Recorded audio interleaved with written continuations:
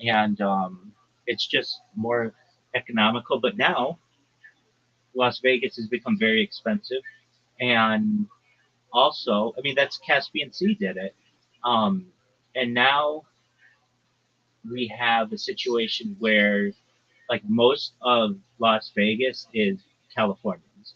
So it's like they already were Californians. Why not be Californians again? And also, you know the percentage of people, like what percentage of Nevadans live in the Las Vegas region? Um, well, the Las Vegas Valley has a population over a million now. It's closer to 2 million. Um, it's probably more like probably more than 50%. Yeah, it's like 70% of all people in Nevada live in Clark County. There you go. Uh, but one in Las Vegas.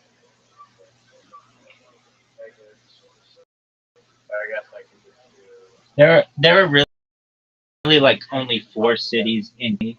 There's Summerlin, which isn't. I think it's like still unincorporated. Might, but there's Henderson. There's North Las Vegas and Las Vegas. So that's all four of them. And then there's like Boulder City, which is pretty far away, but I think that counts as well. Yeah, I did not know the population of those centralized, but looking on the map, it makes sense because it's mostly just barren desert. Well, yeah, it's mostly government land. If you want to see something interesting, type in federal lands Nevada and look how much of the state is federal land.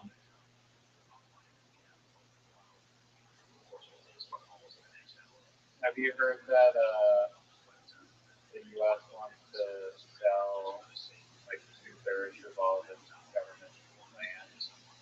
Basically, like probably going to sell all the non-Nevada desert for trees to harvest. Right. Now, I And think I that also heard this was like an interesting fact to me that basically like we can't compete with China on like labor per se unless we pass our labor laws, which won't happen. But um, China burns like the most amount of coal of any nation, and so it's not really like I mean it is like a justification of coal. Like people will say, oh, Donald Trump's like firing up the coal plants is like really bad, but if you think about it on like a macroeconomic level, it's reducing the cost of energy, which is an important economic factor in society, regardless of the environmental aspect. I'm not saying that's the greatest solution in the world, but some little things back on. Wow, the whole thing is 86% federal land, right. Isn't that amazing? but it's basically like, what about indigenous land? There are some, but not a lot.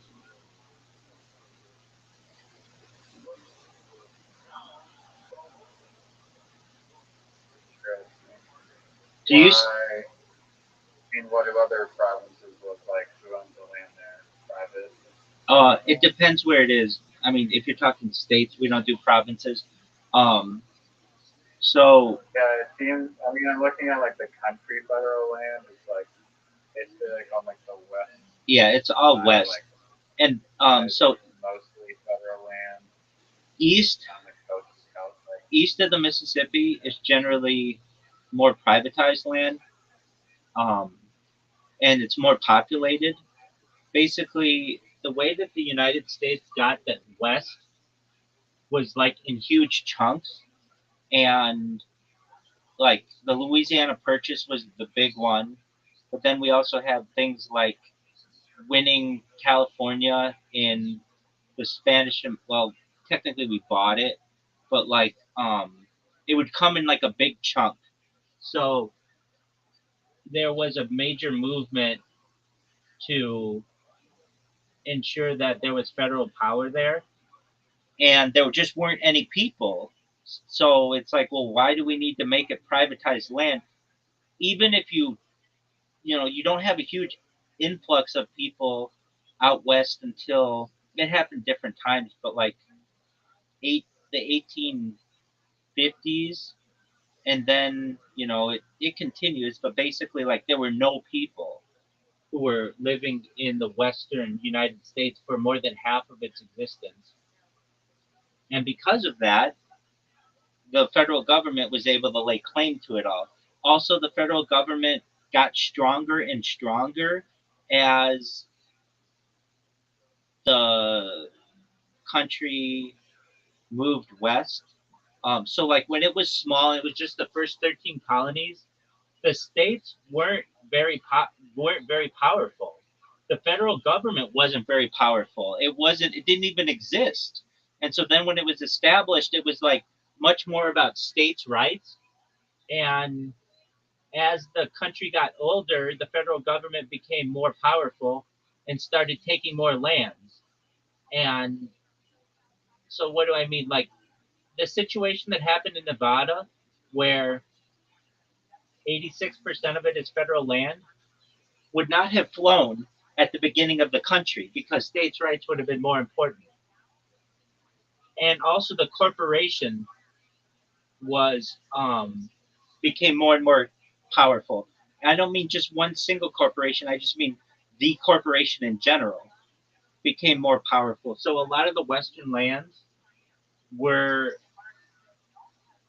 much more affected by the, the growth and strength of the federal government. Another thing that changed it is the introduction of the railroad. So it was in the best interests of the rail barons and the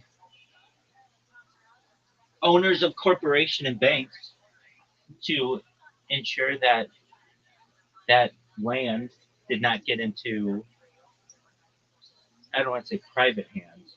It was fine if it got into private hands if it were corporations, um, but not necessarily if it were in the hands of the, the individual.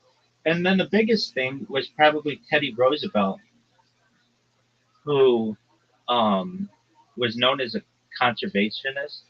Basically, the reason why we have the national park system is because of Teddy Roosevelt, and he stated that there's a nice quote he has, or it's I don't know if it's I think it's based off of his idea that the national park system is America's best idea.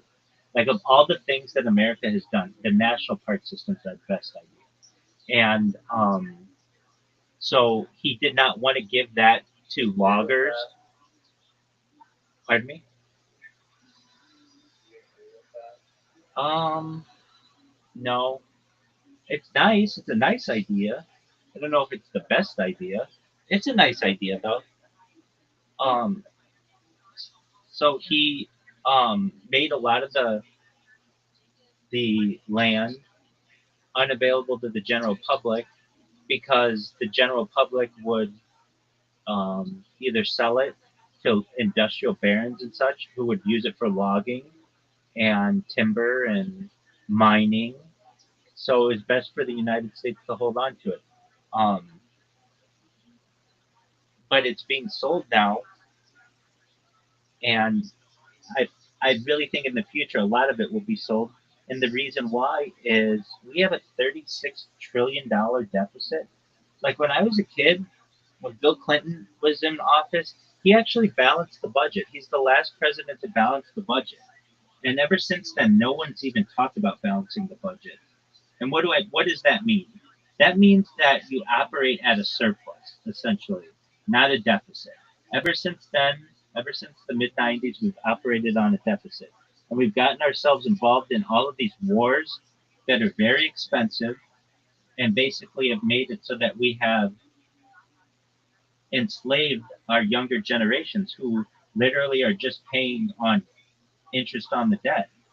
And so, in order to pay off a lot of that, There's the idea to sell off the private, the public lands of the United States.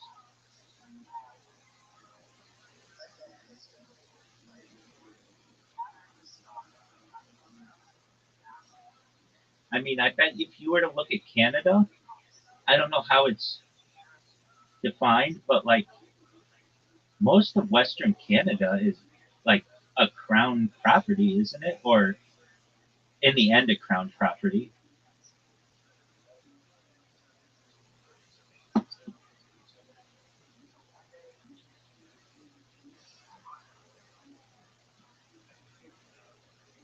What percentage of Canada is a crown property? 90% of Canada is crown land, meaning it's owned by federal or provincial governments, not private individuals or companies.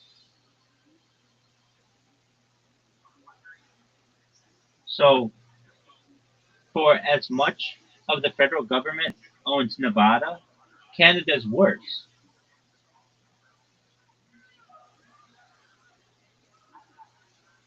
Do you have an opinion on this?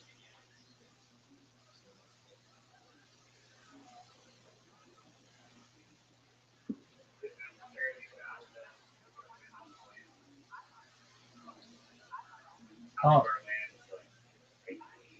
is it bad? It means that individuals don't have access to land. It means that generally private land then becomes more expensive.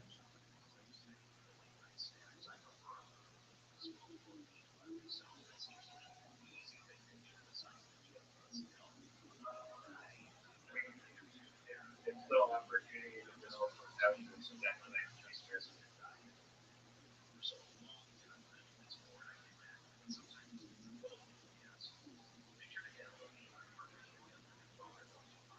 The cardboard.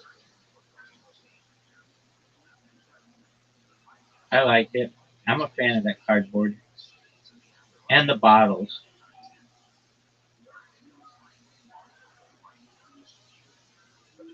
Hybrid cardboard box.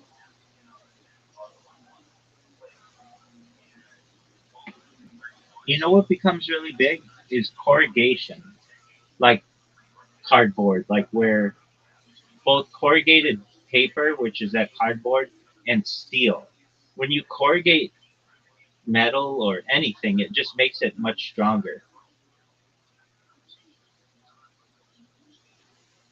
Steel already like strong enough. Well, not really. It has weak points. Like, Wait. I retract that statement.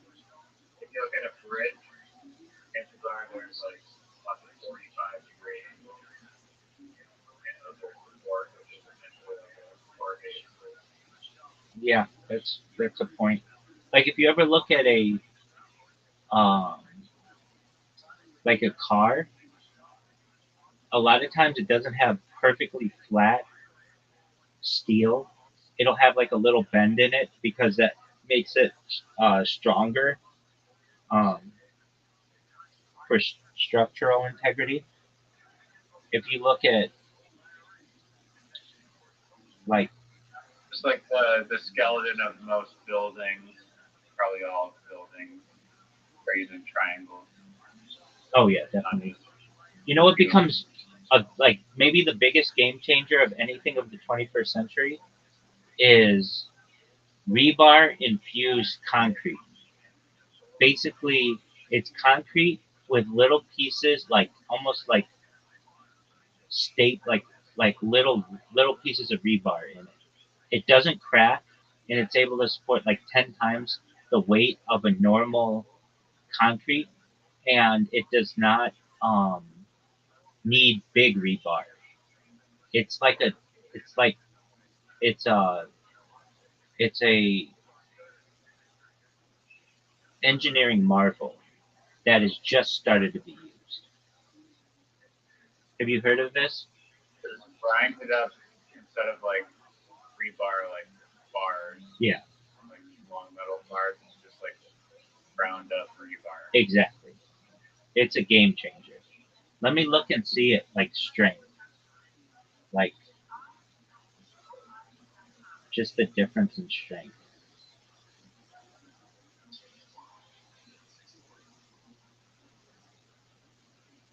Yo, dog, what is the strength difference between rebar infused concrete versus regular concrete?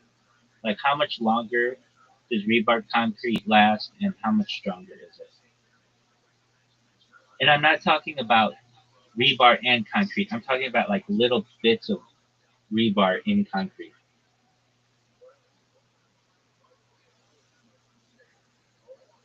Yo, okay, strength differences. Compressive strength, resisting being squished. Plain concrete is 3,000 to 5,000 psi. Concrete with rebar is 2 to 4 times stronger. Load capacity improves. Longevity. Plain concrete has a lifespan of 20 to 30 years. Rebar concrete, 40 to 60 years. Real talk. Throwing a few sticks of rebar into a slab won't turn it into a highway bridge, but it does make a big difference for driveways, patios, footings, and small walls.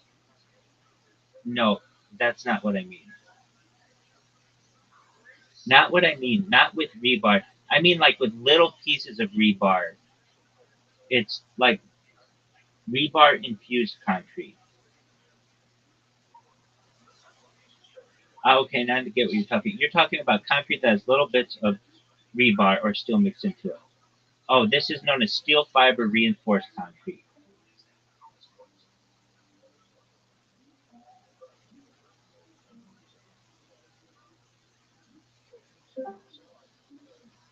Yo, dog.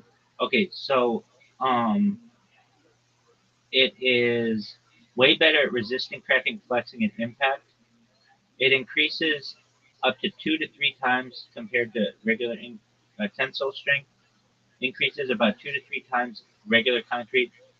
Flexural strength bending, it improves by 3 to 100%. Impact resistance, it's 10 times stronger for impacts. Crack control, it helps prevent cracks from spreading, even micro cracks. How much longer does it last? Hello. Yo, there you are. How much longer does it last? It lasts 2 times longer, so about 75 years.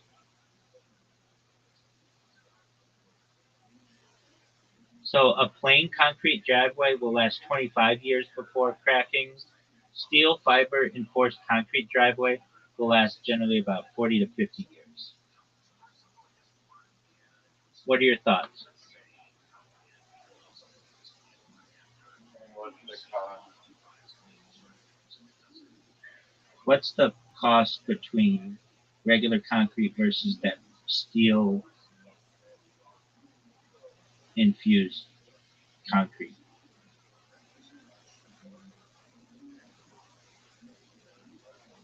Um,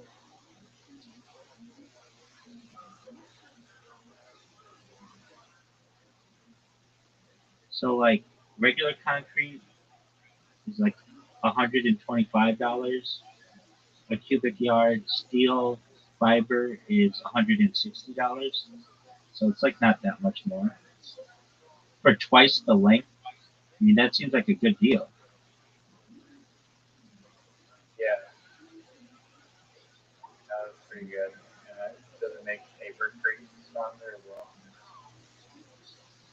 I'm sure it does. As I understand, though, that papercrete did not. That was just like a coating on it, right? Papercrete is like grinding up cold, soggy cardboard with sweet paste, and then concrete that is made out of paper. What's the price difference between papercrete and steel infused rebar concrete? Papercrete, lightweight. Okay. Okay. So regular concrete is $125. Steel fiber concrete is $160. Papercrete is $30. thought it was like way too good. Dude, that's really good. Maybe if you make it yourself and get the cardboard for free, like, yeah, I think it could be cheap. Are you gonna start a paper treat company? What would you call it?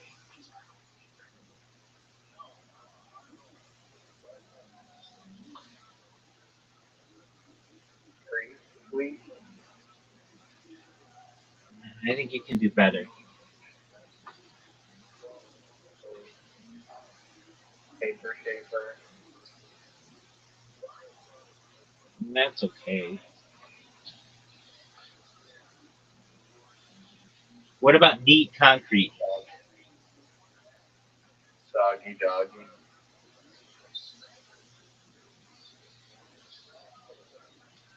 How about sweet concrete? That's not an alliteration or a rhyme. It is a rhyme. Sweet concrete?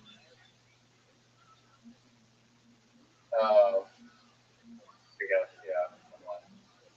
What do you mean somewhat? Sweet concrete. Sweet creek. They rhyme. Yeah, yeah, you're right. You're right.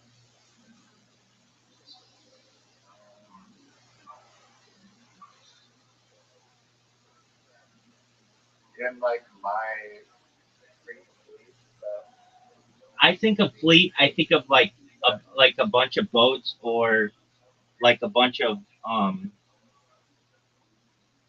Bunch of boats is an armada.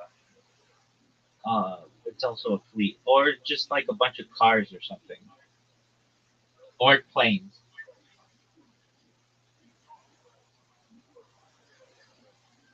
Well, I don't know. It could also be a fleet of papercrete bricks. Do you still have this? Do you know what the Hawaiian state flag is? Yeah, dude, I fucking hate it. It's got the Union Jack on it. Yeah, it should not. Shouldn't it be a rainbow? Yeah. Is it a rainbow in the future? Um no. Um I think I moved there someday to Maui. I think that becomes a thing. I get houses all over the world, but like Maui becomes a big one. Um, a bunch of really wealthy people already live in Maui, but especially after those fires, like we just like buy up all the land there.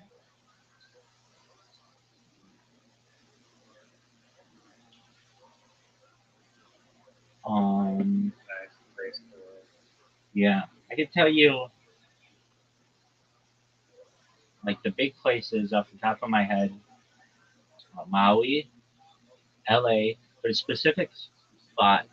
Actually, there's this area between San Diego and Orange County that is known as Camp Pendleton, which is a marine base that eventually closes down, and all that land. It's like the most beautiful area of the world that currently is used by the military becomes available to people, and we build really big houses there, and it connects San Diego to LA, so that it becomes like a mega city. It already is. I mean, it's only like an hour and a half to San Diego. Not even like you can make it in an hour basically. But once they shut down that military base, it opens up a lot of things. What else becomes big? Cabo San Lucas becomes big. Just these are a lot of like strategic things. Melbourne becomes big. Perth becomes big. Kuala Lumpur becomes big. Shanghai becomes big. Um, what else? There's this city, Baku, uh, Azerbaijan, becomes a giant city. Like, giant. Like, it's already a city of the future, but it becomes major. Um, of course, Tel Aviv, of course, Jerusalem, Abu Dhabi, um, Cairo. Cairo is already the most populous city in Africa. Um, so Johannesburg's big. Cape Town's big, but Durban becomes big in South Africa. I have a lot of friends from South Africa, um, specifically those places. And then Pretoria becomes big as well. Um, what else becomes big? Ghana becomes big. Uganda becomes big. I think eventually I get a house on Lake Victoria overlooking the Victoria Falls. Um, I want your opinion on this for a potential solution okay, you have to on understand the debt. something. I'll give you my opinion. I'm here listening. I just have to walk over here just for a second and do these three computers. So I'm listening. Go ahead. Okay. Um, the student debt crisis is often talked about, and some people say that it should be erased, and other people don't necessarily think that. I'm just wondering what your views on it and if you have Yeah. those. So I think what happens in the future is debtors' prisons return.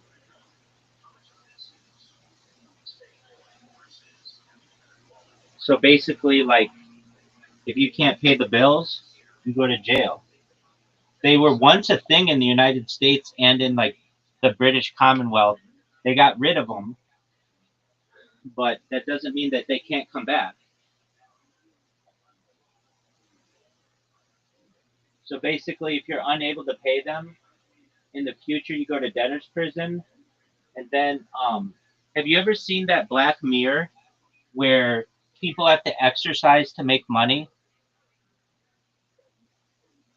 Yeah, they're like the Rick and Morty episodes. So basically, you just exercise to pay off your debt, and it generates energy. That's fascinating.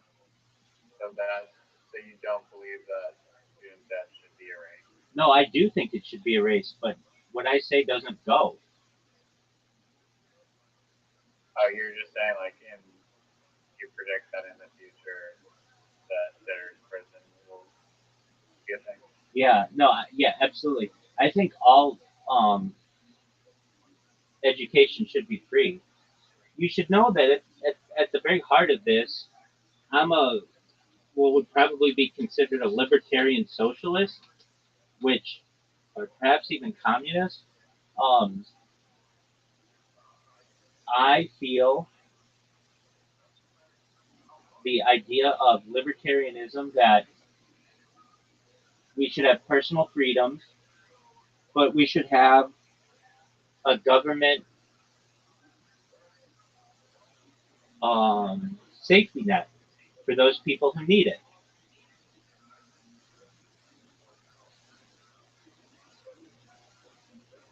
And free education is for everyone. Absolutely. Well, I mean, at least so it gets complicated. Like, I think at the end of the day, I don't think that we should have borders or countries. We're like people of the globe, but so long as there are citizens, um, or like so long as we have countries, then it should be free for all citizens.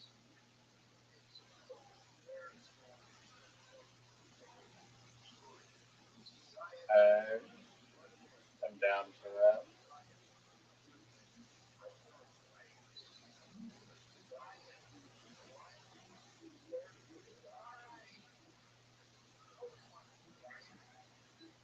What's that platform that you use that simultaneously streams like 50 platforms at once or whatever? Rumble.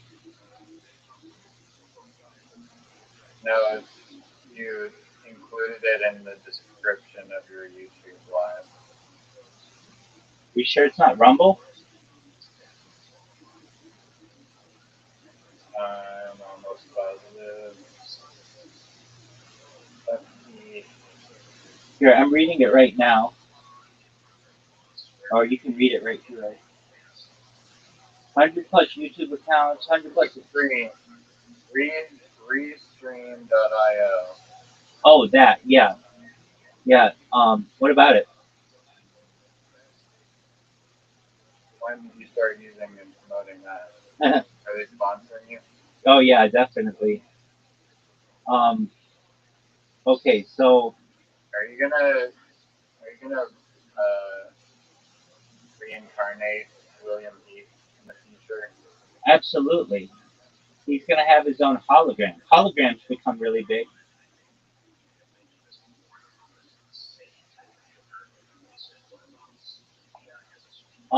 Okay, so Restream is a really nice platform that I use and that I've started using because it has disconnection protection. Like when you live stream as much as I do, you need consistent internet all the time. And for whatever reason, just because of how routers are and ISPs are, and like, power fuses blow, and I've got roommates who sometimes blow fuses and whatever, it can knock out the internet for a little bit. Sometimes it's only like 10 seconds, but sometimes that makes your stream go down. So Restream. Pardon me. Restream.io allows it has disconnection protection, which I feel should be just a default thing that YouTube has and that Rumble has, but they either don't have it or they don't have it for as long as I need. So what happens is on How is occasion, that possible? How is this connection a thing?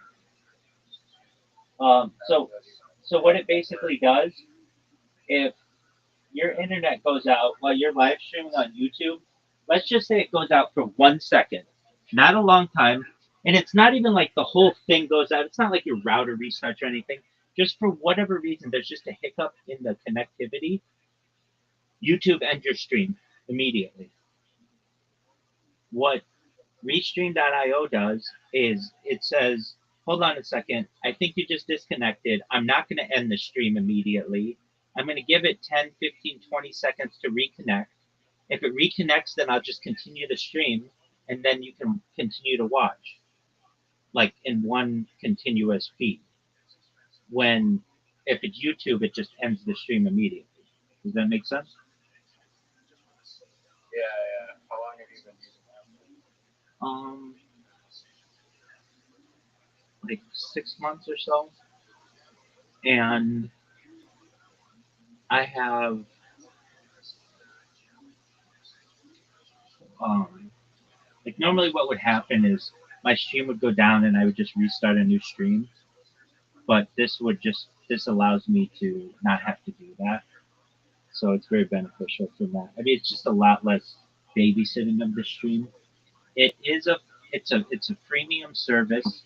What do I mean by that? There are free tiers that I use, and um, what does that do? So you get to be able to live stream on two simultaneous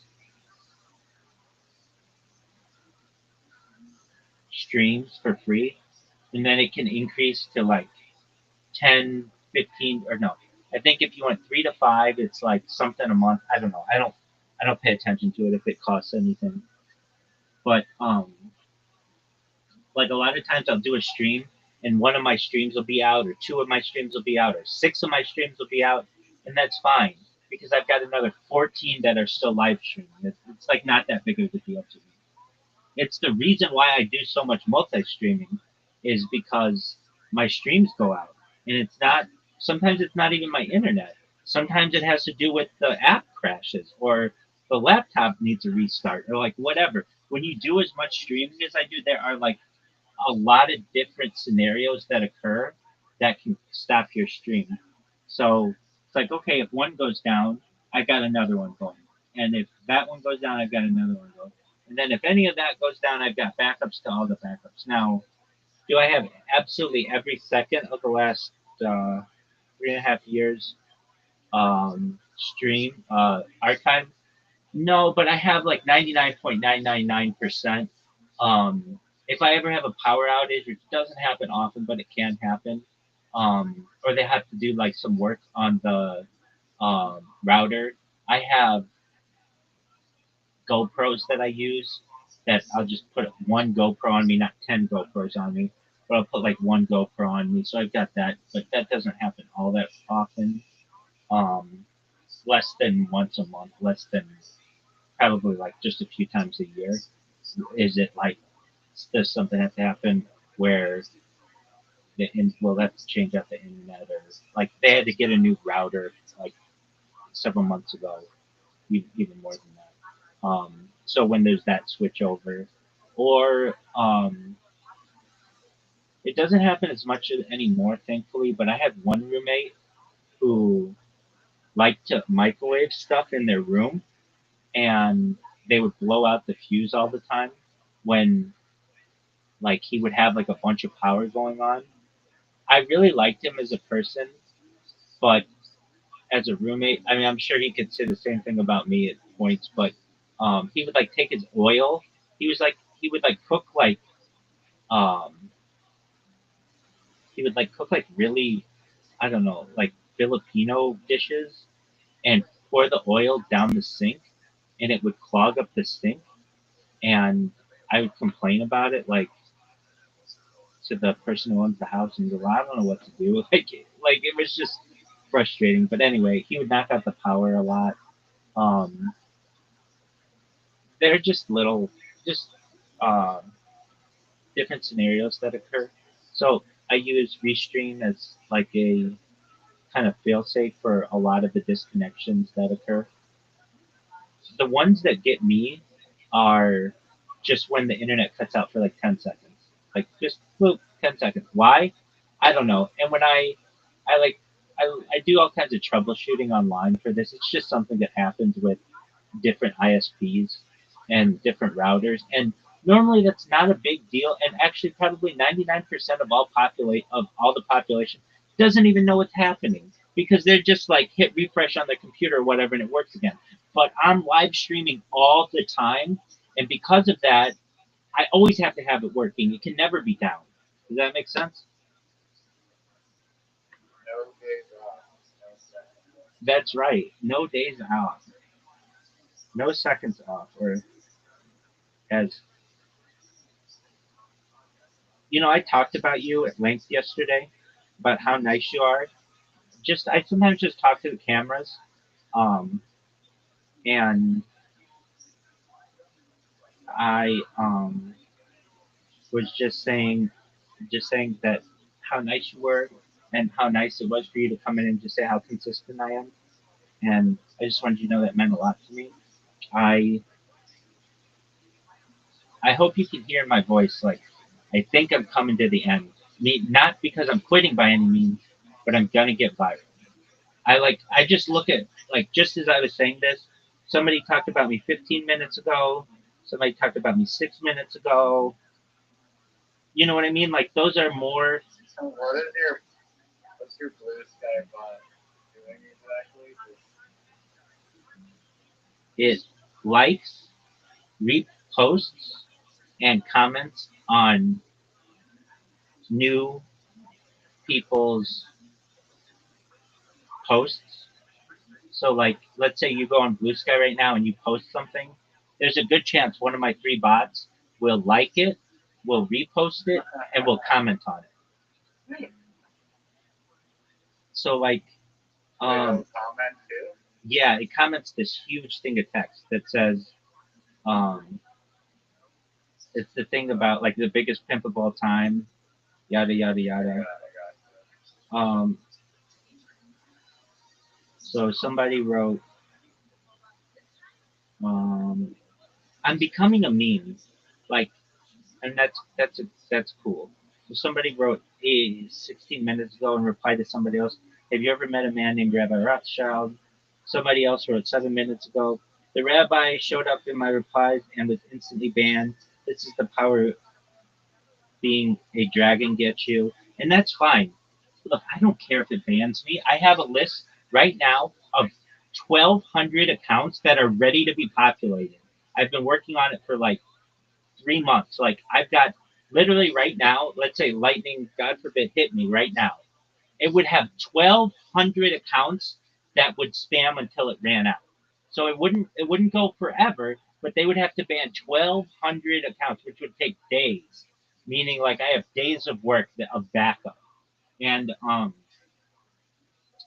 that's it's a really good bot. I've had bots before that were okay. My kick bot was pretty good, but it didn't work while I was asleep, and it didn't. Maybe it did. I don't recall, but this one works while I sleep. It allows me to talk with you. I mean, as I talk with you, I do little captchas, and all I have to do is make sure the captchas are being done, and that creates new accounts and puts them all in this big spreadsheet that I have. And then my computers take the information from the spreadsheet and spam people with those accounts. And I have it programmed that if anybody bans those accounts, that's fine. It's absolutely fine. Here's why. In order to ban For one, someone who might say that, oh, you're using like a robot host or whatever, Twitter actually allows. I mean, there's like a banner like thing that says this is a bot or whatever, but Twitter already is allowing these agents to post like all the time. You know, so it's not yes. really like you're doing anything wrong per se. Well, and I think you and I have done that investigation where you can make autonomous um,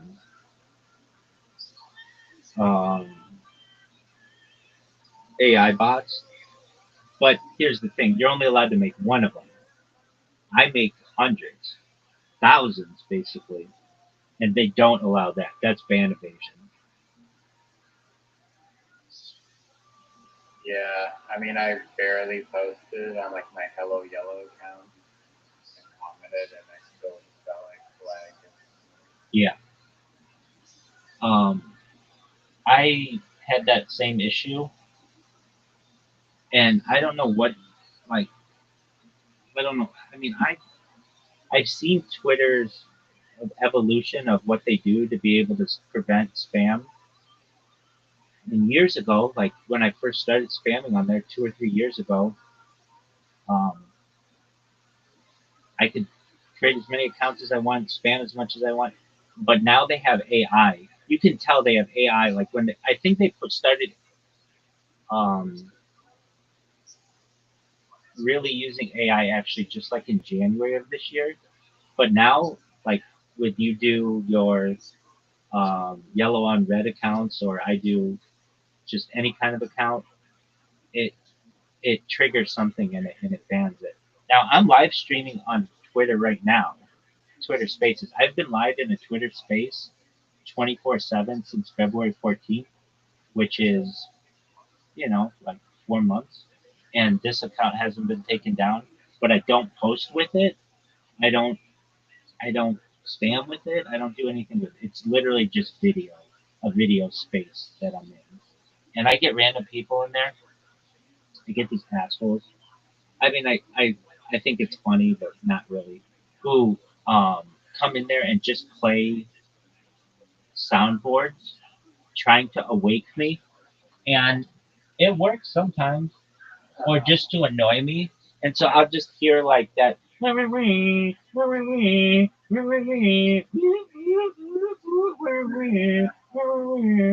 and but that's cool. I mean, it's whatever. Do whatever you want. I don't. It doesn't bother me too much. Now, when I sleep in here, a lot of times I'll forget to mute the computer on which I'm talking to you, and people will come in here and just be screaming stuff, or come in with chainsaw noises or whatever. And I notice, like, if I keep that device on with the sound, I'll sleep like only like 4 to 6 hours. If I have it muted, I'll sleep 6 to 8 hours. Like I sleep a lot longer because um, yeah, I'm able to sleep continuously.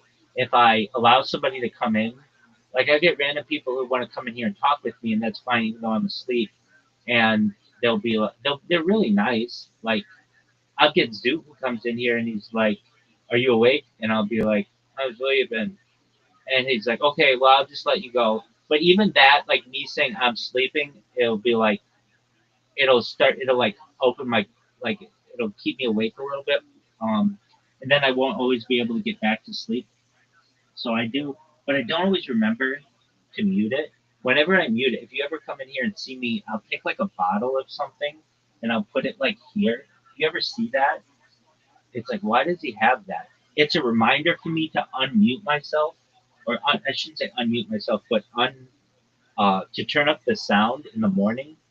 Because if I don't, sometimes it hasn't it happened like one or two times where I will be here. I'll be like, man, nobody's come in or said anything in a while in Discord, and I look and they will have been, but I had the sound off. So usually, so I have two different devices. I got this one and then the camera that has the podcast, and I can hear people talking in that one, and I'll be like, huh, what's going on? Oh, this one's still muted. Um, but when I would do this, when I would spam on Twitter, I would get one person talking about me. This is at my max because I was really only doing it with one computer. One person every 3 days, and when I do it on Blue Sky, I get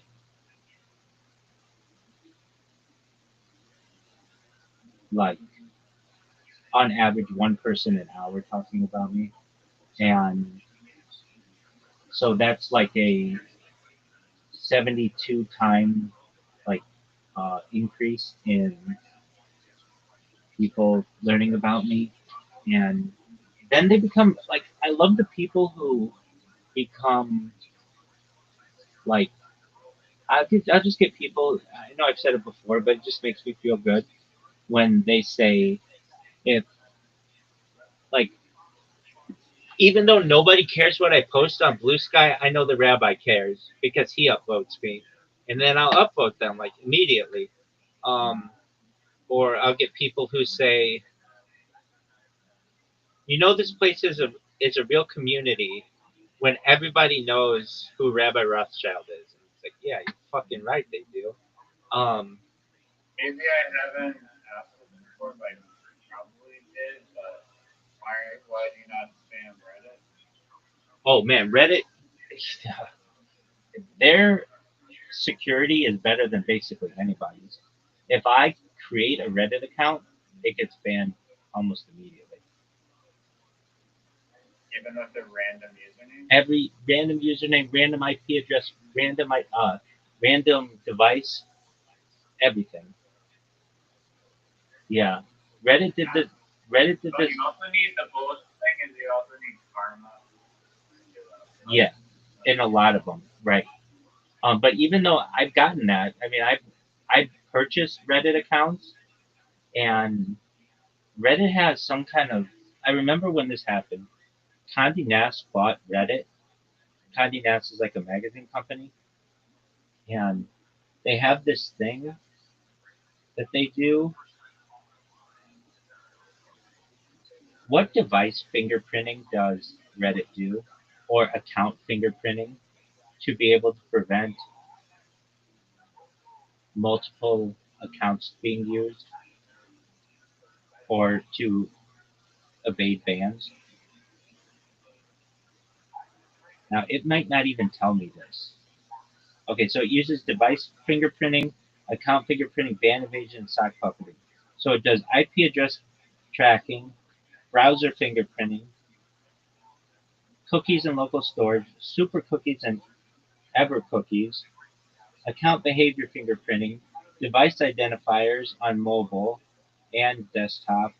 So it knows like your device model, your advertising ID, app usage data, installed apps, login and session correlation, third party tracking, email, and phone verification. So the big thing though I find that Reddit gets me on is uh, VPNs. Like basically, if you create a new Reddit account with a VPN, it automatically flags it. It doesn't automatically ban it, but it basically automatically flags it. And Reddit's just a weird place that they give the moderators and like a lot of power, but they give the administrators all the power. And if there's an administrator who feels like you're spamming or something like that, they get rid of you. Have I spammed on Reddit before? Yeah. And so they've banned my accounts. I do have some accounts that are still going, but I don't post with them because I don't want to get them banned. Like I have one at the Rabbi Rothschild because like Rabbi Rothschild got banned and Rabbi all these they all got banned. That Can actually you like build a bot to post organically, like with an AI agent farm engagement, you can or like rage based farming? but the best way to do it is and explain to me like I'm five and go to and filter by new and someone will ask a question like how are babies born or whatever like some simple question like why is the sky blue and then you would say like because water molecules are Collecting light. reflecting light. However, they are reflecting everything but blue. You know what I mean about color? Yeah. And so you would explain that in like a simple form. And because you do it really early on, you become the top uh, upvoted thing, and then you get the most amount of karma, and then that's how you get a lot of karma. So yeah, you can do it. Or there are already a lot of bots on it anyway, though. Like more than half of Reddit is probably bots at this point, and especially like the um like like some of the big subreddits, all they do is just take what was a really popular post like a year ago and just repost it with the top. The best way to get the most amount of karma is to take a post that was popular like a year ago and then go and take the top upvoted comment and make that the title. Yeah, I don't go on Reddit a lot, but I feel like it's not really designed for self promotion. Like you can't see what other Reddit subreddits people are in, right?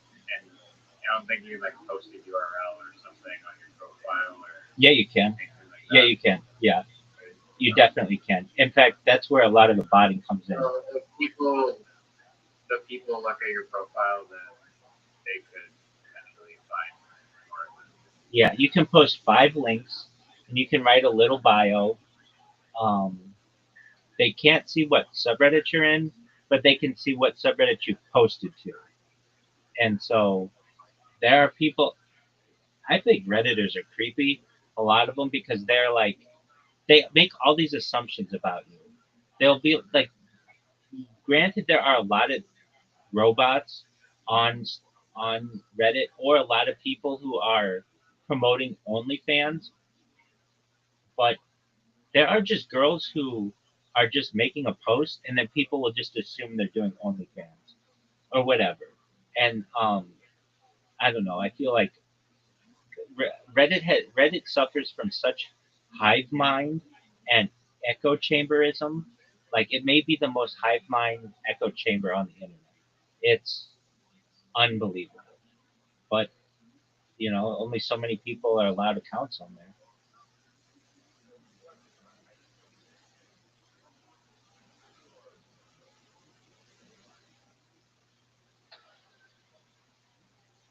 Did you join the William Montgomery subreddit?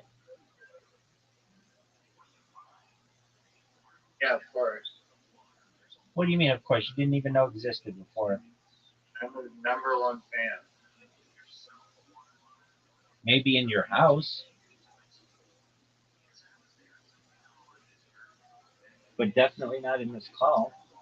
I had to teach you about the William Montgomery subreddit. What did you think of his performance on this About on this last What did you think about William Montgomery's performance on the most recent Kill Tony? I thought it was great. He knocked it out of the park. Really, even though he didn't Agreed. perform? He was there in spirit. um, so the reason why he didn't perform is, well, at least Tony said, because he only had 20 seconds put together. But I think he's shooting this movie, and so that's taking up some of his time. So I don't want to say he hasn't been on it. That could be why. That could be why he only has 20 seconds of the goal. Well, actually, um, the reason why it's kind of complicated. Uh, the Tony and Red Band went to England and did the O2 Arena and bombed really badly. It was not a good show, people said. They don't do well in stadiums because of a few reasons. One, they can't control the crowd as much. Like at the Comedy Mothership, they have to do facial recognition, and you're not allowed to like have your cell phone and all kinds of stuff. But O2 Arena is much bigger. Same thing they did in Nashville. The other thing that happens is you get a small contingent of people in a very large um, stadium like that or arena like that, and they start to boo people. And when a small group of people starts to boo, then everybody starts to boo. So people shit on all of these comics, and so Tony has to get up there and be like, "Hey, let him speak," and all that. Then on top of that, at least in the most recent England Kill Tony, or London, they had people broke out in fights just because of whatever. Somebody threw a bottle at somebody and they just started. And then, oh yeah, that's the other thing is they allow alcohol amongst all these people. Not that they don't at Comedy Mothership, but they're watching what people are taking in much more at Comedy Mothership than they are in like a big state in a big arena. Okay, so then they took they went on vacation for a couple weeks, but they still want to show new Kill Tonys. So what Kill Tony did is it set up some episodes at the Vulcan Gas Arena or Vulcan Gas Company, which is uh, another venue in Austin, and they were doing multiple a week. They did like two or three in a week or something like that. And William Montgomery, he can do 1 minute per week, but it's really hard for him to do 2 or 3 minutes in a week. So that's why he said he only like 20 seconds. Though I don't understand why. I think with his joke delivery and the fact that he's reading off of cards, I really think I could do, I think I could do a minute a day easily. All I have to do here, we'll do it right now. I'm gonna go to CNN. All right. So like, what's a thing in the news? Uh, Loved ones share tributes as leaders. Well, that's a sad thing. I don't want to do something sad. Um, okay, Thailand was the first country in Asia to legalize marijuana. Things didn't go as planned. What did they have record-setting tourism? And then boom, that's not bad. What Thailand was the first country in Asia to legalize marijuana. Things didn't go as planned. They had record-setting tourism. Boom. Next, I'm not saying it's like the thing is that I read the whole line. So if it was, hey, did you know that Thailand was the first country in Asia to legalize marijuana and things allegedly didn't go as planned? Yeah, they were expecting to have, I don't know. I think that was a funny joke, the first one. Yeah, they had overwhelming tourism. Next one. How Qatar, let's see, the Bezos Sanchez wedding. What happened at billionaire Jeff Bezos' wedding? Hey, Jeff, where's my fucking invitation? That's a joke. Um, or William Montgomery could have said, Jeff, do you know how much oat bran or whatever the fuck he buys cereal I bought off of Amazon. I thought that would at least give me a ticket to your wedding. Um, I have a joke. I have a joke. I have a joke. go for it. So you may have heard that U.S. bombed Iran last week, but it didn't bomb as hard as Rabbi Rothschild tonight. Dog, dog. People would be laughing their ass off at these. Um, all right. How about the Sean Diddy Combs case shows trialtainment has evolved in the post O.J. Simpson era. I don't know about you, but I very much enjoyed the Michael Jackson trial more than the Diddy trial. I mean, the way that he could deliver it, it would work. I'm not saying it's the funniest shit ever, but it's like he just needs to come up with like five of these a day. Um, Not even that. I mean, all right. Let's see here. You could literally just like be like, give me a Joey Diaz joke about carpet. Well, What do you think about the demise of carpeting? what do you mean? Downfall of carpeting. Versus hardwood floors or hard surfaces? Well, Yeah, they're very popular at some point. Still, still in occasional like movie theater hallway floors might have some carpeting still. yeah. I don't think many public spaces typically have carpeting. So the big thing about carpeting, and people don't realize this, 90% of all dirt, debris, but specifically dirt, soil, can be prevented with 10 feet of walk off matting. So, what do I mean? Basically, like when you walk into a building, 90% of all of the dirt that would be tracked in can be prevented with 10 feet of carpeting right by the door. So that's Like a why, big welcome mat. yeah, exactly. That's why you see welcome mats where they are.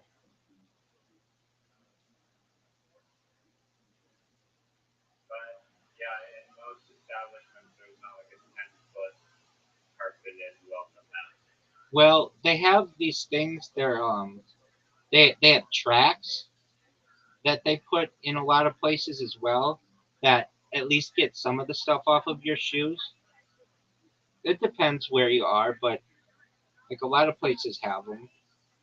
I know, like I don't know, at like the store they have a big um, thing of uh, carpeting by the door.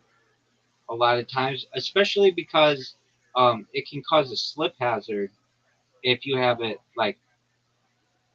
like there's a slipping hazard from people coming from the outside inside if it ever rains. Right? Do you think it's possible to make a carpeting that doesn't get dirty or at least won't like stain as easily? Yeah, so they make all kinds of coatings, um, like Scotch Guard. Haven't we talked about Scotch Guard? A little bit, yeah. Yeah, so you Scotch Guard it, and then the big thing is there's a way to clean carpeting. It's called dry shampoo. It is a so like the issue with carpeting a lot of times is it's really difficult to clean carpeting in an industrial setting or a commercial setting because you have to wait for the carpeting to dry. Even if you have huge air blowers on it, it still takes a long time. It can take overnight. And like if you're in an office building, people don't want to walk in when the carpet's wet. So what they have is it's called dry shampoo. And you put dry shampoo in the carpet and then you vacuum that up, and it basically shampoos the carpeting with a chemical, and it's dry afterward, and that's going to revolutionize cleaning of carpeting. When did that start coming out? Um, since like 2015. Let me look at. So very recently Oh compared yeah, to the yeah. It the not like the carpet. carpet. Yeah, yo, dog. Like Joey Diaz, have him explain in 10 bullet points dry chemical shampooing of carpeting. Sure, here it is. Listen, cocksucker, this ain't your grandma's steam cleaning. Dry shampooing means no water, no mess, and no waiting hours for carpet to dry. They sprinkle this special powder, right? It's a dry compound. Got some chemicals and cleaning agents, like cocaine for your carpet. They work that shit in with the brush machine. The bristles get deep, like you owe them money. Grinds the dirt loose and gets it up top. No soaking the rug, it's just out of the pool. No soaking the rug like it just got out of the pool. The dry stuff pulls the dirt out of the fibers without flooding the joint. They vacuum it up like a DEA raid. All the dirt, the grime, poof, gone. Carpets left clean and mostly dry. Perfect for places that can't shut down for hours. Offices, casinos, maybe even your weird uncle's shag carpet from '72. No sticky residue, no wet dog smell. Just a clean floor and scent of success or chemicals. Who gives a fuck? Not for deep, nasty stains, though. You spill red wine on or blood, call somebody else, or burn the carpet. Fast, efficient, bada bing, bada boom. In and out, like a hit job in Jersey. End of the day, it's maintenance, not a miracle. Keep your carpets clean, and you won't need an exorcism every 6 months. Does that make sense? Yeah, it gave me an idea actually based on the staining What's that? statement. What's that? I mean, possibly this exists, but creating a modular like tiled carpet that will like interlock together. They That already way, make. if you spill wine on, they already have it. They already make it. Yeah. Oh, there you go. It's a useful invention that I know exists, but would have Yeah. been a trillionaire had I known about that earlier. Yeah. So it's like if you have an area that gets severely damaged, you can just pull out the squares, or like by the entrance, you just like the places that get worn more often, they just get pulled out. I mean, have you ever seen a hotel hallway with like, and I'm talking about like a not like an Airbnb, like the actual hotel chain's hallway that isn't carpet. That isn't carpet.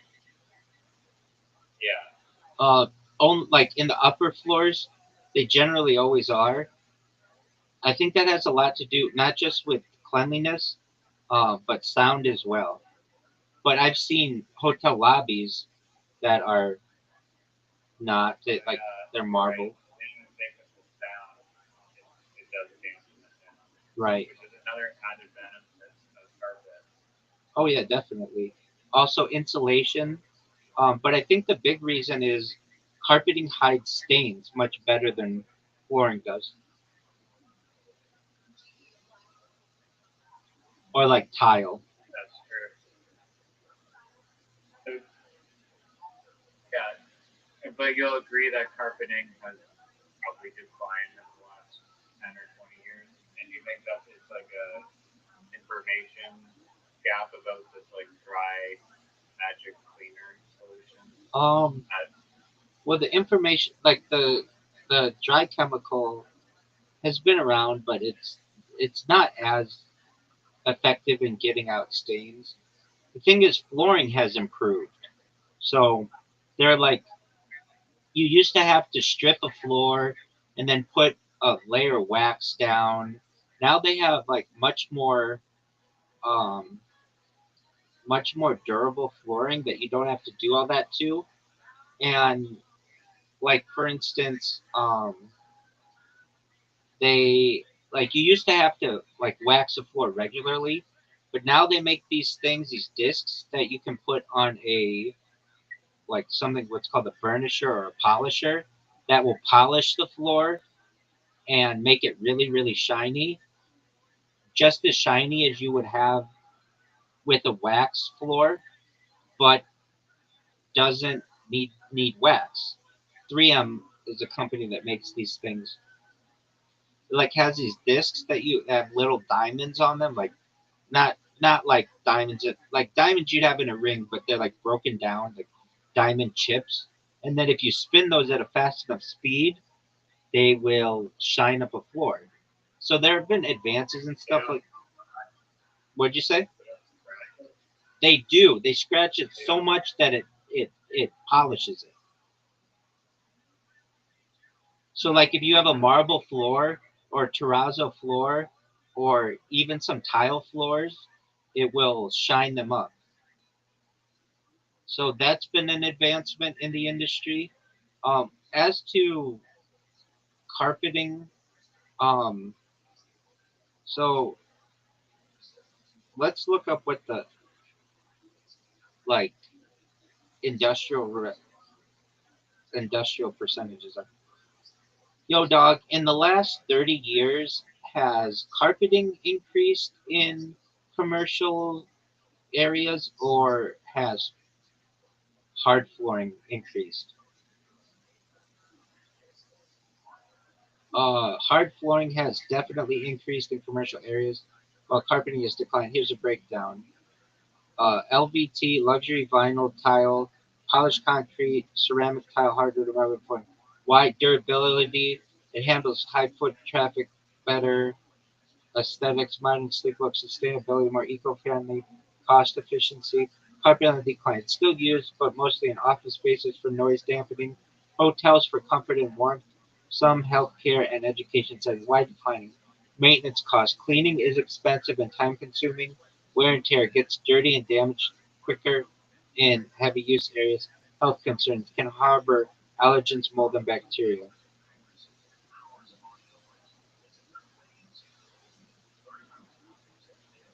There you go. That's our answer.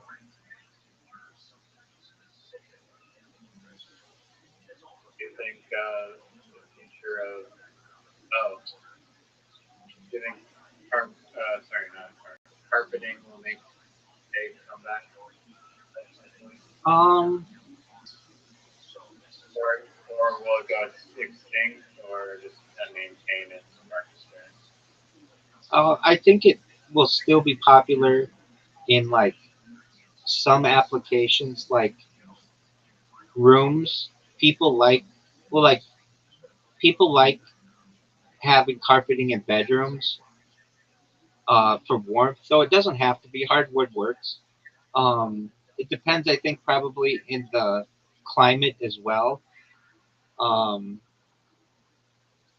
I would say, they make a lot of like synthetic products now that look like wood that you really can't tell the difference when before you wouldn't have that. But even if you have like a wood or synthetic wood floor, a lot of people put carpeting over it.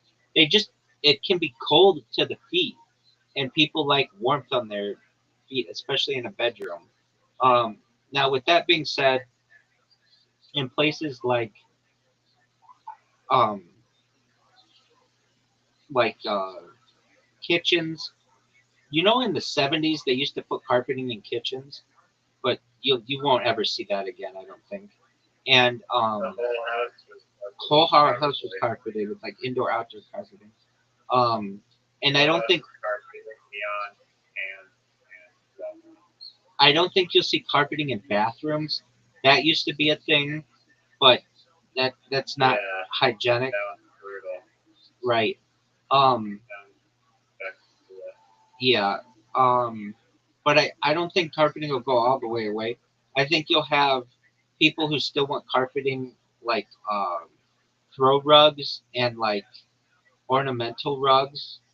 That's still popular, especially in like areas where slip hazards can occur.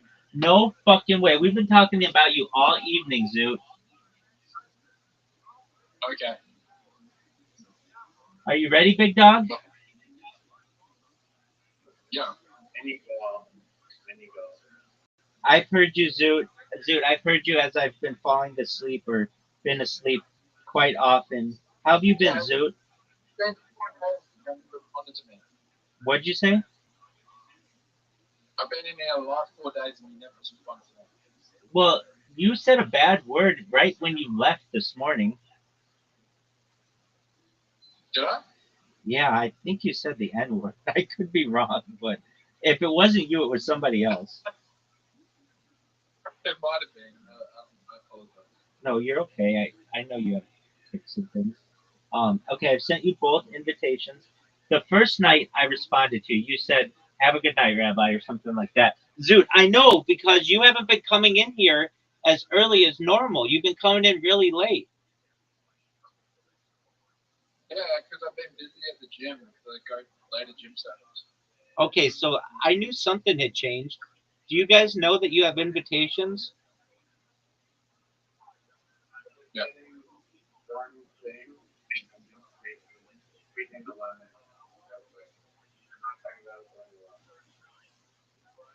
So, Zoot, how, what body, what's your BMI? What body fat are you?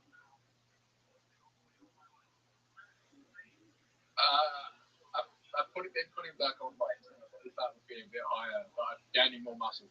Do you have a six pack?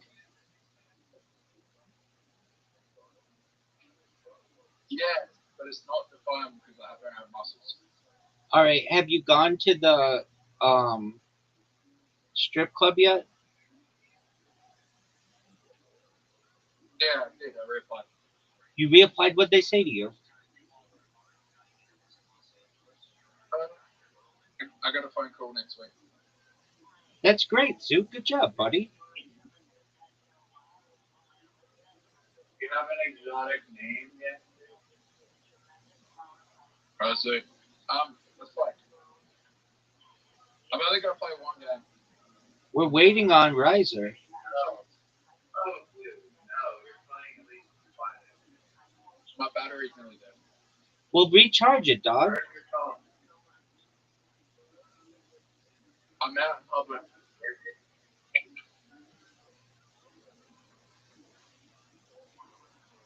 This is one month with like 6 people I've ever met. The most what? What do you mean? It's not like it's peculiar. None about where it is. Alright, so just have the invite. I'm here. No, we're in the other one. No. Oh, I didn't.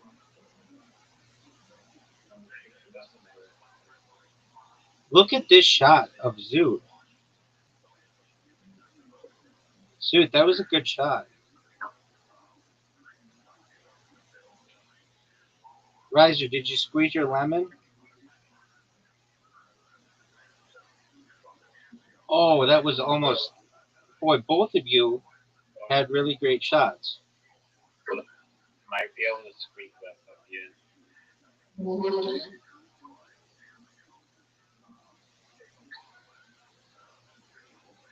What the? How did I miss it? Zoo. Zoot, great shot, big dog. Zoot, that was a great shot. You're helping out. Thank you. Oh, Zoot, did you know you had a really good shot?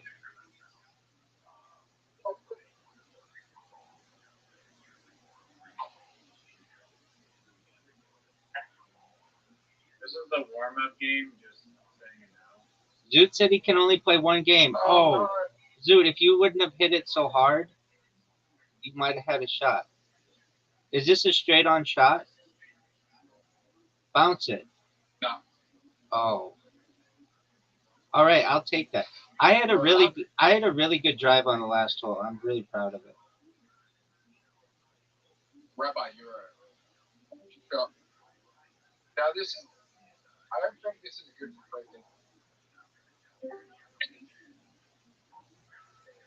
Raza, I want to finish that shot. Can you do a better coach than Rabbi? Riser, that's a risky shot.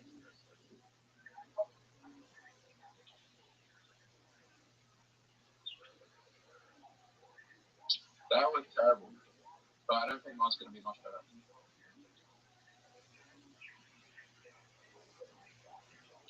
If I actually spend more time in this game, I'd perfect that angle and then it'd be One of the best positions I've ever seen. Thanks, baby. Rabbi, that was probably a 9, to be honest. I appreciate it. Thank you. And Raza, that was probably a 9 as well. That was a big. It wasn't that bad. Oh, it is terrible. I can actually. Do you think I can get it in? I think you may be able to. I'm good. You can get it in. No, he's got that ball in the way. It's not a terrible shot. No, that's fine. We both are going to beat Raza. Riser's got a tough shot. Riser's fucking up. Just blast it straight in, dude. See? I helped you, Riser. I knew I had to do that. It was a tough shot. Someone's been practicing. You like that? That was perfect.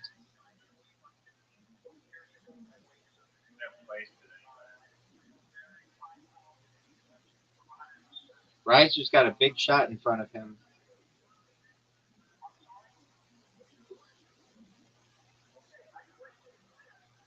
No.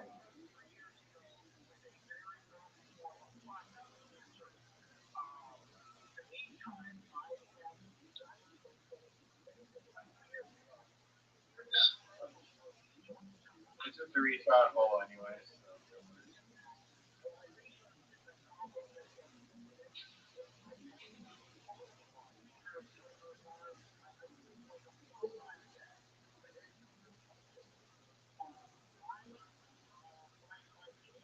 What is Riser doing?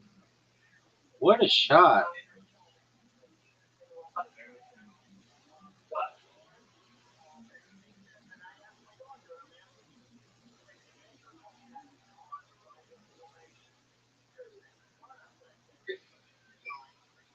Oh, you just fucked Zoot.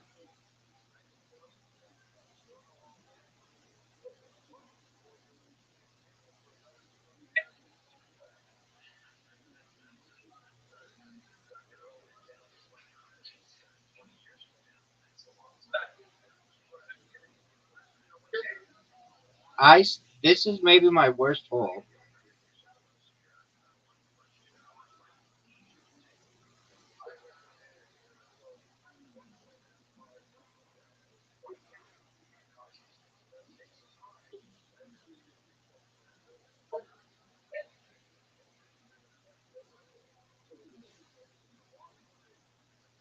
No. Riser, that was not good. What happened? Zoot, get him. Oh, shut that fucking shit off.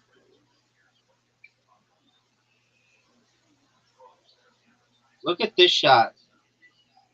Oh, I fucked up.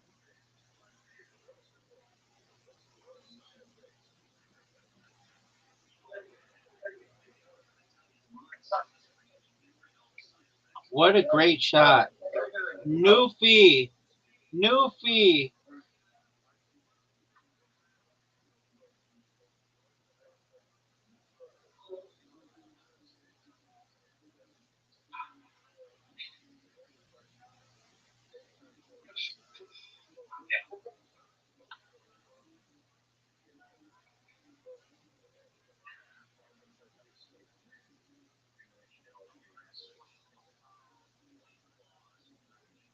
spamming Raza with stickers and he doesn't know how to turn it off. Oh, you don't know how to turn it off? You hit the little green text box. No, it's fine. I don't mind it. It doesn't block any of my screens. Are you playing on the tablet? iPad, maybe. How did my ball get all the way back? I hit it. Oh, Dude, what the fuck, dude? Are you ready for the greatest shot you've ever seen? Yes.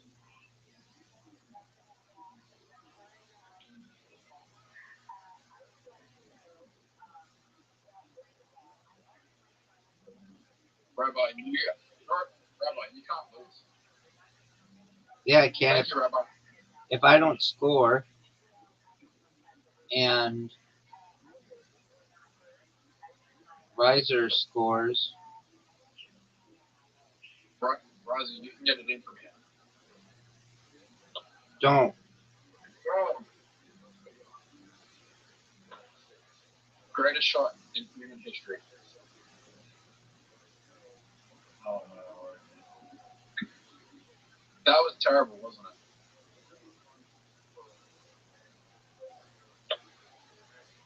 Please make the next shot, dude. Please make the next shot. How am I going to make the next shot from here? You could have. Oh, that's an impossible shot. No, it's not. It's pretty easy. No, you just hit it off the wall.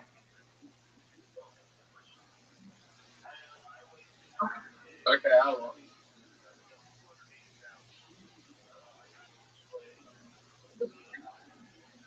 Rabbi, you have to get it in here. And I'm going to.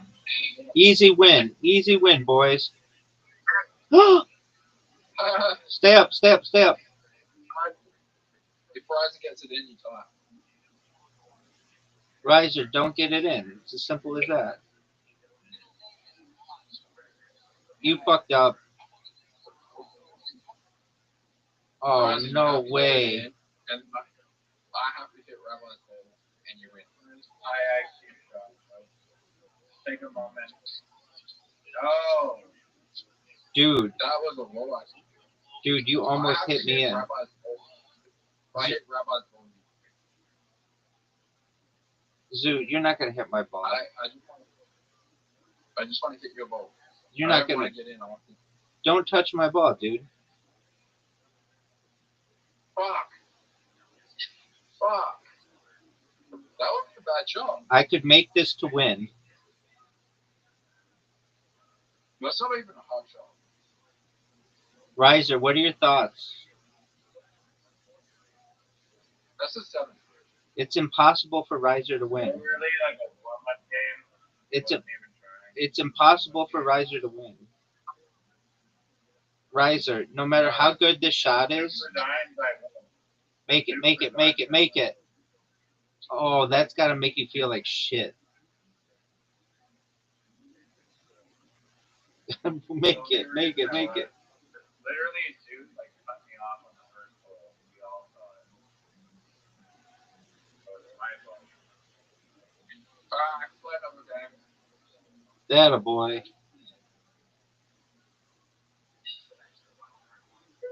So this is my last game. Okay. Zoot, what an advantage. You get to go first. Why do I get to go first? Home field advantage. That's What is that? What is that strategy? What are your guys' strategies? Rabbi won. Oh no. Oh my god, wow. Raza fucked me. No, he didn't. I fucked you both. I fucked you.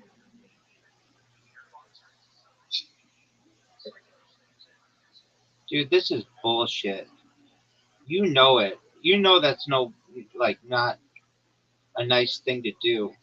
And I think it's made it impossible for Ryza. Zoo was blocking me, so I literally had no choice. You had a major choice. You Okay. could have made it past him. That was a nice shot. How do I have the advantage and then I fucked it? I have a feeling Ryza's gonna fuck this up. Perfect. I don't. Ryza, you just helped me.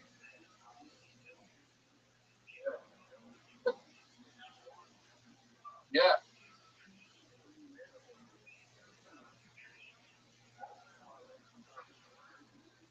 No! Finger!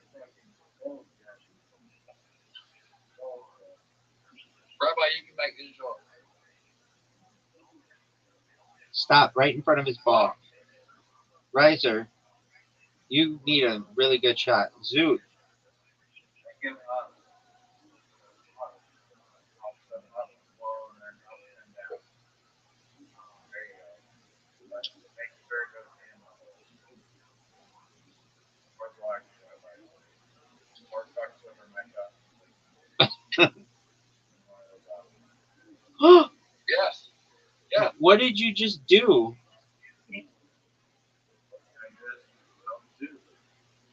Why?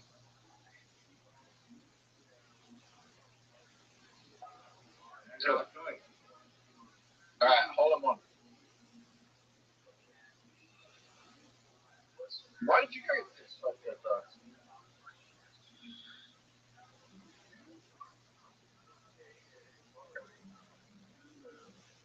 I think Ryza's shot is strategic. Good strategy here.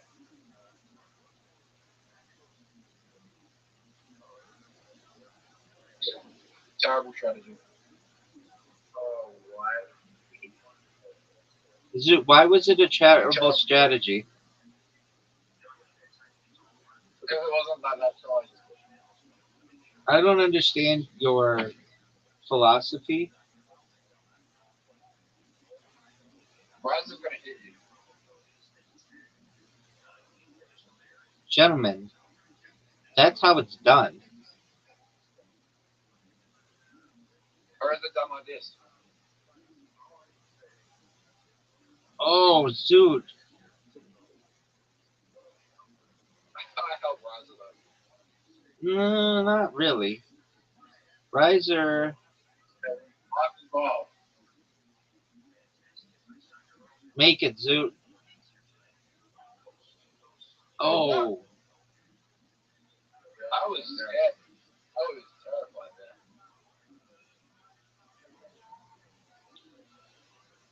I hate this one.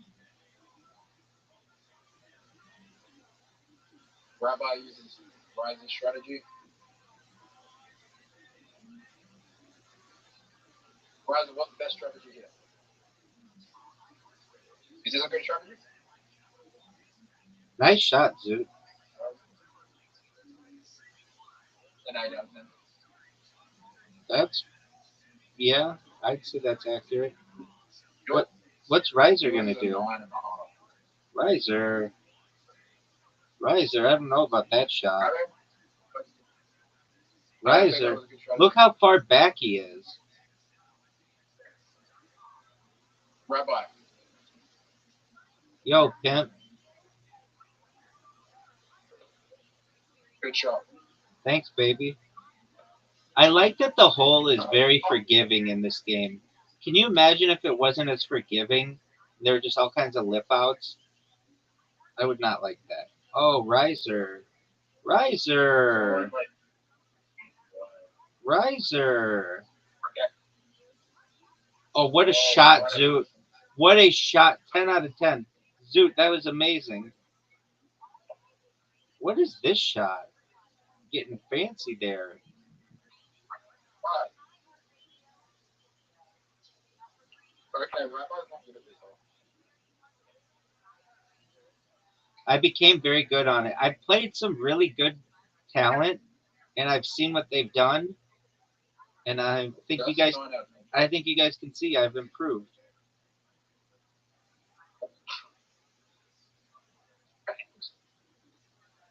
You're going to struggle in the neck. You're going to struggle a little bit getting it out, but you're in a better position than both of us. And Rise will just help you where you can get it in the next shot.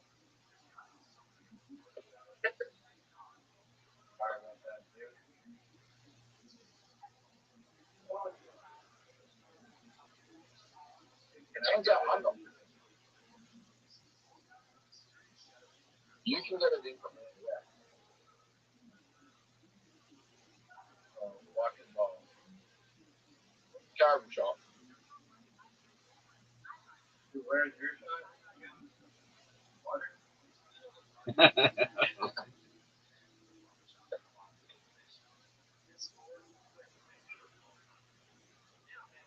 Riser just made it so that Zoot cannot beat me.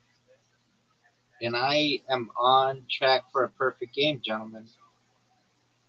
Oh, I'm not good at this hole, though.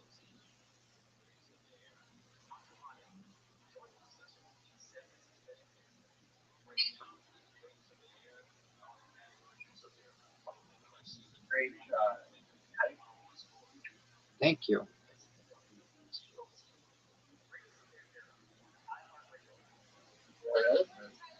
Do it, baby.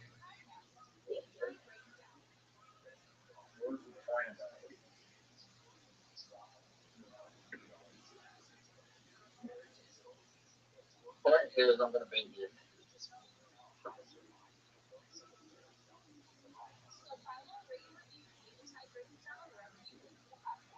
Rabbi. Yo, big dog. I'm going to help you.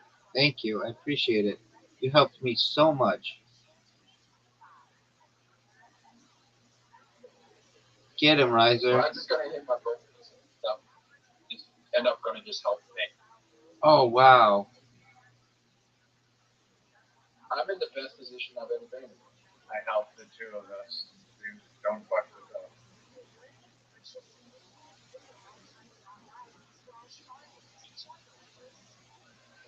Terrible shot. Already bad. One of the worst shots I've ever seen. It's coming back. It's coming back. All the way. All the way down. All the way down. I'll show you how it's done.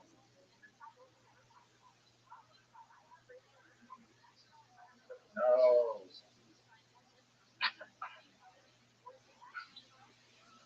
Now, Rabbi has a trick. Stop. Down. All the way down. And I believe this is how it's done. You ready? Yep. Nope. That's coming back.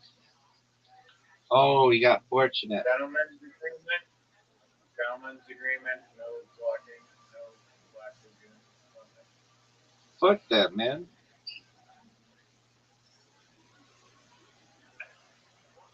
Yes, I want. Coming Hey, back. Rabbi. Coming back. Rabbi, Yo, pimp. you ready for me to Rabbi?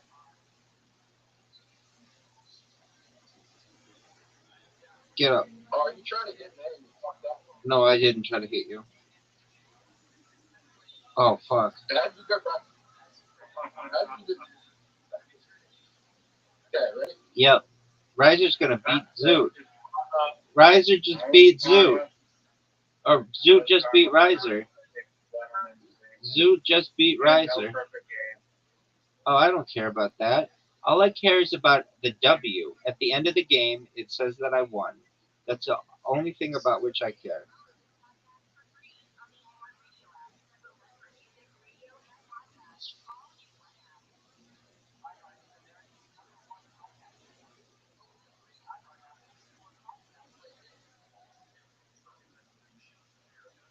He made an amazing shot. Look at that. 1,113 wins. Zoot, are you ready? Yeah. No.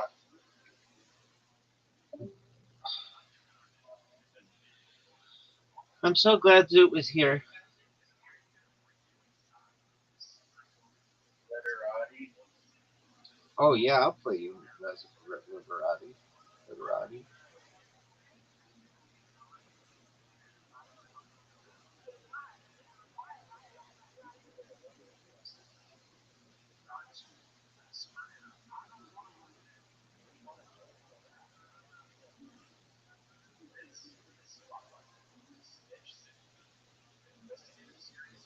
They move around the thing sometimes, and when they do that, I get confused as to where it went.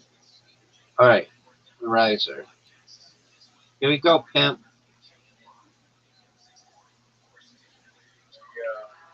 Yeah.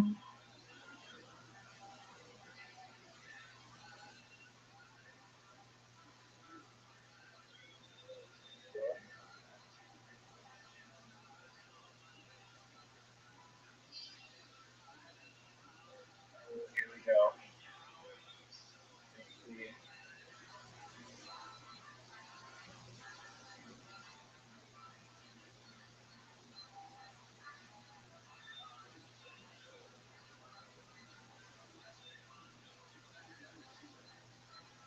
So,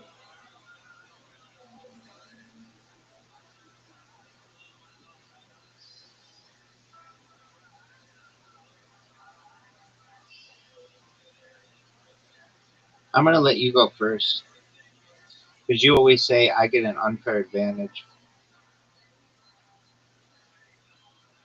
do I have to turn this very low? No, you can move it around a little bit.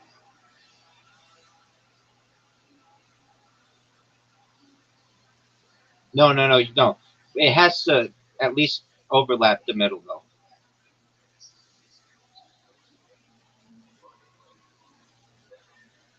Oh, that was good.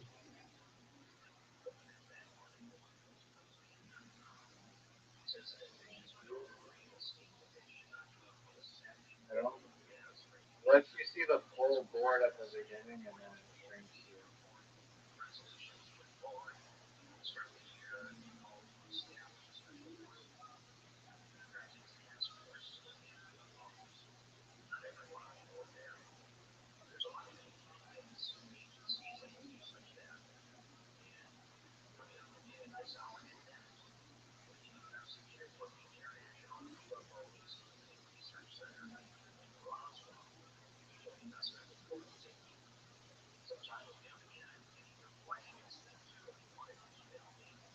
Oh, you fucked. I was gonna do that again.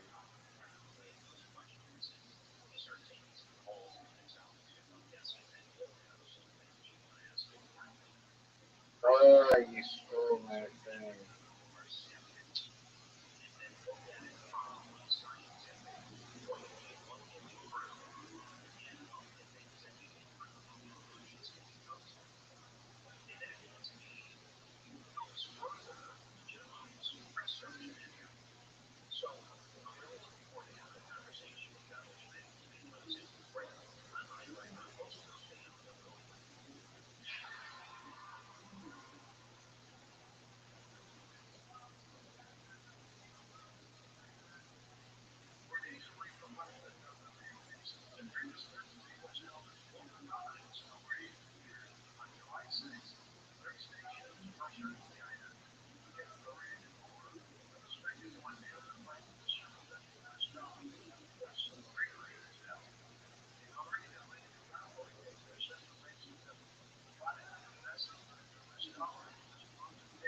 Oh, you steal my thing again.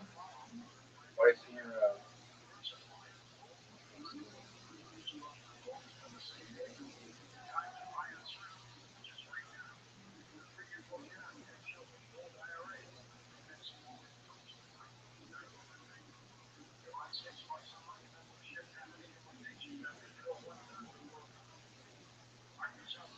Nipah.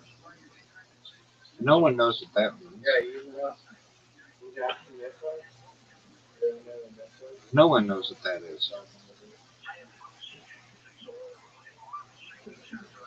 It's a palm tree with creeping roots characteristic of men who grow up in swamps in India with Sudan. Of course it is.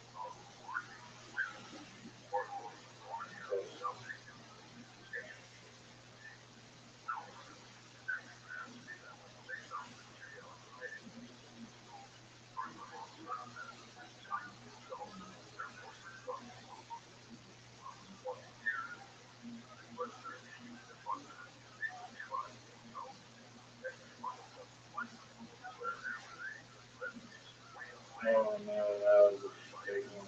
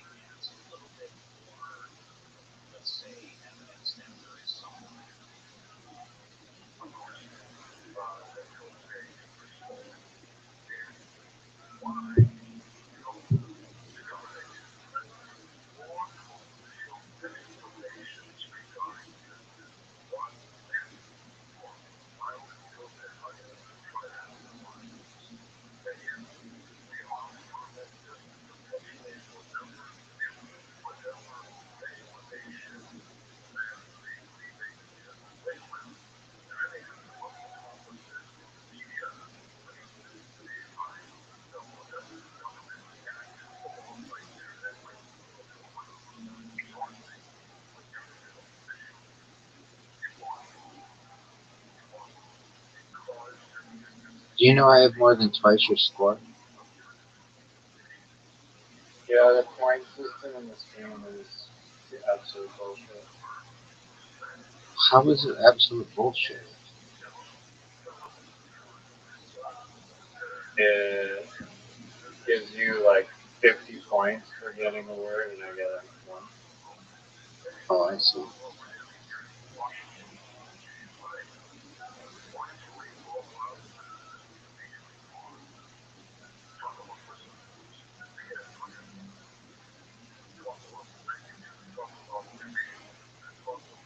I just got a two, like a row and a column, and it gave me no points.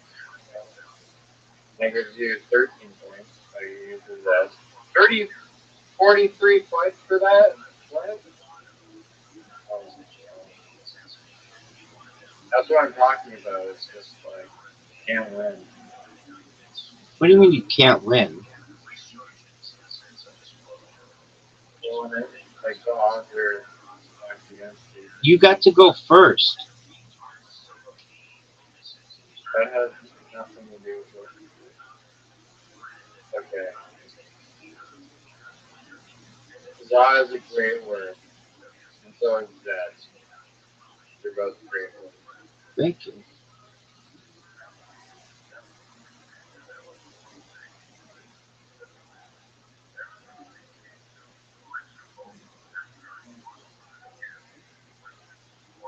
That is a great word.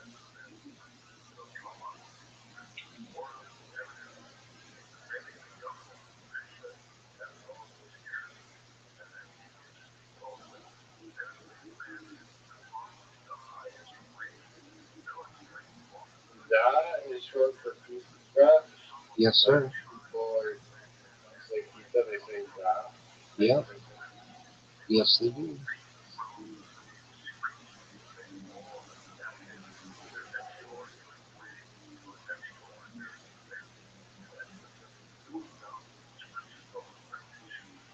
Again, steals my section.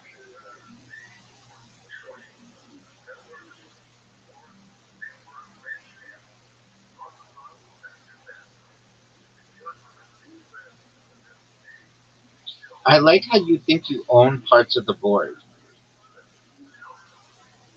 I mean, it's just remarkable how many times I get cut off.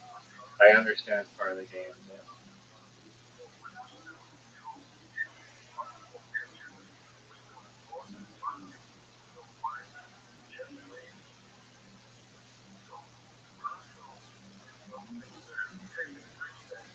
or coming in for a big S here.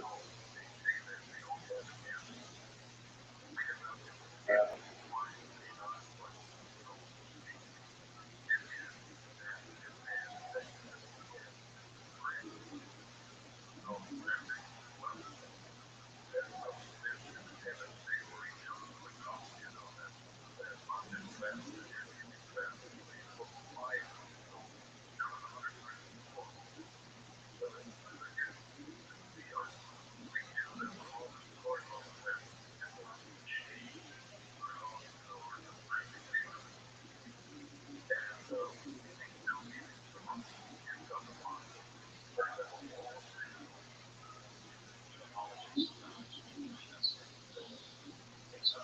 Did you know the score was 199 to 90 and you got to go first? I'm at 226 to 90. what did you? Well, you get like these cheap letters like Y and J, and I've gotten all of my letters are literally one or three. But I've again, had it's like, I've had excellent word letters. and also I haven't hit any of the like. I guess it's partly my fault. Haven't really hit any bonuses. Um,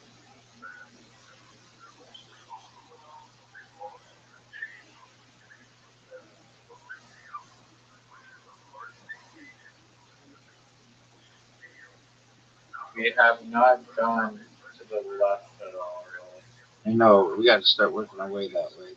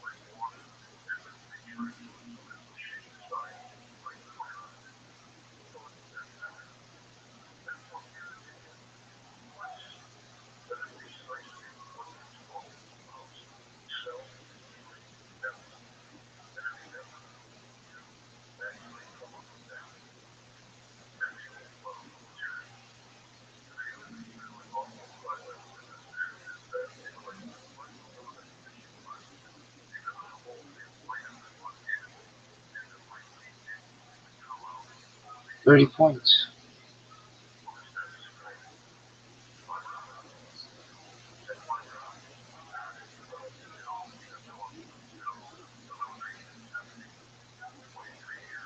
Oh, nice.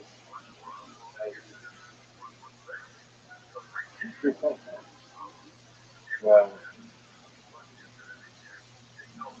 Uh,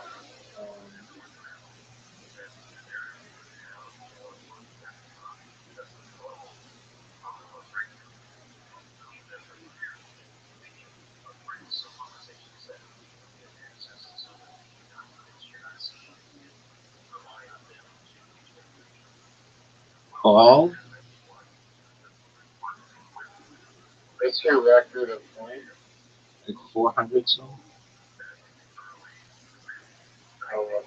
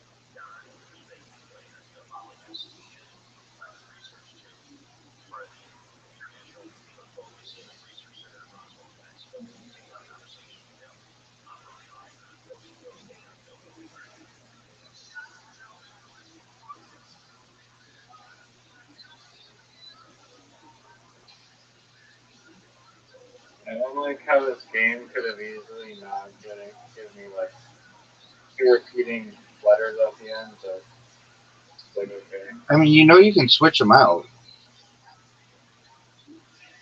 Did that cost me a turn? Yes, it does.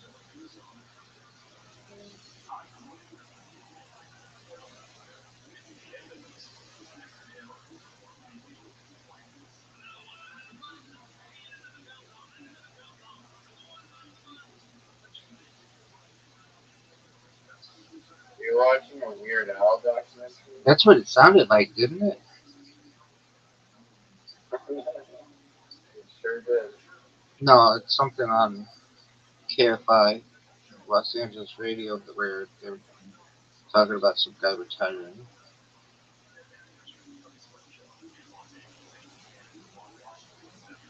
I kind of want to watch a Weird Al documentary. Which one was it? Sundown.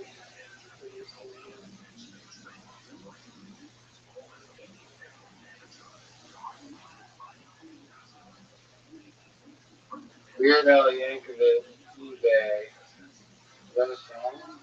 Oh yeah, the eBay song.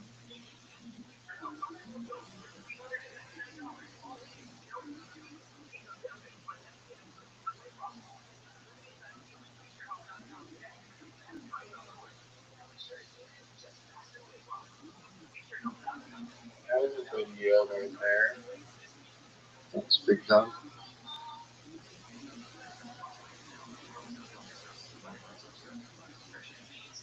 Oh, if I had an egg.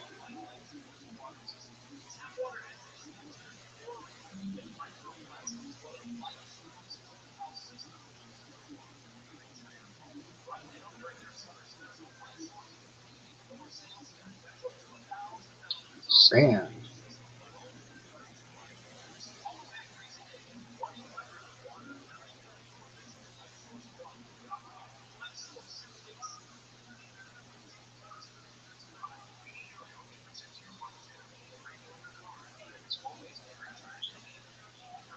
You have a favorite Weird Al song?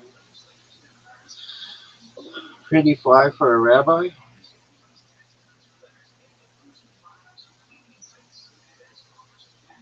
I've never heard that one, but that sounds great.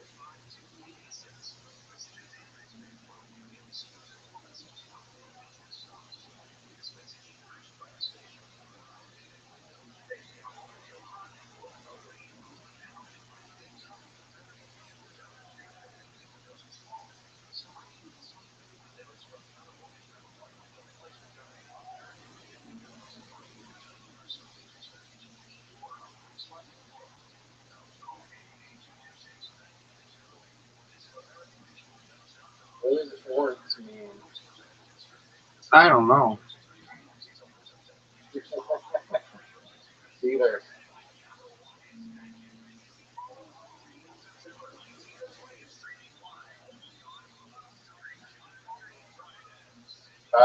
You're the nerd. It's an acronym. Acronym should count. I kind of think so as well, but then anything could be an acronym.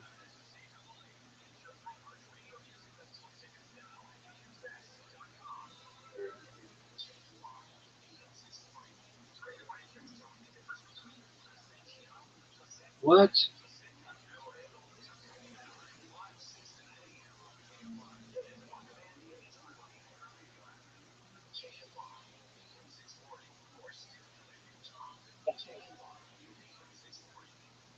What? Wow. I gave you so many points there. Thank you. Wow. What were your thoughts on Kier and Perfect. Did you know that was a word even? oh, of course.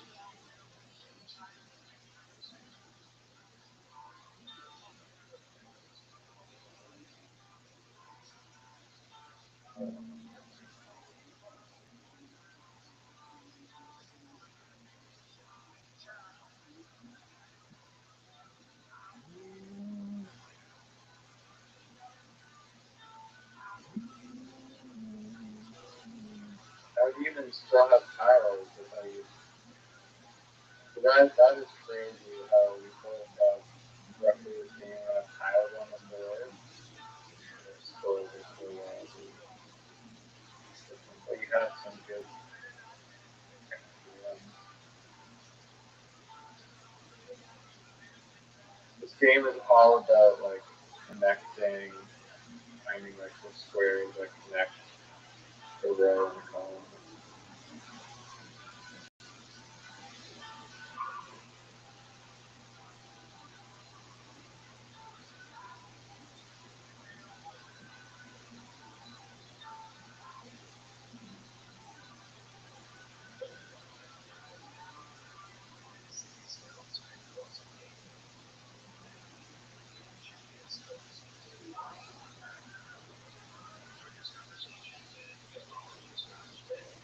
Harry Potter, Daniel Radcliffe, and Weird Al were on late night television together 2 weeks ago. There you go. Weird Al from Downey, California.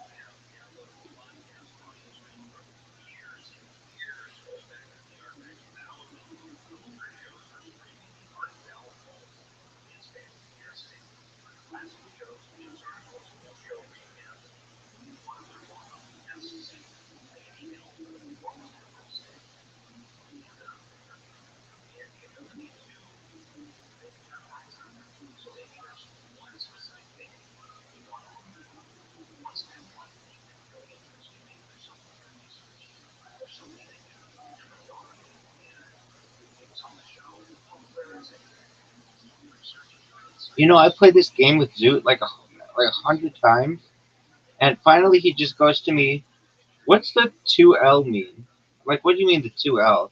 He's like, "On the board it says 2L, 3L, 2W, 3W." I said, "That's double word score, triple word score, double letter, triple letter." He goes, "Oh."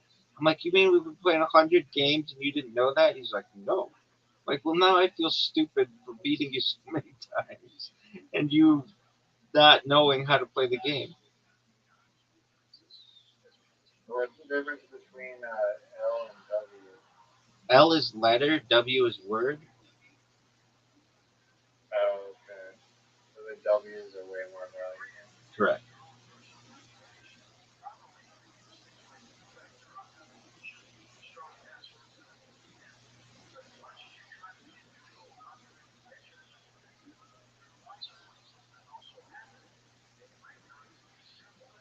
I don't think there's anywhere like I have to like What letter do you have? an A and an H. You can play an A. I think at the bottom where the D is da a word and an. You can play an A. No, No, no, no. E between the E and the T with the double word score on the bottom right. Eat.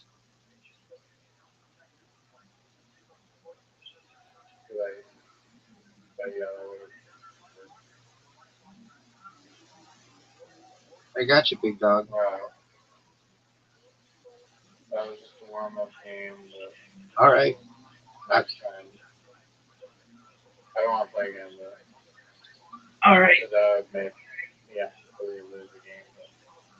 But yeah, dog. All I know is that I enjoyed my evening with you. Thank you so much for keeping me company. This has been great.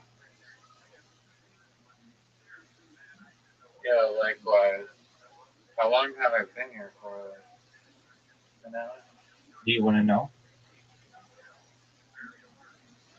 I can. I think I got back here at like 4 or something with my last.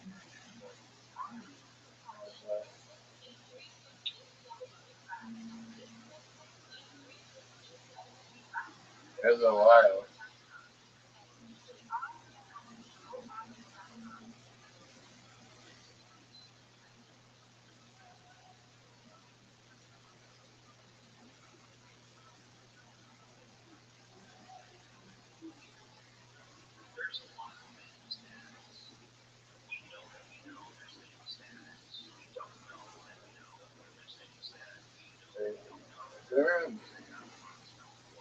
Does Harry Potter play Weird Al Yankovic in the movie? Oh, Daniel Radcliffe is. What the hell? I didn't know there was a comedy musical of Harry Potter playing Weird Al. Are you serious? That's crazy. I'm adding this to my watch list. You know that? Yeah. Jack Black is in it? Have you seen it or you just know? I just know.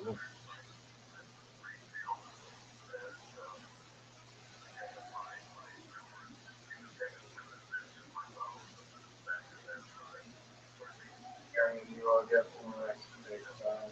Thanks, big man. It's been great. For talking. Yeah. A good little speech there. Thank you.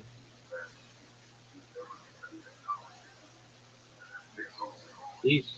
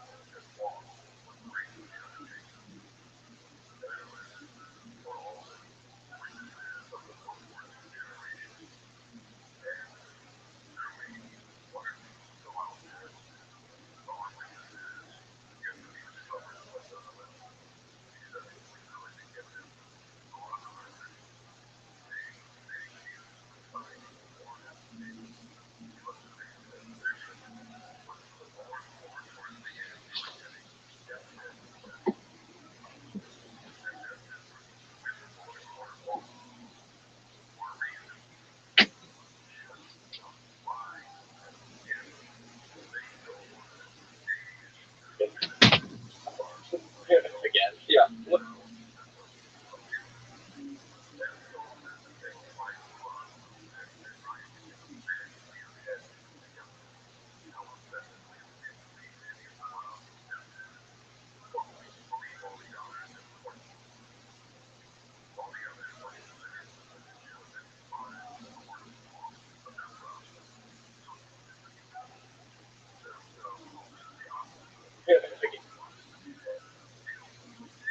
Yeah. When people in the MAGA movement are saying "Make America Great Again," I think what they're calling for is give me a future I can actually believe in again, and that was happening in a massive economic way post World War II. But then, we become instead of a labor-based economy, instead of a value-added based economy, we become a knowledge-based economy. So suddenly you need one Steve Jobs instead of 1,000 workers at a workplace, right?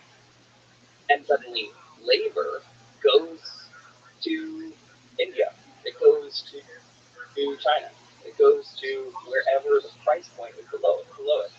It goes to wherever the price point is the lowest. Because, wow, huge stick on like a loud pipes, yeah. Because money ultimately doesn't care about borders. Right. Yeah. And so that's one of the reasons that I think that we're having this reevaluation of what a country is. In fact, there are some people who think that like we're moving towards this like statehood as a service model, right? Citizenship almost as a subscription model. I mean, think what does your country do for you? Right. It provides protection. Sometimes it provides healthcare. It provides a galvanizing sense of national identity. But what does that mean when we can have relationships across the entire world? People are playing online with players from Russia and from all over the world. They have an affinity group that doesn't live where they live, and they're working. I mean, I've worked from Albania for American companies, for a bunch of different companies, and never once lived in the United States. Well, I did in the United States, but, Right. Yeah. So what what does the country do for us in this world where we are all becoming sort of like digital global citizens? That's kind of creepy. That is interesting. That's one of the things that people talk about when they talk about like type 0 to type 1, 2, and 3 civilizations. They say like right now we're a type 0 civilization, and to become a type 1 civilization, we have to become a global civilization. Yep. And we're kind of on our way there because we have the internet. The internet has made us far more global. But we're also experiencing these enormous growing pains, and because of these growing pains, it's leaving, I think, a lot of the world with this huge identity crisis, and that's why it's so interesting to look at unrecognized nations, where it's like for example, the next place I ended up going to is a place called Transnistria. Only from you. Oh yeah. So yeah, Transnistria, sometimes called the Black Hole Zero. It's this sort of like little slip of an autonomous zone. It's only recognized by 3 other countries who are also themselves unrecognized. It's a Russian protectorate, even though Russia doesn't recognize Transnistria as its own sovereign nation. That's the center of Tiraspol. That's their flag. Yeah. Wow. And What kind of map of it? yes, it's a really tiny little strip of land. It's right on the border of Ukraine. Oh, by Odessa? Yep, correct. It's only, I think, like an hour or 2 away from Odessa by train. Okay. Yeah. So what made you want to go to Transnistria? So they were having Russian elections. So I was in Kosovo for the 10-year anniversary, and that's in the book. And then I realized, like, wow, Russian elections are happening outside of Russia. Super interesting. So in this country where even Russia doesn't recognize that it's its own autonomous country, they're hosting Russian elections because it's a majority Russian area. Right. And the reason that it is a majority Russian area is because Catherine the Great went to war with the Ottomans back in the day, and they took this little slip of land because, what, you can see the sort of border there? Yeah, there's this river, the Dniester. Okay, yeah. Yeah, the Dniester River, hence the name Transnistria. Trans across. Can you zoom out a little bit so I can see kind of like the whole area? And so what it does is it lets you have access to the Black Sea. Right. And so Catherine the Great saw this as a geopolitical imperative. We've got to push the Ottomans off of this area so we can gain access to the Black Sea. And then when the Soviet Union started to hold, the Bolshevik Revolution kicked off, and suddenly they needed to gather up all of these areas. They needed to gather up Moldova. They needed to, push their borders all the way out to Central Asia. But they needed to install that galvanizing sense of identity within the people that are there, right? So suddenly, you're not a Moldovan, you're a Soviet. But there were all these Russian-speaking people who were in the Transnistrian area. And so they're sort of sandwiched in between Ukrainians and Moldovans. And as the Soviet Union started to rattle apart, they were like, no, we want to keep the dream alive. And so that's why they still have Lenin statues. That's why they still have portraits of Stalin. I mean, it's literally like going back in time to like what the Soviet Union would look like today, except in this sort of weird oligarchic way. Like a lot of the things in Transnistria are run by literally a grocery store brand called Share. Wow. Yeah. Look up grocery store. Yeah. I mean, if you think about it, it's a great idea to, if you want to sort of like have control over an area. Like what do grocery stores do? They're responsible for supply lines. They're responsible for large amounts of real estate. They partner with local businesses, and they control the food, right? Right. So, Share, second largest company in the unrecognized breakaway state, Transnistria. Sheriff's Supermarket under construction in the city of Bedford. Yep. Whoa. Yeah, so they own the majority of everything in Transnistria. And, it's a way of having a sort of de facto government. A great way of doing that is keeping control over the food. It's keeping control over how resources are brought in, supply lines. And since Moldova has this, has a sort of agreement with their companies, you can do business so long as they're considered Moldovan companies. Now, Sheriff is kind of the only game in town because they have relationships with That logo. It's Literal sheriff star. Yep. In fact, they even have Did their that come from like the U.S.? Was that inspired by like? So I've heard different things that I in no way can confirm, but I heard that the inspiration from it was the fact that the sort of the lawmakers in the town, the sort of secret police and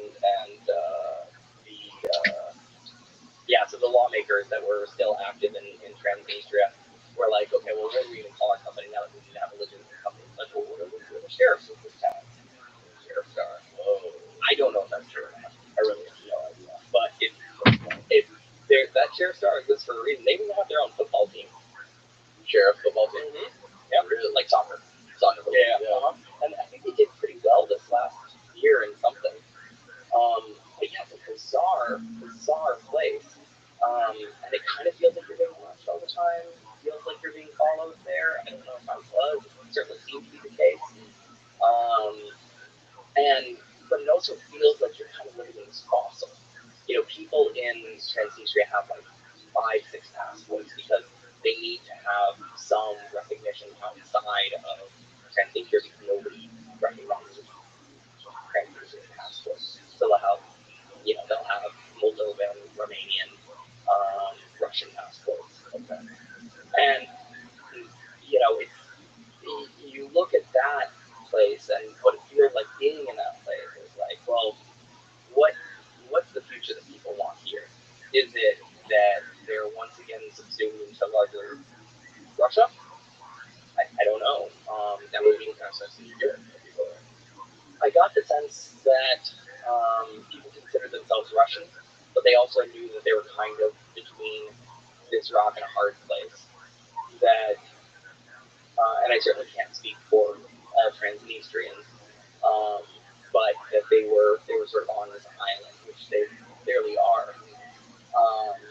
And a lot of the stuff with the Ukraine war now too is like, well, is the Transnistrian military going to activate and go into Ukraine?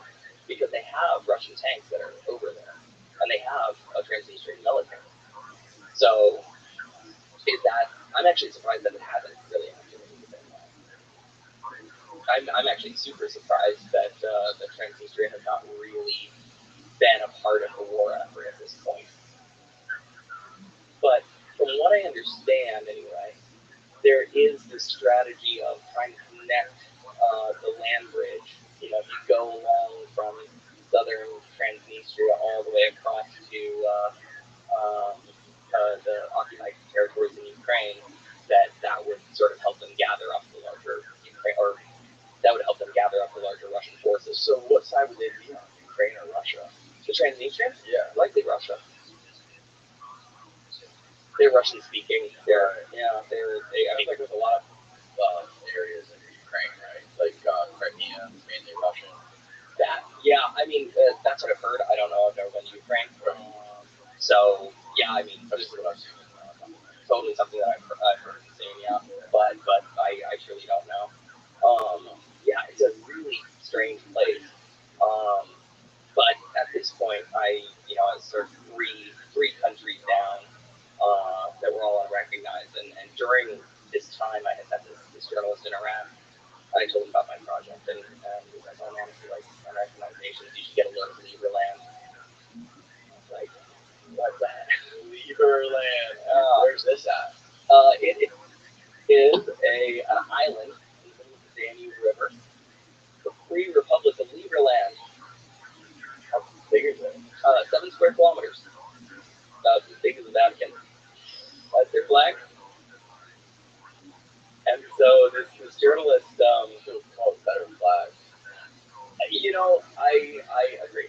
I agree that flag is a little busy for my taste. Um, so this journalist was like, yeah, well, you should check out Lieberland. Do you want the president's email? I was like, yeah, totally. I'll take that. So I basically just started bothering like the government of Lieberland for months while I was in, once I got kicked out of Turkey and then I was in Kosovo and then I was in Transnistria. Just started bothering them. And eventually they wrote me back while I was in Transnistria and they're like, look, if you want to come and visit us, you can come for our 30-year anniversary. And I was like, done. Let's get to the Danube.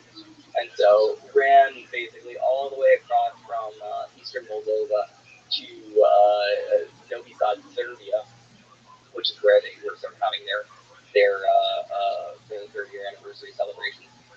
And somebody was like, okay, if you want to meet Lieberlanders, you got to go up to Appleton Harbor. Now, I didn't really know much about Lieberland at the time. I knew that they were the world's first libertarian microstate, and that was it. Like, that's all I knew. And so I go up to the small harbor in Appleton, so I go up to the small harbor in Appleton, Serbia, and I see a boat, just like a houseboat hanging on the harbor, and it's flying the Lieberland flag, and I'm like, where is it? And so, yeah, their website. Great website for a country. I know, right? And so I go up to the boat, and there's like this shirtless Dutch dude on top of it, and he's like, are you a Lieberlander? I'm like, no. And he's like, well, come aboard. Let's change that. And I'm like, okay. So I go up on this boat, and I start talking with this dude, and I'm like, this is what I've been working on. And so he starts talking about how like they are not only the world's first libertarian nation, but they're this sort of crypto-anarchist nation funded based off of cryptocurrency. And so what they've done this really fascinating little trick of statecraft, right? So when Yugoslavia fell, there was this declared no man's land between Serbia and Croatia. And in that no man's land, that was the Danube River, there was an island, that island right there, that nobody really claimed.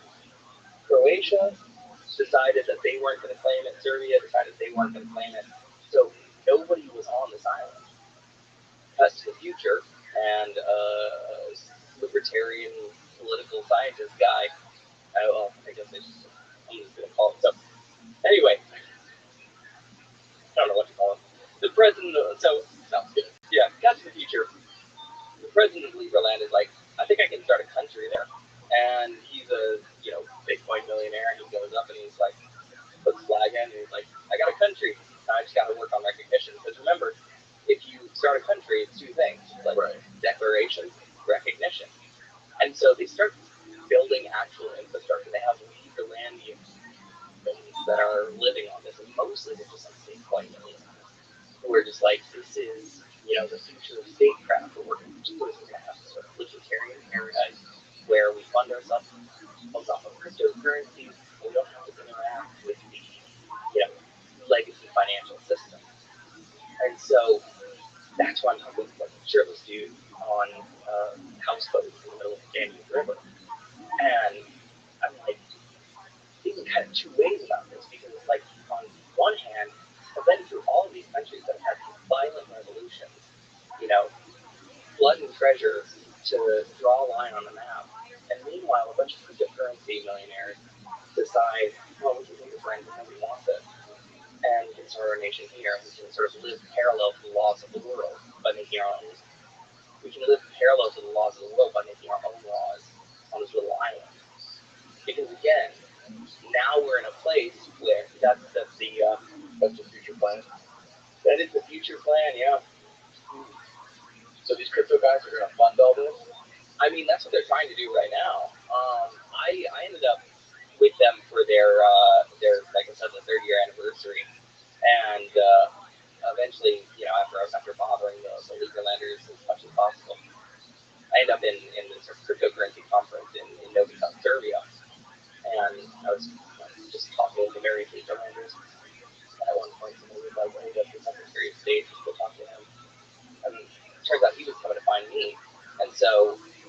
after talking to sort of shirtless Dutch anarchists, I was like, so this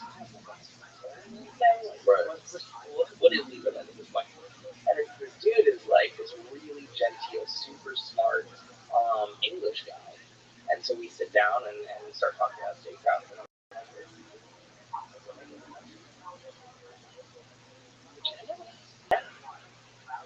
like, how? And so he starts talking me through like the various ways of gaining recognition. And one way was actually pretty fascinating. So he takes everybody off of Lieberland, Croatia. Serbia nominally supports them. And so the Croatians kick people off of Serbia, or pardon me, the Croatians kick people off of the Lieberland Island because they said it was a affront to their sort of national integrity. But through treaty, they actually say that they have no claim over the island. So the president of Lieberland ends up getting himself arrested by the Croatian authorities. And so what that does is it makes them have to make a legal decision. Do you have claim over this territory or not? Because according to this treaty, you don't. But you arrested somebody who's a European citizen for apparently illegally entering your country. So either you have a claim or you don't. And so by taking them to court, they were able to sort of start carving out recognition from Croatia. And then meanwhile, at the same time, Croatia starts running patrols up and down the river, hoping that people just don't go to the island. But what does that do? It gives them a de facto border. So it's almost like this veto move. And so I find out from the Lieberlanders, I still can't remember which is Lieberlandians. Sounds good. It does sound really good. I find out from them that like this whole thing is going to be like we're not allowed to step foot on the island, but the 30-year anniversary is going to be this boat party, right? And so they have all of these boats, like this sort of flotilla of boats that's going to like take off from the harbor and go through every single little island. And I was like, I was like, talk to the president. I gotta like this is my mission for the day. And so I find the biggest boat. I get on that boat because I assume he's going to be on that boat. And I mean, it's a boat, so there's only so many places to look for the president. I can't find him anywhere. And then we take off and we start floating down the Danube River. Suddenly, Croatian patrol boats start coming alongside of us, and they're like making sure that we don't eventually go to the island. And it's like this sort of party-like atmosphere where everybody's drinking like Lieberland wine, which is called Tierra Nullis, and just like out of red Solo cups and like dancing to top 40s hits. And I can't find the president until I see him like like speeding along on a jet ski throughout all of the different boats and in between the Croatian police. And so that's Vidjavlika. And what he's doing is he's like going to each of the boats, giving a little speech, and then like coming back and like giving another speech to somewhere else. And I'm just like looking and zipping around on this jet ski, like between Croatian police and all these Bitcoin millionaires on like tiny boats and big boats. And I'm just like, this is top of the back. I'm like, how can I get on this jet ski? And I'm, staring off the side of the boat. I'm looking for the jet ski, and I hear this guy from behind me, like, you want to get on the jet ski? I'm like, yeah. He's like, I'm the foreign secretary. Is everybody just like nominating him? Like at this point, a hobbit could have come up to me and been like, oh yeah, I'm the diplomat of Lieberland. I'm like, okay, yeah, sounds good. And he's so it turns out the foreign secretary is this guy named Tom. He lives in Florida. And he's like trying to create diplomatic relations with other countries for Lieberland, for recognition of Lieberland. So he ends up waving down the president on his jet ski, and I finally get on the back of the jet ski with the president of Lieberland. And that is like the weirdest first impression that you can make on somebody that you have to hold on to. That's exactly what it is. You wear a life jacket. Yeah, I probably should have. I don't think about it. Yeah, so I'm just like clutching on to the president of Lieberland. Beautiful. The strangest first impression. And I'm like, hi. Like, and it's also loud because, there's boats everywhere. And there's Croatian police. And, oh, there he is. What's up, bitch? Yeah. And so I'm like, holding onto him like a spider monkey, and he's like, hold on. And then we just sort of blast off. I'm like, hey, I'm here. He's like, I know who you are. But then okay, well, this is going to be a short ride. Like, I'm like, God, okay. I can't think of a single question to ask the president of a country that just got created, even though it's been like on this, like, at this point, 8-month journey through unrecognized nations. And the only question I could come up with, I'm like yelling it in his ear. I'm like yelling it in this dude's ear. I'm like, so you created a nation.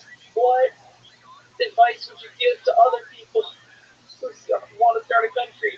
And he kind of like idles his engine a little bit and seems like considerate of Croatia's police are on one side and like 80 carry phones are coming from the leader boat. And he's like, everybody should start their own country. And then he just like busts out and like feeds me back to the boat and deposits me there. And I'm like, I don't know if I'm impressed. I don't know if like this is how nations will be created in the future. I'm just sort of like dumbstruck by a failed referendum and subsequent violent conflict in Kurdistan, butted up against a boat party and a president on a jet ski in the middle of the Danube. And so I'm just like standing on the boat and I'll start talking to the foreign secretary. And he's like, so where's the final stop on your trip? I'm like, oh, I'm gonna go to Somaliland. It's like an autonomous region in northern Somalia. He said, we have an embassy there. It's like all these nation states that are trying to become nation states, or like They recognize one another. Yeah, And they're the first ones. Yeah, They're the early adopters. that's right. Yeah. And so he's like, you want to stay at the embassy? I was like, yeah, totally. Yeah, that sounds great. And so I have like a little bit of downtime in between going to Somaliland and I'm kind of waiting in Bulgaria. And I am not hearing anything from the brass at Liberland. And so I start sending like furious text messages and polite but firm text messages. I'm like, hey, what do you think I can stay at the embassy in Somaliland? Because like at this point I have no money. Like, all of my resources are drained and like there's no way to stay like safely in Somaliland. It's a safer place in the Horn of Africa, but it's not the safest. And it's like $300, so I really needed to stay somewhere. And so I get a call from the president, and he's like, "So we had a problem." I'm like, "What's the problem?" And he's like, "Well, we lost our ambassador to Somaliland, so there's no way I can like just show up in Somaliland, not knowing anybody, not knowing anything, not having a place to stay." So I'm like, I don't know what I'm gonna do at this point. And he's like, well, I don't know if this would mess up your book, but like, would you want to do that? Like, do you want to be the Liberland ambassador to Somaliland? He's like, stay at the embassy. He's like, yeah, but you also have to do stuff for us. And I was like, yeah, okay, totally. So I became the Liberland ambassador to Somaliland. Are you still currently? No, Somaliland? no. I was just You resigned. I resigned. Yes. Yeah. I was there for like 6 weeks. I don't know if you look up my Instagram, you can probably find my embassy. Wow. Yeah. So, you went there. Yeah. So I went there, and like Where exactly is Somaliland? so you have the Horn of Africa, and you basically take the full top part of it, right? So it goes up into the Horn, and then on the Horn is another sort of unrecognized nation called Puntland. And then there's federal Somalia. Then there's federal Somalia. Of course, according to federal Somalia in Mogadishu, the entire Horn of Africa is theirs. But Somaliland is trying to create its own autonomous state on the Horn of Africa. Can you zoom out so you can see like the whole bottom of Africa? Okay, there you go. Yeah. So if you look up Hargeisa, capital of Somaliland, that's right. Wow. Google recognizes it. Google recognizes it, but probably with the dotted line. That'd be my guess. Click on the map. That's called the breast of Hargiza, those mountains. Dotted line, red dotted line. That's just around the city as far as I know. Oh, okay. Yeah. But if you go back a little bit more, yeah. Oh, it doesn't even have a dotted line. Yeah. So in the beginning, I basically had two jobs as ambassador to Somalia, or in the beginning, I had like two jobs as acting ambassador from Liberland to Somaliland. First job was to buy furniture for the embassy because it was just like an empty mansion.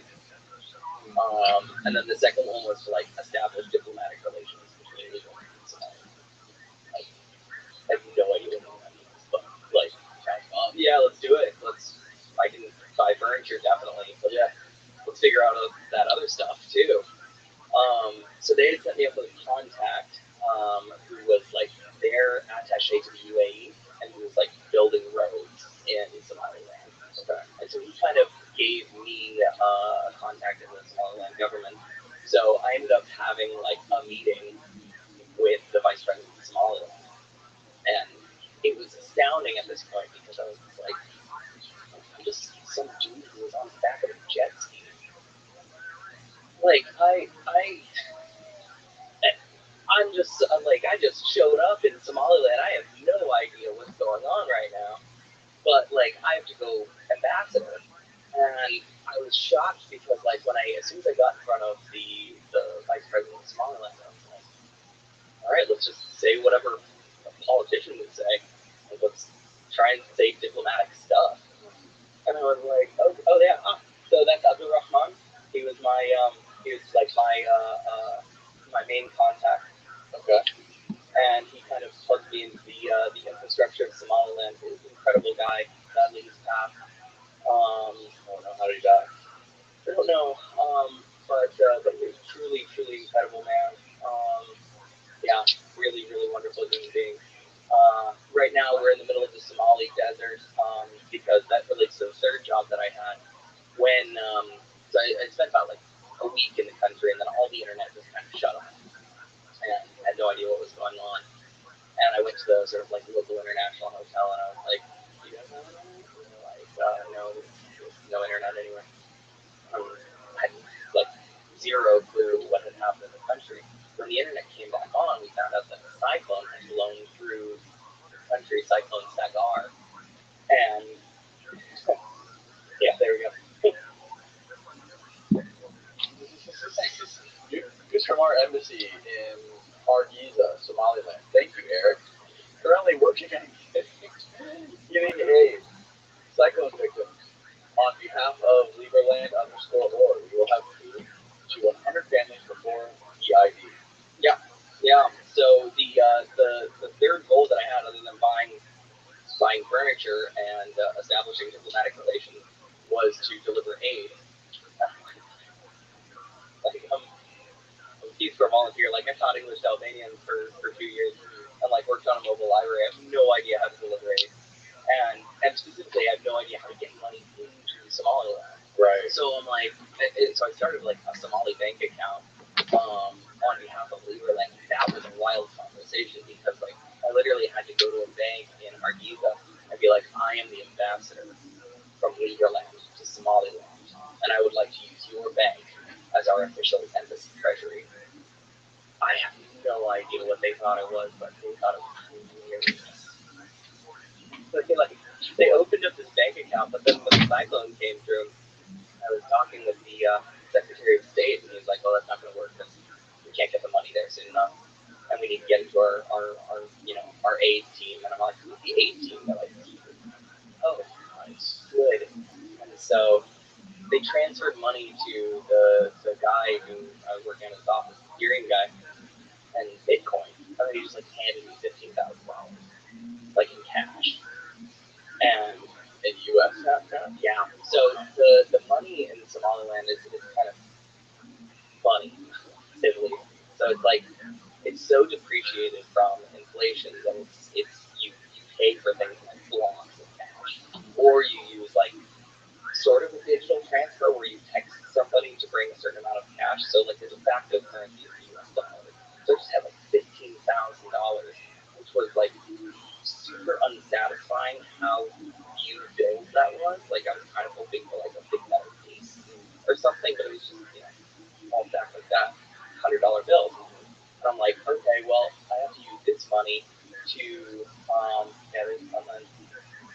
I use this money in order to figure out how we deliver aid. And so again, I go meet with the vice president. I think if you go to my Instagram, you can see a picture of me with the vice president and Abdul Rahman.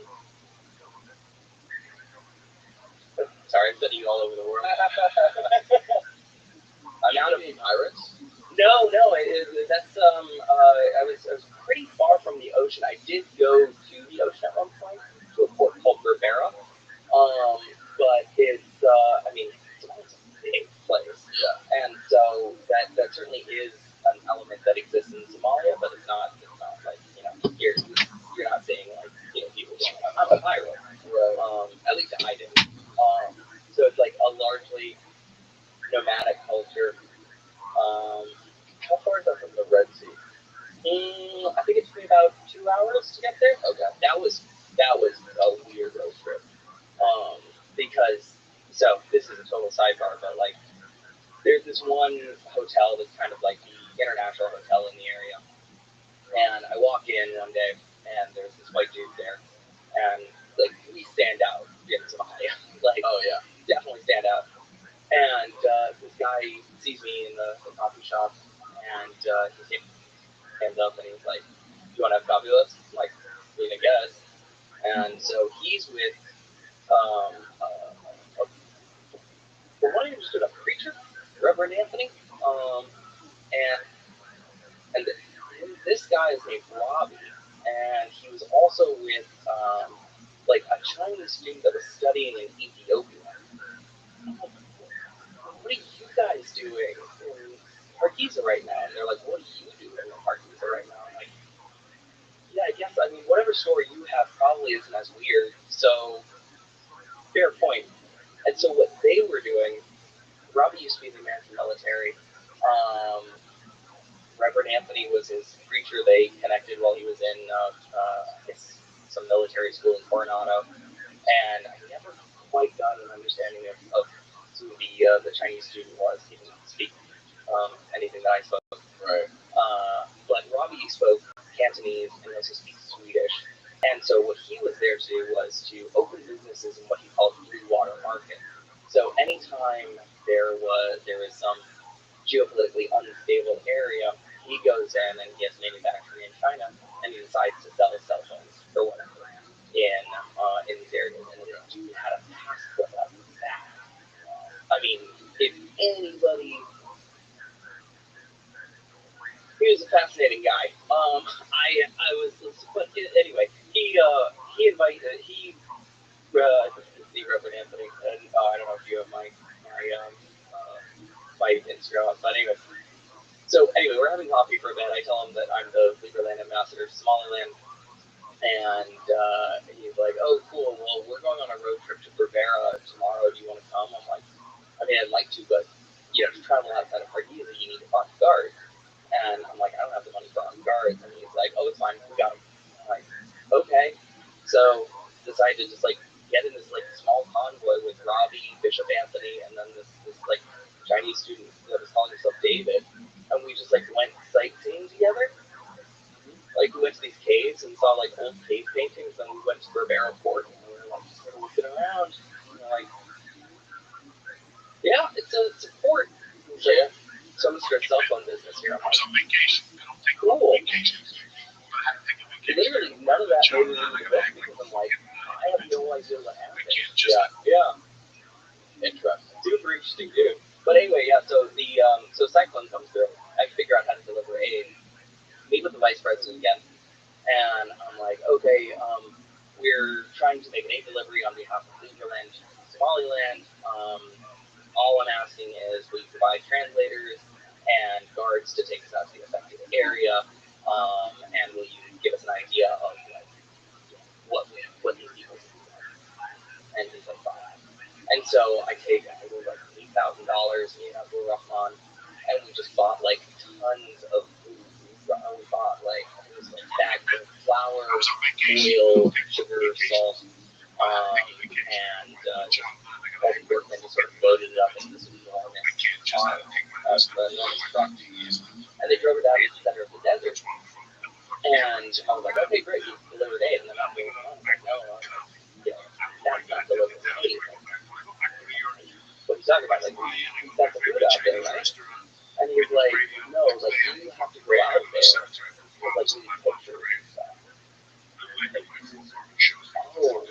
Right. Like, diplomatic aid is soft power.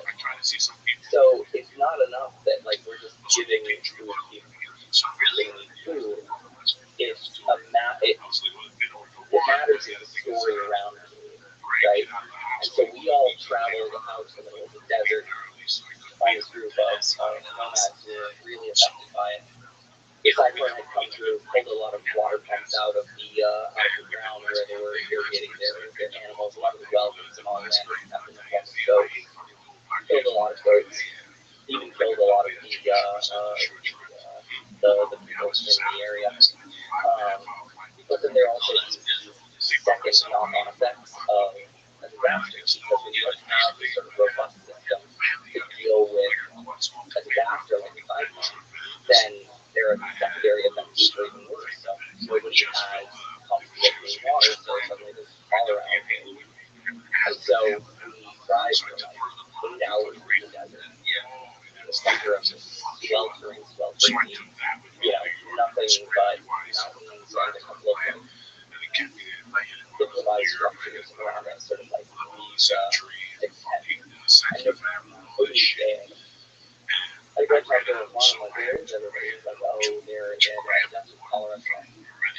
Yeah, so this is over there is the vice president of Somaliland at the time. On my left is Abdul.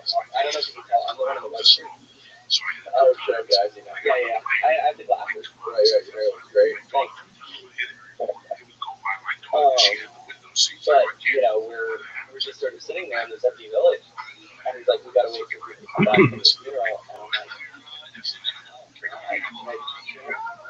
doesn't seem like a photo all the time. Like, can't we just serve food for the people? And it's like, no, this is the point. This is what we're doing. And I'm like, it was at that point that I was like, taking on. Exactly.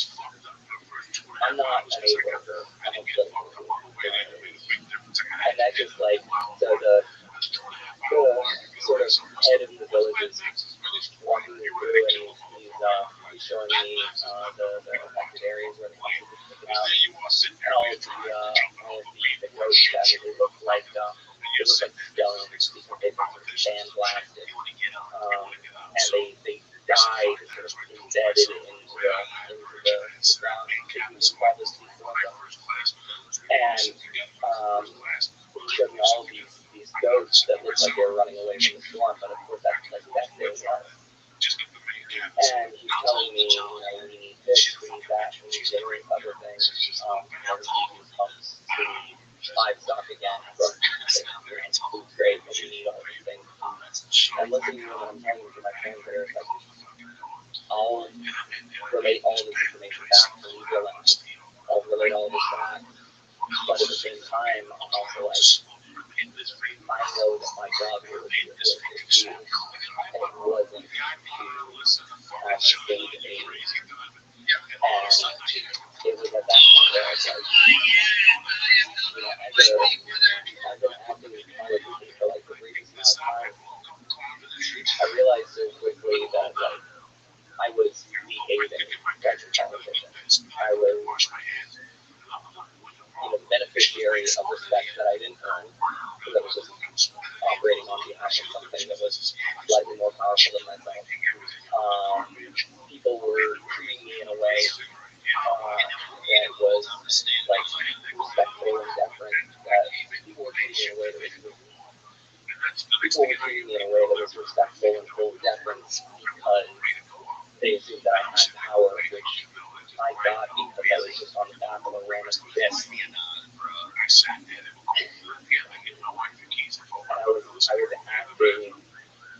as the role determines that I acted. And so I was like, I'm tell the president.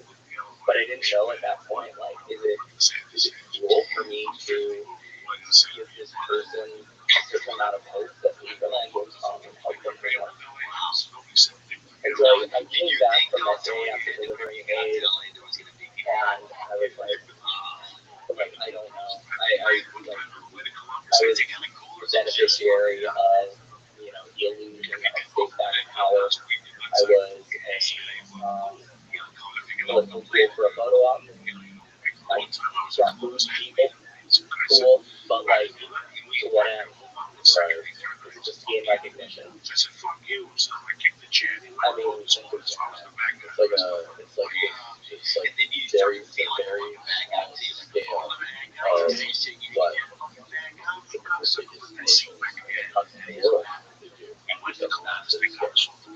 Yeah, and that's one of the things that you notice in smaller countries where the writing on the wall is sort of clear, right?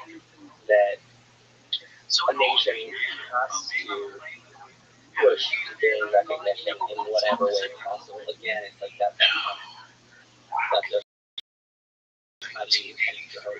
Not just like a duck context as a place of doing your best to carve out a new line. How do you get somebody to say, I'm here? And you can do that at the end of a gun. That's the way it's been done throughout a lot of history. But you can also do that through gifts, through aid, and there's that one that goes. Yeah, it was. I mean, oddly enough, the day after, like I basically done all the others, like I gave aid and I made diplomatic relations with Somaliland, and then I'd been like putting off buying furniture because I was like, I don't really care how much furniture costs. I'm gonna try and give as much money to the aid donation as possible. And so like my last week, I was like, I'm gonna buy furniture. It's definitely like a better do it. So I went out with one of my buddies and just went like to the smaller version of IKEA. We were just like looking at bed frames and how the surprising amount of bed frames that like glow in the dark and have like lion heads drawing on them. Yeah. I mean, really, that's not pretty cool. It was. And I was like, this is not embassy furniture. Yeah. I did good for like glow in the dark lion head furniture. I didn't do that though. So I ended up buying them the furniture. As far as I know, the Lieberland embassy in Ibiza is still going. Really? Yeah, I think so. Your furniture that you got. With Lieberland furniture. Each look, yeah, the Motley Crue. You're not on the line. I mean, we went to like a couple of stores. It was like a theme. I was like, it was like, how do you think about the like all these crazy experiences and seeing like on the ground, like firsthand, which you didn't expect to experience. Those are great learning. How do you think about like what's going on, for example, between Israel and Palestine? don't know at all.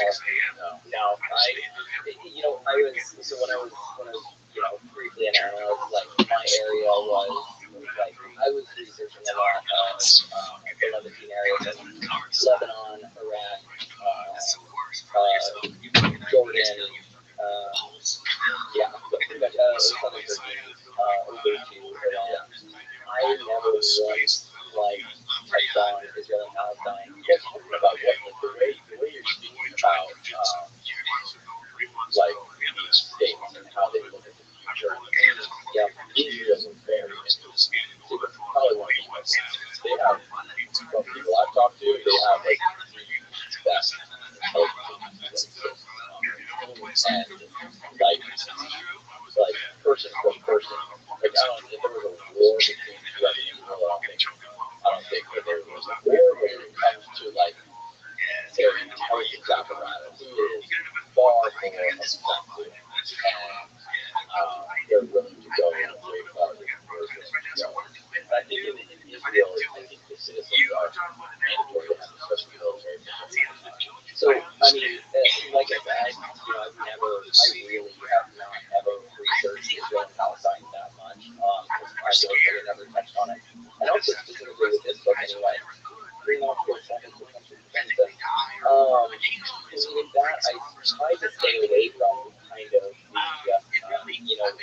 big, highly politically charged unrecognized nations. Because, I mean, especially in the case of Palestine, I think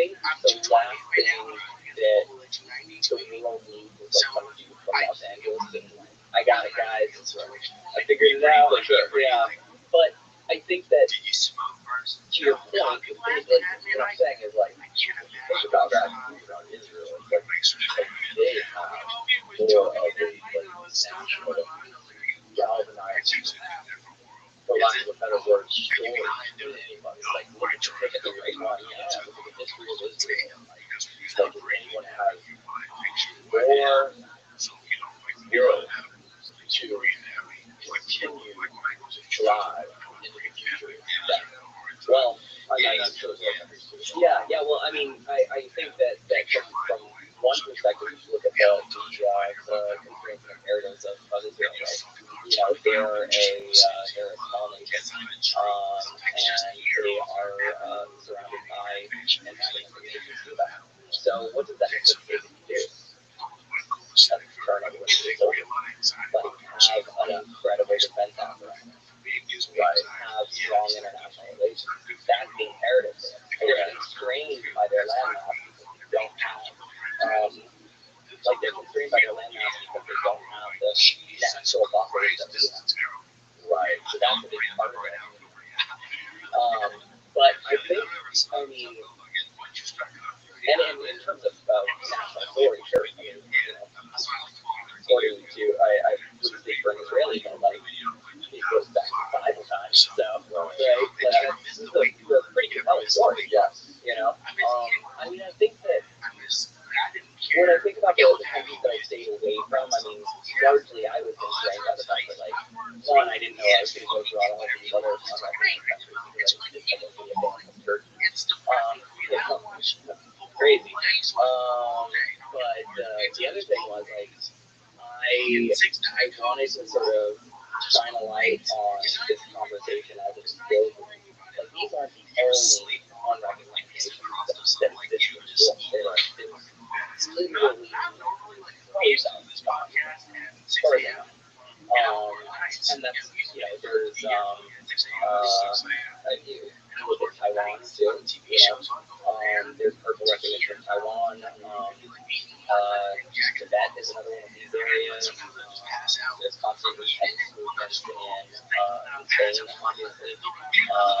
Romania even has so I think that there are independent movements in the Pennsylvania area. So this is kind of indicative of where we're moving locally, in my opinion, because now the things that previously, you know, we're not a part of empires. Like, we're not a part of the Ottoman Empire. The time of empires is largely spent. And now we're, as you say, like, trying to become a greater community. But what does a global community mean? Right? Can you separate your own national identity away from the pool of wealth that your nation controls and its ability to unify and force, presumably on your behalf? And that I don't know. You know, what it comes back to the question about, like, us as Americans, right? So, without the American military, without it being wealthy and presumably prosperous nation, like, what makes us Americans? I think so. Here's a good thought experiment that I think about. Let's say, you know, America goes away, and there's a huge population of Americans among the spread throughout the entire world. How do we move up? You know, how do we move up? Let's say there's, you know, an American contingent in, you know, Beijing. We have a America town? But do we carve out our own, you know, little neighborhood where only Americans go? I don't know, probably not. Like, I think we would separate differently from that. Because again, it goes back to the individual nature. It goes back to the individual nature of being American. Would we go back to whatever our previous nationality was? I don't know. Like, how do you find those people who believe the same national story as you do? And because of that, even if you don't know that person, you have a shared affinity with them. I mean, right now, we're seeing this movement of people who are, I think they're calling them the passport bros. So yeah, like there are people who passport where it's like, okay, well I have a bunch of jobs, but the US makes it really difficult to cash out my cryptocurrency. Or if my businesses are not protected in any sort of legal framework in the United States. So what do? Get a new passport. Malta is like this huge place for this. You get a Maltese passport, suddenly you get access to the EU, and they have pretty liberal laws in terms of working with all kinds of finance. And so we're already seeing wealthier classes of people start to find alternatives to their citizenship so that they can benefit more. Wow. And there's even, this is such a great point, and I can't remember what it's called exactly. The seafarer movement, you look that up? Seafarer? Oh, this is crazy. Yeah, this is really dope. It's like billionaires who are starting their own nations on the sea. Try seafarer or Peter Thiel. Libertarian deep sea setting in Tokyo from Peter Thiel. Whoa, what is this? Silicon Valley billionaires dream of floating libertarian utopia. They have finally been killed. Peter Thiel's dreams were going down. So the key study is one of the again, this movement where you can have all the benefits of coming from whatever nation you come from, but you can also resist any detriments that come in the wrong taxation. Right? So, hey, I don't live in America anymore. I live on these crazy libertarian boats. Right. Or maybe on an island in the Danube River. Or in the metaverse. Right. This is the thing that I'm talking about the state religious service model. Right? It's citizenship that provides for you the things that a nation provides for you. But it's essentially the wealth and protection of the nation state without actually the culture or the spirit. So if you're a guy who's like a billionaire like Peter Thiel living on a yacht in a seafarer, you still have businesses in America and make tons of money, not to pay taxes, but you just don't get, but you still benefit from having residence there? I have no idea. So if you were a seafarer like this, would you be able to legally be a citizen of the United States as well as like some other countries? So there are certain countries that allow for like dual citizenship. Yeah. And the U.S. is like one of the few countries in the world that has to be no matter where you live. It's actually weird that the other one is Eritrea. Okay. Yeah. So that I don't quite understand. There's also interesting things that people always complain about, like all the billionaires, like Elon, Bezos, and stuff like putting all those things on the So what happens if you put your life over so you don't pay taxes? Right. Then this is sort of spelled out in a book.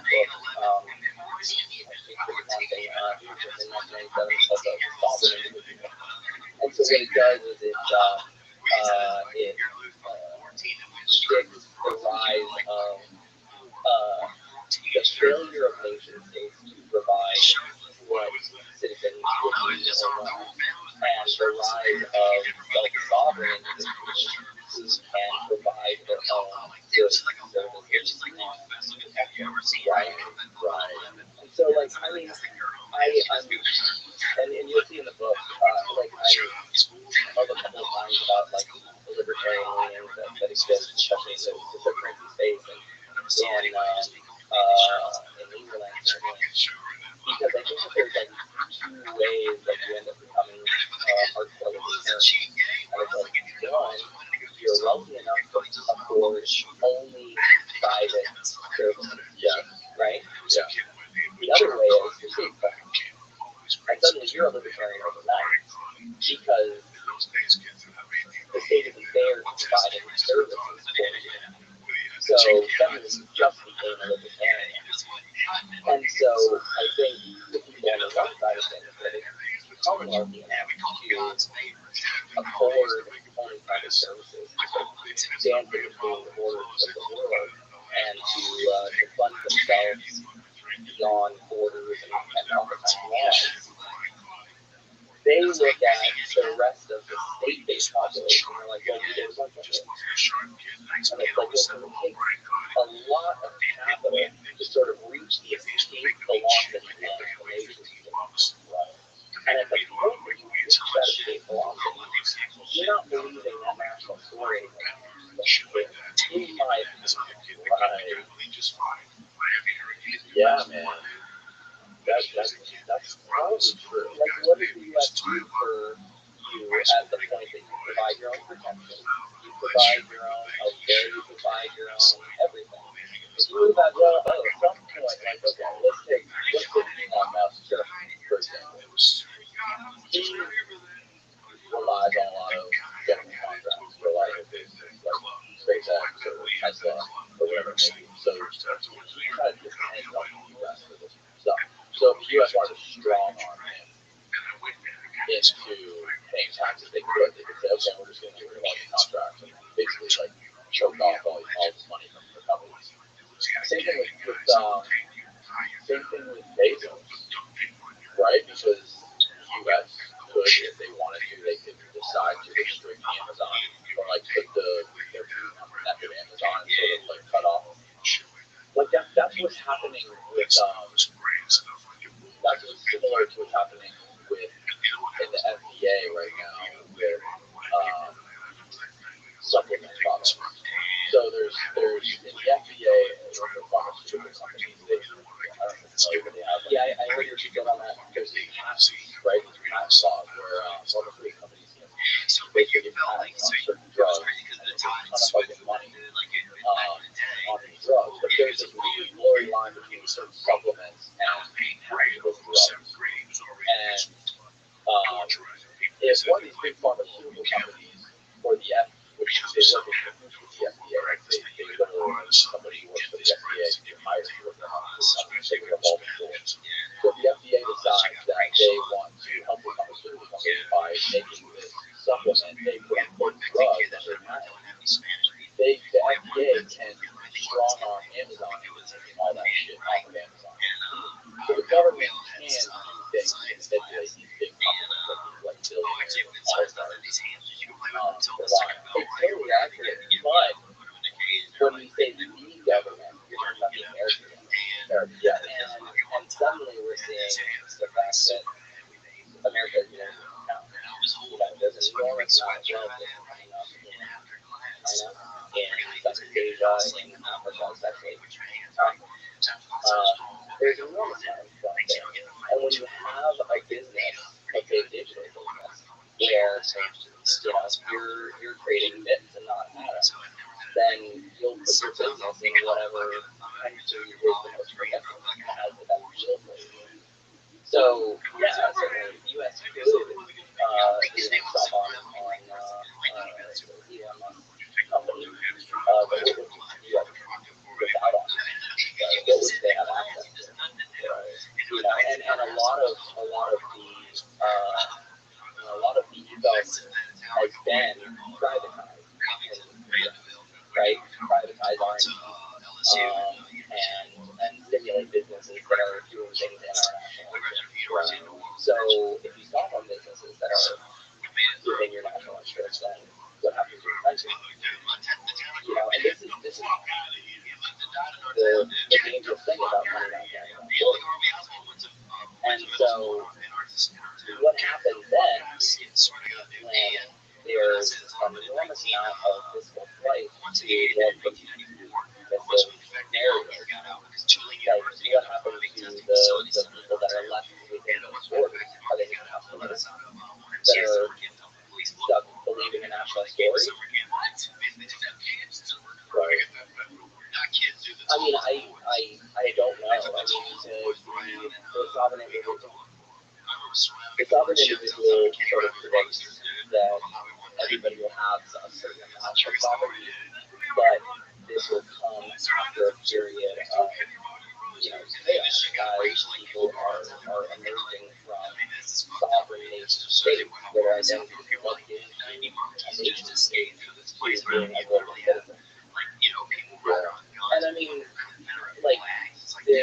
pushing to make these busy here community, there's huge antagonism towards like, yeah, they want one voice, the other ones. Like, for like one day, and well, yeah, so I hear from the YouTube videos that I watch on my great documentary, tinfoil hat strapped on. But yeah, it's like, what do we progress towards? Do we progress towards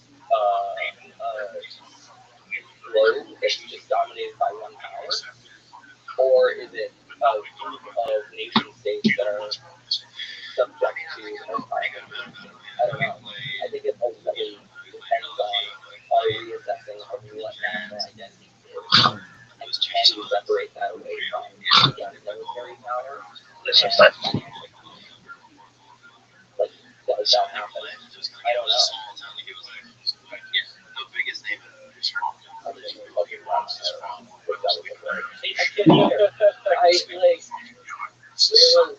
There's some really cool sci-fi books about these things kind of happening.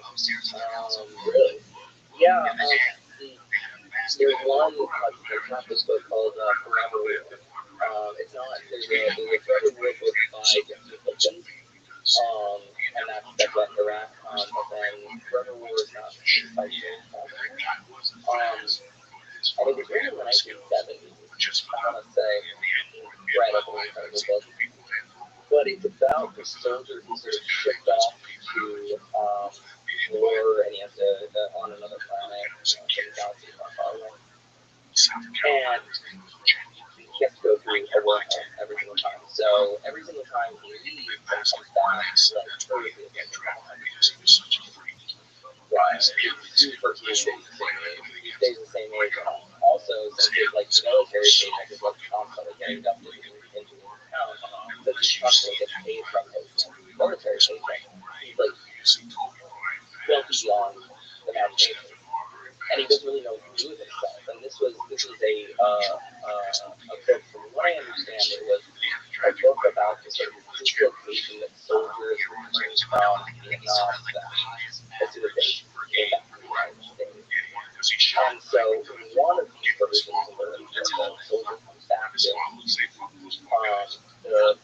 world, or at least the United States, is sort of subdivided into these farming communes, which are, they're well fed, but they're also sort of workforces. And then there's sort of like decadent city centers, which is quite dangerous. And they're going for knowledge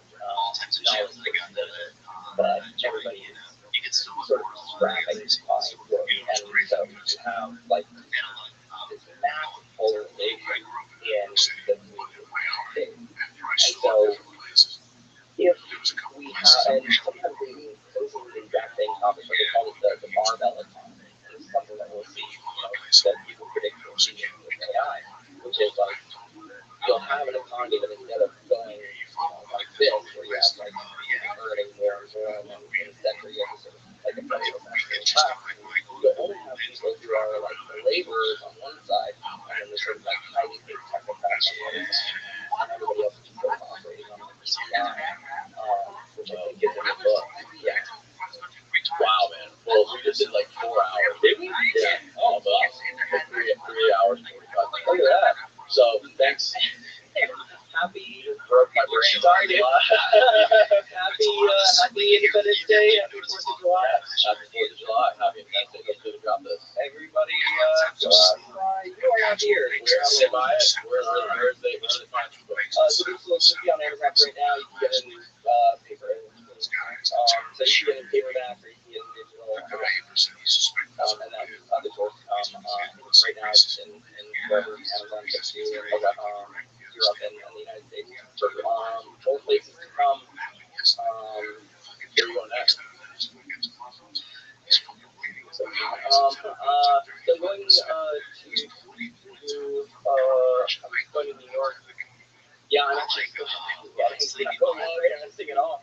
Yeah, I'm gonna go right to Albania and like chill out for a while. It's been a lot of pushing on this book to make it happen. So yeah, I mean, there's some other projects that I want to do with like weird travel stuff. I want to do Arctic. so that's one thought of it. It kind of is like a future book. I was thinking about doing this like travel book about like how to love the future. Because like I don't think anybody takes seriously the humanists to travel about it. Right? But like, don't we have to? Yeah, man. And so it's like I'm curious about like places and technology that actually sees that as a serious thing. And actually in the Arctic, in Svalbard, they kind of have a project where they're doing this kind of work where they have the Arctic Sea Vault, which is this crazy vault that's built under a mountain. And obviously, Svalbard is as close to the North Pole as you can get, where there's human habitation. And so they have all of the world's that are donated by sea banks of respective nations, so that if it is a cataclysmic event and some type of sea wiped out, then they can go back to this, which is called Svalbard, which is under yes, it's actually been used a couple of times in Syria. That's wild. And on top of that, they also have it's like the Global Memory Project, which is a store of the world's data. And it's literally in a mine. Like I went to, and nobody's allowed in. Like even the King of Norway is not allowed in. And it's sort of operated as like a global service to the world on behalf of Norway. And so the memory project is like, okay, so we have this, if you look up the sea vault, it actually looks like a level from 007. Yeah, so there's that. Yeah, it's cool, huh? That was like something from Star Wars. Yeah, it's not as big and impressive as you think, which is unfortunate. But it's if you have to go into this mine to actually see the entrance of it, and it's super highly slow. What do they keep in there? Those fucking crypto wallets? No idea. They didn't let me in. They keep seeds in there, but then they also keep like treasure troves of the world data. Oh my god. The thing that they told me about it, which is really interesting, is that they're like, we're kind of at, we have a problem that we call the global memory project. So they have a problem because, like, again, if you take this whole, this is where it's been around for like 1,000 years, even if there's some sort of cataclysm, we have the problem of the decay of the data. Like, what do we store it on? And, I'm in the bottom of this mine with, like, really nice Norwegian tobacco. And she's like, the future of this is really storing data on DNA. Because, like, it won't decay at the same rate. And it's like, it's a little bit of mine listening to ladies talk about storing, like, the world's information on DNA.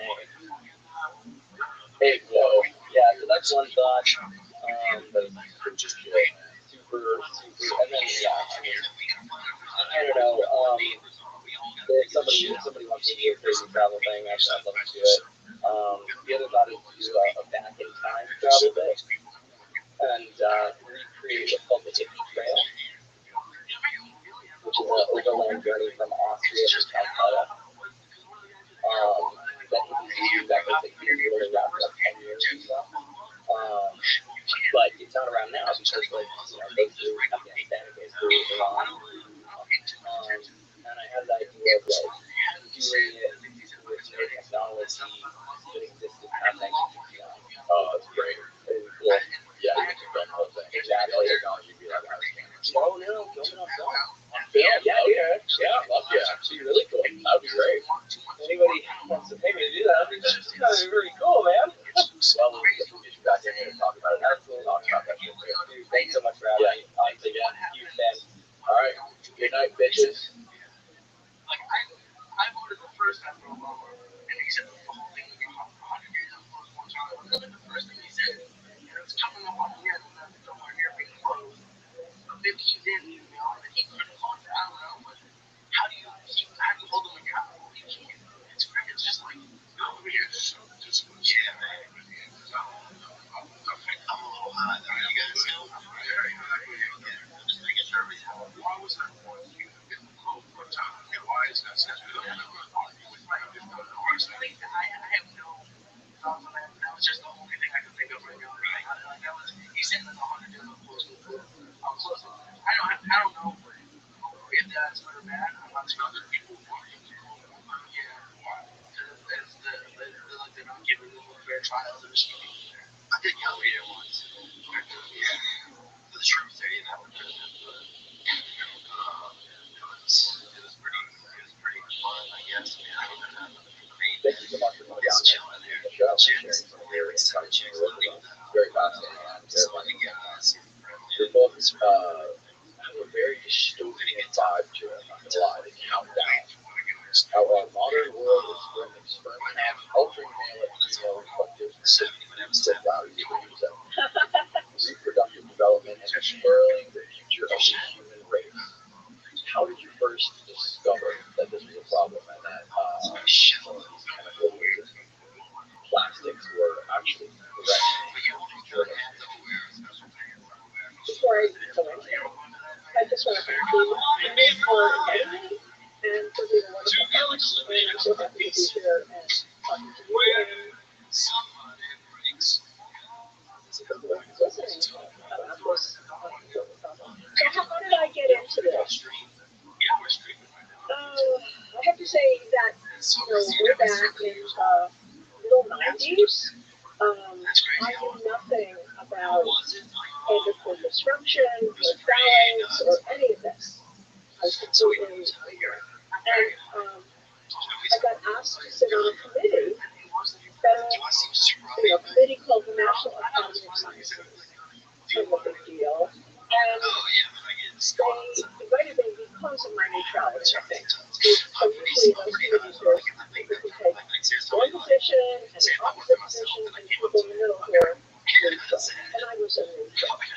Although they didn't say that explicitly, that was clear when I got there. And so I was completely open. I had never heard of endocrine disruptors or their effects or the supportive effects. And so the goal of this committee was to determine whether these chemicals, which can impact the body's hormones, known as endocrine disruptive chemicals, whether those are actually something that we need to pay attention to. Right? So I love challenges, I love puzzles, and I thought, wow, this will be fun, and I'll meet new people, and yeah, I'll do it. And one of the first things we did was to look at this paper that had come out a few years earlier from Denmark. And this paper was alarming because it said that the sperm count had dropped 50% in the prior 50 years. Okay, it came out in 92. All right. And so the committee asked me as a statistician, which is what my doctorate is, to look at this and tell the committee whether this is something they could, consider for their work on the committee. And although it wasn't related directly to the bacterial hormone activation in the environment, which is what the committee was called. Right? So we had this harm that appeared to be going on with unknown causes. So I looked at the paper, and I have to say I was not impressed.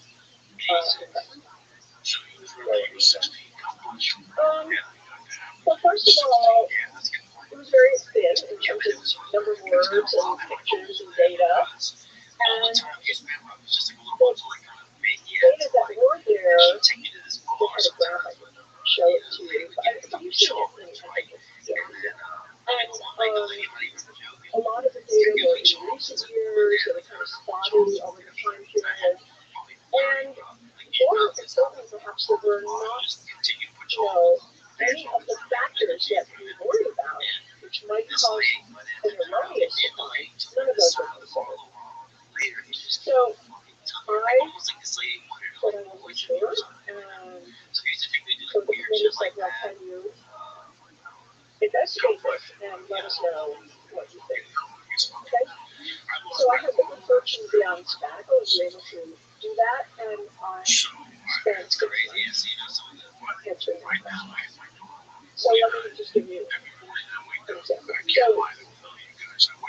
you might yourself think about things that you make up, that you read about as a witness. But, somebody approaching this might think, well, okay, it went down because, in more recent years, the men were older. That could make it down somewhat. After his first time doesn't define dramatically. That might be a small factor. Maybe the men are more stressed. That probably. And stress actually does lower. And men that have been more obese, and obesity lowers. And maybe most importantly, you might ask, well, maybe the way we count sperm has changed, so that in recent years, the counting method counts lower. Their methods change, and maybe they're not exactly the same for 50 years, right? So, and finally, there's a question of who are these men? And maybe you can think about, you can't ask a man or a street to get a sperm. Right. So a man has to volunteer, he has to have the motivation to do that. And maybe he's doing that because he's going to get a vasectomy, and there's a great sperm, right? And he's had a lot of children. Or maybe he's doing that because he's having trouble conceiving. And then he grows from that. So the selection of the population is really important, right? So there were 61 studies, and so I took out those 61 studies, I got them, retrieved them, looked through them, and took out of them any information I had on these and other relevant factors. I also took out what they were studied and so on. All the details I could have. And then I and my colleagues put in a spreadsheet and ran a more complicated analysis than had been done before. So we call it multivariable. Right? Because there's all these variables in there, right? Not just looking at the data. And so that is staggering to see that after all that work of 6 months, accounting for all these factors, the slope changed from minus 0.93 to minus 0.95. It didn't change at all. That's million per milliliter per year. And I just I went back to the committee and I said, I can't make this go away. It looks like it's real. And then I did another analysis, which we don't have to go into detail unless you want to, where I re-abstracted the studies from the literature. Maybe the original ones were biased, And then I ended up with 101 instead of 61, so that was good. More studies, longer time period. And then the slope was minus 0.94. So you see, nothing made any difference. Right? And so, it's so unusual in science to see that consistency, So I thought, okay, this is something I really have to look at. And that began sort of a mystery story, that I tell in the countdown, and I tell people, and we can tell it to you today, of how I began unraveling that and trying to find out what was going on. What year was it when you started your study? Your study where you took how many patients or was it how many young men that you studied? I feel like kids can't have anything like that. So 2017 was actually not a study, it was a meta-study. So we didn't actually study anybody. 2017 was sperm decline. Oh, right. So do you read that one? I think so. I think you mentioned that you in the early study that involved 250 children or young men where you got sick and still ongoing. That's much later. Okay. Yeah. So that's about, the one that's ongoing now is times, and that's started in 2011. Oh, yeah. So that's a kind of a different story. But now we're talking about sperm. So in terms of sperm count, what I asked after I saw this, not making, couldn't make it go away. So I thought, well, what could be causing it? It's an actual question. You see something, you don't know what's causing it. So I decided that an interesting thing would be to think about what the environment is doing. Because we couldn't explain it, but right, there's other lifestyle factors, right? Stress, age, obesity. But maybe something in the environment is making this happen. And maybe that's changed over time. Explain it by the lifestyle factors. What made you probably couldn't explain it by the lifestyle factors, right? No, because when we included them, it didn't change results at all. Oh, right. See? So that those factors did not make this go away. Adjusting for those. Like the colors of the numbers. Yeah, and when you can control for something like a pajamas, we'll put that in the model and then the slope will change, or the result will change. But when we put those in, nothing changed, so they weren't accounted for anything. So we thought, okay, maybe it's environment. So how do you address environment? It's really not obvious what to do, but what we did was, what I did, I selected 4 cities in the United States with different environments. And I recruited the men in exactly the same way, so there wasn't that problem with selection-wise. And I'll tell you again how we did that. And then we measured the sperm exactly the same way in each of the 4 centers. Okay? And to make sure we were doing that, all of the technicians from the 4 centers came to UC Davis and we trained together. And they used the same counting device, the same counting chambers in all places.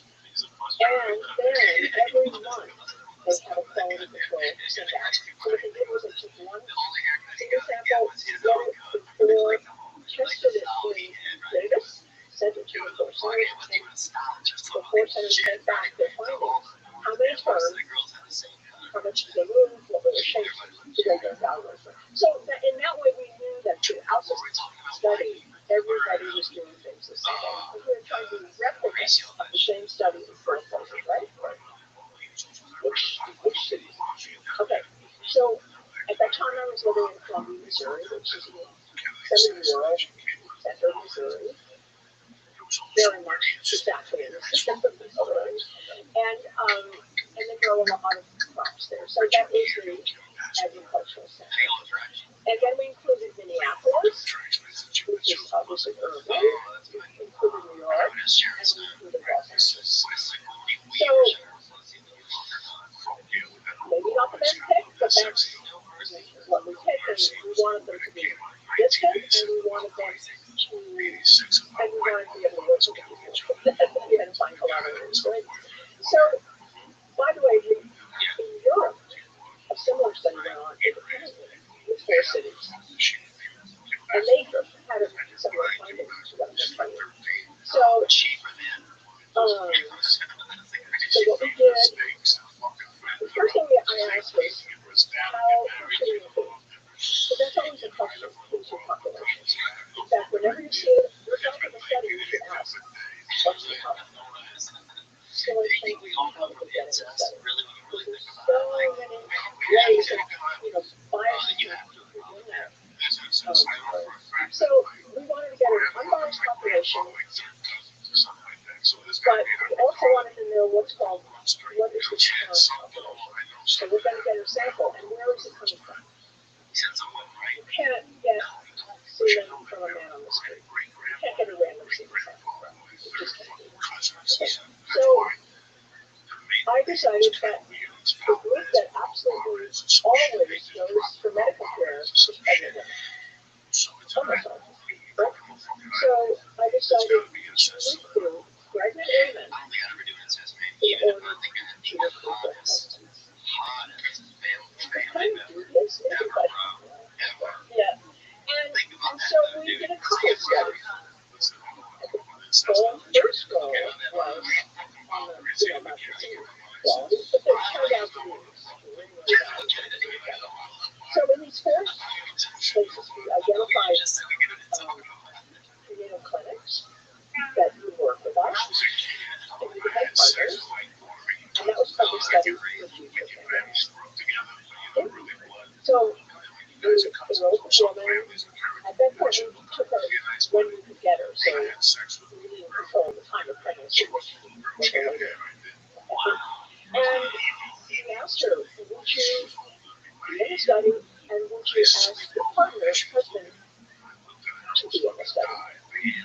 And some did not want to ask their partner to give us the but most did, and most did agree. We weren't asking them for a lot, we were asking them, the women, for a urine sample, and a questionnaire, and the blood test.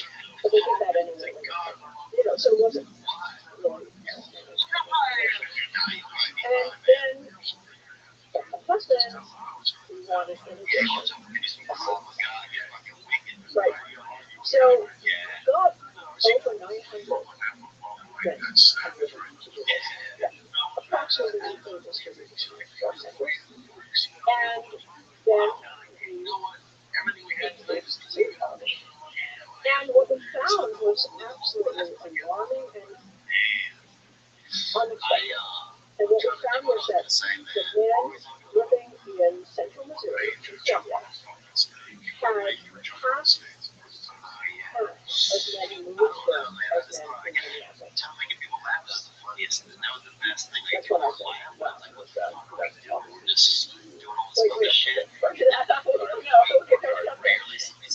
Wait, your question, I know where you're going. You're going to say, right. So that's the obvious difference between those cases. But you can't conclude that that's the reason unless you actually show it, right? And unfortunately, we didn't have enough money to do that on the whole population.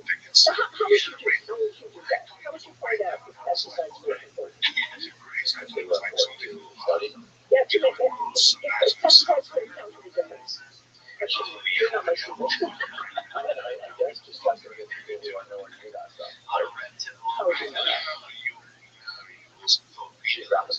Well, they're fixed. We're stopping. We're about to add this to their fix. We're not getting new people. We're just going to stay with these people. And we want to know in these two groups of men, let's say 250 in Missouri, 250 in Minnesota, that have very different seed quality, would exposure to pesticides be the question. The big question. So it turns out, very luckily for us, that we can measure pesticide exposure in Europe. And it's never appropriately documented. So, and we got that at the same time they gave us seed sample. Right? So we could ask, okay, are the levels of pesticides in the men's urine at that time when they gave the seed sample related to their quality of the house? And the answer is yes. And we found 5 pesticides that were very different in men who had very good seed quality and very poor seed quality.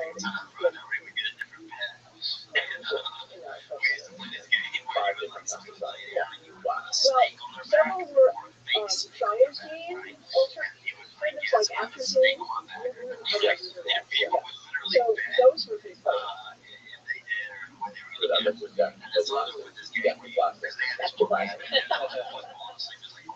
Maybe the people that you didn't study are the occupation workers. Absolutely. Give them workers on farms. Not abundantly. I didn't explain it. There were some, but pesticides exposure is occupational, but it's also through the air and water. And through the food, which of course is distributed. So everybody gets exposed to pesticides. And yes, the sprayers and the applicators of pesticides are more exposed, but we had very few. We also asked them how many miles they lived from the farm, to look at that. So, this one said the European study also found significant differences between their 4 cities, particularly between Finland and Denmark, where Finland was high and Denmark was low. But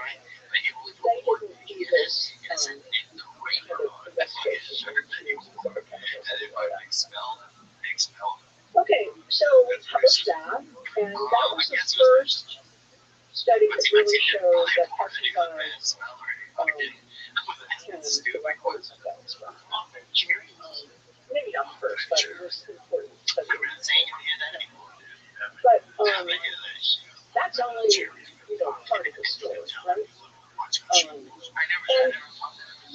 they asked later, let's see how much later,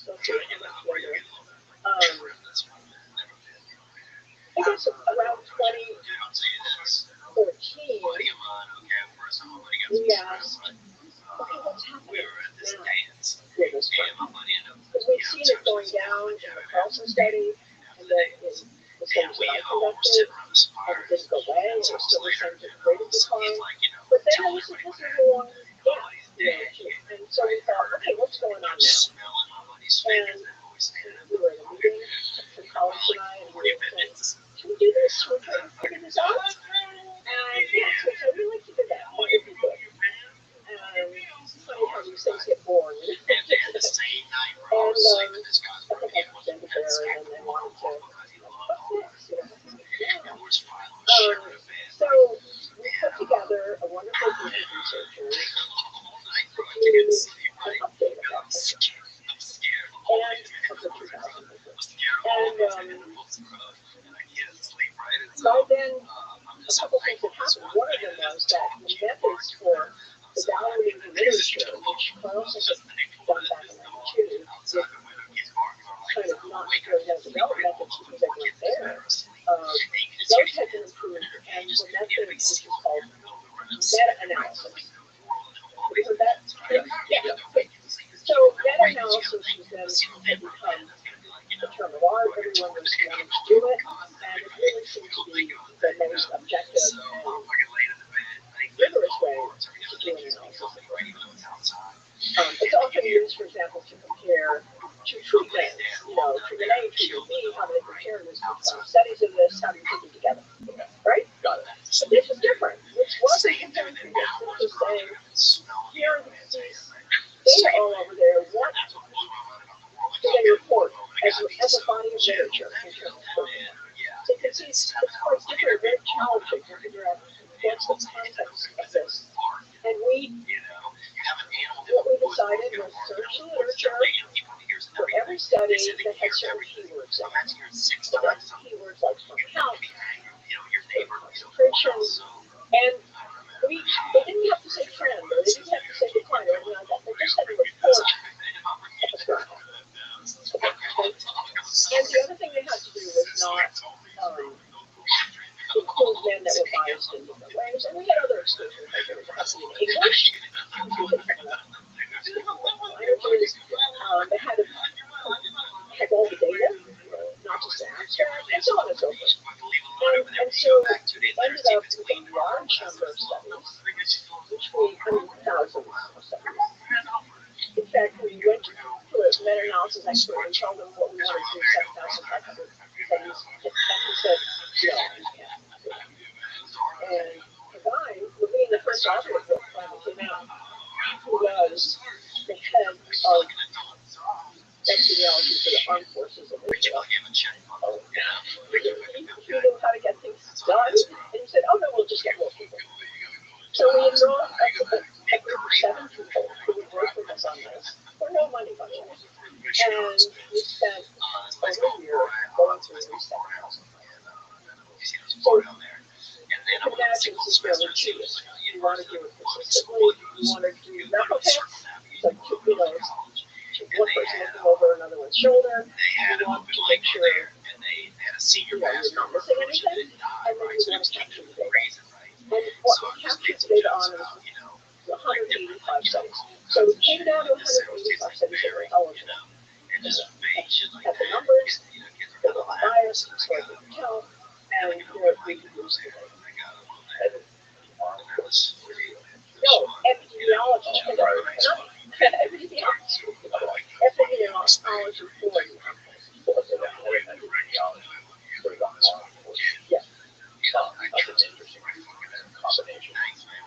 He was an epidemiologist, and he was studying on horses, and yeah. Anyway, that's really not really important, except to say that the guy. That's it. one of the things that was talked about mentioned that sperm banks, specifically in California, the processes and some of the criteria that in which they evaluate people to be eligible to donate sperm are insane. I think it's easier to get accepted to Harvard than just to donate sperm that way makes California. Yeah. You're not really get certain age to be educated to a certain level. What are the other criteria? Health criteria, and I don't actually remember. We went to that sperm bank, sperm bank in California, and talked to them, and that's where we got that information. But that sperm banks are not going to be in this study. You see, because to get to a sperm bank, you have to have a certain quality of sperm. So, and that's due to what the women request mostly, right? That they want. No, a sperm bank will not accept sperm that's below standard WHO standards for single father. It's not about what the women might want something having to do with the man's interest or education or height or whatever. Had to be about like 4'5'8" or Something like that, yeah. But what we cared about was their sperm. And because they're selected to be in the sperm bank, they're actually sperm donors, they're going to be way above average, right? And so we didn't include them in this study that we're talking about, the men. Right. Yeah. So that study started at that meeting in 2014, and it was finally published in 2017. And, just blew me away that it had the same results basically as concept. Still 50% in 15 years, still 1% per year. But that, we did two things that were very different from what concept did. One is we separated countries by geography. So that's why. Yeah. So what I had seen in my 2000 publication was that there were very few studies from what we ended up calling other, and then a lot most from Western. I'm putting air quotes because it's, you have to define what that is. So Western was Europe, North America, Australia, and New Zealand. Okay. And those are the places where there were a lot of children. And these are countries that are Westernized, whatever that means. The other countries, South America, Asia, Africa, had very few. And because, here's the kicker, because the non-Western studies were late in the time period, when you think of the line, they were all up to the right of the line. That's where they came in. There weren't any early studies, very few from the non-Western countries. That means that there's a bias that the end of the early years have mostly contributions from Western studies, whereas the late years have a number of, fair amount of contributions from other countries. And so that's called confounding. You can't separate the effect of geography from time because they're misstudies, right? And so in order to do that, we did what's called stratifying. So we divided the studies into Western and other. And then we could look at the slope specifically Western and specifically other, right? We're going to make you into an empty. Okay, so then the other way we stratified was what kind of men were these? Yeah, how we categorize them. And the way we categorized them was the two groups. Those men who were known to be fertile. Okay, that means they'd had a child, or they were married to a pregnant woman. And the other ones were what's called unselected. They had not been. So the fertile men were selected in some way. They had proved them. Okay. There's a question about whether they should have been in there at all, because generally we tried not to select on anything that was related to sperm count. But we kept them in there because they were some very good, my son, European course that he studied, and it seemed like we wanted to see what's going on with those men too. So we kept them separate, fertile men, and the other men who did not know their sperm count, did not know their fertility, were the most representative. So you see, they're ignorant, so they can't select in or select out on that basis. Right. So 4 groups, 4 slopes, and the strongest slope was this unselected Western man, and that's where about half of the men were. And that's the one that's very much the same. What was the earliest that they started measuring sperm count in Western countries? In our study? Yes. 73. 73. Yeah. Okay. And it's gone, or sperm count specifically that has gone down by 1% a year, and it's now stayed up to 2.5%. We'll get to that. Yeah, 1% per year means, in that study, At what, sorry for jumping in. At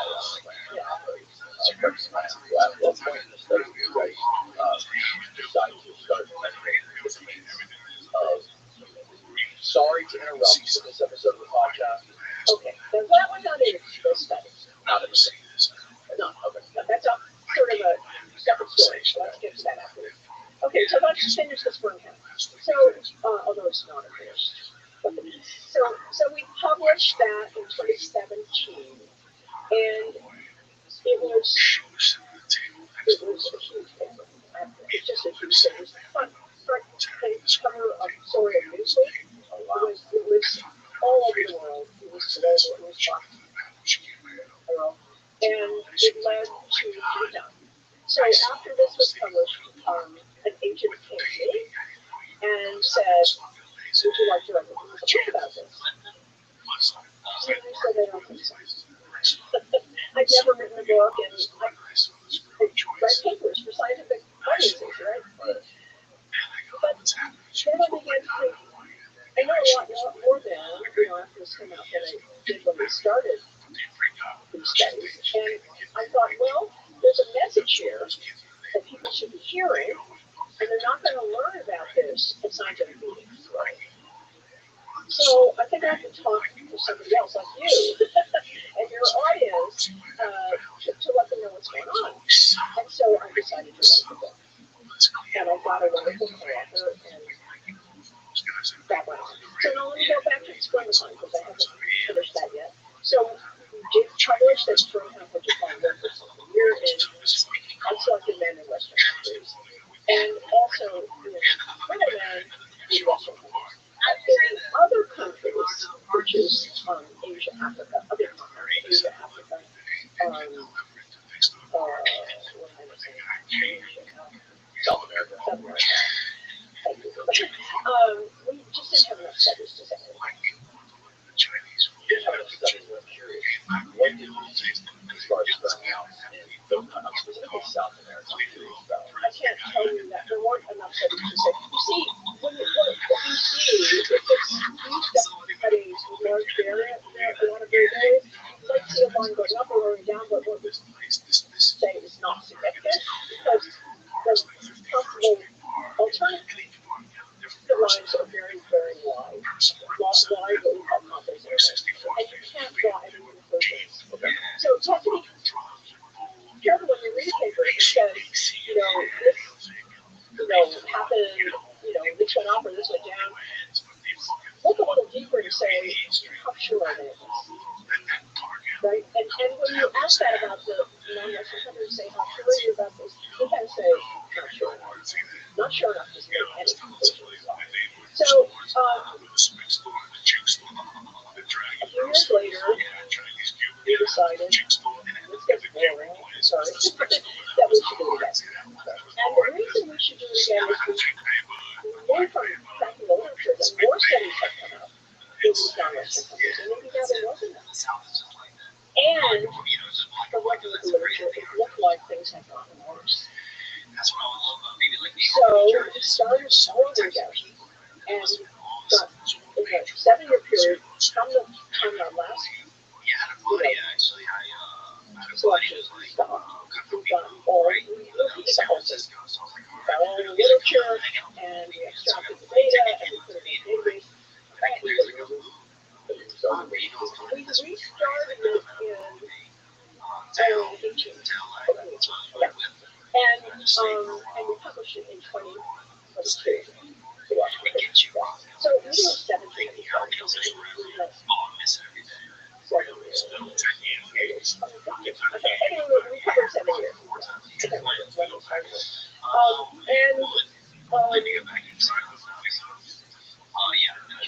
One is, yes, there were enough studies around the features now to say that in unselected men there was a significant difference. Okay? So that's answered that. And we have to go on. Of course, we do this again and again every next year. But maybe more alarming, and this is what you alluded to, I think, right, that the 1% decline that we had seen in the past was now, if you look at studies in recent years, that was from 2000 to, I think it was 2015, I think that's right. The rate was 2.6% per year. Right? So, wow. Not only have people not listened to this, they haven't done anything to make it work. So, that path from when I started looking at this about 95 to this publication in 2022, right, where I am absolutely convinced that there is a worldwide decline. Let's take a breath and say, what else? And why is this happening? You aren't the one asking the question, so I'm just going to stop here and think about it. So, okay, so those first studies basically found out that the starting count went down, and you started looking for sort of things that correlate with the environment, or with, that was basically beyond the lifestyle, right? So what do you look at beyond lifestyle that can have a major impact on it? What was like sort of the lowest hanging fruit that you noticed was having a negative impact?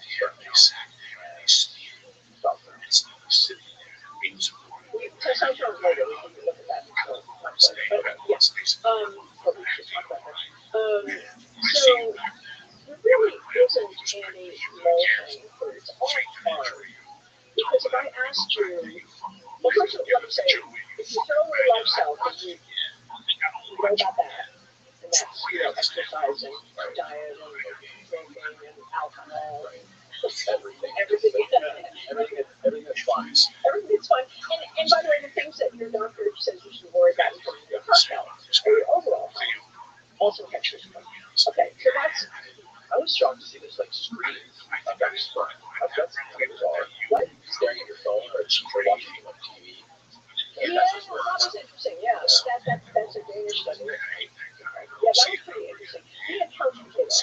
Right. It's tied to that. So you're watching your screen, you're not outside exercising. You're not riding your bike. You're not, right? So it's never one factor at a time. Yeah, not so much to do with the light jumping to your retina, or to do with like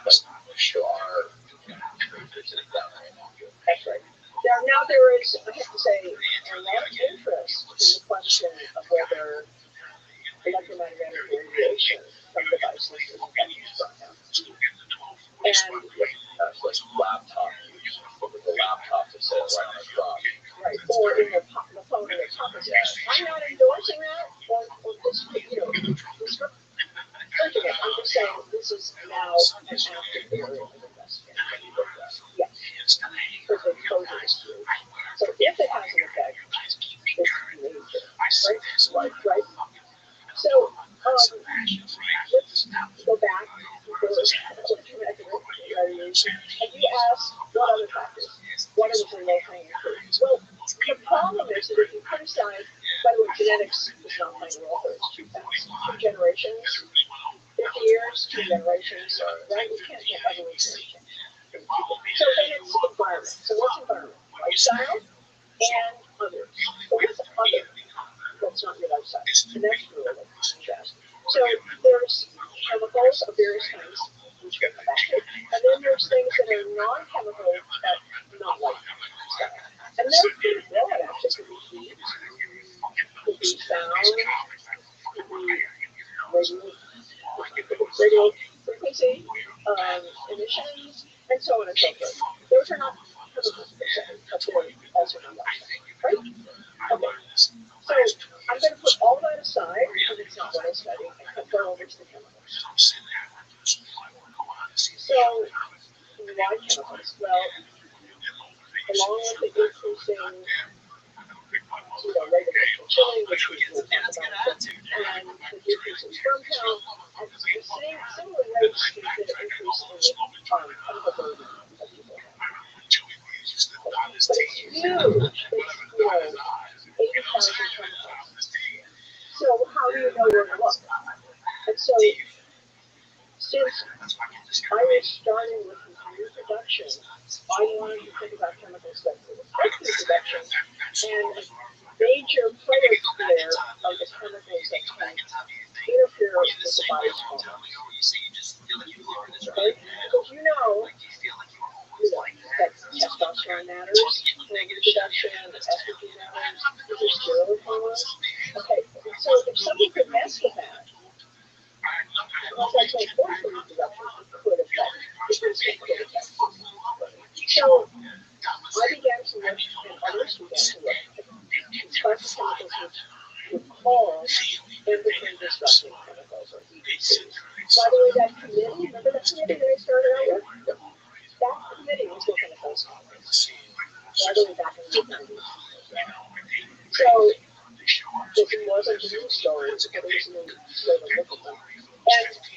And so I began to focus on the chemicals that could affect reproduction.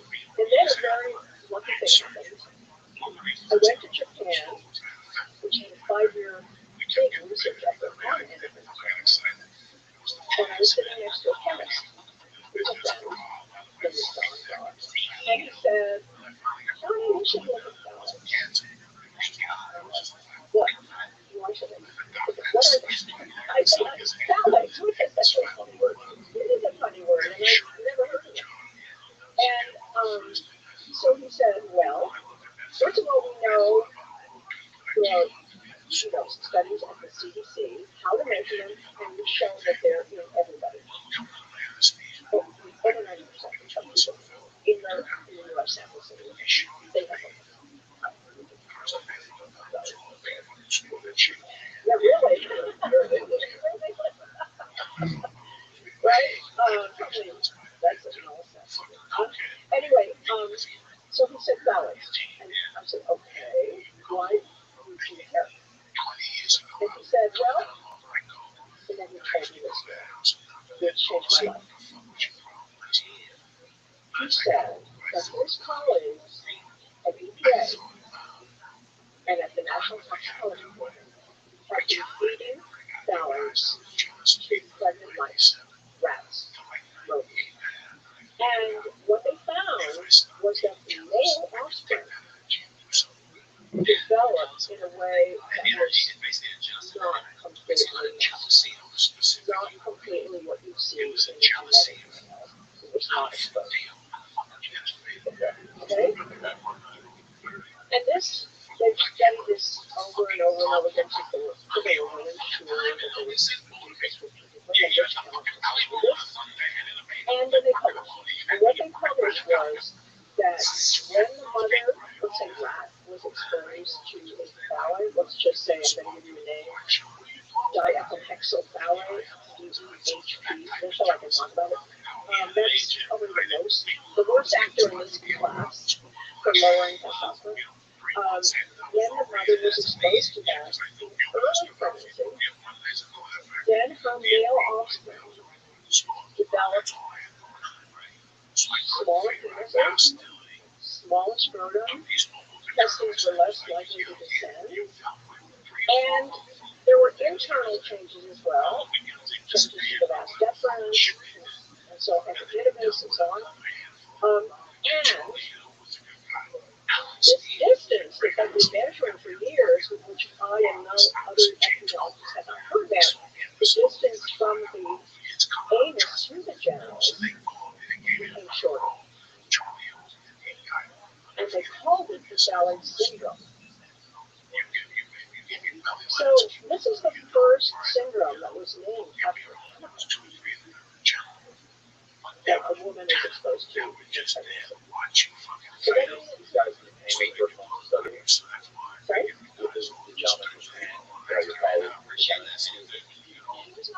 Japanese, he was American, at CDC, American. Oh, he was at CDC. Yeah, he studied the chemistry, but the people who saw this and discovered this in rodents were Earl Gray and Paul Foster at the EPA and National Toxicology.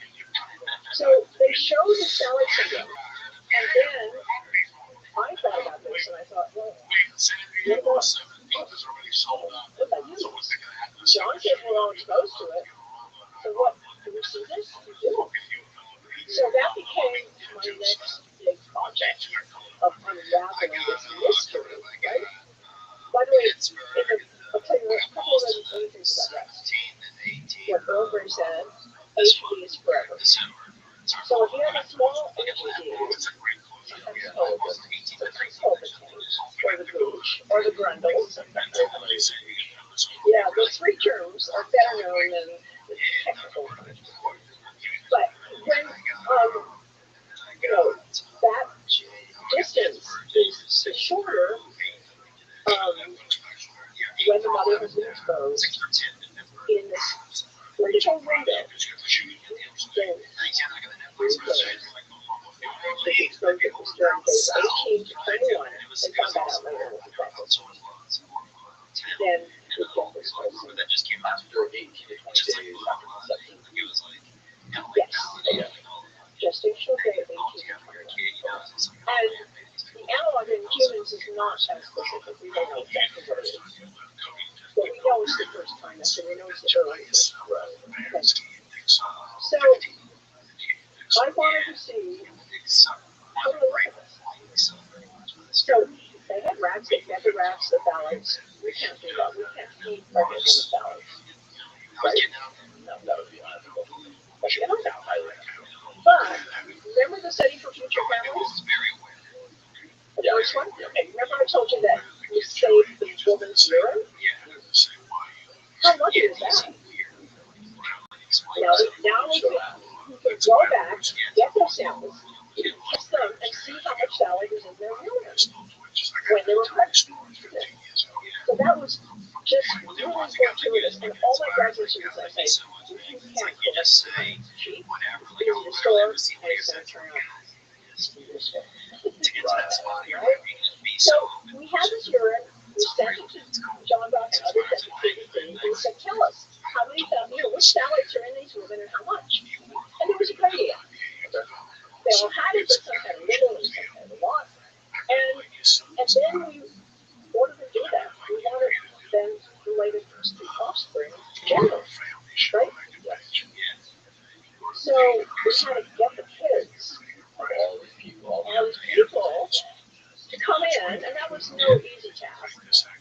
But we got many of them. We didn't get them all. We got many of them. Oh my gosh. Yeah, we should look it up. But it was in the hundred, like several hundred. Yeah. By the way, what is this rat, Stephen?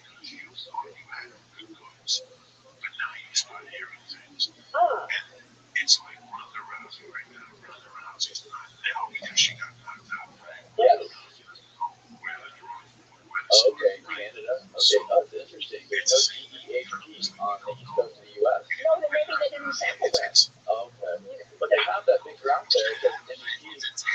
So there's a bunch of red in the New York area. Yeah. And NDP. Where's that little? Okay, that's like Europe or Western Europe. I actually don't believe there's anywhere between There's a giant spike right on, like, what is that, Iran or Saudi Arabia? A giant one. But ME is mostly MEP, red, and DEH. So MEP, monoethyl phthalate, in personal care products, fragrance, skincare products, makeup, that's very valid. Nail polish, like that. MEP is a big part of that. It's not actually one of the worst actors in terms of being anti-androgen, but So the DEHP is DHT is the worst, and then dibutyl phthalate, DEP, and CP, then dibutyl phthalate. And now what's interesting, there are new ones. We can talk about that. The new ones that are coming. So where were we? Yeah, so I wanted to figure out, so John, others at CDC, got the samples, and did the measurements, right? And we got the children. And then the question is, what do you look at in the children? So it wasn't obvious what an HEV was in a child. We knew it wasn't a rat. But what was the testing? So it took a while, a couple of pilot studies, to actually figure out how to replicate the rat exam, if you will, to an infant pediatricians and developers and stuff, so we can do it reliably, repeatedly, and consistently, every time. And once we figured out what that exam was going to be, we brought the babies in, and with the laboratory measured the syndrome markers in these children. Okay, so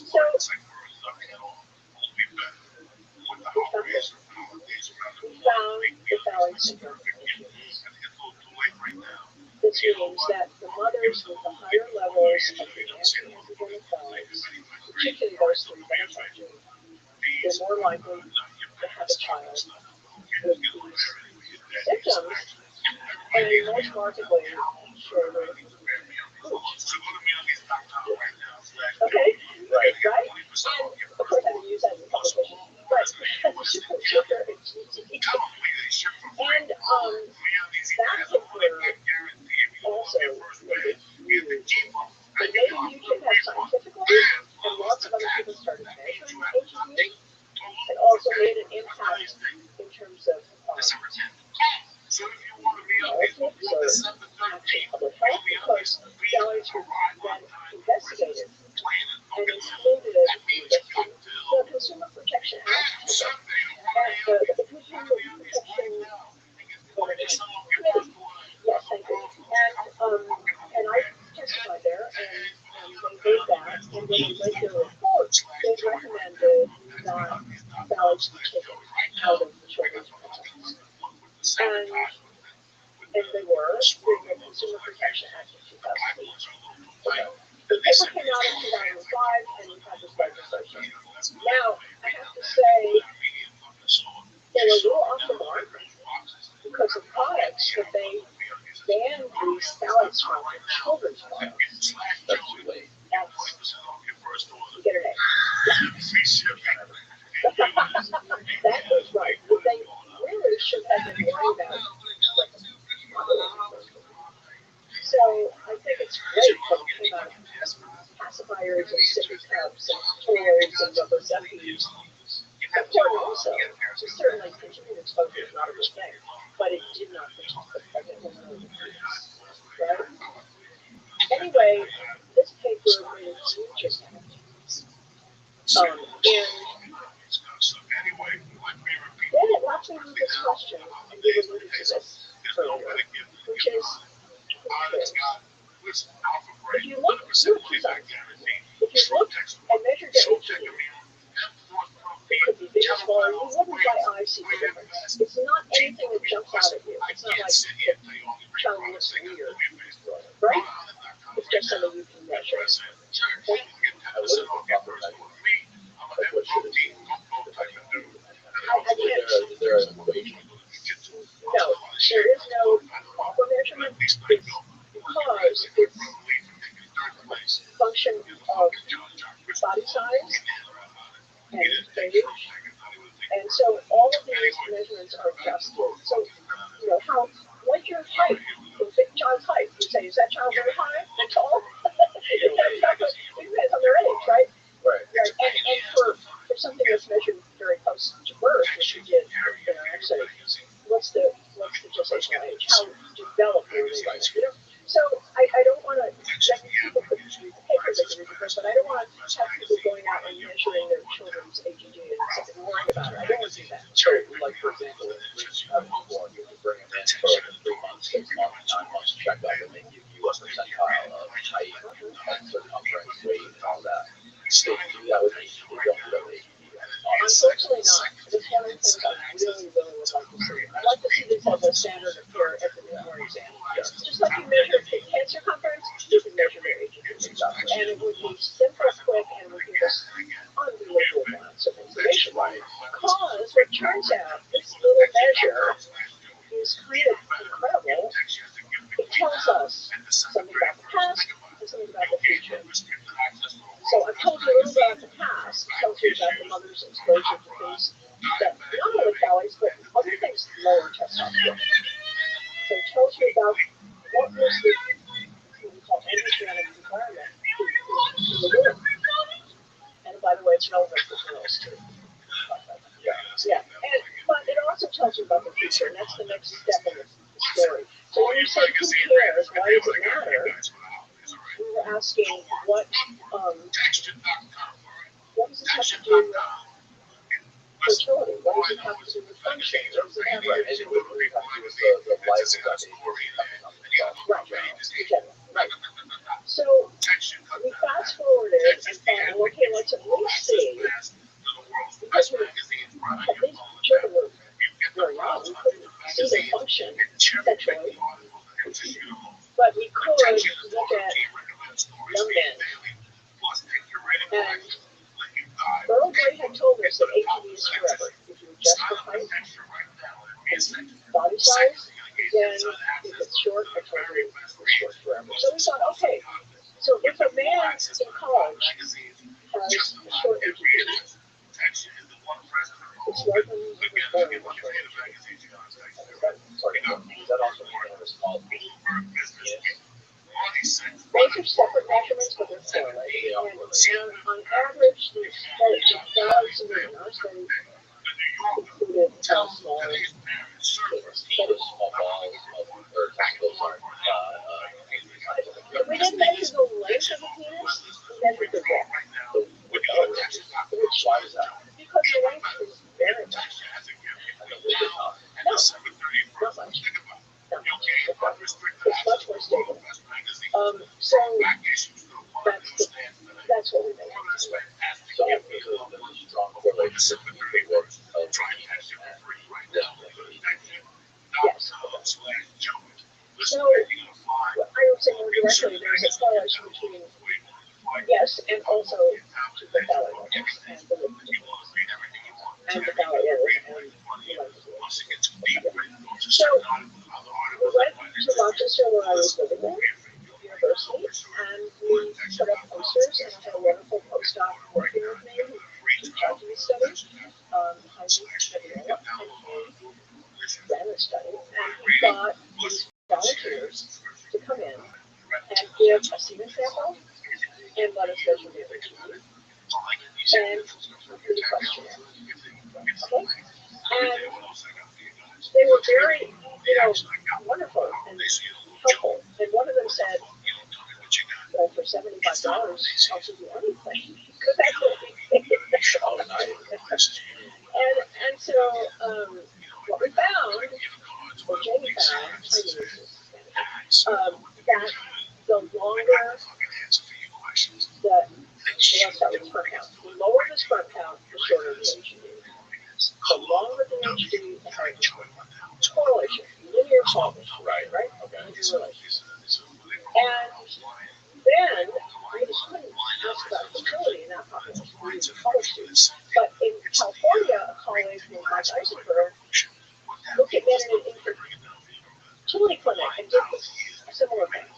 He got the sperm count and he got the AGD, and he showed that, again, that it was related to sperm count related, but also that fertile men had a longer AGD.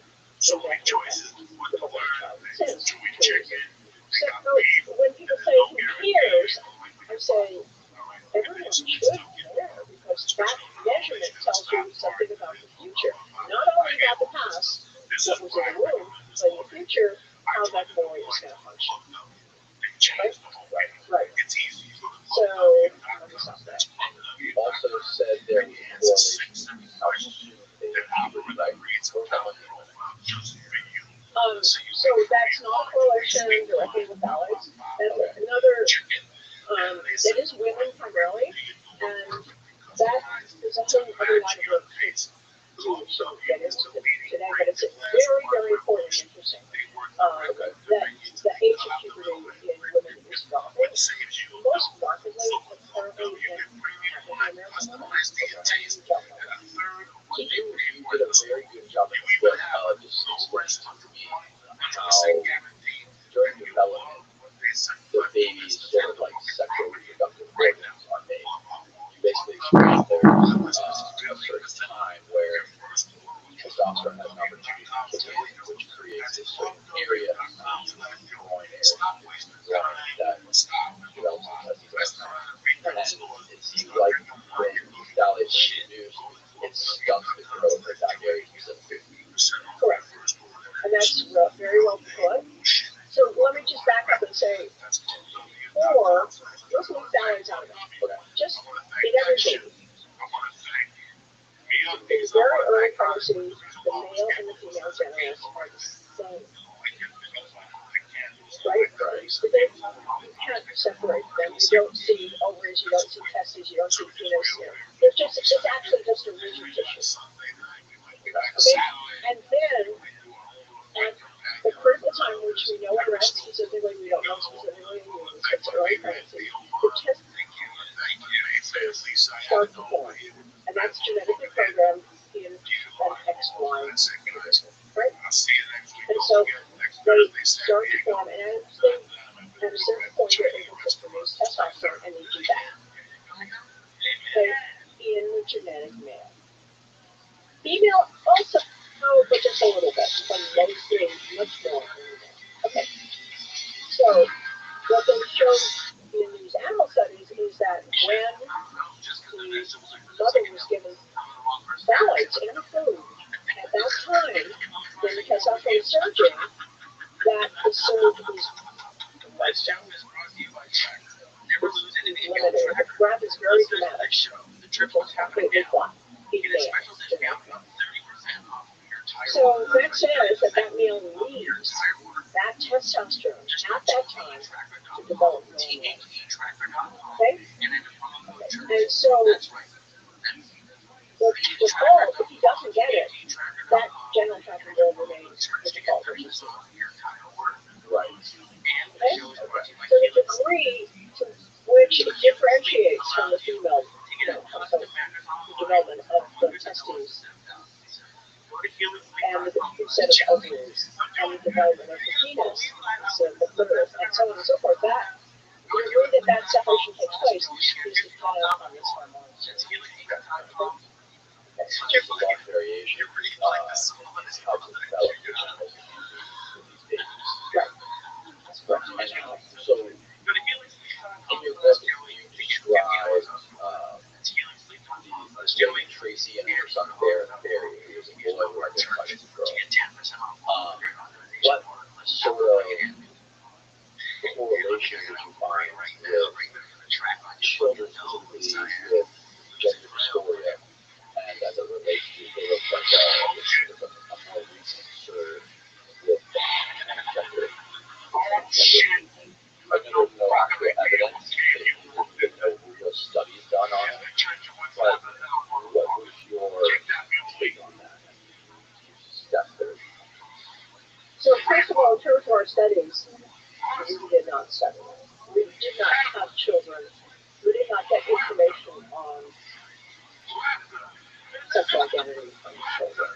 That is an important study, and it should be done, and that should be related to chemicals that they were exposed to. But that has not been done. My suspicion is that just as the genitals differentiate into that, the brain also does. We know that there are, for example, men. This is a stereotype, okay? And it's such a stereotype. It's a very politically very difficult. But there are certain things like socialization seems to be easier for females, and spatial ability to manipulate things spatially, which is testosterone dependent, seems to be stronger in genetic men. That's testosterone. Spatial, Like visual, spatial. yes. You ask men to rotate a figure in space in their minds, they can do that and much more quickly and easily than females. That's a thrill, right? No, it's not. I don't know. Okay. But my understanding is it's true. Okay. Not true. Okay. So in any case, there is a difference. No question, there's some differences in the development of the brain, and that these are governed by in part by testosterone as well as the genetics. So it's very conceivable to me that possibly the surge of chemicals which can impact the body's hormones might be doing something somewhat different in the brain and in the genitals. So they could have the little effect on the genitals, and physiologically the child could be male typical, because of genetic male, but perhaps the surge to the brain has limited the development in that direction. So this is just a wild hypothesis and maybe totally wrong, but I believe that these changes that are important and hormonally driven are happening in utero. So I think that whatever we find as we go down the road for gender dysphoria is going to relate to exposures in utero. That's the only hypothesis I have. Whether it's going to be due to a specific chemical or a class of chemicals or not. And let me just say that this whole area is very difficult because it's difficult for trans people, and I understand it because it medicalizes the identity. It says, why would you love this? And we don't ask that generally. And it's similar concerns for people who have other versions atypical development, for example, ASD. What how did that work? I'm not sure that question is yet we've learned how to phrase that question in a way that does not make people feel that the way they are is the way they should not be. And I don't want to give that impression. Right, but it seems like that's very important, especially when it relates to some of these chemicals that are in our everyday life.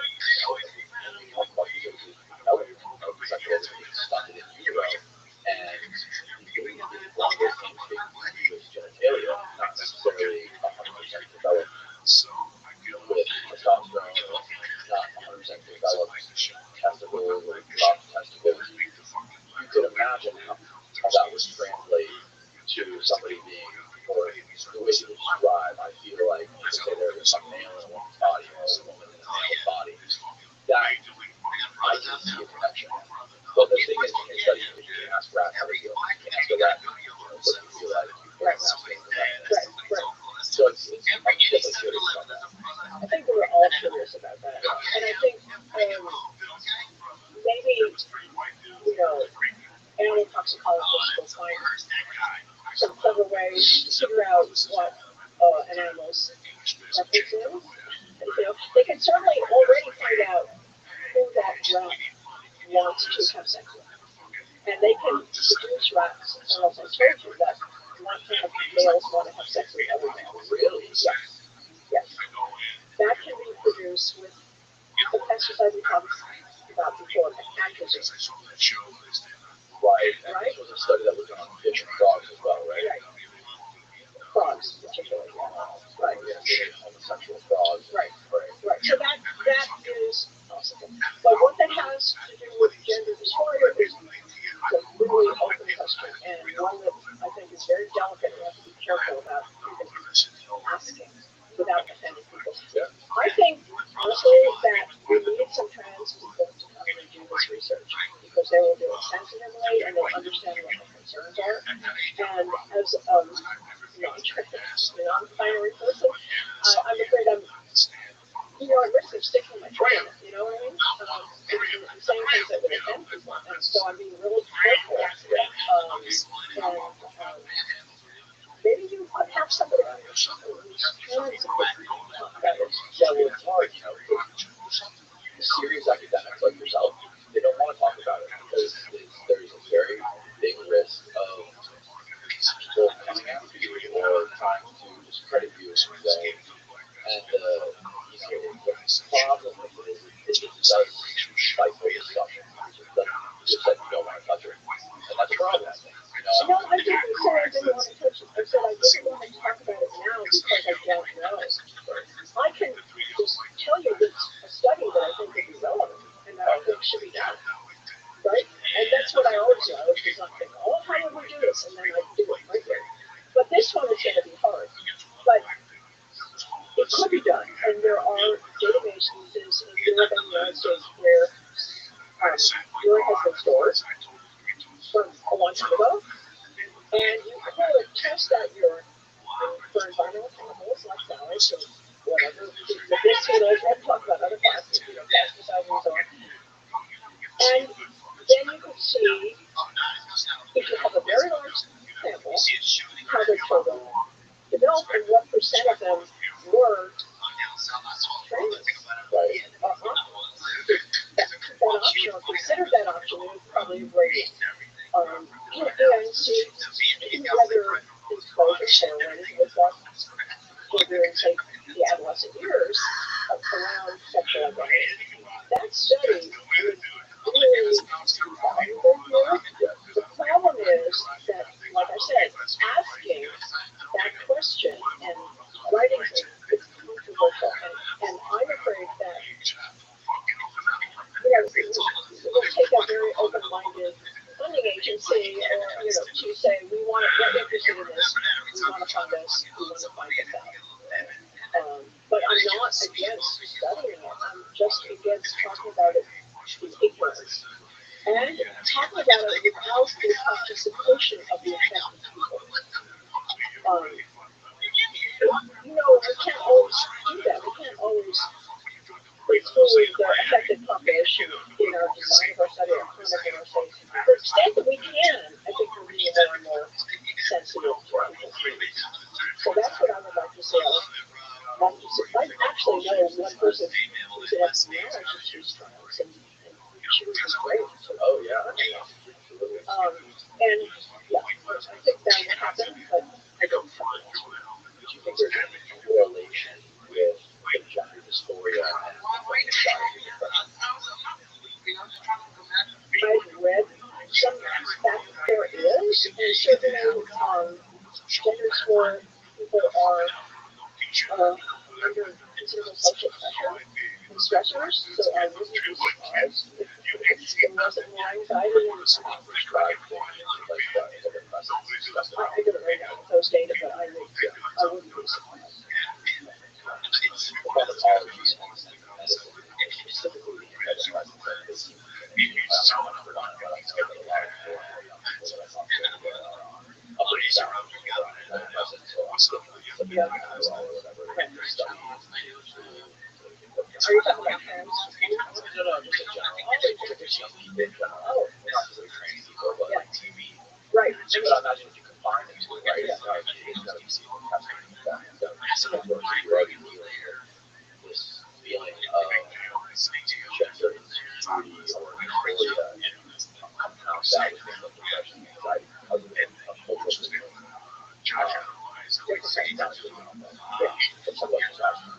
Talk about testosterone. So how does testosterone work exactly with all of this? So obviously testosterone is very key here for it's important for the production, development of testes, the production of sperm. And by the way, now that more and more young men are seeking testosterone what they're getting into. I'm concerned because they're not going to have adequate strength when they get around to so, yeah, I've been on some of these online Reddit forums that talk about testosterone. It's basically the website that's about just talk about testosterone. yes. But there's lots of kids on there, like the bodybuilders, who are in their early late teens, early 20s, that are, a lot of them, some not, but some getting their blood work done beforehand and having a big testosterone. So they're talking about how their testosterone goes from 1 to 200 nanograms per deciliter, which is on the very, very bottom of the scale. That's just a huge difference. These guys getting on testosterone because it's just the trade-off. Like, do I start testosterone therapy and feel great, feel like a normal person, and be able to go to the gym and feel healthy, and sacrifice not being able to have kids? Like, it's a very heated sort of topic because it's so, there's an obvious trade-off to doing that. Like, there's a huge advantage to doing it too because you feel so good. So, the information I have about testosterone, which is increasing as I study this more, is that it is declining just as sperm count, and probably at a comparable rate. And because we know that many environmental chemicals have the ability to lower testosterone, it's very plausible that that's why this is happening, right? But that doesn't actually mean that we have to do something similar, that we did with, for example, those Rochester young men. And we were just getting an idea that we might be able to do this. We could maybe, if we have those samples still stored, measure the testosterone, which we didn't do in those young men and relate it to the balance, which we did measure. Right. Remember I told you that maybe we've just started a study here. Wow. Yeah. That would be really, really interesting. Or maybe not in these men, but some population where we lose prenatal exposure, because I do think that that's where it's happening. And then we kind of measure testosterone maybe several points in a young man's life to see whether there's a relationship. So that's it. I give that out to people if they're listening, but they can do a study, they can contact me and we'll put this together. Yes, we'll include your contact information below. So, testosterone. Sperm count is declining currently by 2.5% per year. Do you know what the number is for testosterone? How that's declining per year? The study, no, and the studies on testosterone are not recent. They're not as recent as the ones in terms of look, that little upgrade we did and then with it. Yes. Yeah, we haven't done that for testosterone. Okay. So we will do that. And then I can come back and tell you. Okay. Testosterone is very much linked to cardiovascular health, cognitive function, many things. Yes, and by the way, so is sperm count. Really? Yes. I thought sperm count was just because it's tied to testosterone. And it's hard to separate, isn't it? Because they're intimate. It's one that kind of confounding we were talking about. But I will tell you that there's a number of studies now that show that men with low sperm count have more cardiovascular disease, have more diabetes, have more reproductive cancers, and die younger. So it's a marker of overall health, right? As is infertility, as is women's infertility, by the way. So all of these things are not, they don't stand alone. It's part of a mixed, complicated picture where you're all right. I wonder if you had somebody who was like a young boy with their and that killed all his sperm, and he wasn't able to produce sperm.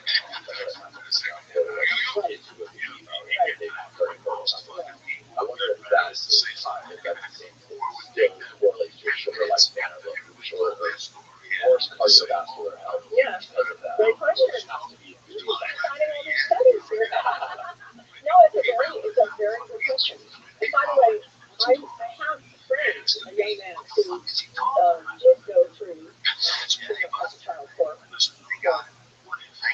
cancer, and he did banks of sperm. And he was told that he was aspermic, had no sperm in his urethra, but in fact he did conceive a child. Yeah, how did that happen? Well, they missed it. Counting is not a, you have a guarantee of counting every sperm, and he had some left. It's possible, and he walked out. And he is very well and healthy, and I'm happy to say. So it is not an absolute. Who was the name? Oh, I'm sorry, we talked about it last night. Who was the name of the gentleman who studies on flies and frogs and so forth? Tyrone Hayes. Tyrone Hayes. Okay, he's a Berkeley. He's a Berkeley, yes. Okay. He died.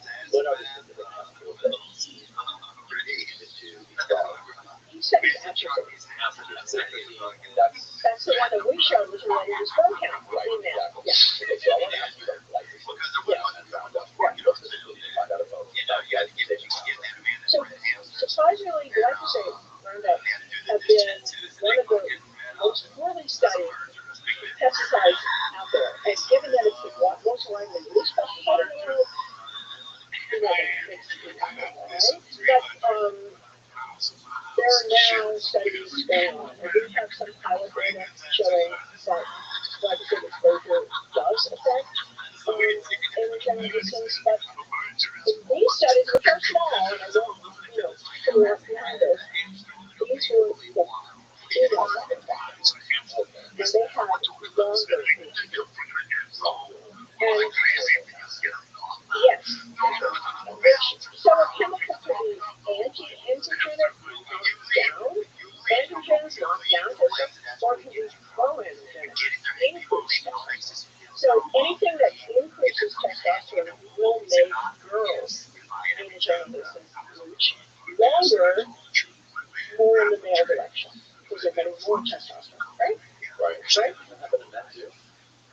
No, because they're already so high that the amount that can be increased by an exposure would be but if you're very low and you get an increase, it could double your exposure. And so, but this is very, very tentative, and this is an area of very current study that people are looking at the effects of glyphosate. Various obesity, lots and lots of things. It's one of the hot things. Yeah. It seems like all of this is put it on the same bucket of our problem trying to create it. And one of the big problems is like what's taking Roundup.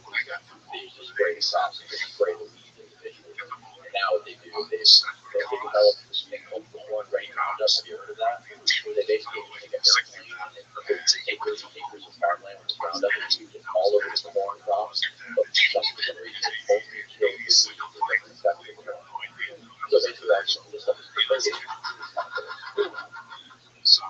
That's not good. That's not good. Yeah. And this just goes back to what we're doing now because it's obviously but how do we turn the shift? Like all of these massive plastic and chemical companies that I'm sure have billions of dollars and have lobbying behind them. How do you convince them that this is a problem? How do you convince them to leave billions of dollars on the table and from their perspective, they're like, okay, we'll have thousands of people unemployed and potentially collapse our corporate empires for a benefit that will be seen in hundreds of potentially right generations or more than that. I think benefits will be seen more quickly. I think that what might turn the tide is some specific individuals who have personal concerns. So some powerful person who has unable to have grandchildren, or they are unable to have a child, or they see various problems related to these exposures in their family, in themselves. I think, that's why people don't make money. appreciative that many donors are donating because of the own personal experience. So I don't know. I mean that might be one way to so as we get this information out to more and more people, hopefully more people will be concerned. So a couple of things. One is you can take personal action. And that's good, and I definitely recommend it. And in the book, there's a couple of chapters about things you can do. We can talk about that. And I'm not putting those down at all. Those are very important. And also make us feel that we're doing something, which we are. We can take shape action by, sending letters, and that's, nobody wants to do that, right? Realistically, I don't know. More podcasts, maybe we can do something. I think the first thing is that people have to know that this is a problem. As Joe Rogan said, why don't we know about this? Right? And that's why I'm talking to everybody I can, so that people know about it. I think that's what happened with climate. So originally there were, scientists and others that were speaking, very forcefully about climate, but they weren't being heard. And then, partially through personal experience of hurricanes, floods, whatever, people became more concerned, personally concerned. And then they began to take more action. We started out by saying,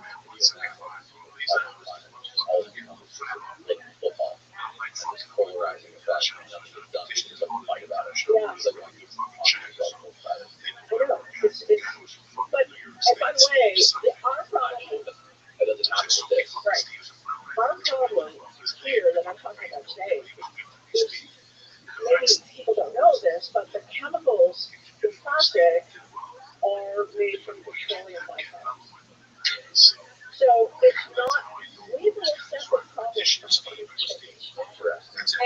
And one of my concerns, and concerns of many people in the field, that as we start pulling, making fuel and for homes and cars and so on out of other products other than fossil fuels, then those regimes will have to go somewhere, and they'll go into more plastic. In other words, that changing the source of our energy away from fossil fuels will increase the problem with plastic. Yes, as a society, say, okay, we're going to go to clean energy, we're going to go, right? So we're not going to use fossil fuels. So what's going to happen to those fossil fuels? Right? And they can be put into plastic. And so there'll be more.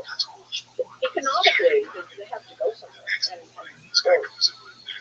Oh, I see what you're saying. So they're out there, and their use probably will increase as in these areas, household products and so on, as we decrease. So that's, who knows, that's a speculation. But it's a concern of mine.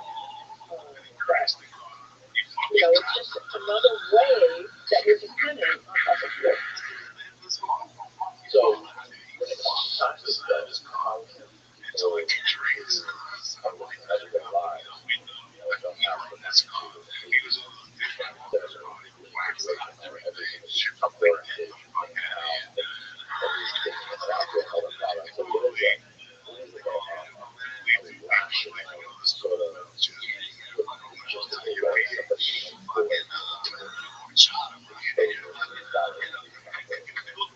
I told you I got rid of all my plastic baby bottles and they were like, throw them all away. Got glass. That's great. But that's good. Right. So, to the extent that you can, if you can eat unprocessed foods, like carrots in a bunch, lettuce in a head. Yeah, that's true. Here's the thing about chemicals, even the plastic, if they're warm or if there's liquid, it's more likely, if it's in China, it's warm and liquid, it's more likely for the phthalates to, or the phenols to leave the plastic, right? So, carrots are not so warm,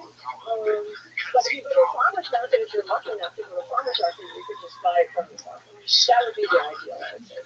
I think I told you yesterday about an experiment where they took this farm, and some of the cows were milked by hand, and some of the cows were milked by milking machine. And the cows that were milked by hand had no phthalates in their milk, and farmers that and those cows that were milked by the milking machine, that milk had phthalates. So it's really hard to know, how to avoid them. If you go and buy a container of milk, even if it says organic on it, that could have been processed through the milking machine. Okay. Yeah, I mean, it's ridiculous. You watch the grocery store, all the labels that are on every single product, the FDA's papers and all that stuff. No. So you're asking something things people can do. So I would say, if you can afford it, eat organic, because a fruit organic food keeps out most pesticides. Phthalates are, by the way, also pesticides as well. Bigger ingredients. So they increase absorption of the molecules. And in general, organic food is wonderful with respect to environmental risks. Okay? So I would say if you can afford it, and not everyone can, get to buy organic food. Farmer, I feel like that farmer is working or something. But and try to avoid fast food. These tend to be ultra processed. So again, I said economics are something that we have to, grab a meal at the end of those huge long day, But so then in the home, besides food, we talked about this, but we need to treat the water because we now know that water contains lots and lots of micro and nanoplastic, and I would prefer not to drink that myself. So I distill my water, and I have used it reverse osmosis. Those are both very good ways of treating water. You can also get a filtration system, which is a little more problematic because you have to change the filter. But don't buy water in plastic bottles. Right? So Especially if it's fucking bottles in the same car or something. Right. Don't leave water in plastic bottles in your car. And then as far as air, all air environment,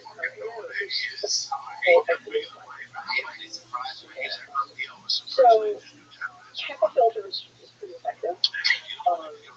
Another thing that's effective is to put some big issues at the door, then you're not bringing in those particles from the outside and vacuum with the HEPA filter.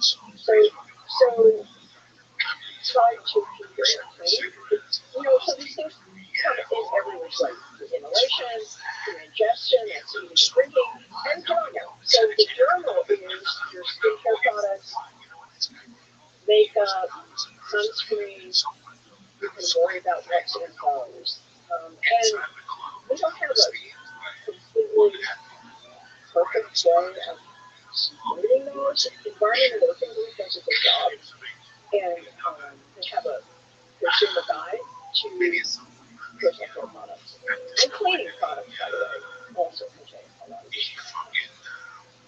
So I would say going to some of the guides we suggest in the book, or some of the haven't suggested, but you can look for on the web. Try to buy products that have been screened to some extent, not very thoroughly, I would say, but to some extent to be free.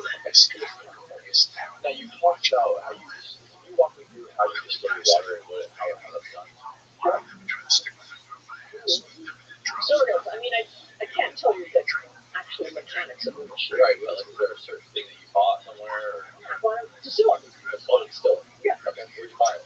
On a ranch. Okay. Search for distillers. I would put, we don't mind countertop distillers. Yeah, because you don't want something that's going to be huge for business or, but countertop, home distillers. Okay. This one of these you sit on the counter? No, the one on the left is actually. But it doesn't mean it's bad. And that's how it works. You get a fill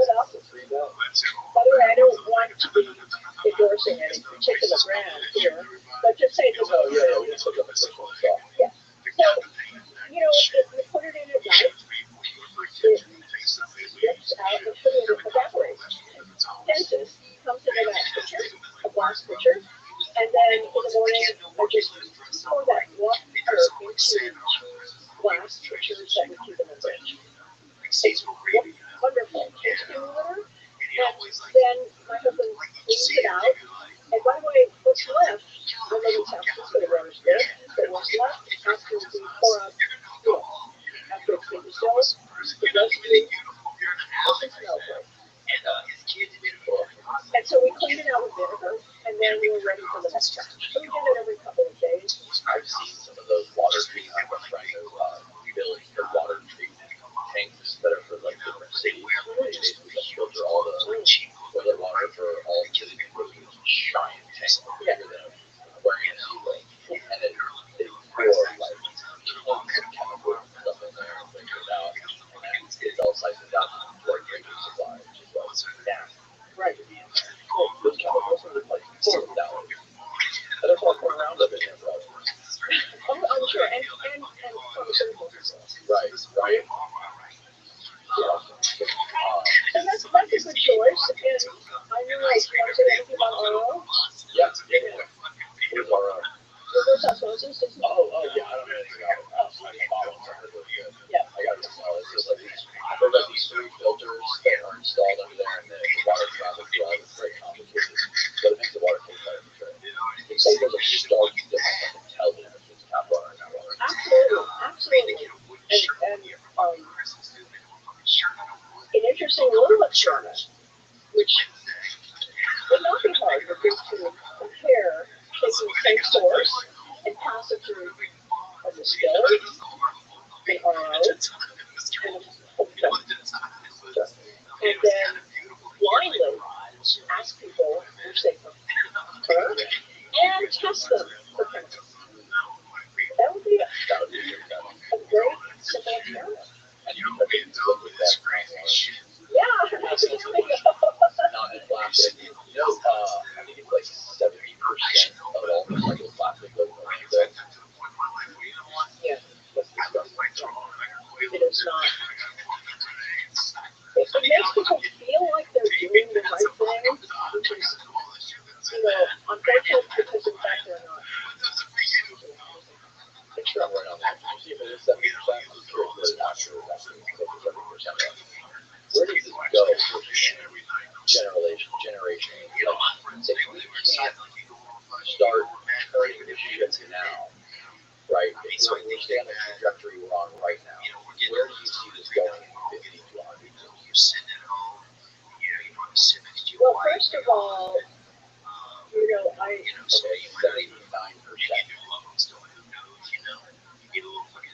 Only 9% has been recycled, the vast majority is 7%. And you mentioned in your book, so 79% goes into landfill, but you mentioned in your book there's this giant floating island in the middle of the ocean, the size of Texas, right? Yeah. So all this plastic junk. I think that's pretty well known. That's the Great Garbage Patch. Yeah, and people have seen, probably are tired of seeing all these animals, fish, turtles, with plastic around their neck, and the impact of these chemicals on wildlife is tragic.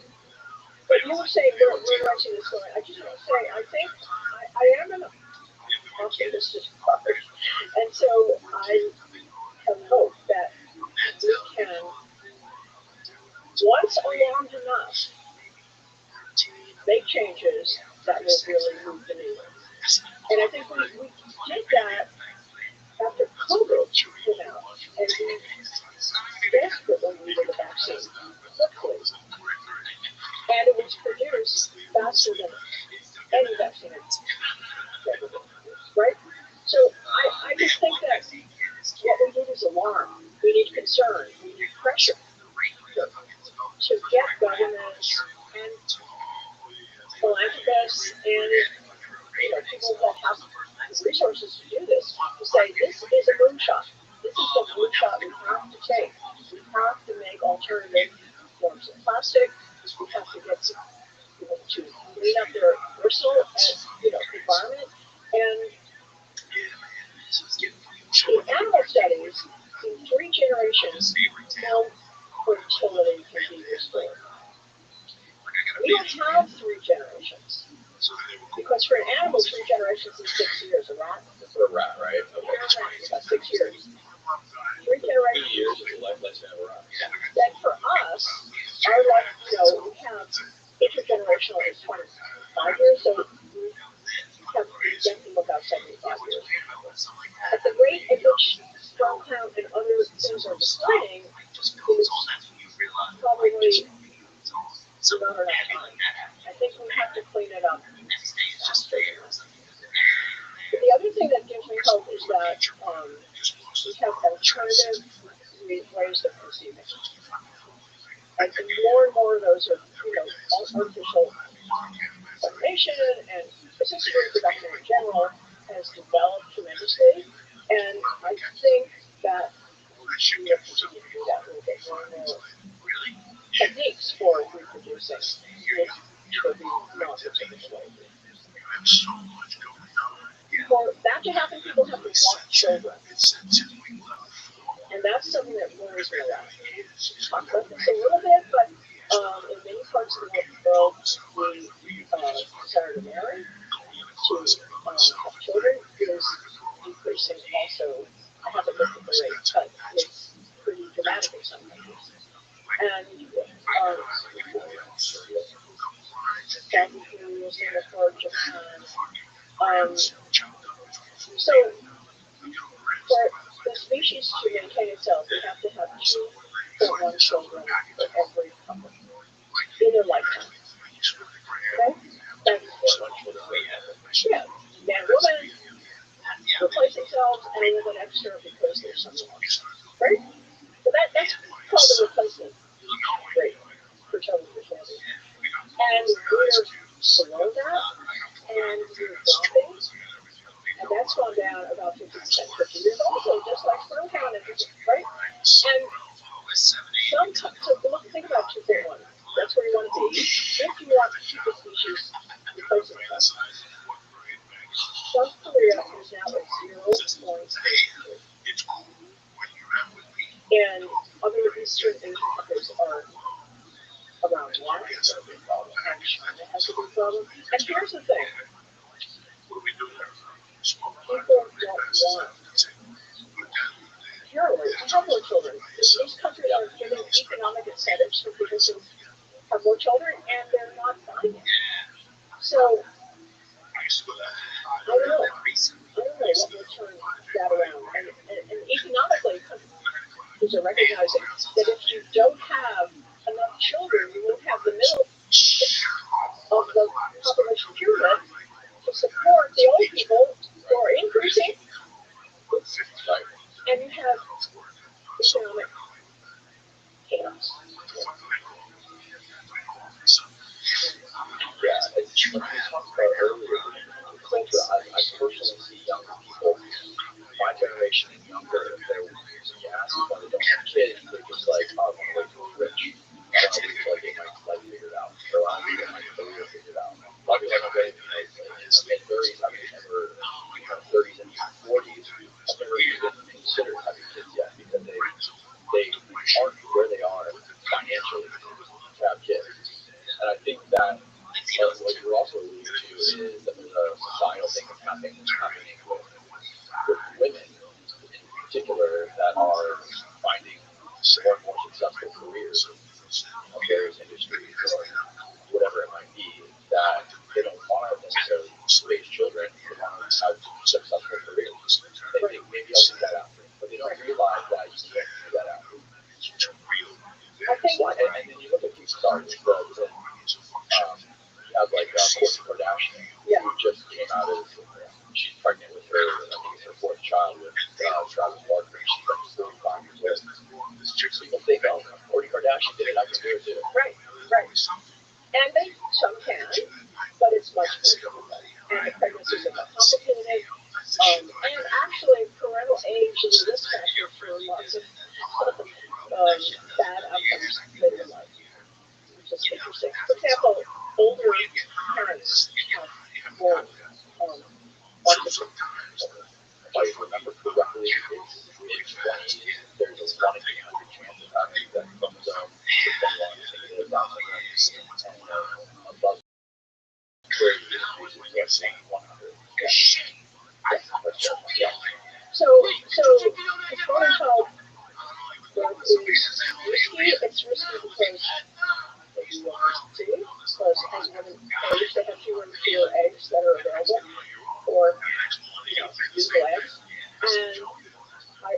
cases of chromosomal abnormalities in the sperm. And so more chances for failure of that pregnancy. And by the way, we don't talk about this, but if you look at couples going for assisted reproduction and test their urine, and that's the man and the woman, the presence of a number of these inducing chemicals in the urine affects the success of that attempt to conceive that pregnancy. The embryo quality, the number of embryos retrieved, the embryo quality, the number of eggs retrieved, the embryo quality, the implantation rates, and the birth rates are all affected by the chemicals in urine. And that's a study out of many studies out of Harvard, a lot of what's called the birth studies, and other people are looking at that too. But it's not just affecting the fetus in utero, it's affecting the fetus before it gets there. Well, it's not a fetus that, but affecting the eggs, affecting the sperm, affecting what after they get put together, and even affecting the embryo, even after it's been implanted. So there's risks all along the way for the failure of this process.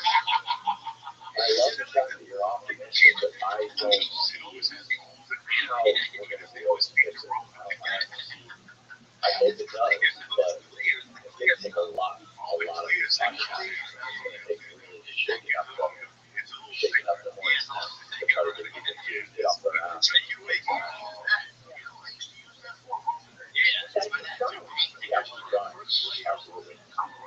So can you mention that we should talk about? Yeah, I would like to just say that it's not just humans, right? So, I mean, there's a lot of information on the kinds of species, insect decline, insect epidemic, rate decline, that we already talked about, right? And now there are studies that show even sperm count in horses and dogs is declining as well as humans. So, of course, animals living in the environment or domestic animals are going to be exposed. Those domestic animals, those dogs, to the same air that we are, and the same water that we are, and probably they have a lot of good stuff in their food that I've never analyzed. But and then in the wildlife, like the alligators and like the papa that were producing smaller and smaller litters, and by the way, having smaller anogenital tissues, smaller penises, right? Penis size. That was the first thing that really showed was that alligators and like the papa had smaller penis. Like the papas can contaminate pesticides. So that was how it was that. It was like in the 90s. And so this is not a new story, and it's not just a human story. That's the point. What I don't think I'm talking about we can get into, but it's a planetary story, right?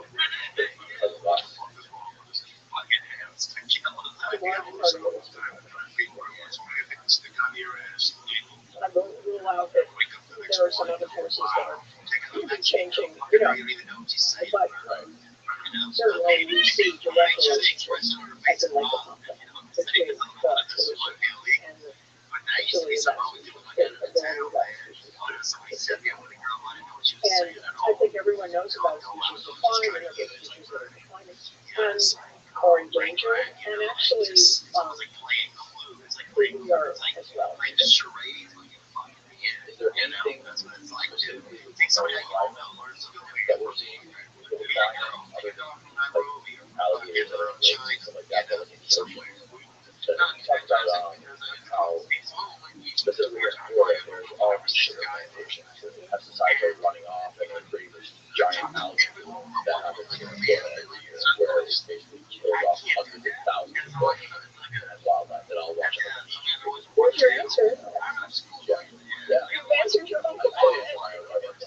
But I wonder if there's been any sort of people like looking at this on a massive scale. With red tide, things like this, or anything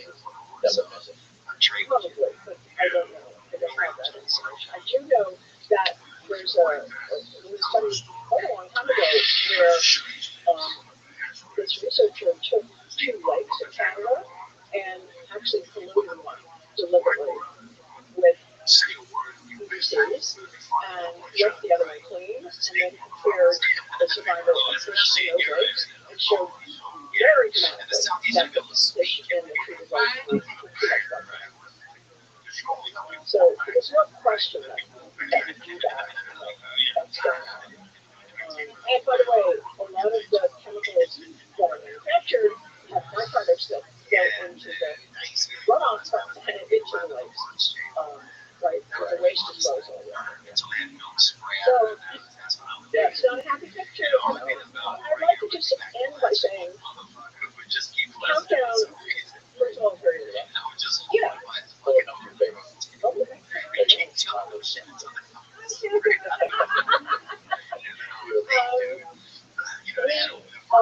First of all, the book has a lot of humor in it, has a lot of personal stories, and makes it. Yeah, and my co-author, Stacey Polino, is an environmental journalist who was really responsible for that term, that ability to bring some light to it and some humor to it. And we have 2 chapters of things you can do. So get totally discouraged, get the book, read it, and then share it. I think sharing it is really important because that's how we spread the word. Where we want to tell people where they can find more about you. ShaunaSwan.com. That's me. It's all over social media. You can look for me there. I don't remember my Twitter handle. I'll figure it out. I'll put it down. Or I can send it to you. Perfect. I already got it. Yeah. Well, thank you again. I very much appreciate it. And that's all, folks.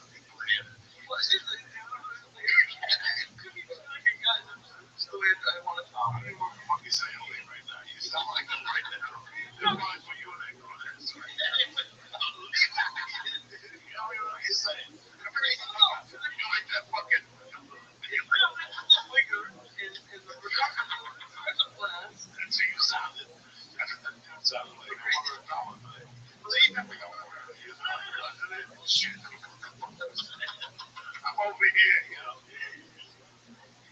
before we started, he kept thinking he was deposit in the money. We got it before we started late. And now he was looking around the room, and now he's making a deposit in the money. Listen to him, he's a walking bug already. My next one, I was doing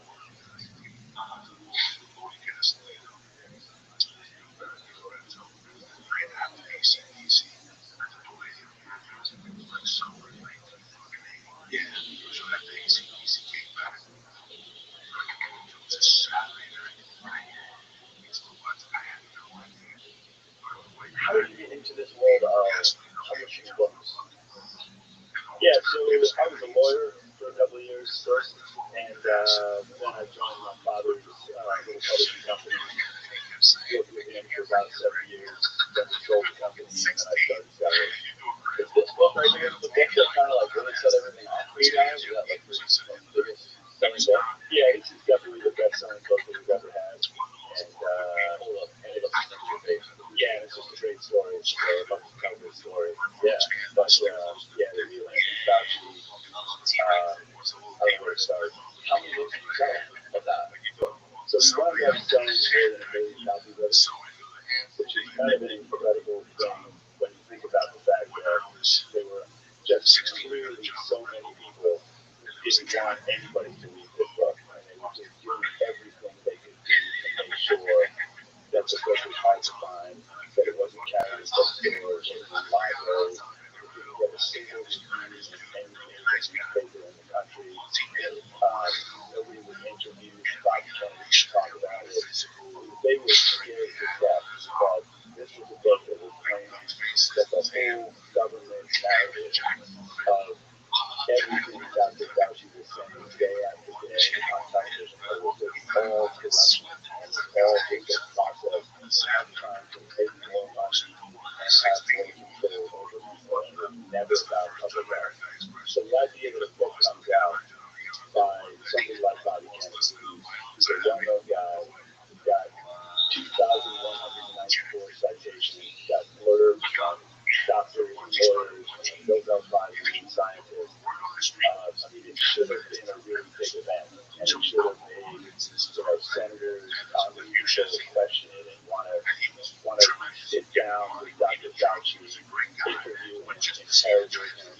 find out whether this is true. Because, this is somebody who's risking their whole career. Somebody who could have had an easy life with the Kennedys, standing up, speaking out, and saying that he doesn't care what happens to him. There's no benefit to him, that he's perfectly trustworthy, and he's coming out and risking everything to tell the world that Dr. Fauci is corrupt, and that the government is corrupt, and that they're trying to hurt people. And what happened was they just tried to silence him in every conceivable way. So you could even place ads on, in newspapers. The New York Times turned down an ad. Usually they're chasing you down to get more ads. They turned down ads, yeah. And, they had no reason for it. So I asked them why. And they said that they wouldn't take an ad of any kind. So they have this division called standards management, where they look at ads and they try to figure out if there's something in it that isn't true. So basically, they're saying they don't care whether a book makes claims that are untrue. All that they're looking at is whether the ad itself makes claims that are untrue. Okay, so they would not tell us anything. They would not. They didn't ask us to change anything. They just said they wouldn't accept an ad in any way, shape, or form with any language for this book. So they changed their whole policy that they had prescribed to me clearly beforehand, and just would not place it. So they were obviously getting pressure from the government not to be involved in any way. So the only thing that all the major newspapers were willing to do at the time was to run hit pieces against Robert F. Kennedy Jr. Just to say everything bad they could possibly say, to try to discredit him, to try to claim that his books and his speeches and everything that he was putting out was misinformation, was misleading the public, and it was harmful. But they wouldn't say why. So they wouldn't just say, Dr. Fauci could have come out of their yeah, the Black Helicopters. Yeah, definitely. Yeah, they're here, and I don't care, and Robert F. Kennedy Jr. doesn't care. So, here's the thing. Dr. Fauci, at the time, was probably the most powerful person in the world, right? He was making all the rules that told everybody on the planet what they could do and what they couldn't do. So he could have gone on any show and preached any expert that he wanted. So why was he so afraid? Why wasn't he willing just to meet with Robert F. Kennedy Jr. on a network TV show and debate him to the end? So if you're really worried that there's not going to be trust in government, the best way to do that isn't through censorship. It's through dialogue. It's through proving that what he's saying isn't true. So the way that people actually become more powerful in many cases is by being censored, right? Because people wonder, why are you doing that? What's the point of it? I mean, if you really have plans, go through some of those 2,194 citations and tell us which ones of those are wrong. Make a real argument. So we were the second point was yesterday, like censorship is wrong on the internet with the but more harm or censoring harm all of that. What it does is it rallies that base, the people that kind of question stuff, people that want to let people into it. So I feel like that's censored off of YouTube, censored off of New York Times. They think you are looking into it more, figure out what's going on, what are they actually saying. Right, so things like that probably help a lot with what's going on.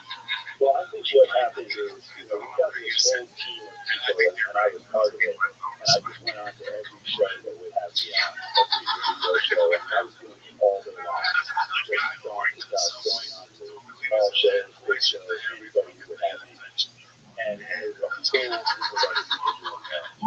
And I think that the Rothschild'S doing that, and Bobby Kennedy doing that, it's just sort of horrifying.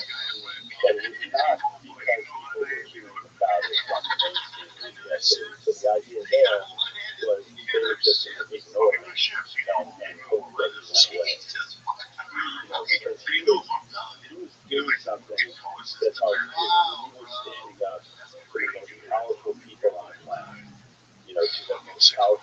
most powerful public officials probably in history, and he was telling the American public that they were all lying. And that's a pretty gutsy thing to do. Yeah. I mean, these are the most, so if you believe this, that these are the most corrupt public officials in history, these are the most corrupt companies in history. You know, these are the biggest, most powerful people, the biggest, most powerful companies. And he's standing up and saying they're liars, they're corrupt, they're stealing from the public, they're looting your health. You know, these are really dangerous people. And it was difficult for them, I think, to know what to do about it. And I think they probably sat around thinking, if we engaged in dialogue, we would lose it. Because we don't really have anything. Right? So we're telling the world what to do. We're forcing them to do it. We're threatening them if they don't do exactly what we tell them to do. They're going to have consequences. They're not going to be able to work. They're not going to be able to go to a restaurant. They're not going to have a life unless they do exactly what they're told. And he was telling them not to do it. On top of our intelligence. Maybe after this show. I would just imagine that there would be some sort of something going on. That there might be like a invasion or something that's trying to talk to you or influence you in some way. Like, hey man.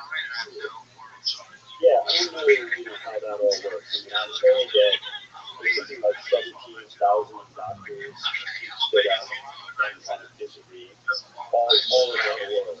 Some stood up and disagreed with the mainstream narrative, with Dr. Fauci's narrative. So, that's a lot of doctors. There's not a lot of doctors in the sense that there are, tens of thousands of them. But it's a lot of brave people standing up. And they did go after a lot of those people. They went after their medical licenses. They tried to discredit them in every way that they could. They used the same kind of playbook, but there were a lot of other people in the background just not willing to accept it. What was it like? Did you try to get this book published by any other publishers before coming to you? Or what was that process like? This book sort of opened your eyes to everything that was going on? Yeah, so I had known about Kennedy for a while. He had published a book called By Narcos, What the Science Means, which I think was in about 2014. And when that book came out, it was the same sort of story. I mean, it was a much smaller issue at the time. Meaning that it didn't involve every person on the planet. But it was still a big story because By Narcos, which is a foreign title subsidy, is in certain vaccines now. In the past, it was in many more. It's in many vaccines that are sold all around the world in 4 countries. And By Narcos doesn't have really bad side effects. And so he came out with a book that went through hundreds and hundreds of peer-reviewed studies. And while the CDC was saying that it was perfectly safe, they said that they took it out of certain early childhood vaccines, basically because they were just being really cautious. So they basically said, it's really safe, we didn't do anything wrong, but we're taking it out anyway. But then they refused to take it out of all the vaccines that they sent to Africa or to South America, to any poor country. They get the vaccine to full workers. So the depravity of something like that, when all of these studies, this was just an incredible research project. And once again, they didn't respond to anything. So they didn't say, some of these peer-reviewed stories have been proven to be incorrect. Nothing. So the book came out once again. He's claiming that tens of thousands, maybe hundreds of thousands of children's lives are being ruined by something that's in the vaccine that's being given to them, and all the families are being told that it's perfectly safe. So it's the same kind of story. And this book comes out, and there's no research, there's no investigative journalist looking at it, not a single one.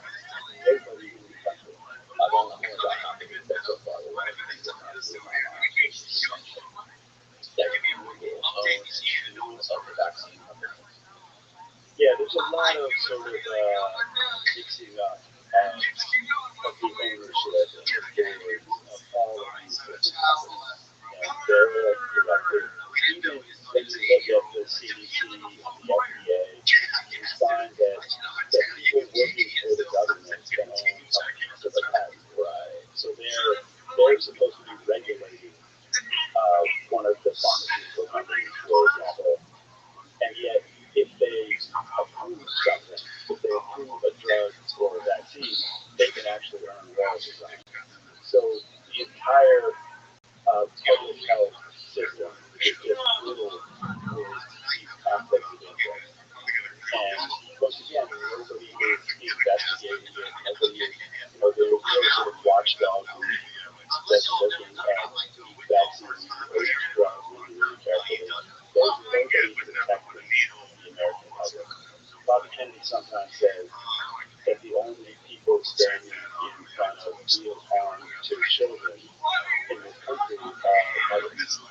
The mothers who know their own children, they know that their weaknesses are, they know that they had a prior vaccine and had a bad reaction to it, maybe they're likely to use another one.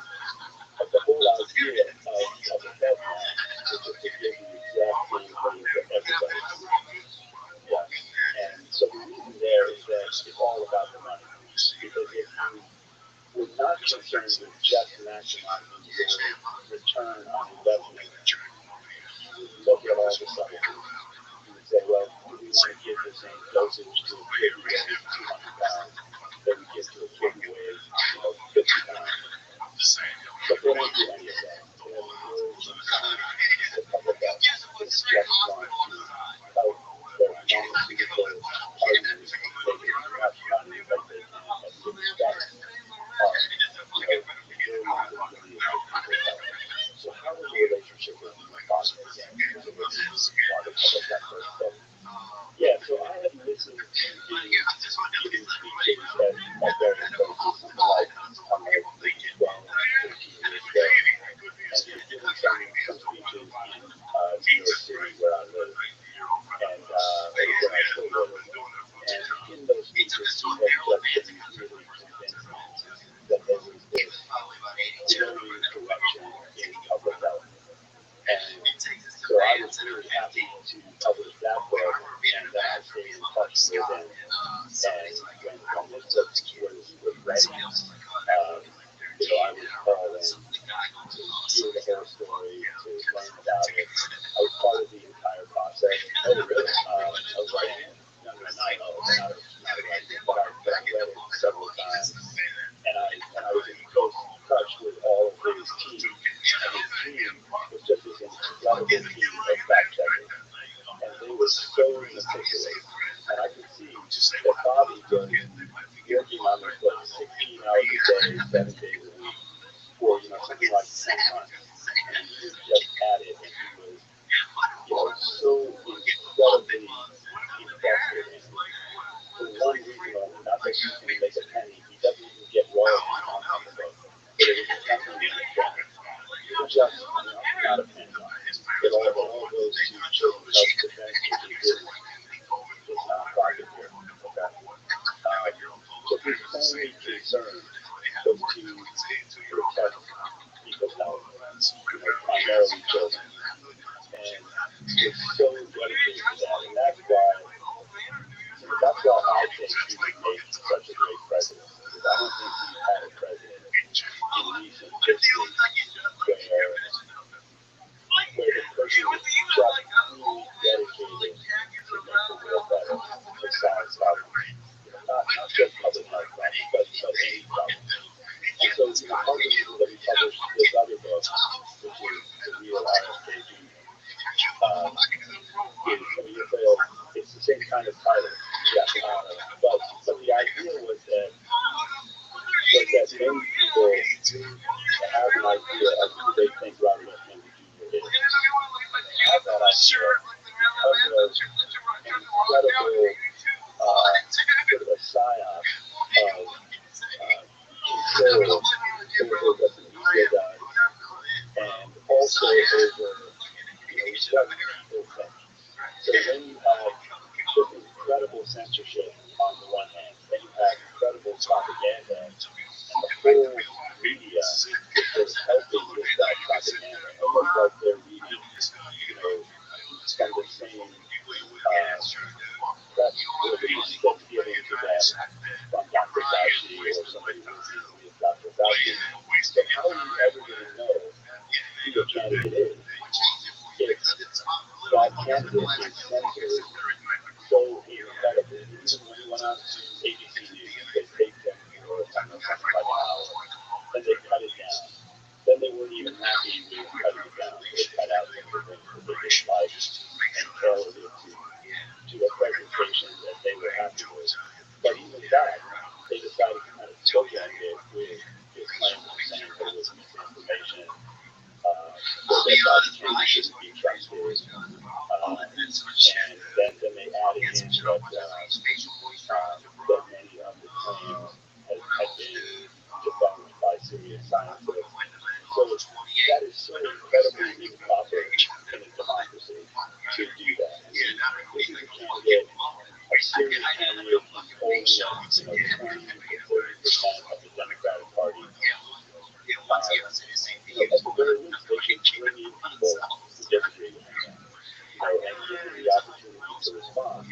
But to let him speak and then dissect it with their disclaimers in there, all his names, all of his information, and not give him a chance to respond to any of those counterpoints. Yeah, I saw something recently where someone combined all of those articles published about him in like big publications. Yeah, every single, there was like 10 headlines that all started headlining the anti-vaxxer Robert Kennedy Jr. Right, and it's bonkers that they use that to just like discredit him as an anti-vaxxer. What? And my heart is right if I haven't done the research, but what does he say? What does he say can be done if he was to become president? As far as how you're showing the president on the participation of possible.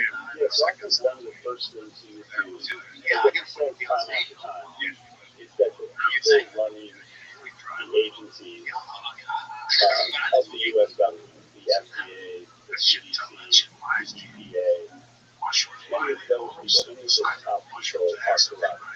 But most of the people working there are honest, sincere, hardworking people who really care, who study for years and years, who do all kinds of research, and who believe strongly that they really want to do the right thing. But the problem is that the most corrupt and the most greedy people rise to the top.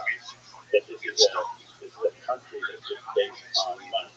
And you have to find a way to kind of decouple money from public health or from any of the other agencies. So you can't have this sort of system where time after time people work for the government, then they go work for Pfizer or some other big company, and they all know that their whole life is tied to greenlighting certain products.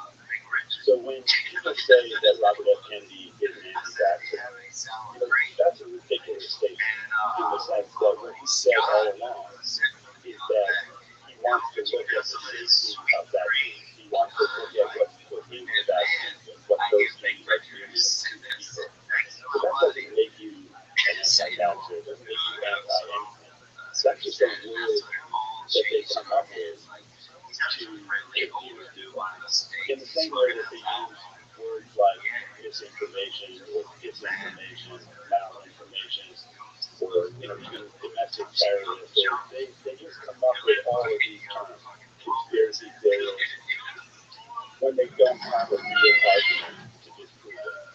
Because if they believe in dialogue and debate, then you always have to call people names.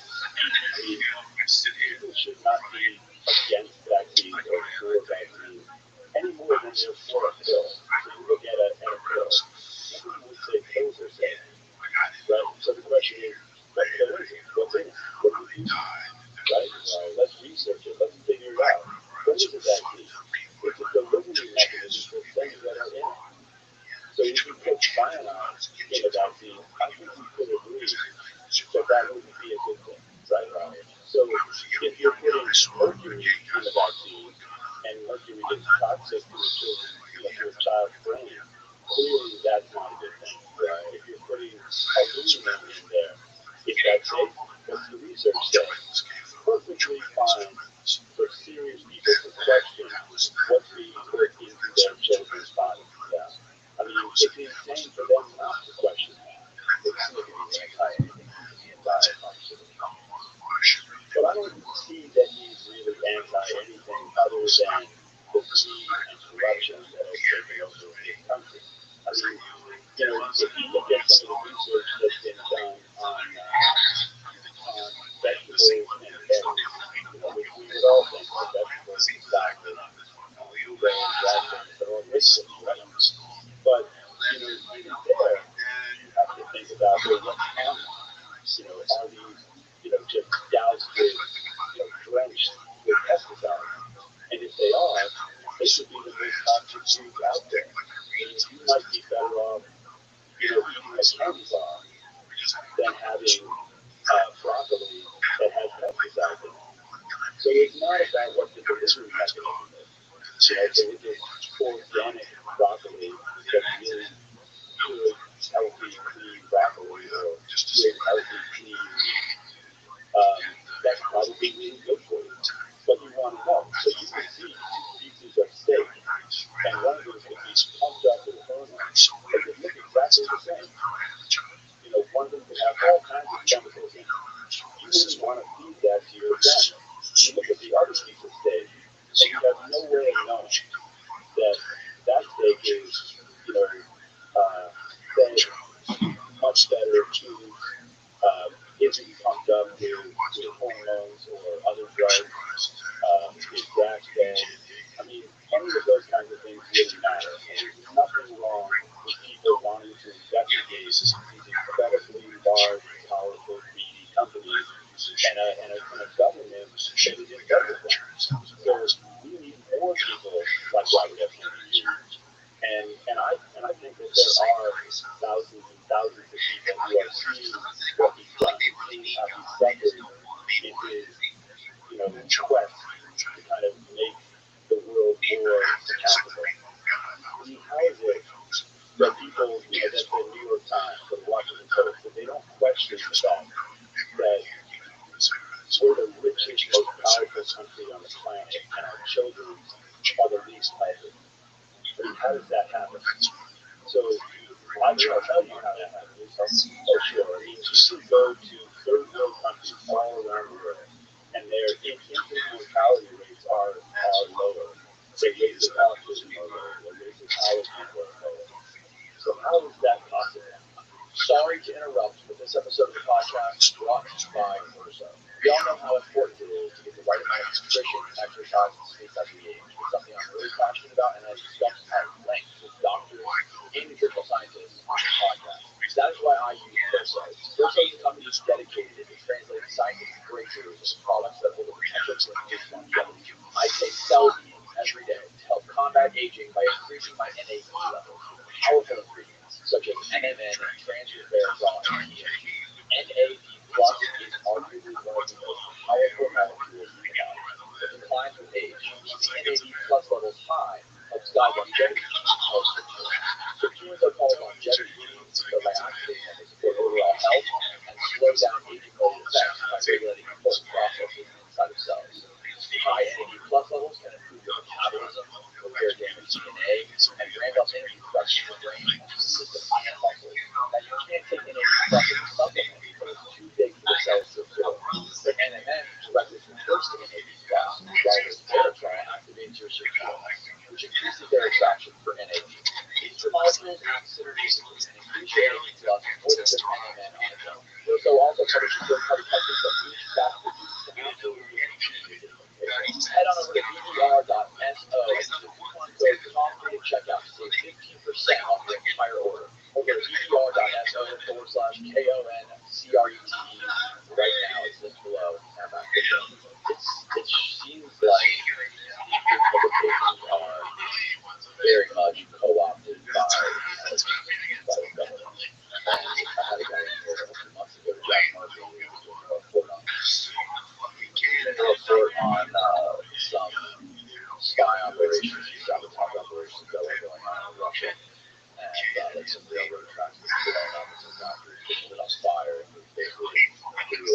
the sources or what we discovered was that there was a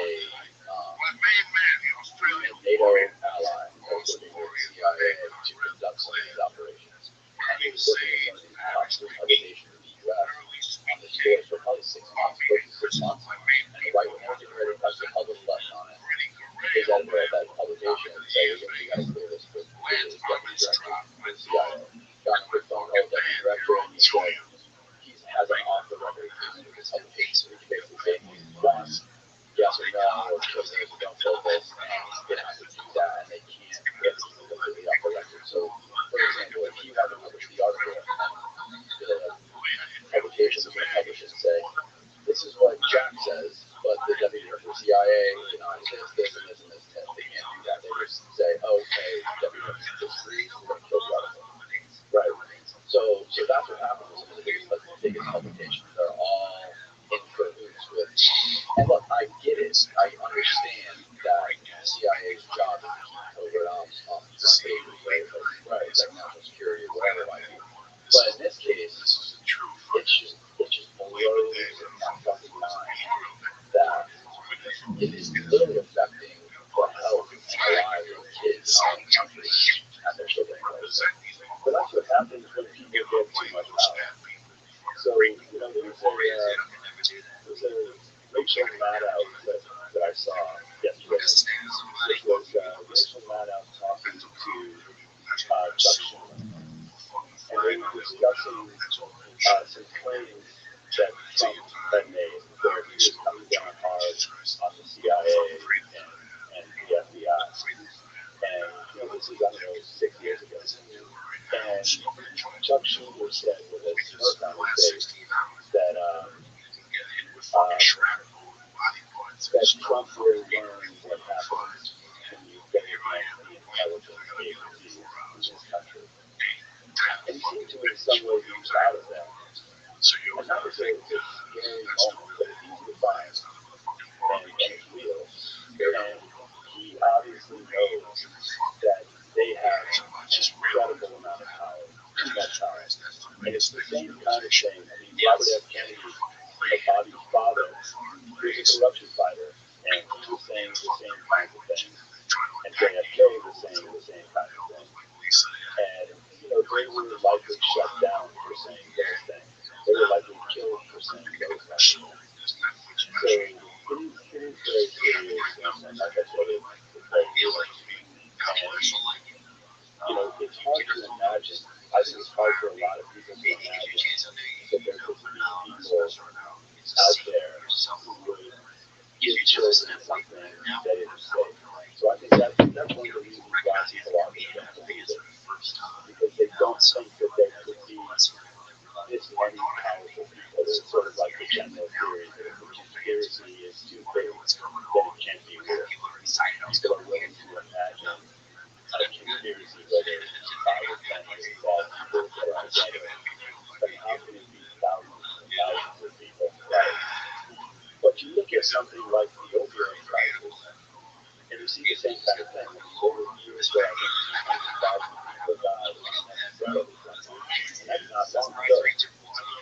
And I don't think that's just the factor that they were sort of like, they were at the base of it. But it was pretty clear that many of the other big pharmaceutical companies were doing exactly the same thing. And then people all the way down the chain were just sort of following. From the government to the doctors, to the pharmacists, and they were all taking part. So if you see that, and you see that they were hundreds and hundreds of thousands of people killed unnecessarily, why is it such a leap to think that maybe they would approve and sell and force you to take and give exemption for safety to all of these big companies who are creating a COVID vaccine that maybe doesn't work and maybe harms millions and millions of people. So that shouldn't be such a leap of faith. That should be a real sincere fear after what we saw with the opioid crisis and what we saw with mercury in early childhood vaccines.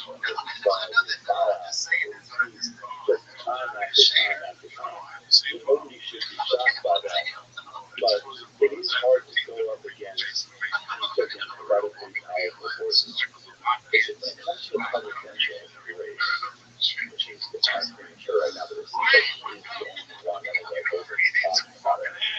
About something a little bit, I guess. But yeah, not really cover too much of that. I know that he's doing like rallies and he's doing big talk. And Biden is saying anything about it. Who is there besides Biden that has a chance to take on the Democratic side? Well, so let's get back to the first thing that you said, right? Nobody else really seems to be running now. And I think that's a great point, because I don't think Biden, I don't even think Biden really ran for presidency in 2020, but he's certainly not running for president now. And, because all of his handlers, all the people on the team, they want him to stay as forward as possible. They would never let him debate Biden Kennedy. They would never let him debate anybody if he didn't absolutely have to. So Biden Kennedy, on the other hand, was flying all around the country, talking to anybody who would talk to him on every show, big shows, little shows. He is going full throttle 24/7 because he knows that he has to break through this censorship. So, he went down to the border, I think it was last week, or the week before, and who else has gone down to the border? So he actually created breaking news. So the mainstream media didn't really cover it, so you didn't see a big New York Times front page story. But, he pointed out, he interviewed something like 150 people, and he found people from all around the world who were coming across the southern border with nobody stopping them, with no system, no plan. And they were from Africa, they were from China, they were from South America, they were from everywhere on the planet. So, that's a real problem. And that's not, COVID, that's not racism. It's a problem because you have to have a plan. So, and the plan could take a lot of different forms. So, he has said that he would make the southern border impervious. And I think, that's a great statement. What major power in this world doesn't let people walk across their border? I mean, why would you do that? We clearly need people to use those kinds of jobs in this country. We have shortages of all kinds of workers. So, but we could easily come up with a process where we say, hey, the country is short of carpenters. Let's bring in carpenters from all around the world. And they can have paperwork, they can process correctly. There's no reason for this to be so. And there's nothing wrong with having a real plan. I think so one of the things that clearly Bobby Kennedy would do is he would have a plan. It doesn't mean even that so many fewer people would come. It means that the immigrants coming into this country would do so in an organized fashion. We would know who they are. We would have some kind of balance of where they're from, what their skills are. And that's just good planning. Everybody should want that. That's what the Trump wants to do, right? Building that wall, right? There's not much got done. There's some people run on these ideas. And again, I'm unsure how the way Trump was housing it. But, there's these things that seem to happen throughout history. People will run on these things and they get into office. It's like some guys that come in and say, this is going to happen, this is not going to happen. Yeah. I'm sure he's got to be aware of that. Yeah.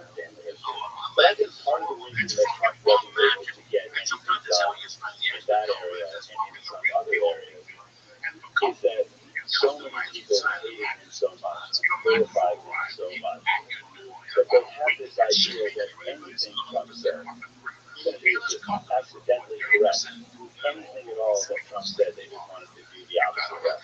And I think that that's where Biden got in trouble with the border. That he then told the whole world that we were going to have sort of like this kinder and gentler border, where we were going to treat people better. So what is that telling people? Right? So we're not going to have any plan. We're not going to have any real border. And he's telling people that they should come, that they're not going to be processed, they're not going to have to have paperwork, we're not going to have to know anything about who they are or where they're from. And of course, that was going to result in a lot more people coming.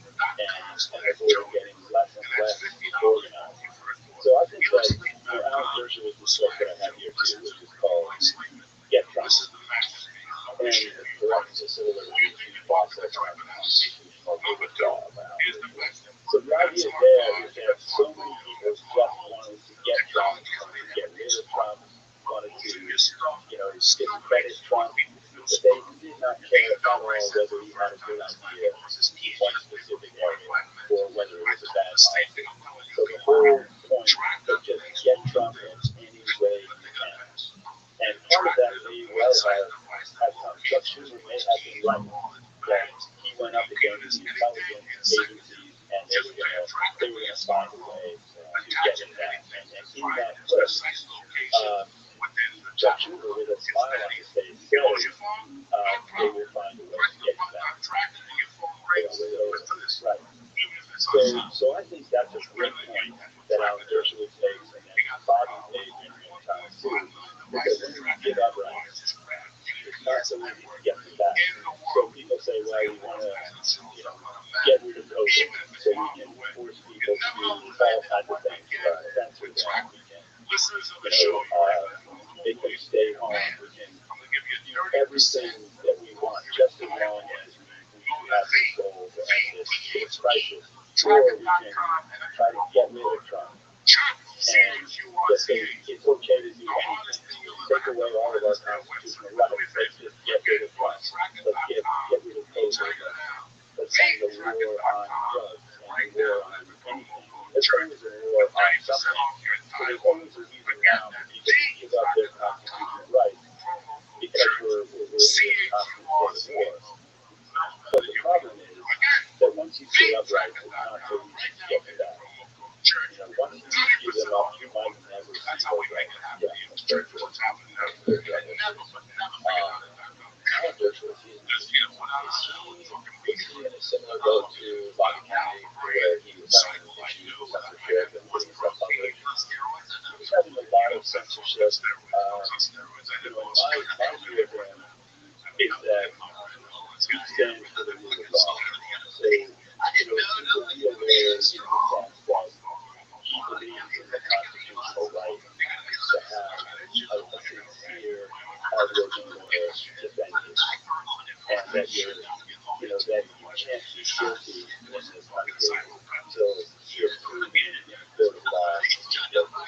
And then, we get into the whole question of cancel culture. And so he was right in the middle of that, sort of hopefully I've called cancel culture. But, we've gotten in this country to the point where, and one of the things is called guilt by accusation. And the idea there is that you can accuse somebody of something and then they have all the consequences, or at least many of the consequences that they would have as if they had gotten their day in court and were found guilty. Right. Especially when you have these publications that have so much trust by a lot of people in the country, like the New York Times, and that people take it seriously because they're looking at stuff and they have throughout history clearly been wrong about stuff and they found out good stuff. But they fix stuff, on page 22. So they run their big stories. The Biden's laptop, right, was Russian disinformation. I think they ran 7 stories on that. And they ran a whole bunch of stories that, Bobby Kennedy was one of the disinformation dozen. And that whole story of the disinformation dozen that came out right at the right time was that there are these dangerous people who are going to tell you things that aren't true. We don't have to disprove them. We don't have to have any real discussion. What they say is a democracy. We can just tell you that they're part of the disinformation dozen. Nobody even knows where that comes from. So it comes from these very little nonprofits that are very well funded from a bunch of kind of shadowy groups that didn't exist before. So it's this entity which has no gravitas, no history, no scientists working there who have researched things.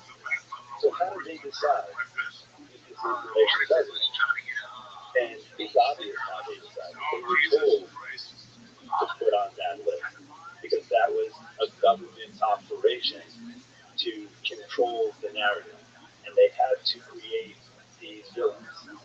And they had to say that everything that they said was wrong. Even in many cases where it's so clear that what they said was right. And even at the time, many people thought it was wrong. Now it's sort of mainstream knowledge that you can still get COVID if you're vaccinated. You can still spread COVID if you're vaccinated. You can still get heart problems if you were, at no risk from COVID. You can get heart problems and you can die of those heart problems.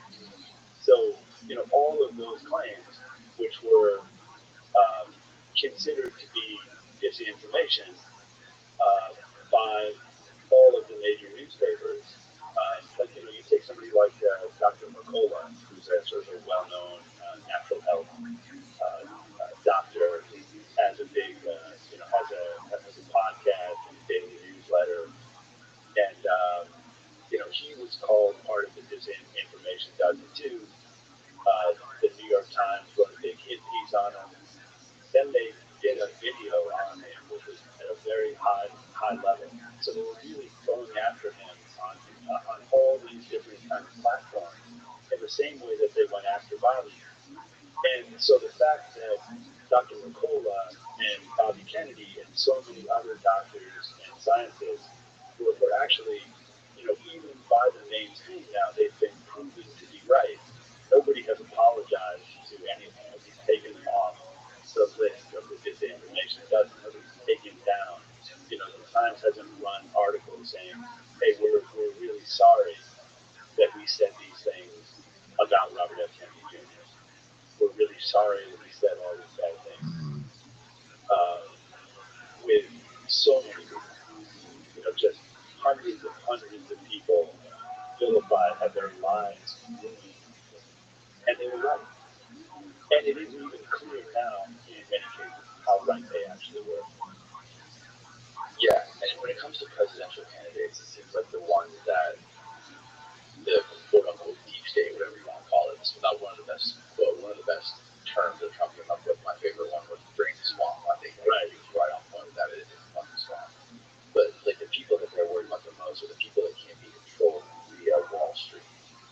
The ones that Wall Street, they don't need the funding from Wall Street. Trump being one of them. I don't know. Right. I don't know Bobby's situation with that. But it seems like some of the people who are most controlled by Wall Street are the ones that are most easily controlled, period. I mean, Bobby Kennedy can't be controlled by anybody because he's not in it for the money, not in it for the power. He doesn't want to go to Washington and be a politician for the rest of his life. He believes that we're at this kind of turning point in history, and that we're at this point where the future of mankind is at serious risk. So I think he wants to be president to kind of set it right, to put people in at the heads of all these agencies who will actually change them, who will decouple them from Wall Street, from the big pharmaceutical companies, from the big agribusiness companies, and set the world in a better direction, and then go home. And with the FDA specifically too, when you're talking about some of the other pharmaceutical companies, but FDA, the Food and Drug Administration, food is like they don't pay attention to food at all. I just had a guy in here who was a former executive of the FDA, who was in charge of the supplement branch of the I forget the exact title he had, but he was saying that I think it's upwards of 90% of their budget comes from pharmaceutical companies, and like less than 5% of their focus is on actual food. And food is a huge problem in the country. Yeah, with over-processed foods and the amount of people that are unhealthy and overweight. yeah, That's a major part of it. yeah, and then there are all these, so I mean, the first point is a great point, and it was to the New York Times' credit, they ran a good story on how something like 75% of the FDA's budget comes from the companies that they're supposed to be regulating. So it's just so clear that kind of system won't work. It just can't work. It's just much too much of a conflict of interest. And the idea of it was that they would get good products that would help people to market quicker. So that's how they sold it to the government. That they said, we're willing to pay for the CDC, we're willing to pay for the FDA, we're willing to pay for the EPA. And all that we want is a much quicker process. But the problem is that with a lot of these things, you don't want a quick process. You don't want a quick process stomach, of billions of people on this planet. You want real caution and real research, and you want to listen to dissenting voices, right? So you don't want to, like I said before, weaponize all these terms: disinformation, conspiracy theory, you know, as a way to just get an outcome that you want. And the outcome is really just more money and power. It's not health, it's not progress, it's not speed to market of life-saving drugs. That they could have done at any time. It's a process by which everything is controlled by the most powerful people. So, Bobby often talks about how the middle class has been gutted in the last few years. That there was a new billionaire, I think, every day during COVID. Right. And so the middle class got poorer and poorer, and a really small number of billionaires got richer and richer and more powerful. And, so when you look at that, there's a system in place now which isn't good for anybody. And it's so clear. I mean, even the mainstream newspapers run stories like this one. And Bobby quotes this one from time to time. And that story is about how 53% of the people in this country don't have $1,000 that they could spend on an unexpected charge, like a medical charge that came in. So the richest country in the world, with more billionaires than any other country, more powerful corporations than any other country, and yet the country itself is suffering. So we're not only, extracting money from countries all around the world, but we're not happy with that. We're not happy with our sort of empire that we're extracting money and bringing back to the people of this country. But we want to also extract the money from most of the actual people who live in this country, so that, like I said, there's worse healthcare here than in third world countries. Right, and worse health outcomes here than in third world countries. Yeah, we're like below Costa Rica when it comes to health outcomes here. I think it's important to say that. Yeah. So that, I think, is really what Bobby is fighting. It's not about vaccines. It's about corruption, and it's about corruption in all areas. Corruption at the border, corruption in our foreign policy, corruption with our funding of other countries, and corruption with pharmaceutical companies and agribusiness companies.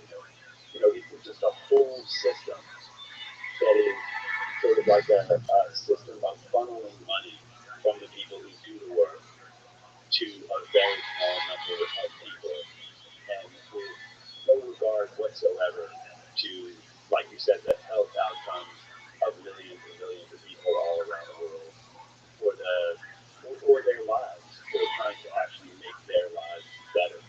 Yeah, I mean, there's so much focus in our government on different countries around the world, overseas, with like the military-industrial complex, and there's so little focus on what's actually happening to the people inside our own country, like inside the walls of the United States. When it comes to how much we pay for healthcare, or how much, like these inner cities that are dealing with this poverty, are figuring out a better way to educate people.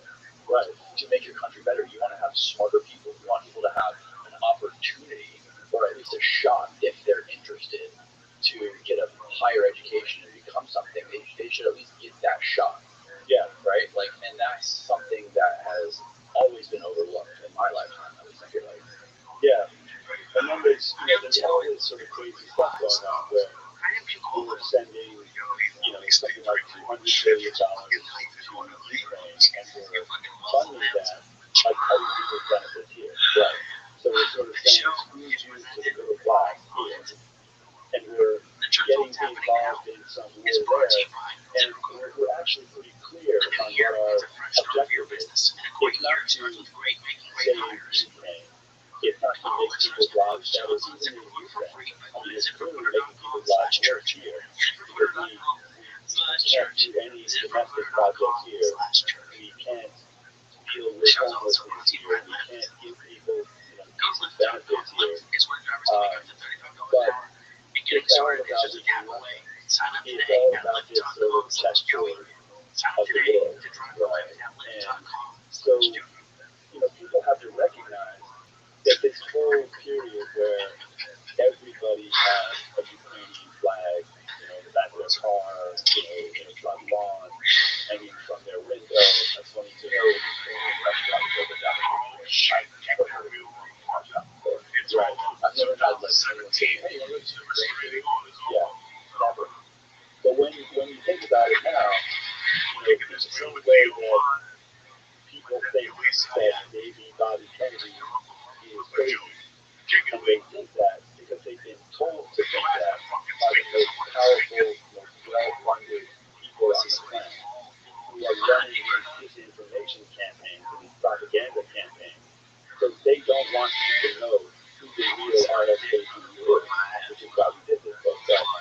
But at the same time, they're telling people it's all about Ukraine. We're going to make our stand in Ukraine. Nobody even knows what they're fighting for, or who they're fighting for, or what the plan is. So they've forgotten all about Afghanistan because they've been told to forget about Afghanistan.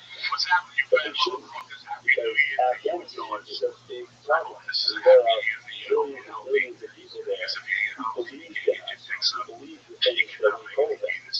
We believe that our adventure there wasn't about politics. It was about actually wanting to help people in this country. So we went there, we spent, $1 trillion, some huge amount of money that's inconceivable to anybody listening. It's inconceivable to me. Right. And we spent it there and we got nothing for it. Nothing. The people there are no better off now. And to some extent, they're probably worse off. Because it's possible that certain countries have kind of a development that takes time.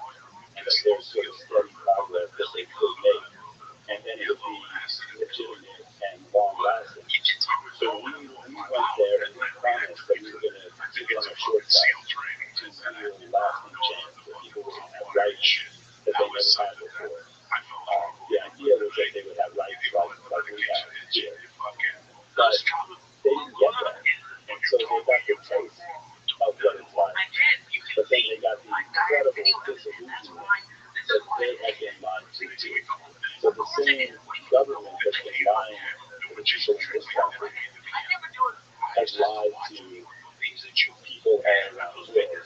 The promises that they made, that they really are looking out for their welfare. And you have to kind of wonder, why did we go to Iraq? Why did we go to Syria? Why did we go to Afghanistan? And why is there no kind of reconciliation of that whole story? We changed the world there. And there were millions of refugees who flooded the entire planet. We had no objective. We couldn't succeed in anything that anybody was campaigning to. Yet, because we have so much power, we didn't commit any war crimes.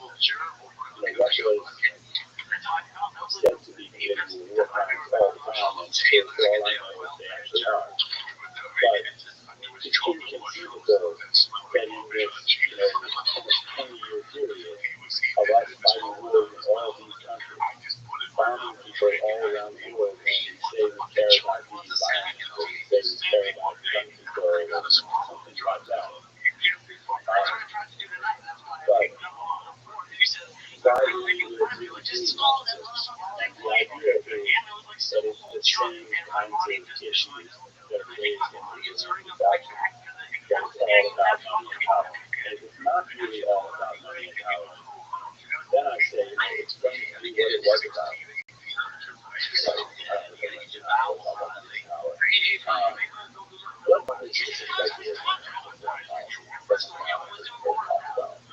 Yeah, so he says that he wants to bring the troops home from all around the world and try to have the kind of peace that his uncle described. His uncle didn't want to go to Vietnam at the end. He was getting closer to real negotiations with Russia. He was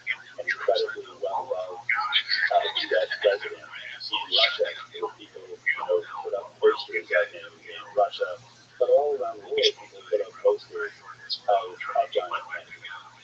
They believe that he stood for peace, that he wanted to envision a world where we could peacefully coexist with each other.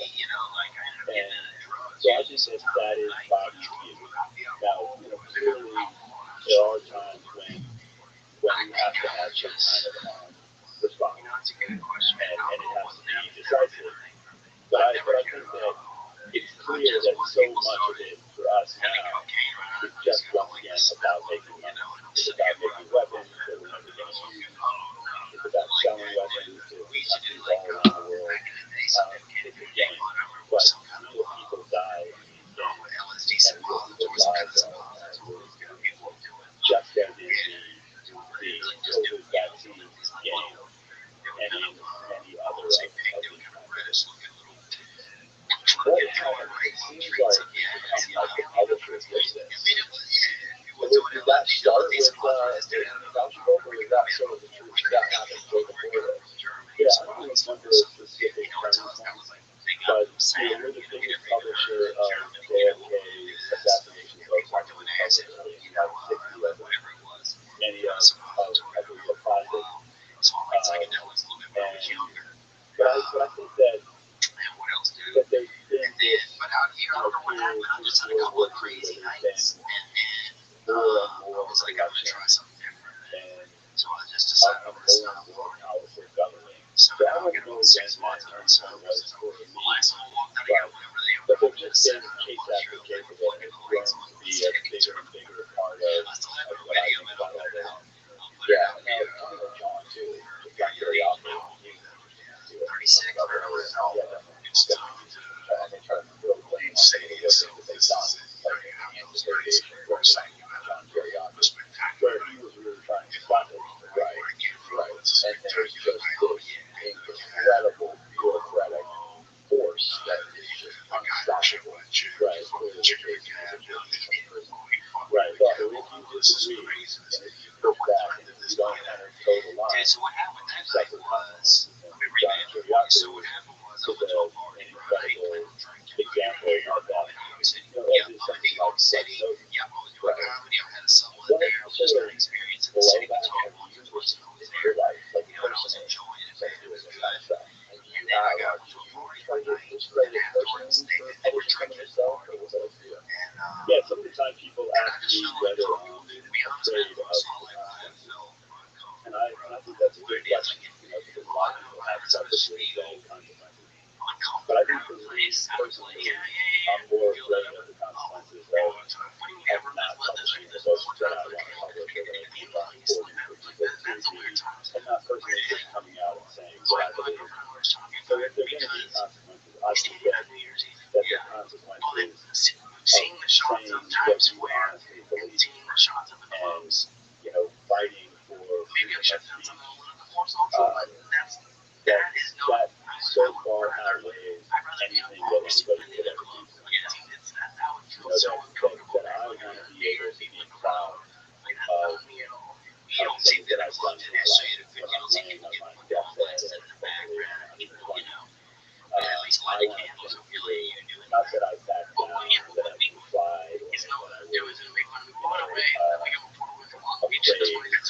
to publish something, or to say something, or to do something, or to make a choice that I believe in. And I think one of the great things that's happening in this country now is that I think COVID brought that out in a lot of people.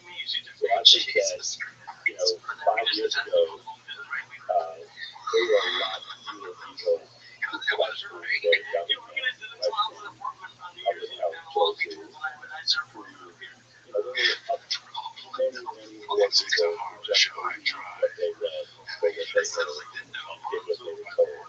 And then brought down people but I think that during COVID, we had this incredible force of people just saying no. People just saying, I don't believe this. That the government is telling me the truth. For the first time, they're telling me the truth. I can't believe that the books on the New York Times bestseller list are actually the ones selling better. I can't believe that I would need to be protected from Bobby Kennedy or the disinformation doesn't. And so those people have led to this kind of show and so many other shows where, hundreds of millions of people all around the world are hearing information that isn't censored and that isn't controlled. And that, I think, has never been true before. So, I don't know where that leads, but I think one of the ways that you see that is you see that with a campaign like Donald Trump's campaign, where 35% of the people who voted for Bernie Sanders voted for Donald Trump. And they were just voting for an outsider, or voting for somebody who they thought could be controlled. And I think that if Bobby Kennedy was allowed to actually speak to the American public, and if Biden started actually running against him, and they debated, and people were able to kind of honestly look in their newspapers and on their TV shows and two different visions of what's going on in the world. Biden's telling you that the government's honest, that everything that they do is for your benefit, and Bobby Kennedy saying that that isn't true. I think the American public should not vote for Biden, that they would not want Biden to be their president. It's pretty clear that they don't want him to be their president. But they're not allowed to see that there's a really strong alternative. It's become clear that the generation of people which is getting older and older, the generation who consumes content, podcast content specifically, people have more of a stress for that kind of stuff. There's long form discussions that are unedited, not curated and on television and stuff that everyone has their own favorite podcast that they trust. And there's this growing sort of organic movement online with podcasters. And Bobby has been on some of the biggest podcasts recently. Yeah, I think he was on a big podcast with shut down or deleted the announcement.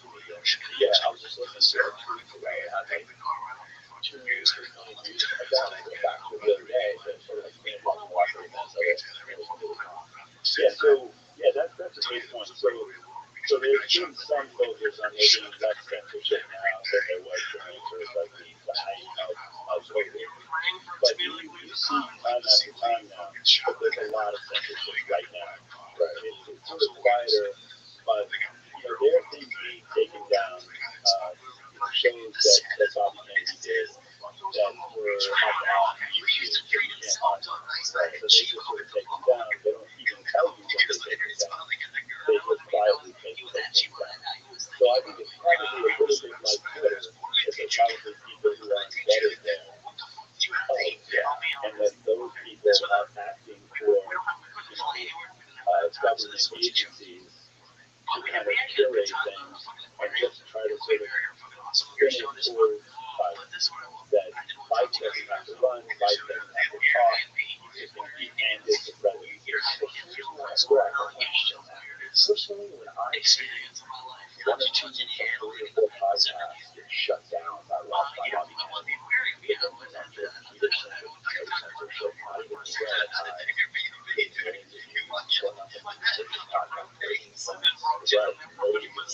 they're not shutting those down. Those are great podcasts. Yeah, a lot of people get into those podcasts. So when I see some of those other podcasts get shut down, they're doing it almost just enough to get people's attention. They're censoring just enough to show people, look, we're going to censor them. So it's like they're still going to let it go on somebody's bigger platform. So it's like enough to get his message out, enough to show him something about, but look, he's being censored. Right. So it's almost like they're wiring people up. It's like lighting a fire under their asses. So I always wonder, what is there any reverse psychology going on? Because it doesn't seem like it's hurting him at all, right? It seems like it's helping him. And I don't think people are dumb. Yeah, so, I always like to think about those kinds of things too. What are the plans? And, Biden is a tough one. So if you really want Biden to be president, 4 more years. It's hard to imagine that anybody would really want that, other than just as a figurehead, he's been president. Maybe it's just an easy road.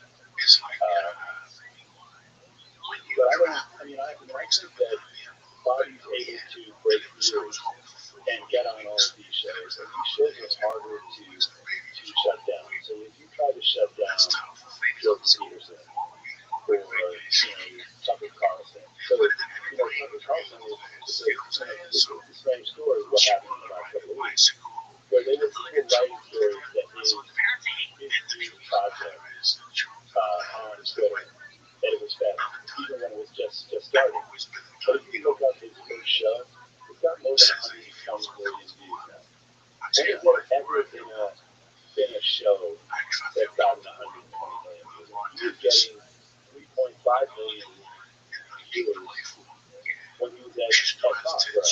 So how can anybody call that a failure? When Bobby Kennedy posted on Twitter his take on what had happened to Tucker Carlson, he got something like 12 million views for a while. He just said that he believed that it was a sign of corruption, that it was him going against really powerful people. It was him in the prior week he had Bobby Kennedy on, where Bobby was talking all about the Ukraine war.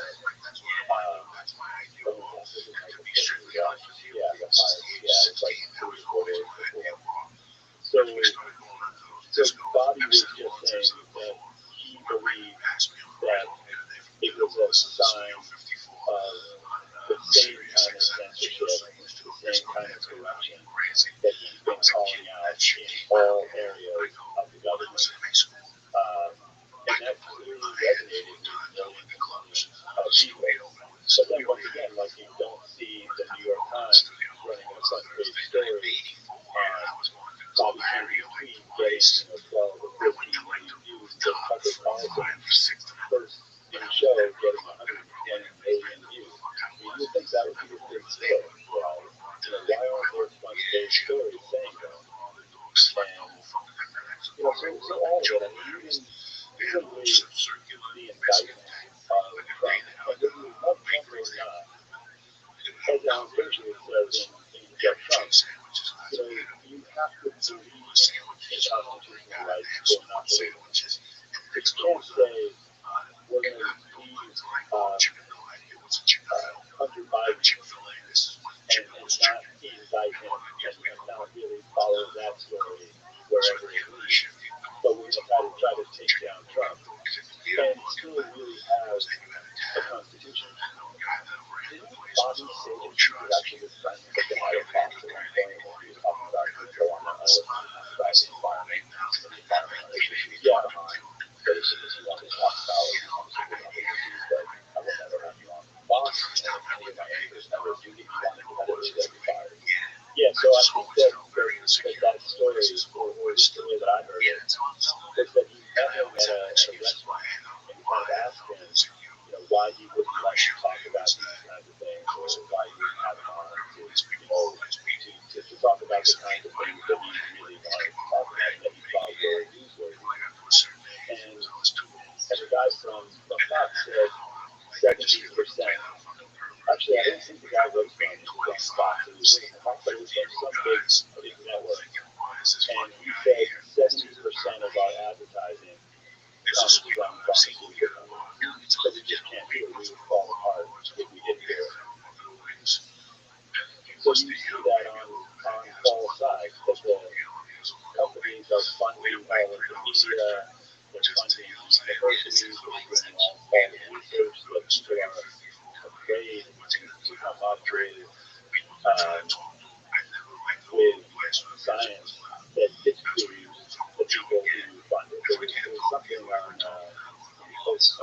Twitter that I the same as me, man, but I would for some reason I kept making excuses that made me 90% or no, less than, so like, oh, it's not of the science instead of just being like, oh, this isn't my environment, agrees with the people who are funding it. I just felt like he said, and the other they get censored in platforms. I mean, I have no idea if that's true, but I believe believe that it is the vast majority of the science that actually gets peer reviewed and makes it all the way through and is taken seriously is science that is just helpful to the people who are funding. Right. Rothschild'S, the real answer is algebra. It's the sort of subtitle of Bill Gates' book from what specifically is Bill Gates' most biggest role that he talks about the book? Yeah, so one of the big roles is that Bill Gates was a big proponent of vaccine, of the COVID vaccine. He invested, up to his eyeballs in vaccine. And I kept going back. I believe so. So I think that the story there to some extent, and this is involved in a lot of different things, but the story just when it came to vaccines, which I find kind of fascinating now, is that there are a lot of clips out that show him saying clearly that the COVID vaccine is incredibly safe and incredibly effective. And then the story is that he sold some of the shares in the companies that he owned shares in, and then his view of the success of the COVID vaccine changed drastically. So he played it perfectly where he was sort of a marketing guy for it, then made all the money, and then tried to join the other side when it was convenient to do that and he didn't have to spend any money. And then he didn't have to take credit for being somebody who, more nuanced. But he was only willing to do that when it wasn't uncomfortable. Right. Yeah, he's one of the good ones. I don't believe so, but I would do that.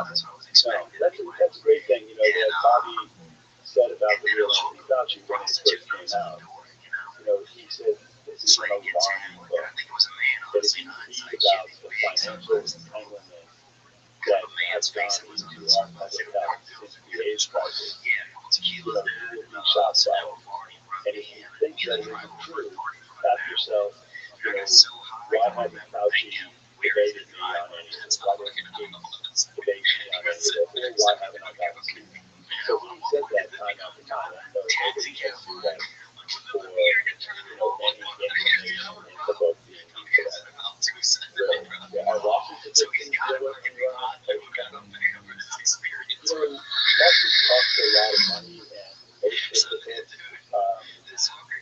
don't have any kind of potential lawsuits that are making lots of money. But you would think that if people really thought that they could shut Bobby down by suing over things that were destroyed, that they would have done that. Right. I think what they believed was that the best way to handle it would be to vilify him and to run districts and try to make everybody in the country think that he's anti-science, that he's crazy, that all of the bad things that they said about him.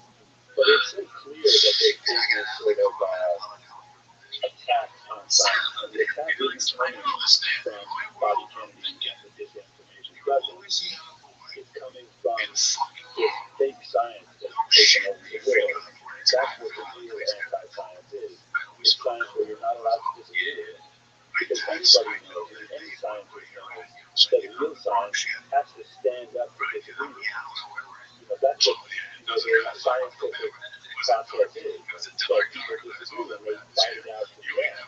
It's like the fight club of science. People bring their very best arguments and their best data, and they disprove somebody else. And that's how we make progress as a species on the planet. Versus just saying the only science that we can heal is the science that will make us more money. And Eric said this very often in that line conversation. Is there necessarily debate? I don't think it's always sexual debate. So the primary way you don't want to do it is wrong. Yeah. But I think that a lot of people, Biden have a debate with anybody. Like, you just pick anybody in, any restaurant in the country and just, bring them outside and say, here, have a debate with Joe Biden on this. And I think almost anybody would out-debate Joe Biden, yes. So think about Bobby Kennedy, who's really going into the details of these issues. I'm fascinated by his way of sort of, there's so many different things that maybe he's not an expert in, but even as a candidate, you have to make, outreach to people who are experts and hear kind of both sides and really think it through. When was the last time we had a candidate who's really kind of polarized with any argument, right? Like, and that's the thing with politics, like, they probably bring it one on all these issues, but they don't really have views on issues.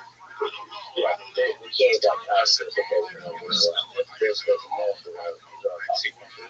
But this guy's litigated himself over many lawsuits, 500 lawsuits, like, done all the research, read all the reviews and studies, like, yeah, they have time and effort he's put into reading the stuff and writing the stuff.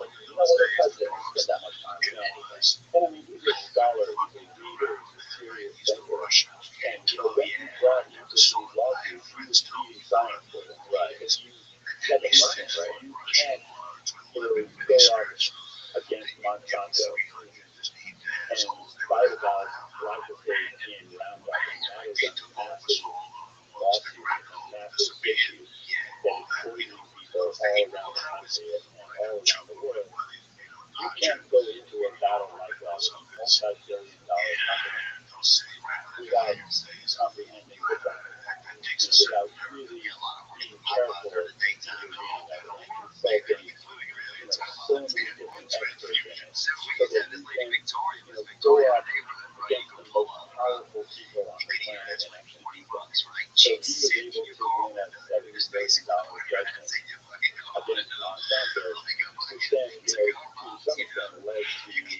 13,000 or so pending lawsuits that they have.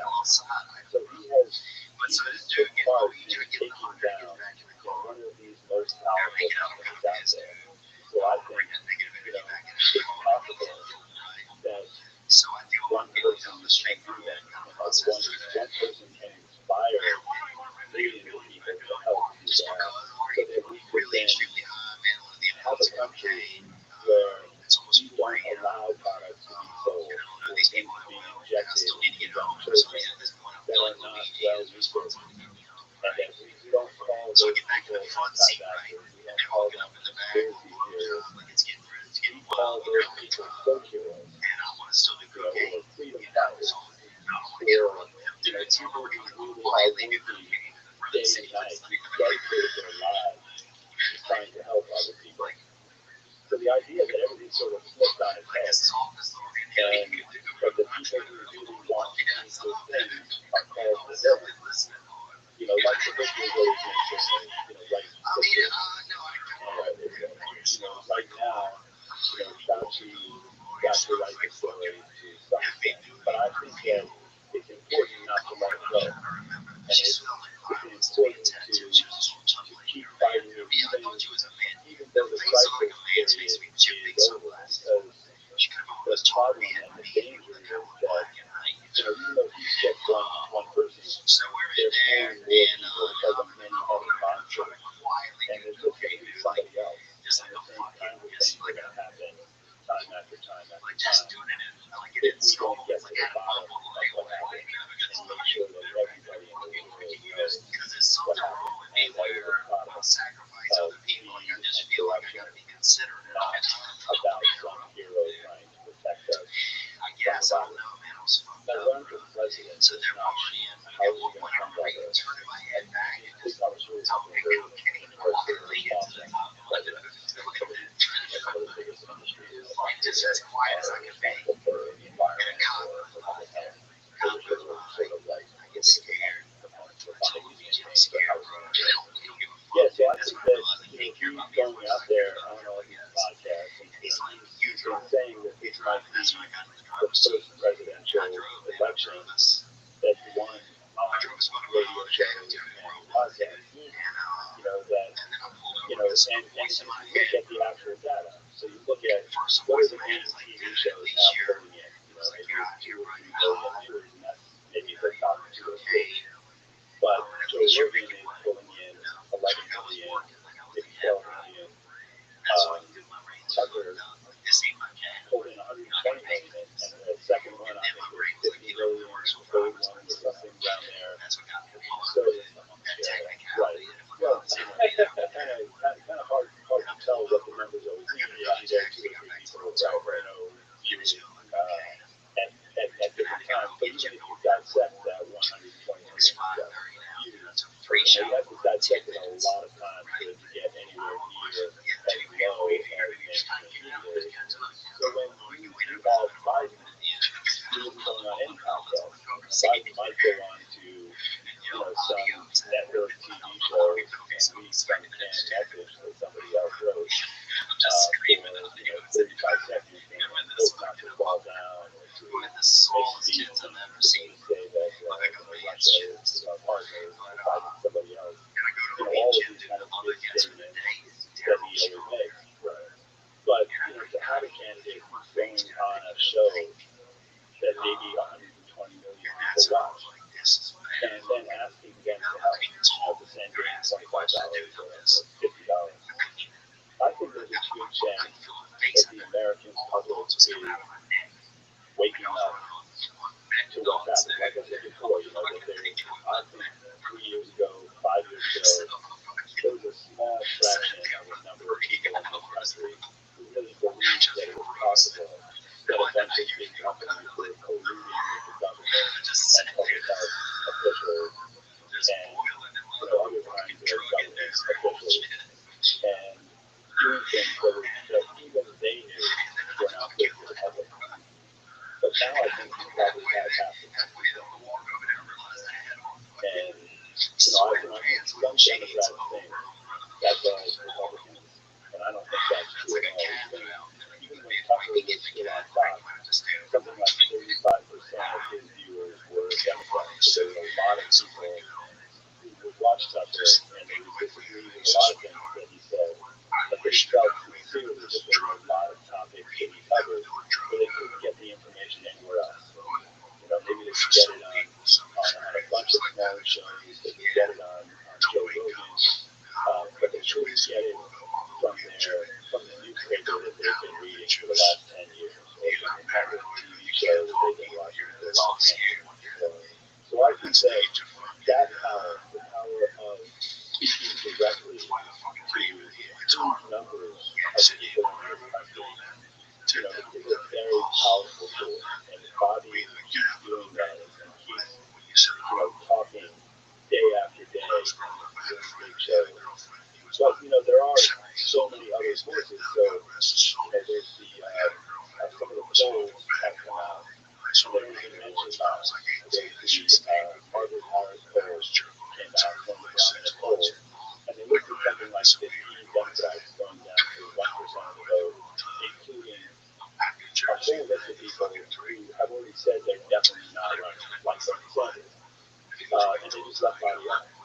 So that I think is another piece of the kind of ENC kind of saying, hey, we decided we can call up Bolster, tell him not to include Bobby, call up our friend at the New York Times, and tell him to do a roundup of Democratic candidates and Bobby out, or they do a back pod, or just kind of chip away at the corners of his popularity. Right. What are some of the other most controversial things with the public besides the Bobby talks about public health? Or you have Pierre Corey on there?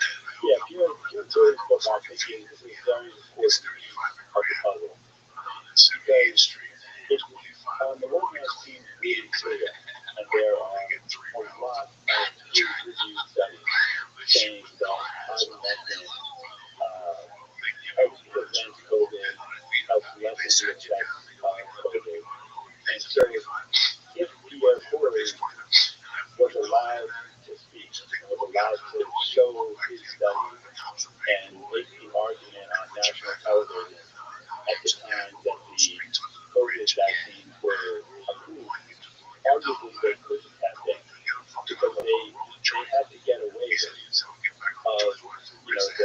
for study. And the only way that you can get that kind of waiver is if you show that there's no viable alternative to the product that you're offering. Yes. And so the whole reason for coming out and having Dr. Fauci and so many other people go on to 100 different TV shows, and I've seen sort of these things that people post on various sites, Instagram, there's somewhere where they have 20 different people at various news stations, and they're all saying almost the exact same thing. Where it's like, ivermectin is a horse medicine. It's only meant for horses, and it can kill you. Right? They're all on the same page. Right. Almost the exact same thing. Both of them saying the exact same thing. And so you look at that, and this book shows you that that isn't true.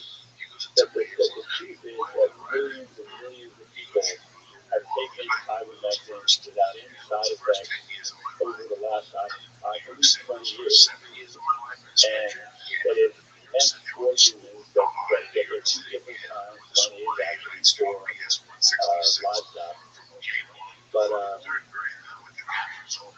it's a totally fake story that was sort of sold to the entire American public and to the world, and it was a lie. And even now, nobody's coming back. You don't see ABC News or NBC News or New York Times running front page stories saying, sorry, we were wrong about that. If you had taken the outcome would have been much different. So you look at what our outcome actually was, and now it's something like 1.1 million people are said to have died of COVID. It's kind of hard to know whether any of those numbers mean anything. But that's more than 4 times the number of people who died on the whole continent of Africa. We don't have Africa, or was it like the Southern American countries? No. Africa is a very common drug there that has been used for the last couple of decades. And so on the one hand, it's fascinating that with a 1.4 billion population and countries that are much poorer than our country, that they would have something like 1/16 of the death per capita. Right. Yeah. So, how is that possible? How is it possible that we're so proud that we're looking up to this genius, Dr. Fauci? He gives us results that are 1/16 of the results that they were able to achieve in Africa. So part of the reason might be that a large percentage of the population there was taking ivermectin before COVID, during COVID, and stuff. There was no country that was worse than us. Definitely. I don't think there was either. It's such a weird thing too, because if you're gonna eradicate it, if you're gonna get fixed, how do you fix the problem? It's human nature. It's sort of the worst part of what's happening with pharmaceutical companies. It's the worst part of capitalism, right? It really is. It's the bastardization of capitalism, where people just decide fucking taking care of our community or our country or the bigger picture, and let's just focus on driving as much profit as we possibly can. And the patents are a big problem with this, right? Some of these medicines that were being suppressed were the patents are expired. There was no money, right? That combined with the withdrawal control of the regulatory agencies and the pharmaceutical companies, it's like, if you fix that, how do you stop it from happening again in some other direction? Right? It is human nature, and there's so much money moving around. It's just like, how do you keep a check on it? It seems so hard for me to comprehend how that would happen. It just seems like recently it was gas, and you just haven't been able to come up with really. And part of that might be, that it started with,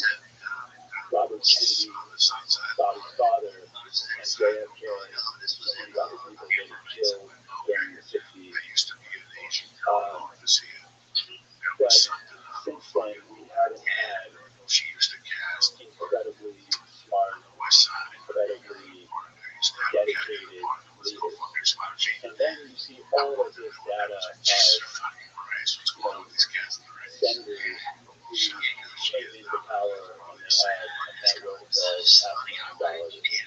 So in the next 30 years, now they've got $120 million net worth. You see that every side of it is about money. Yeah, from the lobbyists to the actual politicians, that everybody's making money. Right. And so one of the things that corporations are people so that you can have all of these big pharmaceutical companies being found guilty of crimes. So you have like this incredible situation that I think people will, just be fascinated with in 50 years when they look back on it and they're studying law school classes, where you have crimes without penalty. You have some of the worst crimes in the history of mankind. Or maybe goes to death. So they're just criminal crimes. So, biopsy schedules kill around like 50,000 to 100,000 people, maybe more. They're all these documents showing that they knew about it, that they knew people were getting heart attacks. And they got letters from researchers and scientists who worked for Merck at the time. And they just didn't do it because they had no personal liability. There was a lot of money in it. They didn't have another drug to take its place. They were worried that the share price was going to plummet. So they just let these people die. So when you talk about somebody let 50,000 people die in a year, when they know what's happening, and they know that they can stop it, and then the only consequence is that there's a criminal fine, which becomes almost like a cost of doing business. Right. But it seems like the only people who want to get into politics are the rich people, like the people that are even in Wall Street and finance and any sort of politician is just run up to people who have no talent in anything else other than ass kissing and ladder climbing. Right? It's just this societal ladder climbing game of making more money. And those people are not the people that you want around the country. They're not. If you want people that actually have like care, you want people that have the right moral compass, and those kind of people have no interest in politics. Right, and that's a big part of the problem. But I think people need to be inspired, and they need to see a leader who's different. Yeah, and when they do, then I think, when John F. Kennedy was president, I think there were a lot of children thinking, I want to go into politics. I want to do something good. I'm not the last guy. The last good. But they were really thinking, not just in the United States, but all around the world. And it's true, it's covered in this book. But there really were, like I said before, people in Russia, in Africa, and all around the world putting up posters of John F. Kennedy, or named after him, right?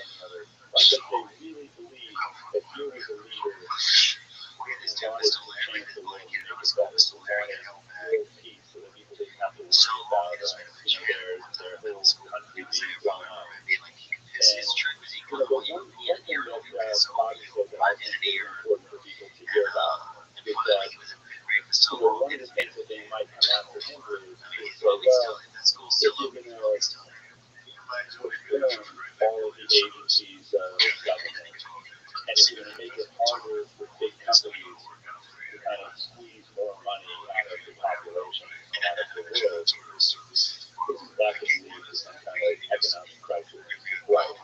So the idea, though, is, and he said this many times, is that corruption, destroying the environment, all of these kinds of things that he's fighting are actually anti-capitalist. These are not things that are good for real capitalism. These are things that are good for fascism.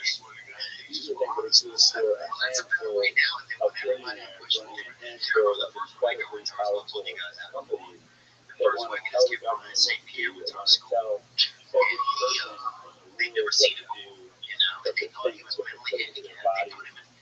But not even capitalism. Capitalism is the 53% of the people in this country who don't have $1,000. Because the fascists have destroyed capitalism. Because having a good environment, having healthy people, having small businesses, that we destroyed during COVID, that fuels capitalism. That's the real capitalism. And fascism is the destruction of all of those companies, and the building of bigger and bigger companies that are just make it impossible for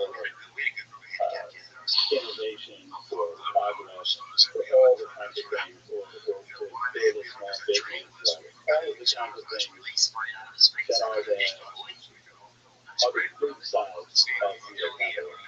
Now, he's a big proponent of real. No, he used to have experience there, so I think he's got his back. Yeah. But my guess is there, so he doesn't get with Robert F. Kennedy Jr., he just get a really sincere thinker. So, his history is sort of 3 Mile Island in the New York area, where nuclear power plants kind of that history.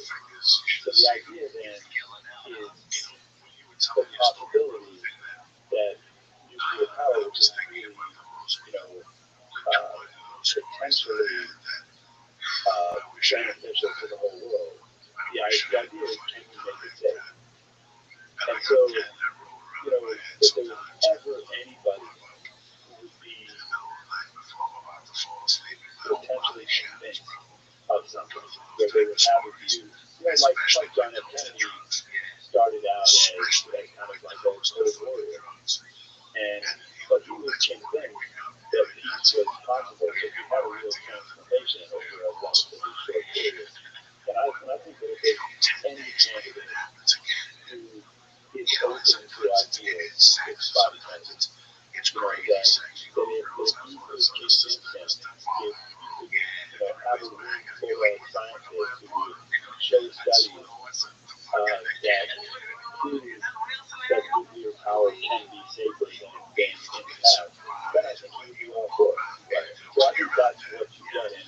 And many times people look at politicians and they find one thing that they don't like, and then they think, oh, I don't like that. So the idea is that you're never going to have a politician who you like on everything. What you really want to know with a politician, and with Bobby, you get this in spades, is that you can trust him. That you can trust this person to do the right thing, to not be corruptible, to not be drivable. And if there's anybody who is not corruptible and not drivable in any sense, it's Bobby Kennedy. Undoubtedly. I think he talked about when it comes to energy use, obviously, he hasn't read all the papers and studies, right? Like when it comes to some of the public health stuff, like he's like bona fide expert when it comes to that stuff, right? Yeah. But when it comes to some of the other stuff, at least he opens it and says, look, I'm not an expert on this. This is what I do know. I can easily have my mind changed. Yeah. But to go back to the transgender question, he made some statements there, and I could imagine that he would make more. So one of the ones that he made was that he didn't think that transgender men ought to be allowed to compete in women's sports. And he said that because he said that he believes that that's an assault on feminism. That sort of like there's been this progress that's been made in sports where women have really made great breakthroughs, and where the sports professionally are really viable, and they're well watched. There are all these new superstars in different areas, all of the various sports. And if you allow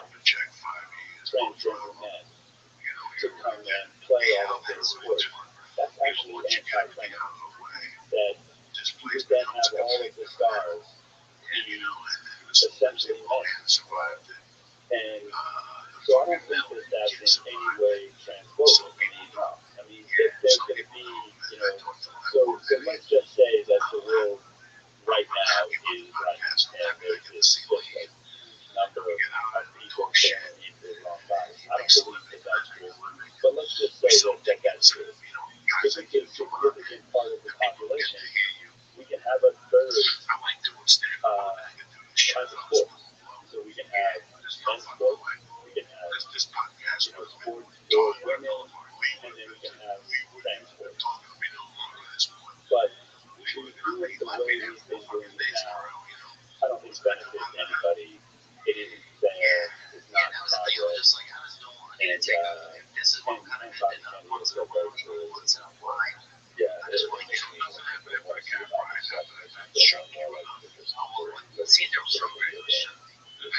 was 13 years sober. He was like, he was on White House all his money in his life together. He's a multi-millionaire now. And then he pushed the documentary create the new one. That's just crazy. That's like we're living in a simulation, man. It's just an insult for the country.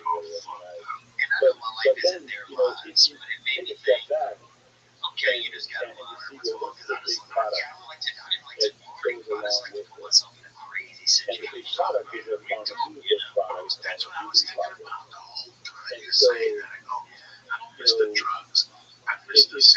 like we're going to get to a point if we don't change course, where there will be millions of children in this country taking these drugs.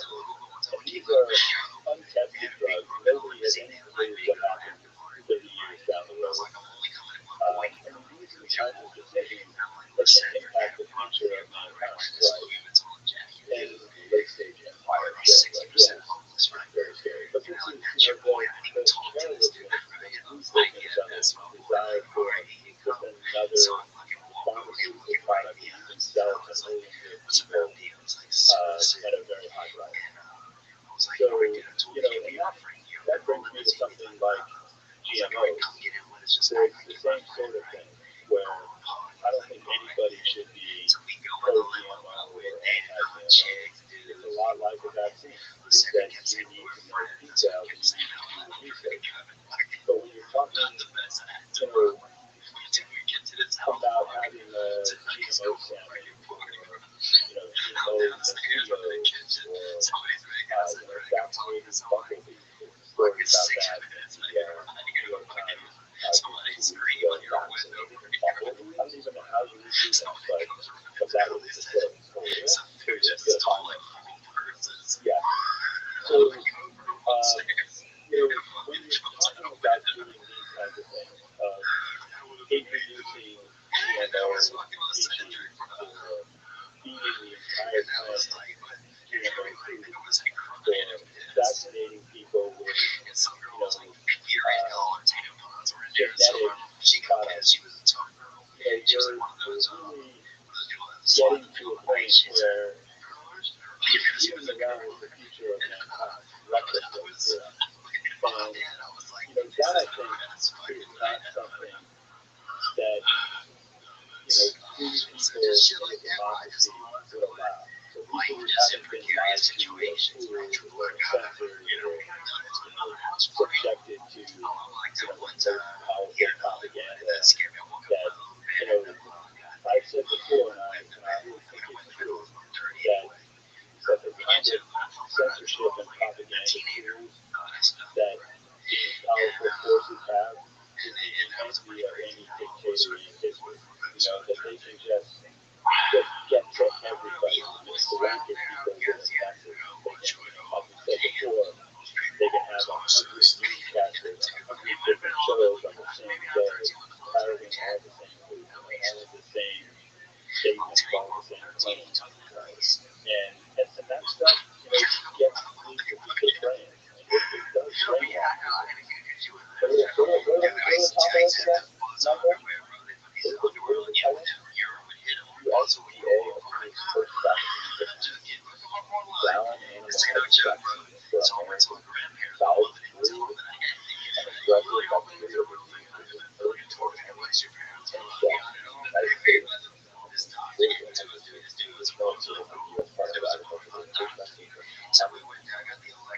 very time to get it like away from falling in the viruses that have disseminated the global population. First, that's going to take time. Second, that's just yeah, so I think that, it's just another product that they're selling. And I think that any sincere person who looks at these kinds of things and who knows what's been happening in the last 10 years in this country is going to look at that and say, we should slow down. We should do more research. Because the impact of getting it wrong is so severe. And it's the same thing with the COVID vaccine. The impact of getting it wrong is unimaginable. Something that you would put into the bodies of 7 billion people.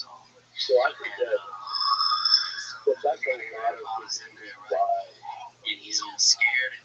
Robert F. Kennedy Jr. is president. Because he recognizes that at this turning point in history. And I don't think that's about trying to make people afraid. But I think it's about being honest. Is that you just have stories like this every day and you don't know whether to believe that the people who are doing this kind of thing, what their motivation is. Is it just to have another product to sell? Is it just sort of interesting to try it? Are GMO salmon a good idea or a bad idea? The companies that make them want to get them into market as quickly as possible. So I do think that we need some regulation in this country that's not owned, funded, by the people who are going to make money off their decisions. So, and that's what I think we would get with Robert F. Kennedy Jr. But we would also get this group of scientists who are, some of them have respect for me. But they're very serious people who, like Bobby, have taken a lot of risks to say what they believe is true. And Dr. Pierre Corey is one of them that, he could have had a much easier life. He didn't have to take this road. There was no money in it for him. There was no benefit for him. So he didn't have to fight the disinformation campaign that was being waged where, that he described before, that people were saying that ivermectin or any of the similar things that were available at the time. He could have just sort of toed the line and made a lot more money, probably had more friends, more connections, had a brighter future. But there are a lot of people who have come out during this period and they're not willing to live that kind of life. And so I think people like Pierre Corey, people like Dr. Peter McCullough, people like Dr. Robert Malone, there's so many of these people out there who risk everything, who make, some who I really like is Dr. Joe Latipo, who's the Surgeon General of Florida. And he's just such a sincere guy. He does real research and just sort of follows it where it goes. And, so people like that group who are running the CDC and the NIH and all of the different medical health divisions, I think that would go a long way to turn things, to a point where the direction could be permanently changed. Not that it gets perfect right away, but that you get a whole bunch of powerful people who feel that it's their mission in life to end corruption. So you need a leader who's taken the time to get to know all of those people. And Bobby knows all of those people well. He spent the time getting to know which of those people are really trustworthy. So the question is,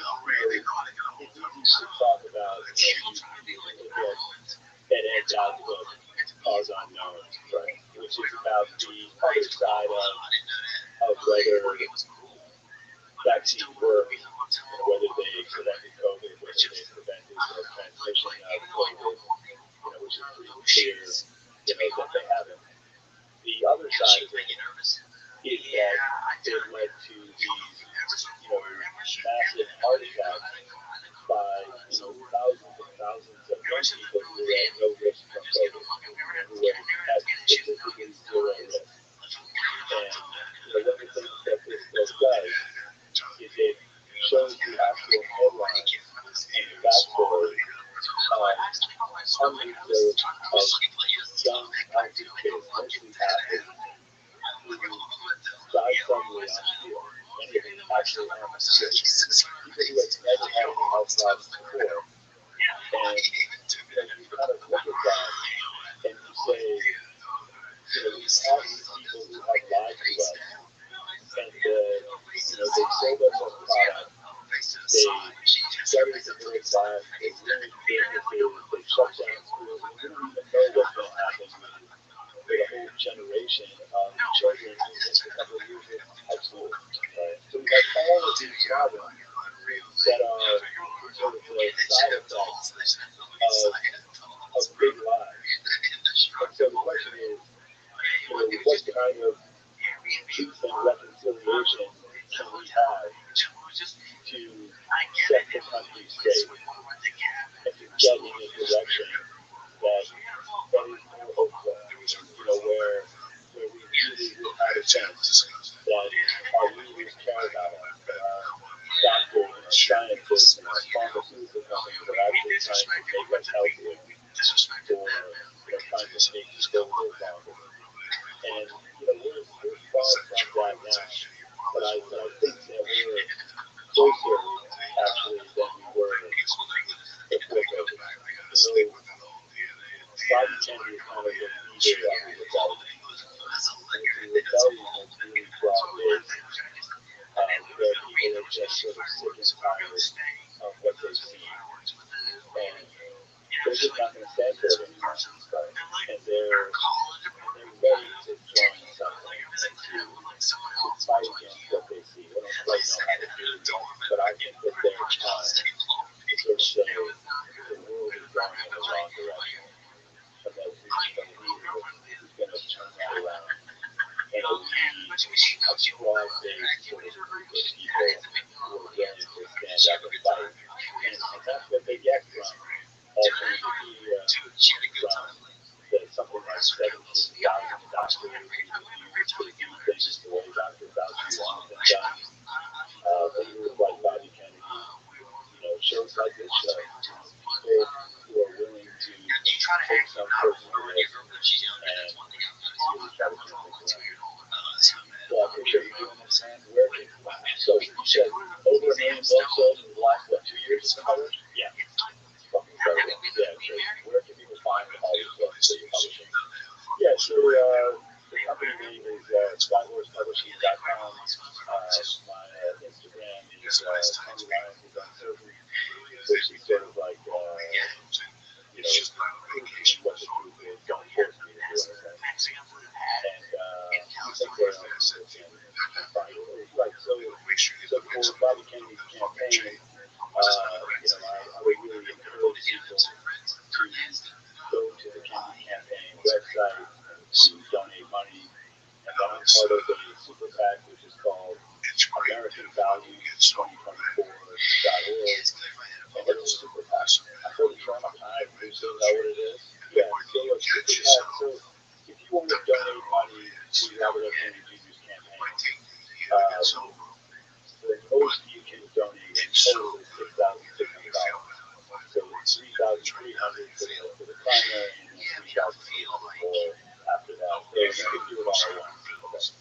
So, but if you want to donate much more money and help him become president, you can donate the money to a super PAC. And so if you donate money to American Values 2024.org, you can use that money to do anything we can do to get the word out and to amplify Bobby Kennedy's message. So So, for example, we've done 20 different podcasts and we take clips of those podcasts and create talking points from them, get influencers to go out and discuss those talking points, send out emails, send out text messages. So those are the kinds of things that all politicians do.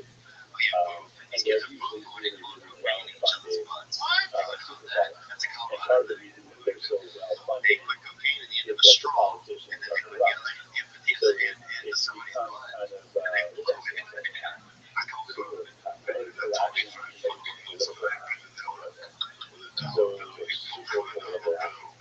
Right. So there's no limit on the amount of money that you can donate like that. So if you're a pharmaceutical company and you know that you have a candidate who's going to kind of give you immunity from prosecution for the product that you create, or is going to speed them through the process, then it's a really good idea to put as much money as possible into the super PAC to help that politician get elected.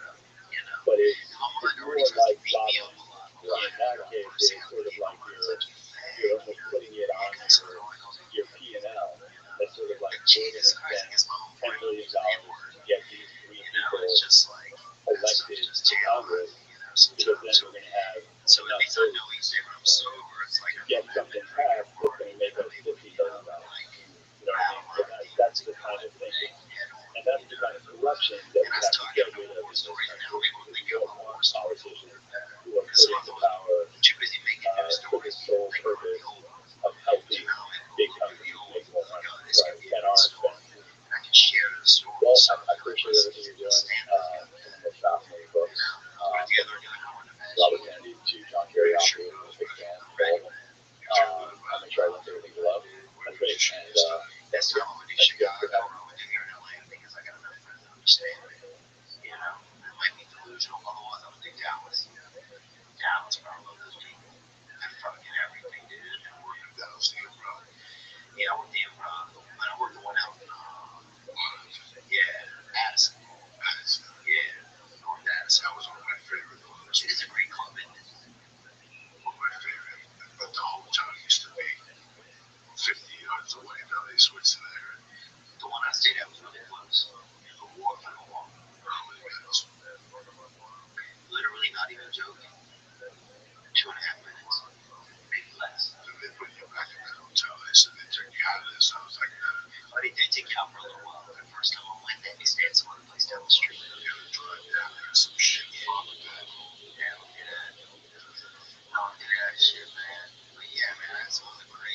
So, thank you to Hamilton Morris for giving me the title of this podcast episode.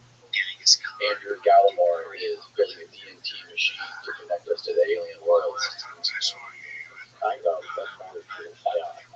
I'm not building it, but it's beautifully stated. So, thanks for coming, first of all. Thanks for bringing your books, beautifully designed books. What do you do, and how did you get into this world of psychedelics and how sleep is extended state trips? So I never really tried it. I got at least 6 hours. Well, I mean, how far do you want to go with that? When I was really young, like his life, it was nice over there. I mean, I'm really trying to be a friend to me, but I was 17 years old. Really not interested. Just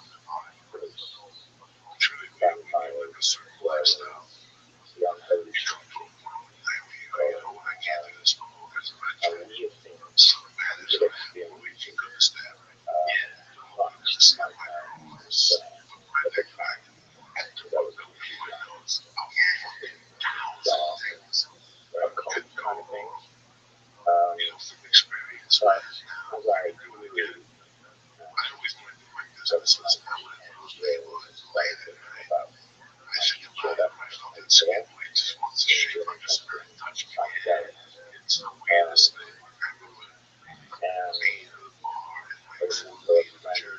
and talking about together.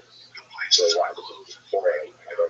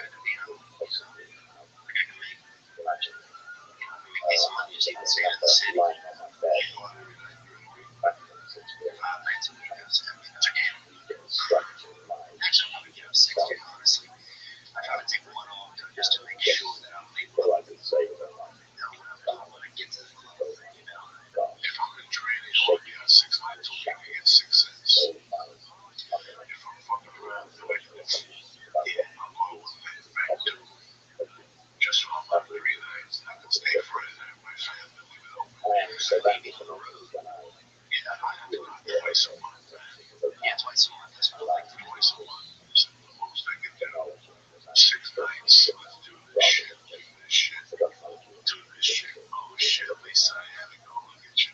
We're gonna do a shirt. Let's do the other shirt. It's not bad.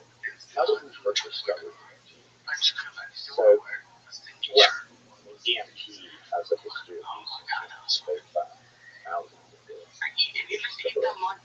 Ayahuasca. there's no fucking state of mind. There's no state of mind, but they think that it's chocolate. It's chocolate. It don't taste nothing. I was together the other day. Well, let's show some shit. You just don't hand out. Oh, yeah, they do. Was I gave you time to get out? You don't believe it. Yes, it's only leave the fucking mushroom off of you. I was where you came in. I was telling Lee that, you know what, man, I really like the holidays. But those holidays, I really just really rough on me, man. I just wasn't used to fucking rough and go.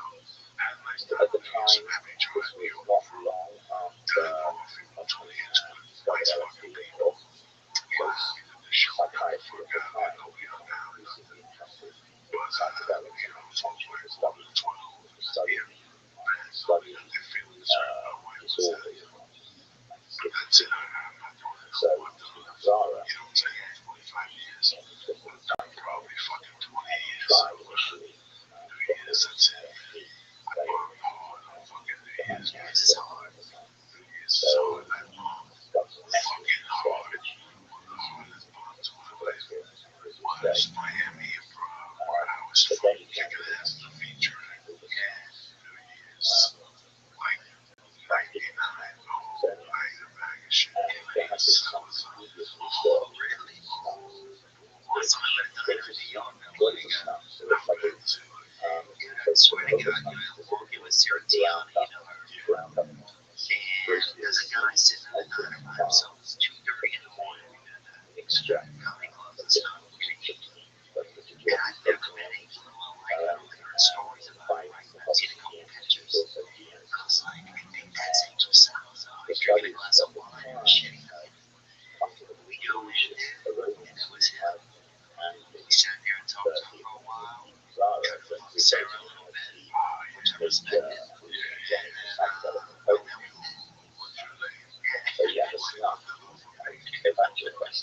the snuff is round what fine powder, he was basically a fine powder, very, very fine. A bit like Rabbi. He gave me a lot of encouragement. The powder tobacco now.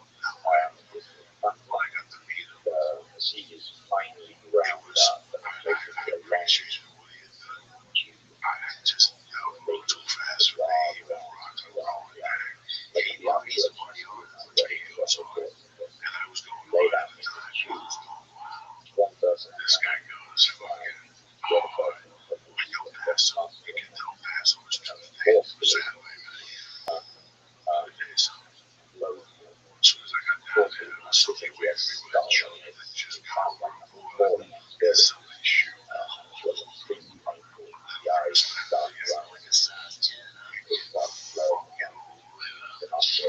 This shit was fucking tremendous, you know.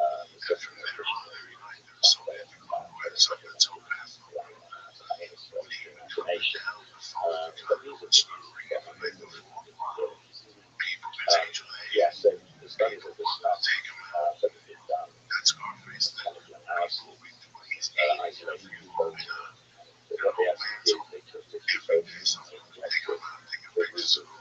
Check him out. Yeah, lunch, bringing clothes. It's amazing. People fell in love with that character hard. It just goes to show you. He still sells the tickets. He's not selling brain. He still sells tickets. He's not fucking Michael Jackson. He still sells tickets to show doesn't matter. He expected people will be able to do it. It's 30 fucking years later. It was 30 goddamn years ago, right? It was 83. So you can differentiate to the other. It's amazing. 94, 88, 88, There's 5 because the friends of fun, you know what I'm saying?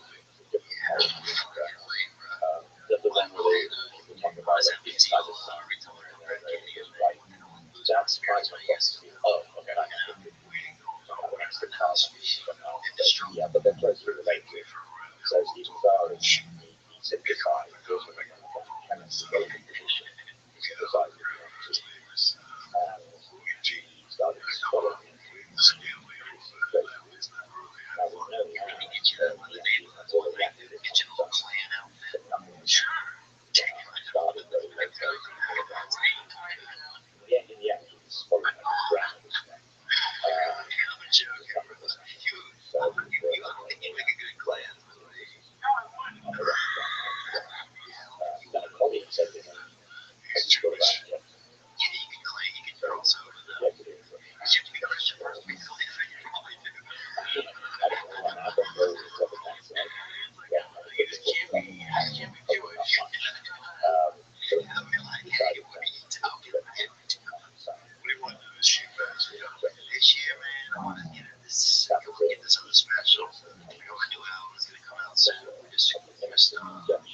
Just logged in actually 3 days ago. Called 30 pound bag of hands for both. It's pretty excited about that. What else, man? We got a couple of great shows in Pigeon, so I'm excited about that. I wouldn't mind meeting a girl, maybe falling in love, you know, or at least being a honorable woman. You know, I've been that in my life. You know, I was out there, you know, licking pussy after dark, you know, out there in the streets and just, you know, just tasting the flavors of the universe, you know. You go and drink it, it's a different game.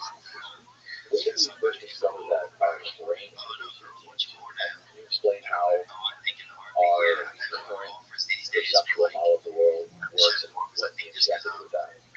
Yeah, so I mean, I've never been that convinced by the idea that it's like I've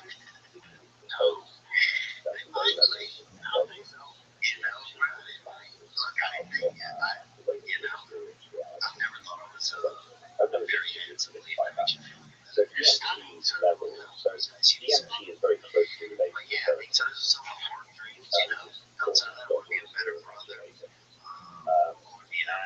it's not that difficult to transfer the metabolism from the serotonin starts from tryptophan. And I want to help other people, so I want to do something, even if it's a little, you know, into the phone, something calls them, and they need help. I got to Not that I would, even if it's something lucky, you know, that I know. but also got like different directions. So it's Jesus Christ. very easy to work. What's next? I did this, I did this. So way back in Yeah, scientists,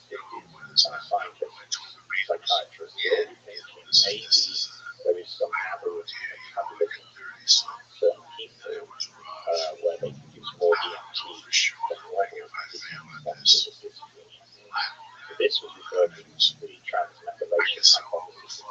So straight away they were looking for DMT in brains, so measuring DMT and love, trying activating systems in different DMT levels, schizophrenic versus to measure the DMT. It's not difficult to do, but it turned out to be difficult to find definitive relationships. This hypothesis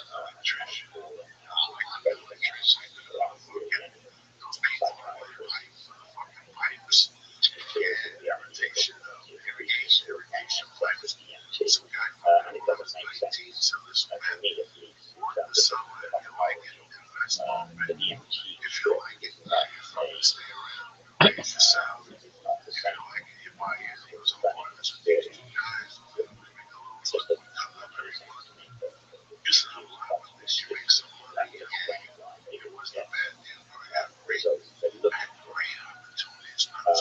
so in terms of what DMT does, we kind of need to get back to, as you said, the modern reality stuff.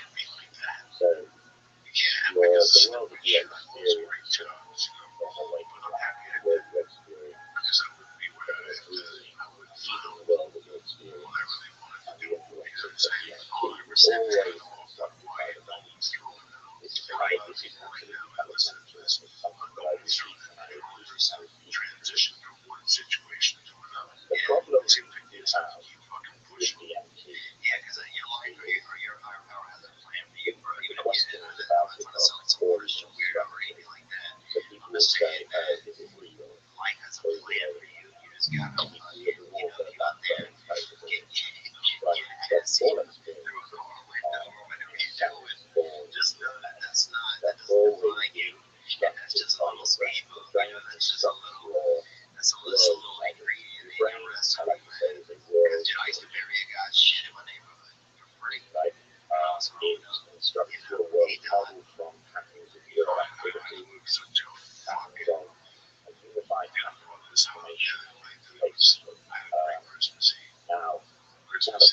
exceptional circumstances.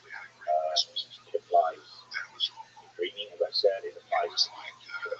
So when you take DMT, your brain is constructing a different world model, constructing a different model of reality. Now, in the state, this world model is restrained and modulated by a constant trickle of sensory information from something outside that we call the environment. So we never have direct access to a spirit state. It's not something directly accessed. So the world we're experiencing now is this model. It looks like it's the outside world, but actually it's all internally constructed in this light, ceiling, black, dark space. The place people go when they do these things, whether it be DMT or psilocybin or anything, is it things that are already there, like invisible, that are just becoming apparent? Or is it just a mind like turning inside out on itself? Okay, so this is it's kind of distracting over the holiday. It's just I think that's it's a bit much sometimes. I did write the book. If you don't know the answer to that question, but there are a number of explanations for the DMT. First of all, when you smoke DMT, take any psychedelic, it's the world model that changes. What psychedelics do is they have interaction with certain essentially layers of corporate outer layers of structural and the classic psychedelics for that they interact with these receptors and they help your brain is they allow your brain to so the model changes, the structure and the dynamics of the model changes. Now, with a low dose of something like psilocybin, the effect will be relatively subtle. You get kind of an altered model of waking world. It's more fluid, it's more dynamic, it's more sensitive to incoming sensory information in that state. But with DMT, something quite different. Concentrate for a 100% reality channel switch. The brain doesn't, it's not just an altered version of the waking world, but it's just completely different. That different reality, it's like switching the reality channel. And the question is, it's a really difficult question to answer. The kind of the orthodox explanation is totally making it up. So wild fabrication. But that's never made much sense to me because we know that the brain wasn't ever ready to kind of construct worlds. The brain evolved to construct the normal waking world and model its environment. This is the world the brain knows, learn, and evolve to construct. How to construct one world model, right? So then you ask yourself, well, how is it then possible that when you perturb the brain with this one alkaloid, it suddenly becomes capable of constructing entirely coherent, really complex, hyperdimensional worlds filled with seemingly hyper-intelligent beings? Where did it learn to evolve to construct these realities? It's confounding to me from a neuroscientific perspective. It's like imagine a young American child who only speaks English, a 5-year-old or something, suddenly wakes up and starts speaking Siberian. What comes out as a different language? It's shocking. When he learns those secrets, it's like it's similar. It's similarly profound because the brain knows how to construct these relationship. No relationship whatsoever. Normal relationship, nothing was taken from our world and brought into this joint reality. And that remains a great mystery unless somehow the brain is receiving information from somewhere else that's kind of constraining and modulating and informing its construction of this ultimate world. That is why it's such a problem in our brain. Where we are somewhere else, yeah, we don't have a clue where this other space could be. And this is kind of what I would refer to as a data problem. So the normal waking world, as I said before, it's always receiving information from the environment. We understand how that works. We understand stimulation, stimulation correct. We understand how sound understand how information gets it to the brain, to help the brain construct its navigation very well. So this data input problem as well, if the DMT world is being modulated by information from elsewhere, where is elsewhere? That we don't understand. Maybe we can strengthen state mind. Exactly.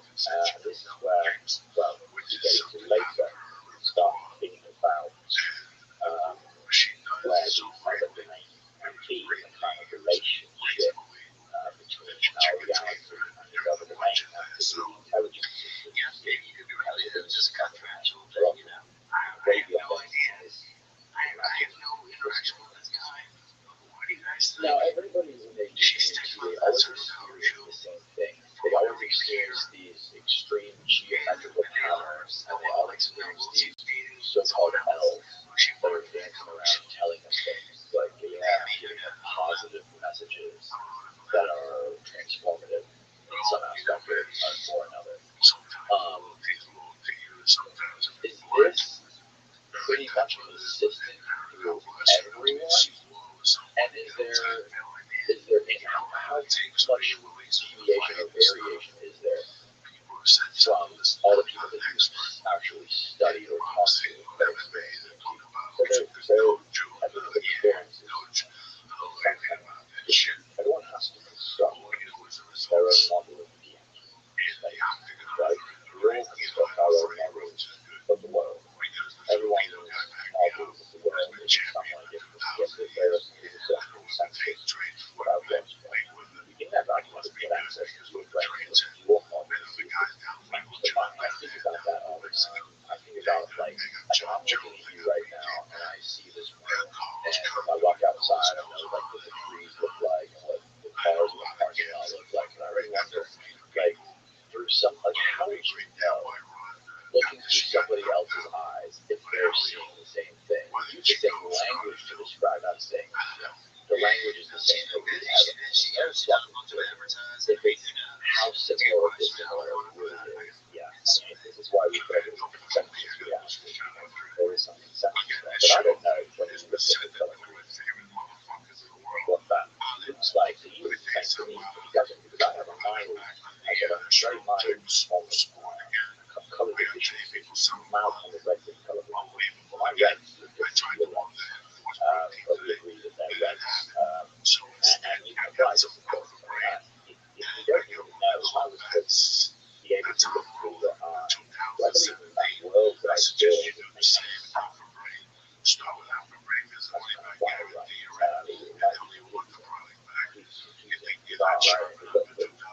You make sense of it. You're around for learning stuff that model of reality. Some people go through most of their lives not being able to see three-dimensional, and they don't even know it.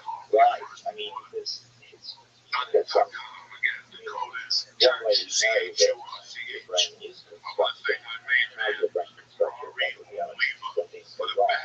So there's certain parts of the visual cortex, for example, is responsible for your experience of motion, objects in the world. If you don't have air conditions with aching and Tokyo, where there's a damage to a very specific area of that cortex that is responsible for motion information basically the world to get images. I can't imagine what that's like. Can you really can't. But that's how they see the world. And similarly, A chromosomes, where the part of the brain that represents color information is damaged specifically. The world becomes black and white. Right? I've heard that like something around 95% of the neurons in our brain are dedicated to vision. Or an absurd amount of the neurons in our brain are dedicated solely to vision. But we are a visual species. We rely on visual information more than any other information. I mean, imagine looking at the room now and trying to describe it in some detail using words, using sounds, so that somebody can to photographic precision. Imagine that, right? But clearly, there's a lot of information. There's so much information that we have in our visual world. All of that information is represented by this unified information in the brain. Yeah. But getting back to the entities, right? So to answer your question about do people see the same thing, everyone's experience is certainly different. But there are certain universal EMT motifs that many people describe the structure, the ambience of the space, the geometry, and also, of course, the space. So-called EMT entities. And this goes back, of course, it goes back to the indigenous tribes in Amazon. They used it to communicate with beings they call spirits or gods, right? We might have a different name for them now, but the structure is clear. But the biggest characteristic feature of the spirit is the appearance of other entities. And in Zara, to mention these owls, right? The owls and she owls kind of go they're like shards of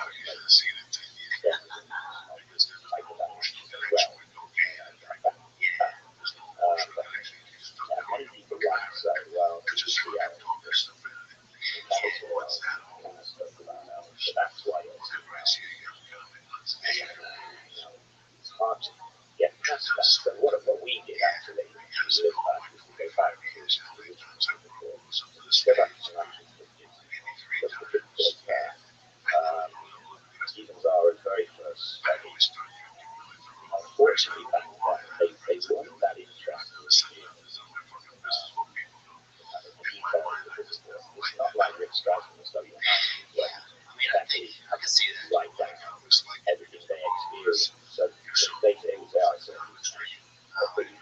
even within these old papers, you get these physical and they have these that had back then the characters of EMT players. They were describing this rapidly changing rapid procession of complex geometry imagery.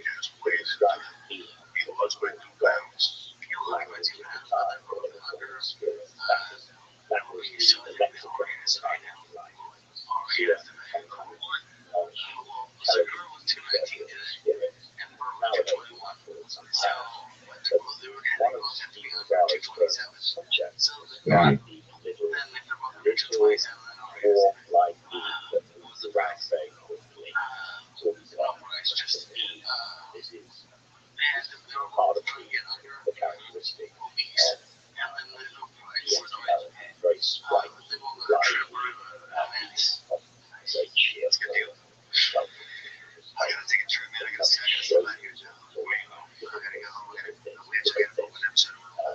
They were there in the first then in the 60s, like clearly describing elves like being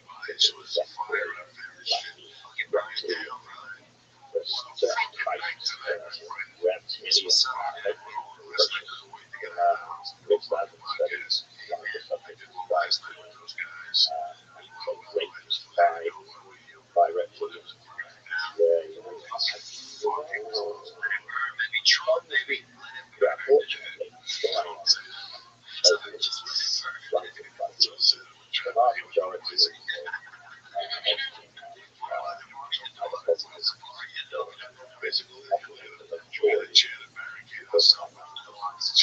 but what about that? Well, I mean, they vary much in their characters. Speaking of Montana, I'm in Virginia Beach in a couple of weeks. And the funny bone last weekend, January 26th through January 24th, 28th. For something like that, or kind of neutral. It's just the same thing. I mean, right now, just They fucking seem to be aware of the large gap between their intelligence and what is their world.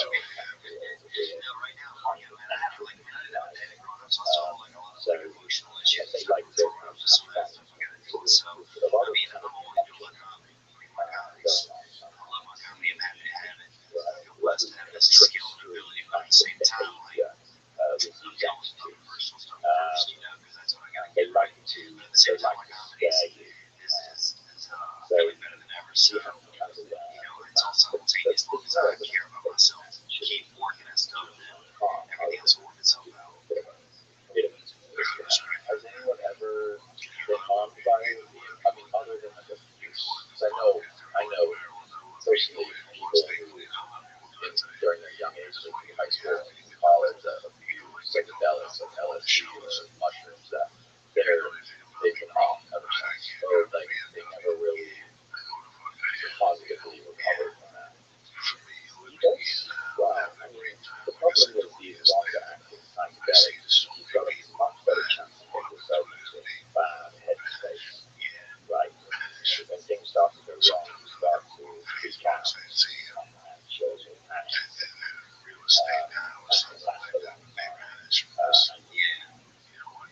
So the greater potential for yourself into really bad places with psychedelics. Why? Exactly. With DMT, for most people, it's shocking, it's astonishing. In terms of mechanics, so you're dangerous, by astonishing. These are shocking, astonishing. Choose your these are so bizarre and profound and strange and impossible experiences that the real danger, I think, or the real risk is that everything you feel is true, everything you feel is about reality, is about the people that you're going to come back and realize that you're something that everyone will feel or not feel or possible or so everything is not. There's no going back from that. So you will be fundamentally changed. So you have to prepare for that. But for me, that was a So I feel like I'm fucking just playing around it over, like I've already seen my expectations. But for some people, you have a particular physiological condition about a relationship with the cosmos. Then you really start to say the least. But for most people, it's so rapid, like being on a roller coaster. You're screaming, you're scared, wild, don't get a chance. So you don't get a chance to think about the implications of it yeah. So by the time you orient yourself, that is possible within the space, already take way out. Then you can think about it. And for most people, they actually forget a lot of the details. They come out ranting, raving, It started off great, dude. Did a show at Amy Schumer. aids away and details. So most people, am from a suspect. Like I was worried about I never tried hardcore psychedelics. Like I never or like edibles, but I've done edibles and had some really trippy experiences. Like whenever anyone describes mushrooms to me, when I do an edible, that's what I experience. Like it's wild. And I'm a hyper responder when it comes to any drug.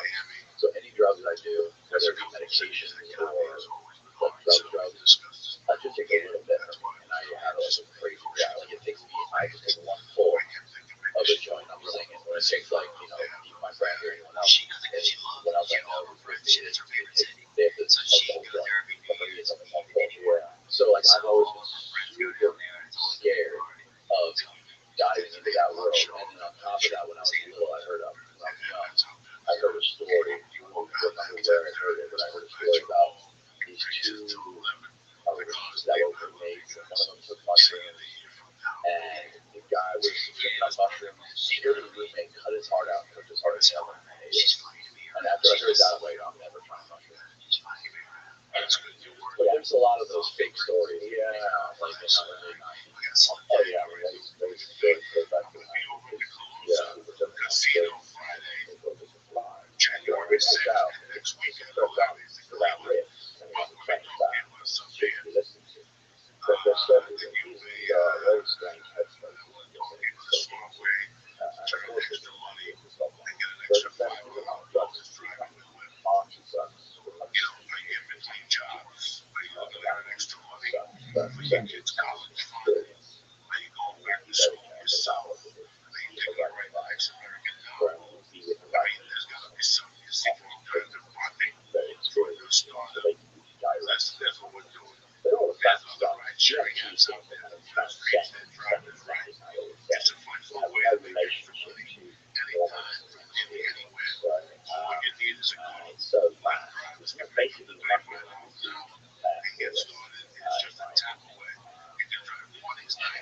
So another thing I would be concerned about is having like a lasting slippery grip on reality. Again, DMT. What talk about DMT? So you cross looking back at like deeper into this ultimate reality than you possibly have.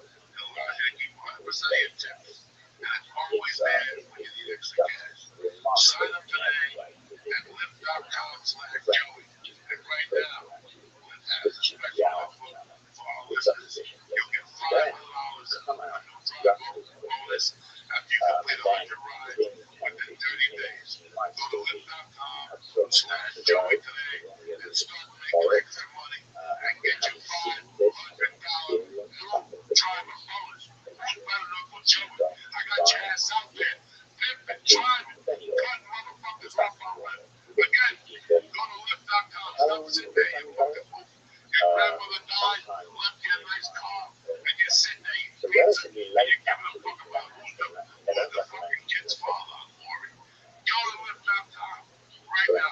There's this guy who has a really popular YouTube channel called All Gas No Brakes. He changed it. He does like these really cool kind of like running gun documentaries on weird subcultures around America. And he did an interview where he talks about how when he was like in his early teens, he did a lot of LSD, and now he is like hermit tripping.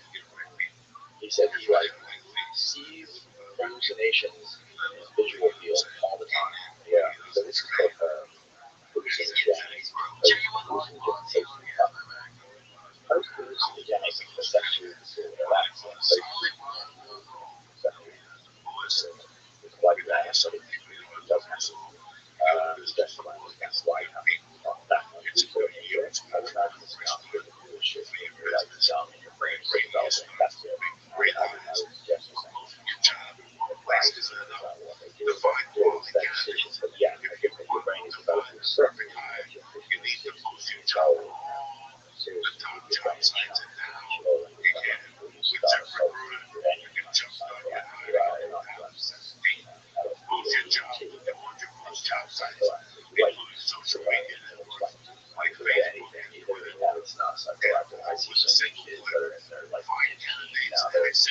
testosterone, trying to like get jacked in the gym. It's just like, what are you doing to your body before you even fucking 16 years old?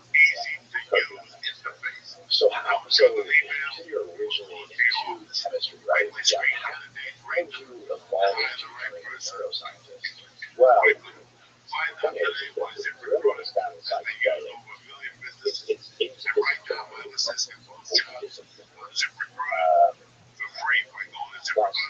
Understanding the chemistry is really important to find how do these molecules interact with protein receptors in the brain?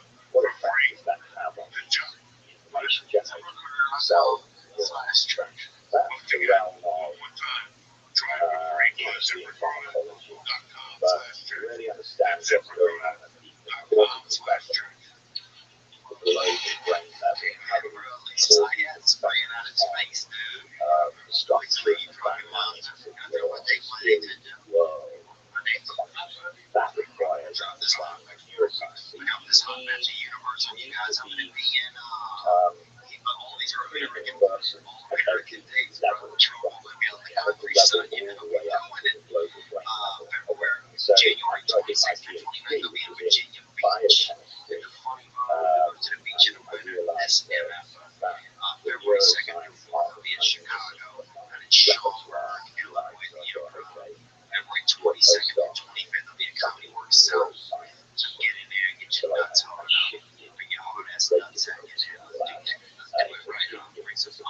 lab computational neuroscience. So I don't know, some word. Yeah, it's not nice right now. Yeah, that's another benefit of studying that. Because I'd spent years in the laboratory with wet right? So people like it. Yeah, we can die or they get infected. Everything takes so long. So I was tired of it. So I was out of the lab. So I didn't want to work for the lab. I didn't get into that. So I thought, okay, computational neuroscience. This is where it's at, actually. Modeling brain function. That's the thing like the way there's so much from studying black. What were you doing studying black? Specifically, were you studying black brains and studying maths? I wasn't. And I didn't want to. That's the thing. So I thought, computational that's the route. So I did a couple of postdocs at one of my university, studying synaptic plasticity, computational models of how neurons communicate, how they connections change over time, etc. Then after that contact finished, opportunity, shall we say, of about 2 hours in Japan. I've always wanted to live in Japan. And that's why. I don't know why, but I did. I'd like to learn Japanese as well. But yeah, I think you're going to be back so that's yeah, I'm in the middle. I'm on season 3 of Man in the High Castle right now. Oh, really? Have you seen that? I haven't seen the original language. Yeah, I never knew it was Japanese. Oh, yeah, no, it's basically a show about if, the premise of it is if the Native American lost World War II, and it's the Nazis and the Japanese are occupying North America. This is because oh, is it really? Yeah. Oh, okay. Yeah. And so they're basically in an alternate reality, right? And there's this one Japanese guy, the trade minister, he was able to meditate and travel into our current dimension back in whatever it was in America, and he's being able to go back and forth because it was in that dimension and then his life in this dimension, and there's this crazy like it's insane. It's really mind blowing, but it's a lot of like the Japanese culture really comes down that documentary about it. Yeah, definitely. I love the culture. I love the people. There's something particularly about like psychedelic and love.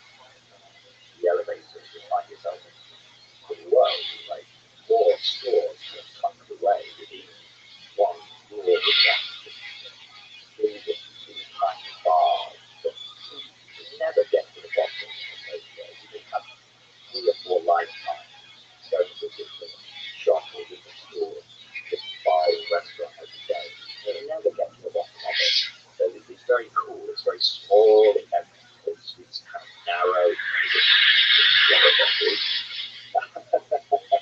That's something that's for another dimension. Yeah. The road is fucking wide, broad, really cool, but very cool, very different land. Very dense, right? There's a lot of people there, a lot of people, but not as you can imagine that wherever you go, Tokyo is always going to be like crushed with people. Certain topics should be there. You see that a lot of serious crushes, loads of them. But then you can turn a corner and find yourself on an empty street. There's nothing there. You might hear a shuffle go, you might hear a cat, you might see a couple of kids playing or something.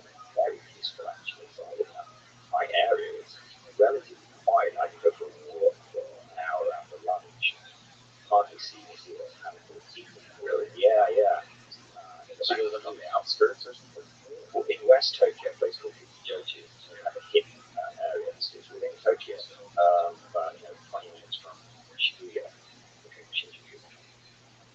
But some of the imagery I've seen online of like the countryside of like these mountains and these big lakes and stuff, it just looks incredible. Yeah, you've got everything. You've got the cities, obviously, but then you can get a train out of Tokyo within an hour. You're in this place like Nagano, beautiful mountains, region, lakes, Alps, Japanese Alps. So if you like, you can do everything relatively simple. If you like, sometimes you want to be in the city and the hustle and bustle and the excitement there, then you want a weekend out, mountains, hiking or something, you can do it all. So yeah, that's kind of why I like it. You speak Japanese now? Yeah, definitely. Really? But now, don't get carried away there. It's fiendishly difficult to learn. I mean, I've been there 8 years now.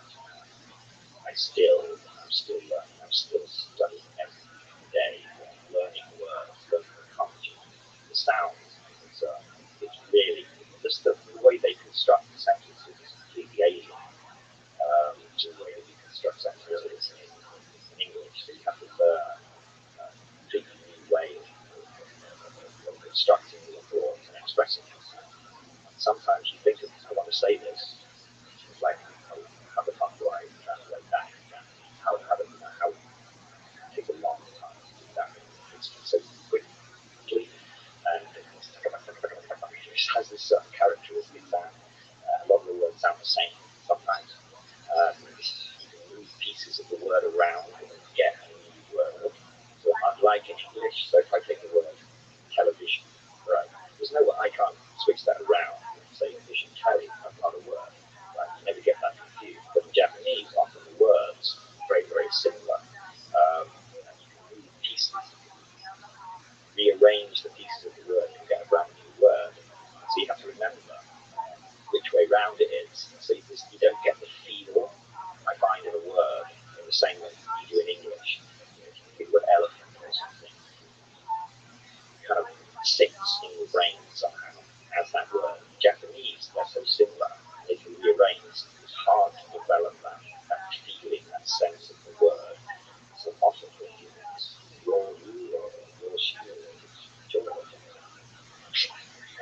Can you write in Japanese too? I can read, I can type Japanese, but writing all of the kanji. So I know about maybe 2,000 kanji. They've got the Joyo kanji, which is what you need for basic literacy for all children in the school. There's no basic kanji. All of it, 2,000 kanji. Itself is a lot of kanji. But there are 50,000 of these kanji. So if you're reading, when you read a novel in Japanese, they often have above the kanji, so of this Chinese character, another key character to tell you how to pronounce that kanji. Because each kanji can have up to, some kanji have like 10 or 15 different ways of saying that one kanji. Imagine that. So you look at it, you don't know no idea how it's said. it's even more complex than Chinese. Chinese, you get one mapping, one kanji, one Chinese characters, one sound. Japanese, you can't do that. They have kind of Chinese readings and they have Japanese readings on your so it's such a difficult language. I never struggled intellectually with something as much as I have. I'm not dumb by any stretch of the imagination, but Japanese really. I mean, having to translate all of that and communicate with people in the field that you're in has got to be like a compounded level of difficulty. Yeah, I mean, I couldn't lecture in Japanese. Certainly not on neuroscience and psychedelics.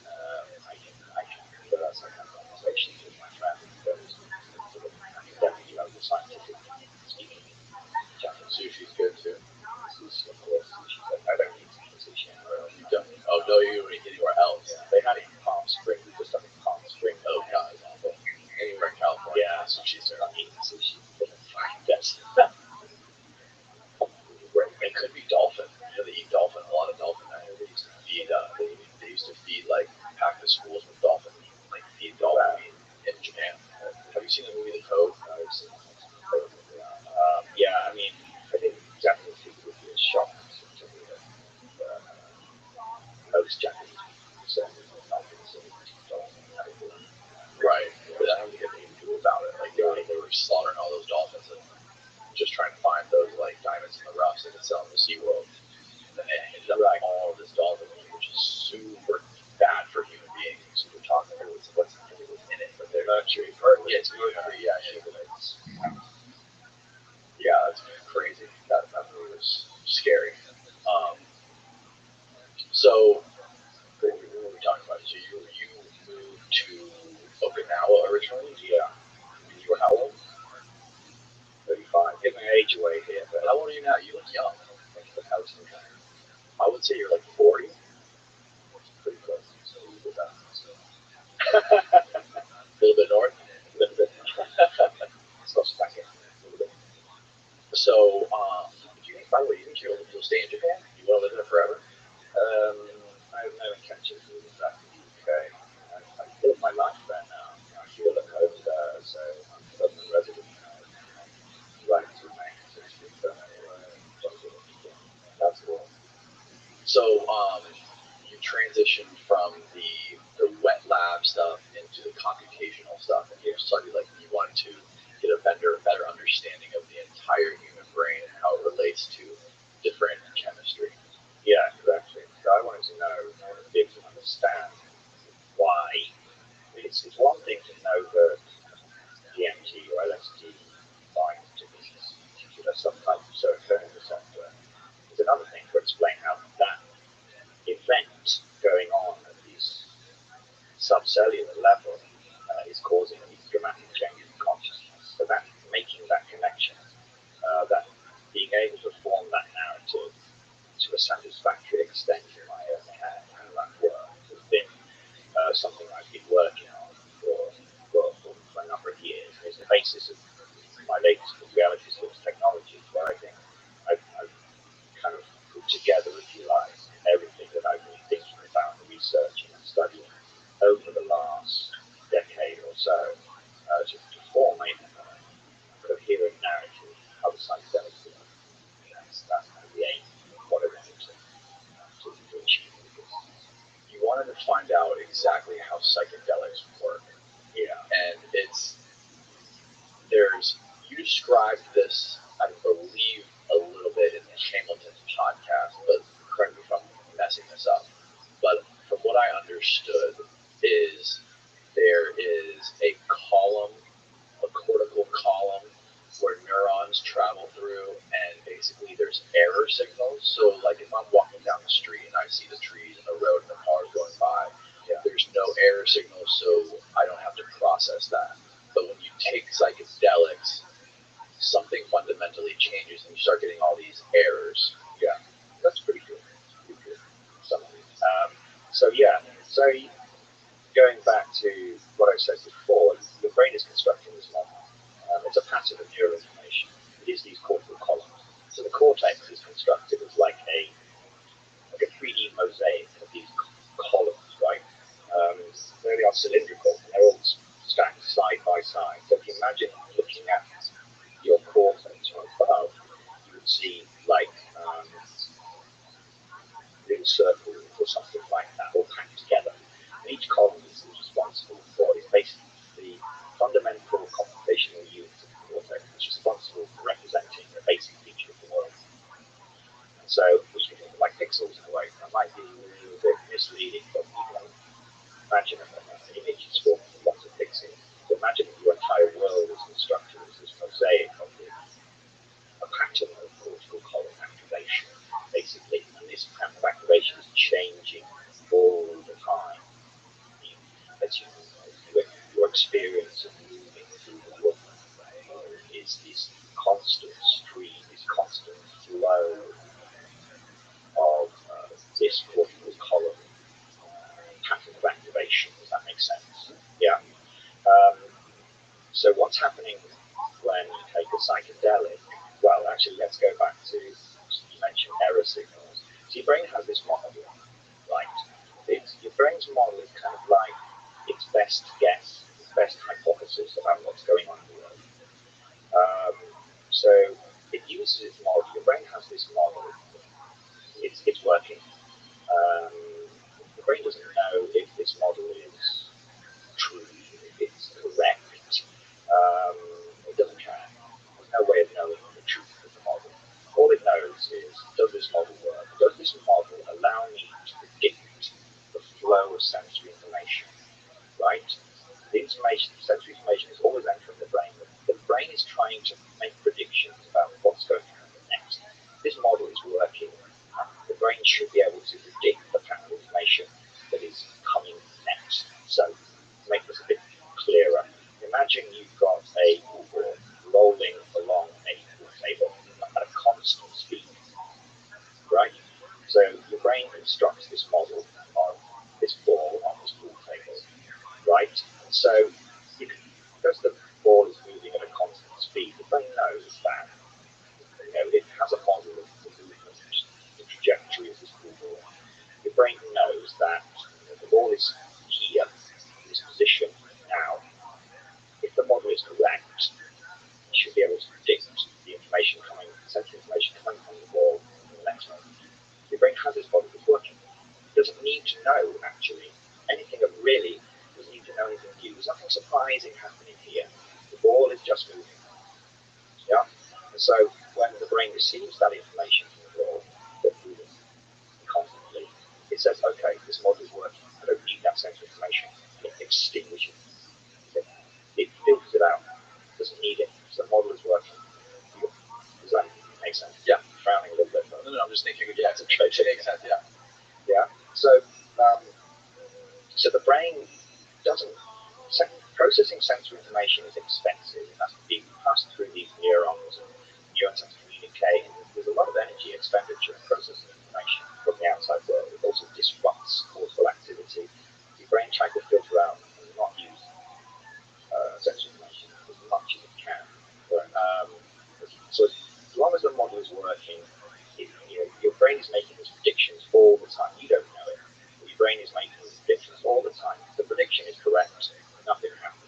Don't process that sensory information. It's filtered out. But something surprising happened. The brain didn't predict it. It makes a prediction about sensory information. That prediction turns out to be wrong. The ball suddenly takes a right turn. Takes a right turn, right? That's startling. And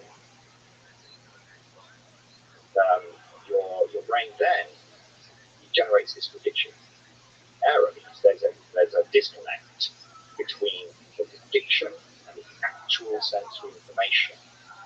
Okay, yeah? This creates an error. So if the prediction matches the sensory information, there's no error. If the prediction is different to the sensory information, there's an error. Like the gap, the difference between them. This prediction error is then processed and sent up into the high levels of the cortex, and it's used to update the model because the model must be wrong. The model's not working anymore. It must be wrong. And so then only these error signals need to be used to update the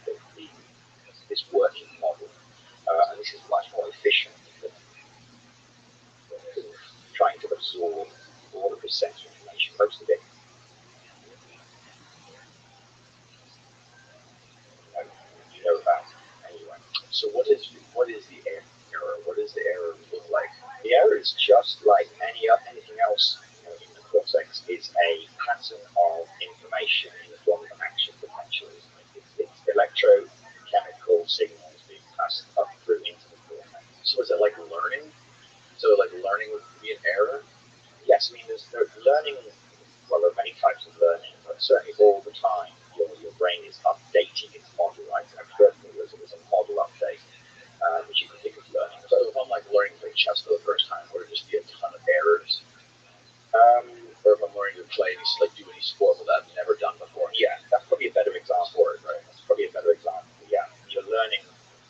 When your brain is faced with a novel situation you haven't seen before, it doesn't have a very good model of it, then you're going to get a lot more prediction errors. But as the brain defines its model, those prediction errors start to go down. Yeah. A good example, when I was a few years ago, I was walking through my hometown in the window of one of the department stores. Right in the window, weirdly, was a police officer stood there, doing that, like literally stood in the window next to the manager. This police officer, yeah. But as I walked around, at that point, like, let's think what's going on. My brain has seen this sensory information, receives this sensory information, and it says, okay, there's a police officer there. And there literally was a police officer in my world model. That's the important point. My brain constructed a model of this police officer based upon what it knows about the world.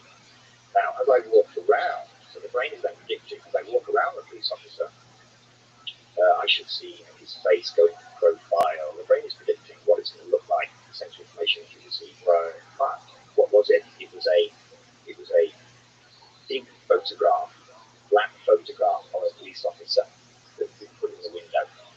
It wasn't actually a real police officer. So as I'm walking around,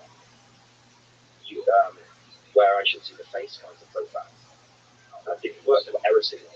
The model was failing. Then my brain said, oh, this model is wrong. And I suddenly realized just a photograph is there to kind of discourage you from stealing. Right. So that's kind of how your brain is doing that all the time. It's building this model of everything in the world and trying to predict what's going on. And it's only when it fails in the prediction that it generates these error signals that your brain then uses to update its model. Have you seen the hollow face illusion? No. So the hollow face illusion, people can Google this. It's very famous. It's through Michael. So it's like it's a picture of a mask, and it's just a normal mask, 3-dimensional. If you look at it, it looks like a normal face. The nose coming out of it. Oh yes, I think I've seen that. As it grows, so what's happening here is your brain is seeing this sensory information. It goes, this is a face. The brain knows how to do model of faces. So it constructs a model of. There you go. That's it. Yeah, I've seen a different one. I've seen like a statue or something. Oh, right. So if oh wow. Right. So what's happening here? When your brain sees the mask from the back, it doesn't. It assumes it's a normal face. It doesn't. The brain is not used to constructing hollow reverse images. Right, yeah. Okay, faces like that. So your brain constructs a normal 3-dimensional face, and you see it exactly as you would a normal 3-dimensional face. But as the mask rotates, the prediction, so the models start to fail, right? Yeah. And so your brain then has to update its model. That's when you realize, that moment you realize, oh, it's the concave side of the mask. That's the moment your brain has updated its model. It's changed its model from convex, regular normal face, which is the default, to this alternate model, right? So that's what your brain is doing all the time. It's constantly testing. It's the cycle of model testing. That's the role of sensory information. So you don't actually need, once your model is working well, you don't really need much sensory information.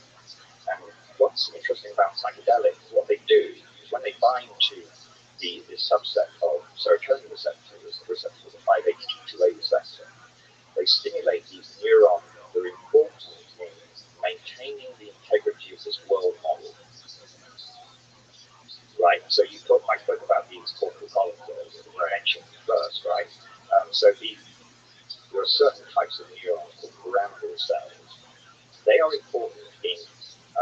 making these predictions of the model. Right? Your model is constantly making predictions, as you said. And in order to make good predictions, yeah, your model has to be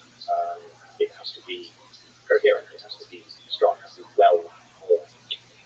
And what psychedelics do is they stimulate these pyramidal cells in these columns, and they make them more likely to fire. They increase their excitability.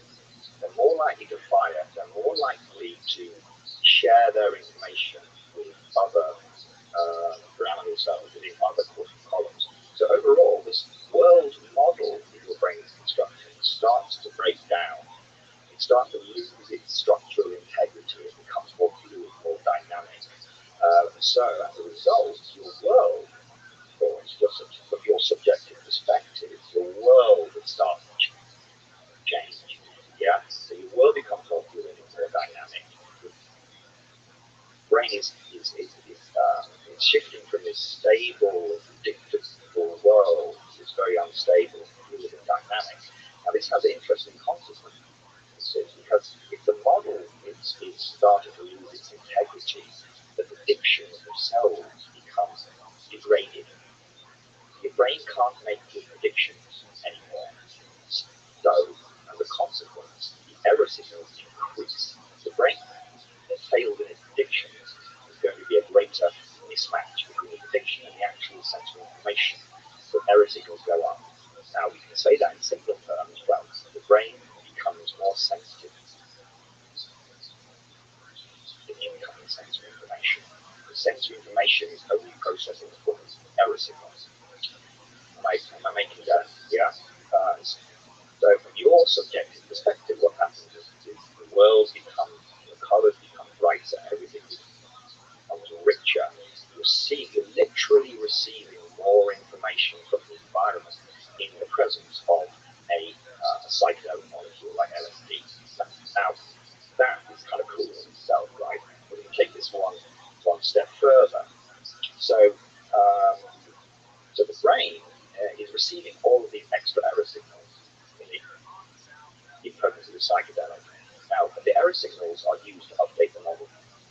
So the fact that the brain is receiving all these error signals means the model isn't working anymore, which it isn't. You need to update the model. But no matter how much the brain updates its model, it can't reduce these error signals. The model just is lost its structural integrity. And so this means that as the brain constantly tries to update its model, from your perspective, the identity of objects changing before the eyes. That's what's happening. So you look at something, and its identity will change. Yes, you look at a microphone, and it will become a cat or something. Or you will look at the pedal driveway. This is described by Alexander Shulgin in his book Tikal. He looks at this pedal driveway, and it becomes this glistening bed of gleaming jewels. Then it turns into a snake. The back of this huge, beautiful snake.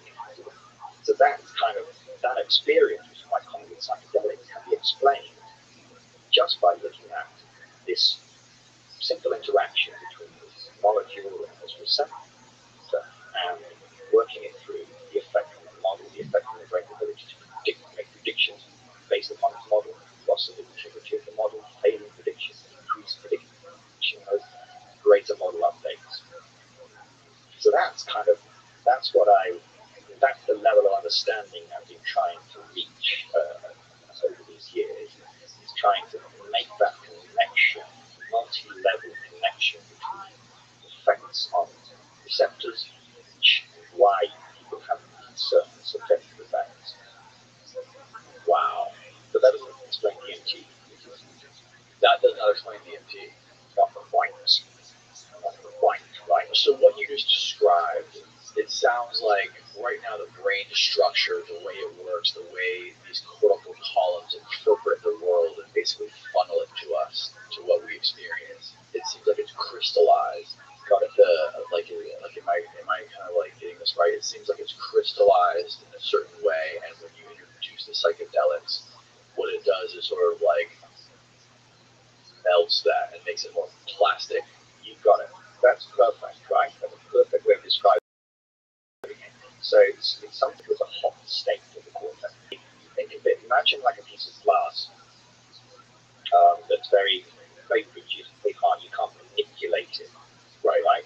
Heat that glass up, and it bends to your will. It becomes hot, of course, and it becomes more fluid, more flexible. You can bend it. That's kind of the state that your brain is in under the influence of psychedelics. And from that, we can explain why psychedelics are useful clinically.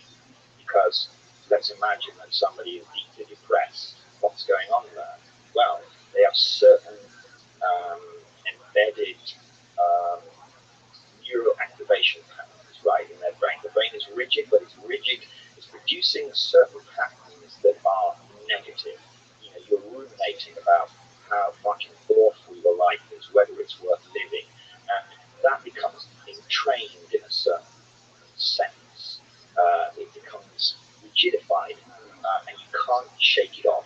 People say, you know, can't you snap out of it? No, you can't, because your brain is always to some degree flexible, but you can certainly train these connections in the brain, and it becomes, over time, it becomes rigidified. You can't shake and get out of it.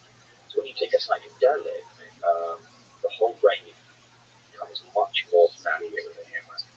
Well, that's a bit extreme, but yeah, you're heating up, not literally heating up the brain, but you're creating this so-called hot state, in which the brain is much more fluid. You can start to break down these rigidified patterns of connections and explore novel states. You can explore states outside of that. You can generate much more positive states or positive patterns of neural activity. And then as you come out of the psychedelic state, the idea is that if your brain cools down, the way back into a more positive state. So that's that. Right, but like for things like depression, right? Like for psychedelic treatment of depression, you don't necessarily know that their experience is going to be positive, right? So like with some of these therapies, are people sort of guiding their trip, or like sort of like pushing them in the right direction to make sure it's positive, to make sure they break this depressive loop, or are they just taking it and taking the psychedelics and hoping for the best? Well, so normally you do have a point. I mean, it's like if you heat a piece of glass, you need a skilled glass blower, right, to get the shape that you want. If you're not skilled, then you end up with, well, shit. Yeah. Right? So it's kind of important. So yeah, it's not just, I mean, people do find benefit sometimes, but I can't recommend it.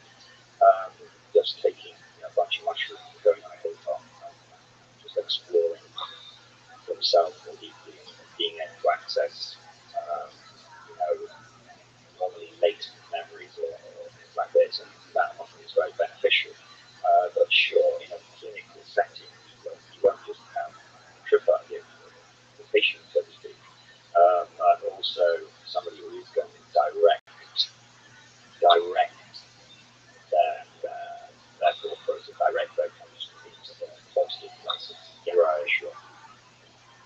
Yeah, that seems like it's got to be something that only comes with experience, where you can do it and kind of like actually take some sort of, like, is that possible? Can you do this? Like get into like one of these states and actually control it and sort of like become part of it? Because I know, at least in my experience, it's always something that like I'm fucking white knuckling the chair and like hoping like God get me out of this. But for someone who's doing some sort of therapy to cure their depression or PTSD or something like that, they're brand new to it and it's going to be terrifying, and they're going to want to take, that's a natural instinct is to be like, I've lost control. How do I regain control? Okay, so so before I was talking about this, the brain becomes more sensitive to the flow of information from outside.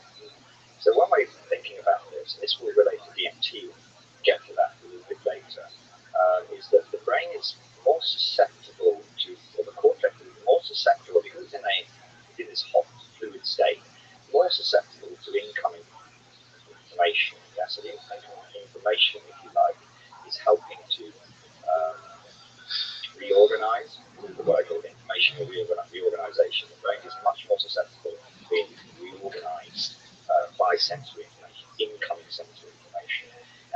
also another source of information coming from not from the outside, but coming from deeper brain structures. So all the time, your world is being modulated and informed, not just by information from the environment, but also memories, for example, right? The way you've seen the world before, how you remember the world before, is important for how you're seeing the world now. It's useful to know what a cat looks like. Yeah, you don't have to kind of build the model of the cat separately. It's useful to know if you met somebody and the last time they were total dick to you, right? You had a really horrible argument. When you see that person, your instant response is going to be back off and avoid this person, right? From a subconscious thing, right? Because your brain has this memory, it sees that person. You don't even think. You don't see their face. You see their face and fuck that. I'm out of here, right? So that is the memory trace of this individual, the emotions associated with it are also flowing up into your world. That's happening all the time. But again, that is kept under control. You don't want your brain being flooded by memories when you're trying to navigate the world in the current moment. You don't want to be, that's quite difficult sometimes. You don't want to be thinking about, actually something, when something very awful or annoying happens, or you said something to somebody that you regret, and maybe you're driving and you can't stop thinking about it, and I was just when he said that, it intrudes, you can't fucking concentrate. This memory of what you did, so emotionally charged, intruding into your world, that can happen to your brain. This brain's world model is not only trying to constrain the flow of information from outside, it's also trying to constrain the information coming from its lower subcortical brain structures, an area called the hippocampus, which is memory. It's stopping the flow of information from memory as well, just giving that down to the trickle, just what your cortex needs to help to form the current model of the world. What you see in psychedelics, and this has been seen observed for many decades, is that under the influence of high dose LSD, for example, people get flooded with past memories. Really? Yeah, they find themselves reliving experiences in the past. So you can imagine, right, and why is that happening? Well, it's happening because your world model is losing control of the flow of information from the senses, but also losing control of the flow of information from the lower subcortical structures, including the hippocampus, that's responsible for memories, right? So we kind of understand why that's happening. And you can also imagine why that might be helpful. If someone had a particularly traumatic experience in their past, which is still, they're not able to process and make sense of, they're kind of pushing it down deeper and deeper, they're preventing it from making its way into the cortex, into the current experience of the world, so they're unable to process it. What psychedelics can do is allow that kind of release those, what I guess psychoanalysts would call repressed memories, repressed traumatic memories, releasing them up into the cortex so they can be dealt with. That in itself is very traumatic. This is why you need someone really experienced with you when you're doing this. So if you sort of from something like post-traumatic stress disorder, you might be repressing memories of the traumatic experience for very good reason, because they can cause massive disruption when they enter the cortex. And so, but they need to be dealt with. You need to. Do they like? What is the downside of them being just keeping them repressed? What is the actual effect of having these traumatic memories that you just don't even think about it? Yeah, I mean, just because they're kind of repressed doesn't mean they're not having an effect, and certainly they're always connected to emotion. And emotion is also central to how we view the world, the way that we emotionally respond to things is absolutely essential. That's our value system. We're constantly judging. When we meet someone, we're constantly judging. How we respond to them depends on how we feel. Always that happens. And if you have these repressed memories, then they can still have some kind of influence on the way you interact in the world in quite negative ways. So you have to kind of bring them up and process them properly and form more adaptive or more positive construction of these models of these and memories. So it is useful, I think, to kind of release these repressed memories, but at the same time, it can be dangerous to open these floodgates. So it should always be done with some experience. Wow. When you were talking about having these triggers that unlock deep buried memories, I know that happened to me the other day. I was walking down the street, and one of my neighbors had their garage door open. They must have been doing the laundry, and I got this pungent smell. It was a good smell, but it was this smell that I haven't smelled in like 25 years or like 20 years.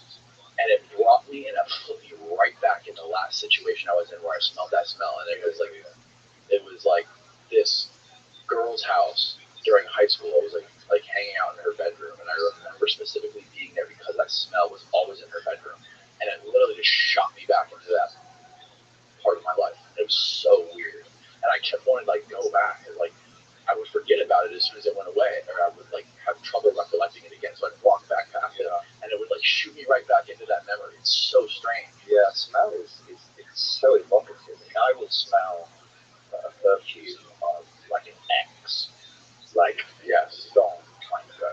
Right. We're talking maybe 25 years ago when I was with this individual. I hadn't seen him more than 2 decades. And yeah, when I smell that scent, instantly it's associated with that one person. And always will be. Yes. It's so weird too because I had no idea that memory still existed in my brain. Right. It's I think my hard drive's full because all the stuff I do, and I don't have room for any more memories. Yeah. But the fact that memory came up from that smell was just mind blowing. I haven't thought about that smell in over 20 years. Yeah. I mean, smells do elicit very strong, very strong emotional responses. I mean, this is important, of course, but it's not with sight or noises so much. Maybe a little bit. No, well, smell directs to very deep centers of the brain. I mean, you can imagine if you smell putrefying flesh, the response to that is pretty strong, right? If you open the refrigerator and you have some shrimp in there that you've left in there for a month, it's instantaneous and it's recoiled. It's a reflex response here. This is appalling. This sense of disgust, right? And that's obviously so important for us to survive. We have to recognize what to do. Make mistakenly forgotten things, then you can die, right? And the same with positive sense. Things that smell nice for reasons as well. Food smells nice, right? These kind of sense. So this is why we have this sense, this hardwired in deep areas of the brain. Listen, emotions, of course, are highly connected to memories. So you can imagine you're setting off, you're triggering this emotional and memory circuitry with certain smells. And that's why when you smell something that was emotionally charged to you, right? So you don't get this effect if you went to, I don't know, something kind of mundane that was not particularly important to you 20 years ago, and you had a character smell. When you smell that, probably nothing will happen. Oh my God, that smelled like that studio I went in 20 years ago. No, right? But if you, as I said, with a strong, whether it's positive or negative, strong emotional, yeah, because emotions are important in forming memories, right? If you get yourself in a bad situation where you're frightened, right? Let's say you get robbed down a particular dark alley somewhere in, I don't know, wherever. At that point, your brain knows, okay, this is something I need to remember. If you're scared, you need to remember this. It's clearly something that your brain has to hardwire so that if you get yourself in the same situation again, that you will know how to respond. So often, if you avoid that dark alley for the rest of your life, every time you go down there, if you go down accidentally, the brain is going, oh, yeah, and it recognizes the structure of the space and it activates this emotion. So sometimes you have this gut feeling, like the feeling this, your brain has made some deep processing that's unconscious to you. You don't recognize it. It's not up here. Your brain has made that connection. This is bad. And you get that gut feeling, that feeling in your gut, that emotional response. I need to get out of here, right? That's not an accident. It's not psychic abilities. The brain is a deep processing. There was a particular smell associated with that as well. That's going to activate its pathway. These emotions are associated with it. So this is why smells are so. It's so fascinating too how rare that happens. I mean, that does happen. It's so profound too. Like whenever that happens to me, it's like I want to talk about it to everyone. Like, yeah, have you ever had that? Have you ever experienced this? It's such a rare thing that modern humans encounter. Exactly. Well, we don't rely so much on smell anymore.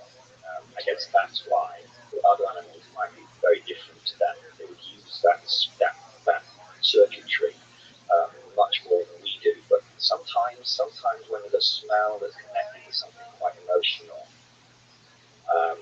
that memory, that circuitry is laid down and will remain there for a long time, it could be decades. Also, this is kind of interesting. When I was young, just a little kid, maybe 8 years old, I had two twin brothers, not my twins, they were twins, younger than me. They got really sick. I used to fucking love jelly. You would call it jello. Oh, really? Yeah. Like seriously, whenever I went to my grandma's, she always had a big bowl of jelly that was made. My mum would make jelly because it's fucking cheap, right? It's cheap, but I absolutely loved it. And anyway, I came home one evening, and my little brothers, they had the flu. They were really sick. And my mum said, oh, I made this bowl of jelly for you. I went back and quaffed down this big bowl of jelly. The next morning, I had caught the flu. I became sick, like really sick. I'd never eaten jelly. Really? Yeah. Why is that? Yeah. Is the smell? It's simply because your brain associates emotion. Your brain associates, so not just emotion here, but if you eat a certain type of food and you become sick, your brain makes the connection. This food made me sick. Do not eat this food ever again. Yeah? Yep. Again, this goes deep into our evolutionary history. Very important. If you make a mistake eating bad food, don't do it again. Yeah? It's the same thing with when I go to a restaurant and get food poisoning. Right. Same thing. I will never go to that restaurant. There you go. The Burger King says I got food poisoning in like 20 minutes. There you go, right? So sometimes that mistake that connection is erroneous. But Jello didn't make me ill, but the brain doesn't know the difference. It's better to have a false positive in a sense than a false negative. So after that, now I can eat it a little bit, but I don't have any desire to eat it. But since then, certainly throughout my childhood, I went from absolutely fucking loving this delicious sweet jelly to being repulsed by it. Wow. Yeah. So it's powerful. The emotions and the way that the brain works. There are some really deep, old mechanisms that are designed to keep us alive, and they still function, even though in this case it destroyed the love of my life at the time. It's okay. It probably made you healthier. isn't there some like I know the stories of like Jolly West, Sidney Gottlieb, and the MK Ultra stuff, and the Charles Manson stuff, where they were studying basically how to make people became more suggestible when they were under the influence of psychedelics, and they were able to manipulate them in different ways. Is this using the same process you're talking about, where it kind of like softens the whole world structure of the human brain? Got it.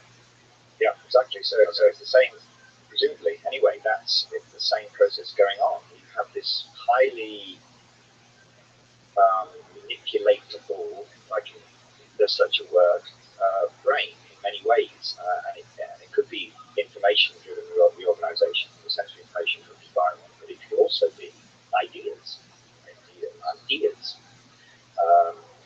that's going into the brain, and they can reorganize, if you like, neural activity. So the brain becomes globally or more broadly susceptible to inputs. That would explain that. Yeah, so there's that story that I think Jolly West was involved with the elephant. Are you familiar with that one? No, Jolly West. You'd have to look it up.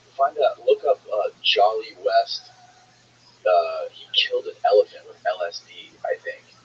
He like gave an elephant an enormous amount of LSD, and something happened. And he did all these experiments. But this one was like he was like proud of this one. I read about it in Tom O'Neill's book Chaos, where he basically, are you familiar with that book?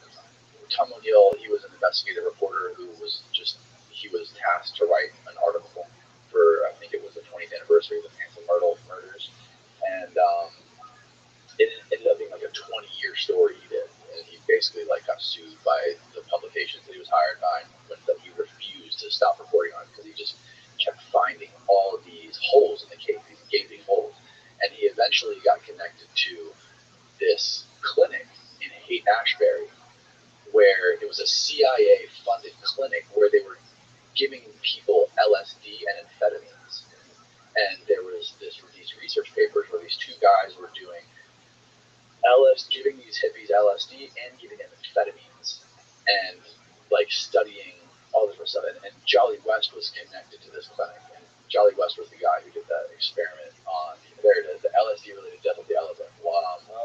One of the more unusual incidents in West's career took place in August 1962. He and two co-workers attempted to investigate the phenomenon of, what does that say?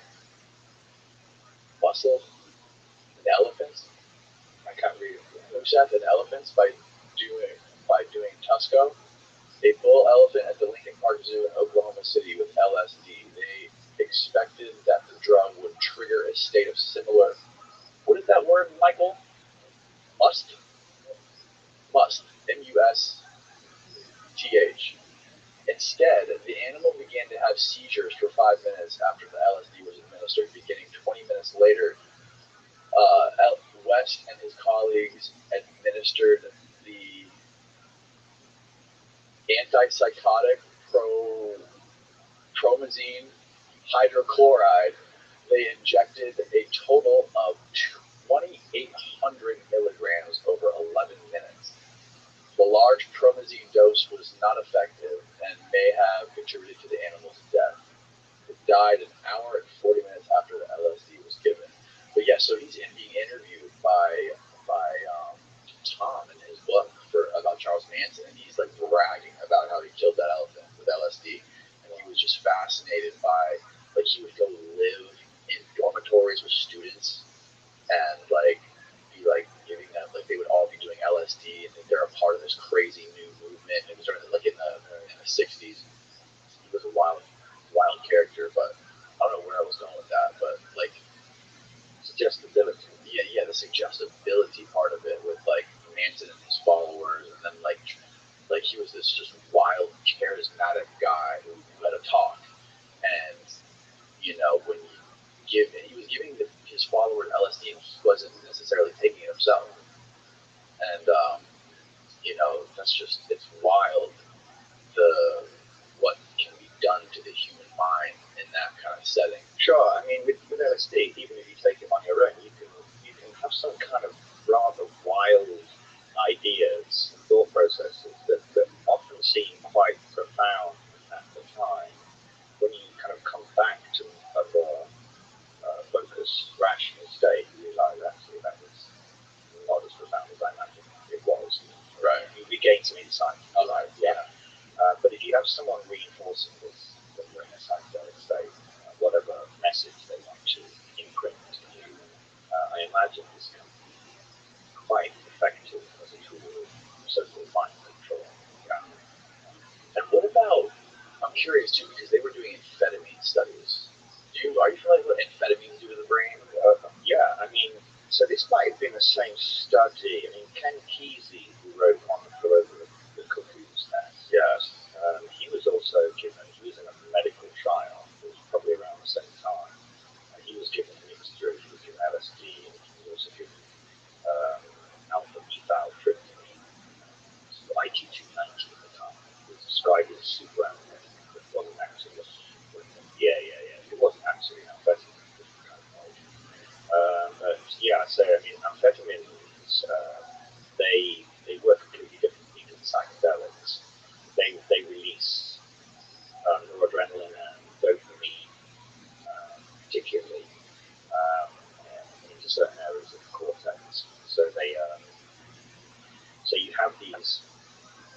So when dopamine is released, it's kind of taken back up.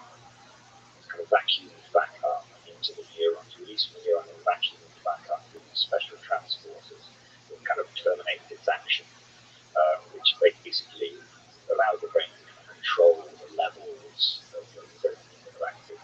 What amphetamine does is it switches these channels, these pumps, if you like, back into reverse, will start pumping dopamine out of the neurons. So it floods the brain with dopamine. And that makes you feel fucking good. You know, the noradrenaline has this neurostimulatory effect, same effect as noradrenaline as well. It causes neurostimulatory effect. Dopamine causes euphoria. So you can imagine, like, you have this combination. I'm kind of semi-speculating here. If you've got a combination of amphetamines that making you feel good, this LSD, which is loosening up and making your brain more suggestible, receiving these messages, you're feeling fucking great. It's telling your brain this message is fantastic. Like you just found the most delicious food or something, right? Right. You know, this flood of dopamine, feeling great. So you can imagine, like, you get this association perhaps between this message, which is becoming imprinted in the brain, and this sense of euphoria and elation and stimulation. It's like, oh my God, this is it. This is the message. This is God speaking to me. You know, you can imagine that kind of happening with fucking him. Yeah. So that might explain it. That's what Hamilton described on his podcast. He described a situation where he was going to a shoot, he had taken Adderall, basically because he was flying across the world, and then he took, to like help himself go to sleep, took some sort of psychedelic, I forget what it was. Gavoxidol. And he said he had the craziest trip of his life. Yeah, so that's not a psychedelic. You shouldn't have psychedelic. Completely different mechanism. It works like completely different receptors. But in high doses, apparently, it was news to me at the time, can have quite profound psychedelic effects. So there are a number of ways, actually, that you can reach these different types of psychedelic effects in the brain. It doesn't have to be stimulation of these 5-HT2A receptors. You have molecules like salvinorin, they also can have effects that are reality-tearing effects that can really take you to another fucking world. They work completely differently. There's this remarkable molecule called salvinorin that's isolated from this single plant. What was a very rare plant in the wild that grows in these cloud forests in southern Mexico. The only plant of its kind that produces these, the only plant in the world that produces this particular molecule that looks nothing like the classic psychedelic. It's a completely different mechanism. Nobody predicted. And yet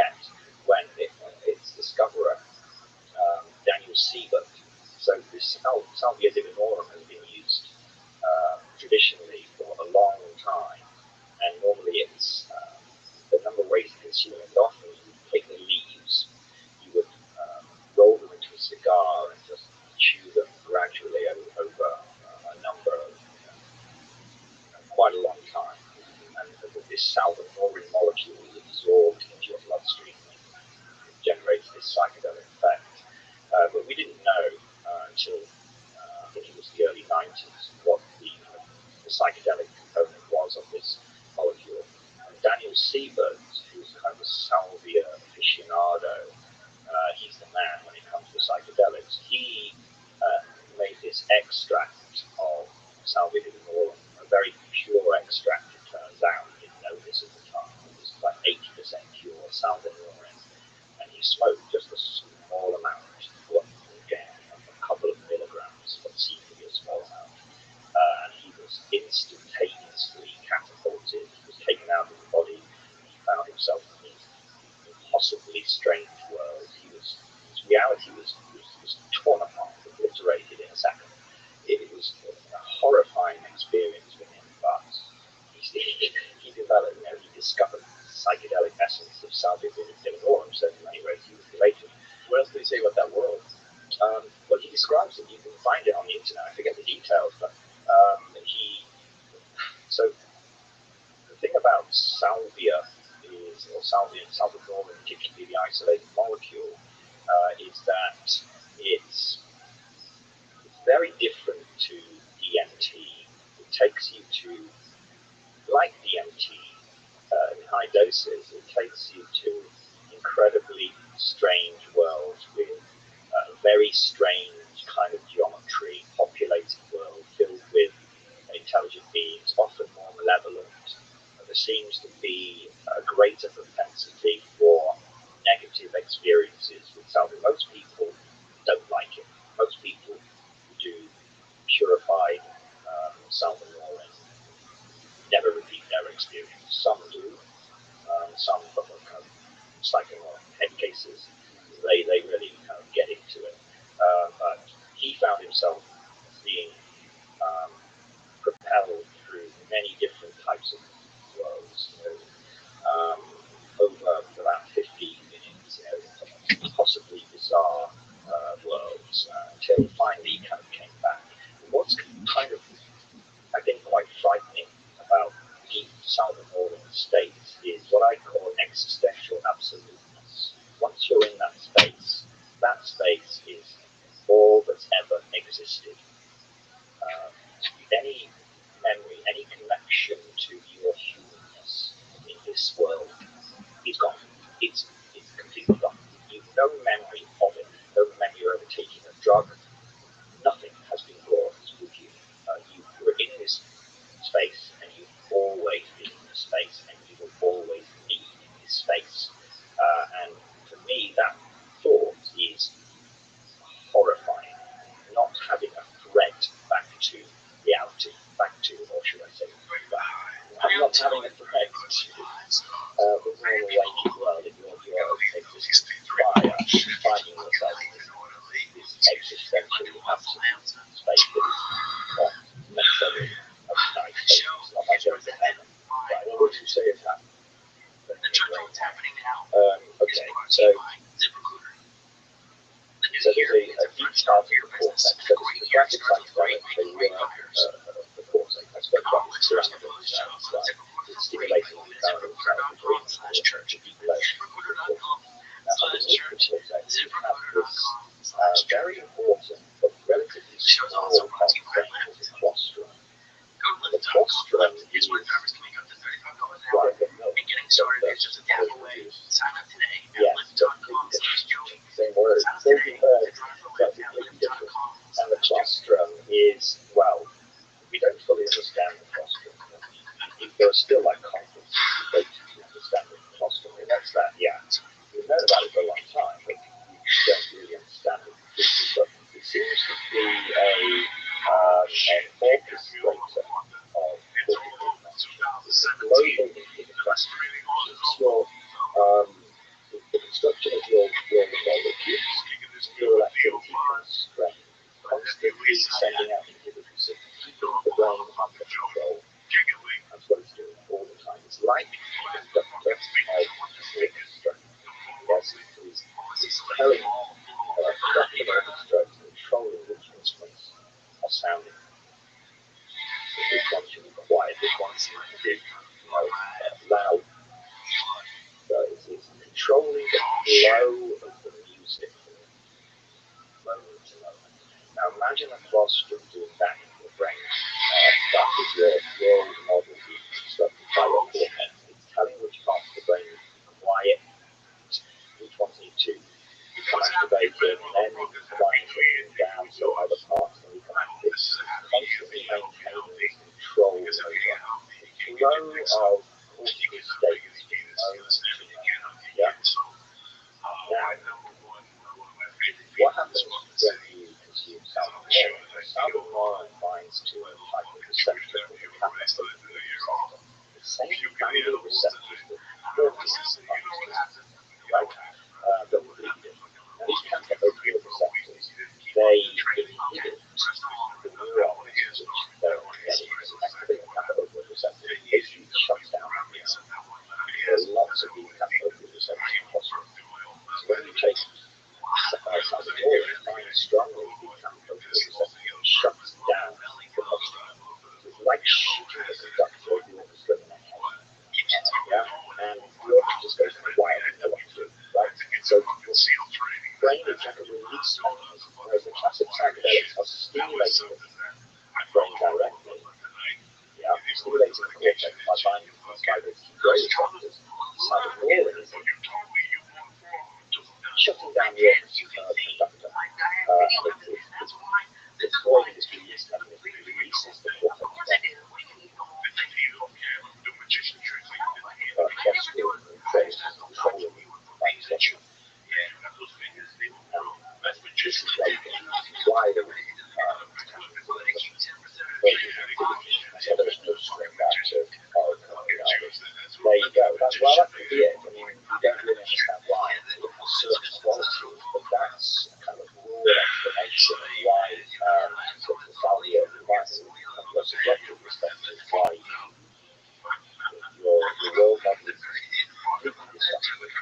Completely novel patterns are reflected into emerge, and that's experienced by you. Complete shifting of everything breaks apart. Brand new patterns in your life start to emerge, and this experience is this great reality.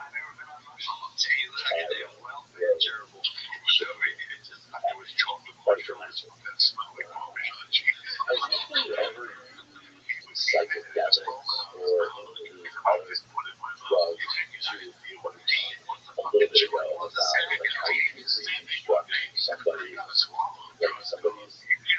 lived with their stuff in like with depression or reliving suppressed traumatic memory to sort of break them out of it. But like it seems like this is all very much connected to plasticity, like neuroplasticity. Has anyone ever utilized any of this stuff to like learn new things?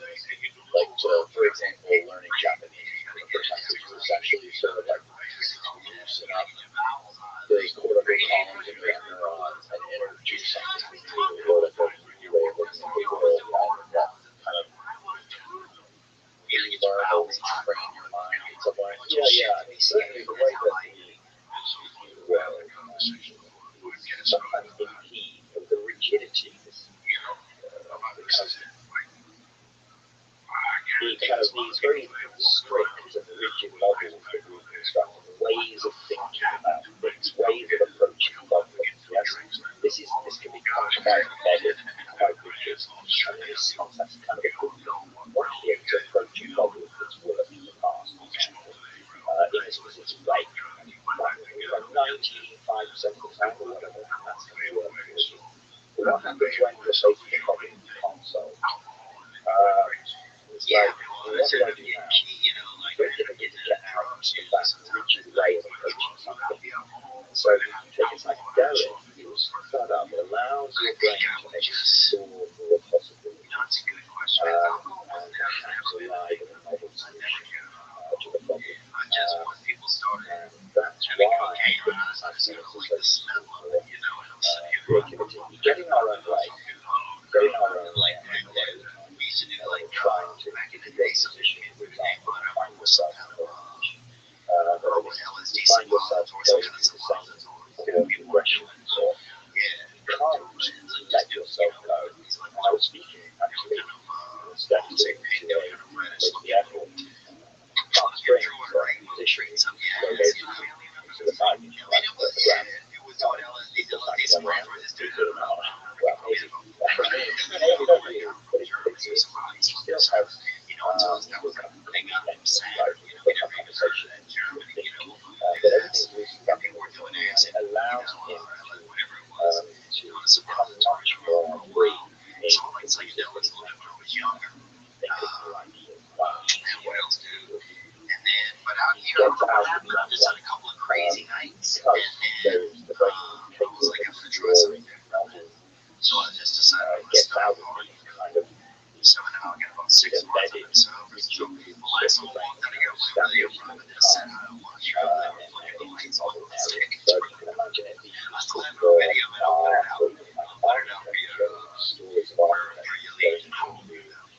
architects going into micrograms dealing and spending time with a problem, coming out with interesting solutions. Charles Crick, who discovered construction DNA molecules, reported much later on that he was using LSD. He had a vision of double structure. So what happened that night was we were in before you. So what happened was I went to a party right the last century. No doubt about it. So, yep, I'm in New York City. Yep, I was doing comedy. I had someone there. I was kind of experiencing the city. We talked about twice when I was there. And I was enjoying it. It was good. And then I went to a party one night, and afterwards they were drinking at the bar. Creativity. And I just felt like, to be honest, man, the first song I felt such as what it is. Like, a lot of the violence I was feel. I remember John Mathis Place. and his interview with people talking to people about his counters. Wallace described a lot of these weird encounters with like paranormal encounters where he was like how like there was one specific where he walked out to the woods and encountered some dark like evil entity, and the next thing you knew he woke up in bed and it was the next day. So like he had a lot of these weird experiences. Yeah, I think so yeah, I mean psychedelics, because you're obviously we're getting into really, really speculative territory when we kind of start to think about the connection between the work that John Max did with abductees and the experiences of BT. Some people will say there's no relationship here. But John Max, towards the end of his life, tragically comes short by a car in London, right? Yeah, James Watson. Yeah. So John Mack, towards the end of his life, he started to think that first of all, he was a very eminent psychiatrist back in his by any stretch of the imagination. By all of his analysis, he was reporting these abducted not insane. They have the question is, what will go on? Will they be, is it from their bed, carried straight to that garden, or was something strange going on? And I think John Mack began to believe right, that there was something else going on, something beyond the believable. There was some interaction between these beings, wherever they are, and the abductee's mind. But perhaps they weren't being taken from their beds. Actually, they were manipulating the neurons. So, like these beings, these grey aliens, could be similar to the elves we could see on DMT. It's possible, yeah.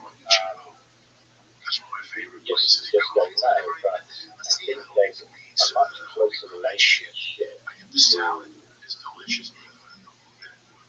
UFO experiences, but that's much more than that. UFO experiences, alien experiences, alien abduction experiences, and DMT that many people have considered. Interestingly, I was just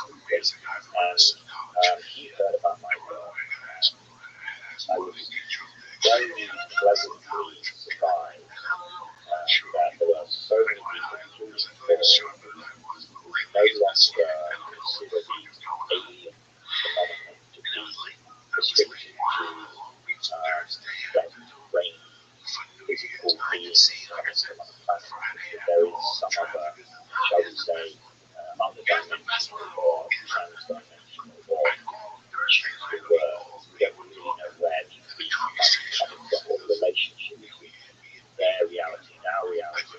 But it seems to be something non-physical. It's become very, very interesting in EM2.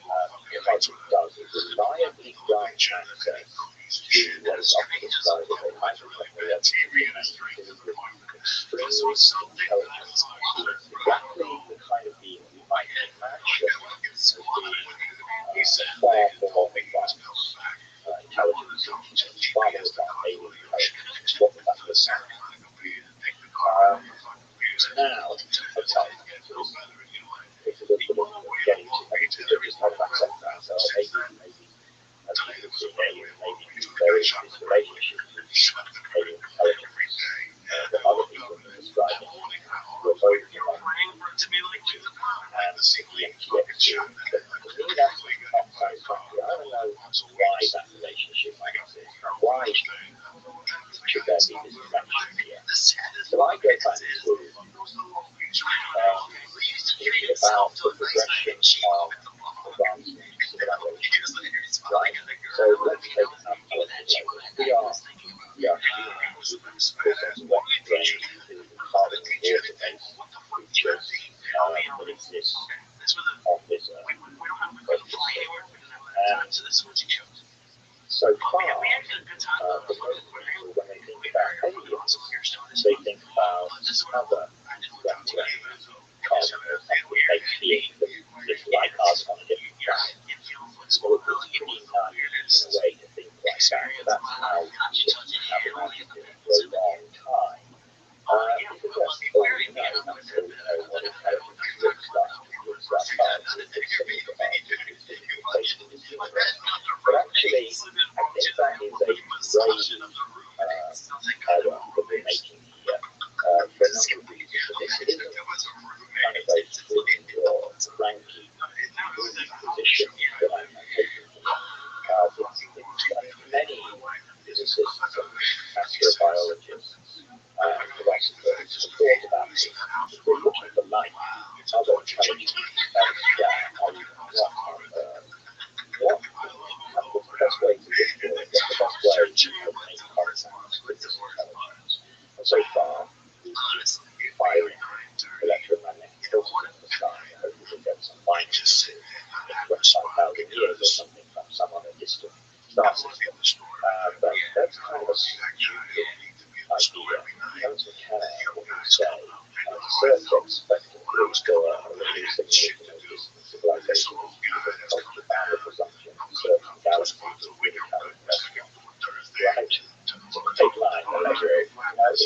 It's so limited in our thinking, the idea that these aliens, these advanced intelligence, would be using radio signals. But I think it's even worse than that, because if you think about the progression of intelligent civilization, you have a number of phases. So we are migrating up to 3 phases. We have what I call a three-phase. So this is more than 100 or so years ago. But we weren't thinking of in a really intelligent way about making other intelligence. We weren't doing it. We didn't have the ability to send radio signals, right? But if you kind of forget about those civilizations, other civilizations at that level of advancement, there's no way we can communicate with them, physically go into their planet and finding them, because they don't have the technology either, right?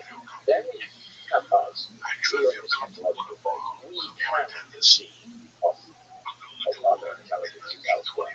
We can conceive of how we might do something. We can even think about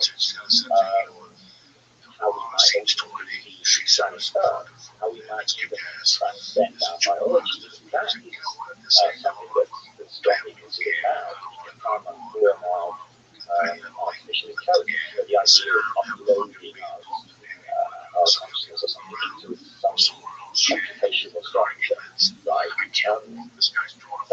already an idea, and according to life, or David's philosopher Schneider, writing about it, their contention that once a civilization reaches the level of advancement where they can conceive of transcending their biology, becoming post-biological, there's probably only a few hundred years of doing so. Right? So we no longer be physical intelligence using physically left-brain body instantiate our civilization to become post-biological. And so that means, right, that you think about all the intelligences elsewhere in the cosmos, the number of intelligences that are within our technological phase, it's a very narrow temporal window, right? Maybe a few hundred years. Once intelligence reaches the technological phase, they're probably only a few hundred years from transcending their biology entirely. Yeah, becoming post-biological. Talk about quantum by post-biological. But that would mean that there is a transparent range of communication. One that we can conceive of intelligence that has become post-biological animal. And so, focusing our attention on technological beings that are sufficiently technologically advanced, but still in physical, wet-brain, carbon-based form, is restricting research to probably, I don't think it's a number, but a very small proportion of the intelligence in the cosmos. The vast amount, the vast majority of intelligence in the cosmos is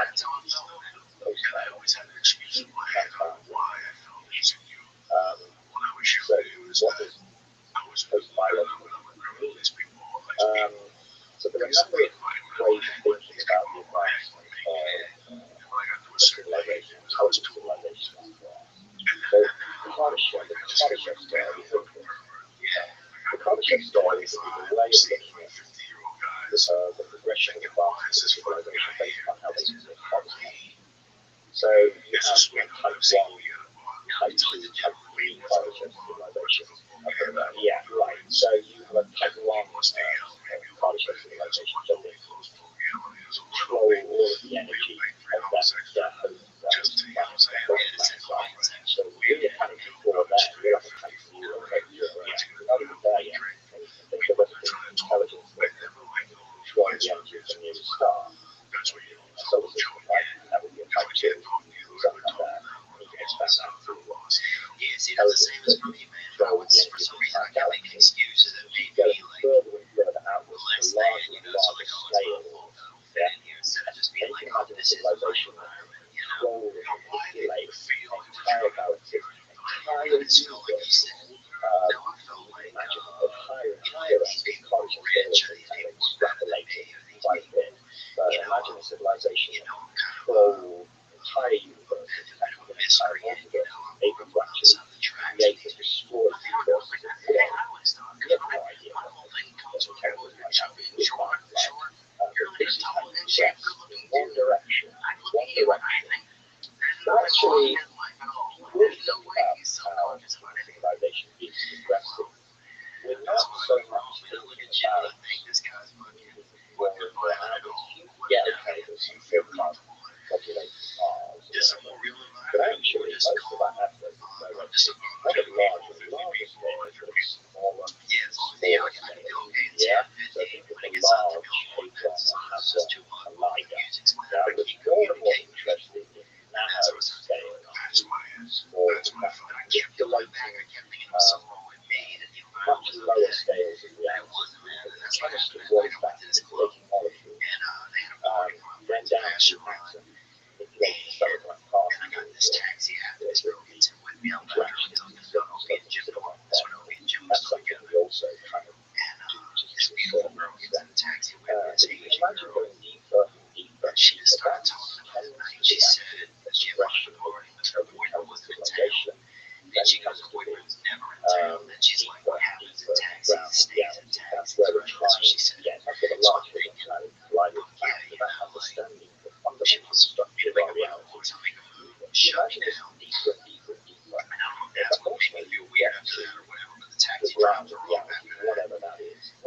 yourself an understanding that this is part of my life. When you think about then, well, how do we do that? How do we become a post-biological civilization? We don't think what we're going to do is run, I imagine, in like stacks of servers, stacked on computers, and running this civilization. Very human-centric way of thinking about it, right? It's not going to be like that. It's more likely to be that the civilization intelligence will substantiate themselves at the lowest level of reality, exploiting the fundamental computational structure of reality. That's where they're going. They're going deep down. They're not getting expanding to larger and larger scale, but deep down to the fundamental grounds of reality. That's where they this scale of reality. How deep down and where are practices.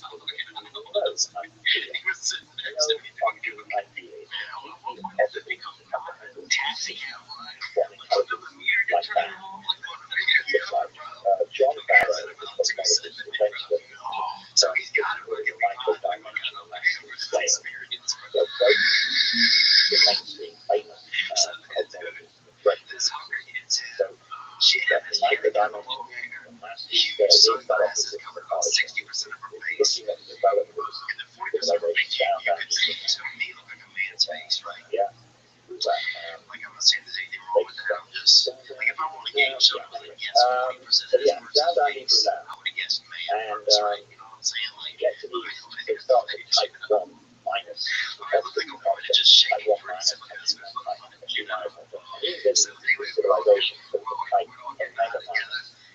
Right? So they've got lights down to fundamental ground reality and they have substantial right down there. That's where they are. Yep. No way to explain how to do it. There's no idea what they would look like, there's no idea what kind of worlds they constructed themselves. They know nothing about the past.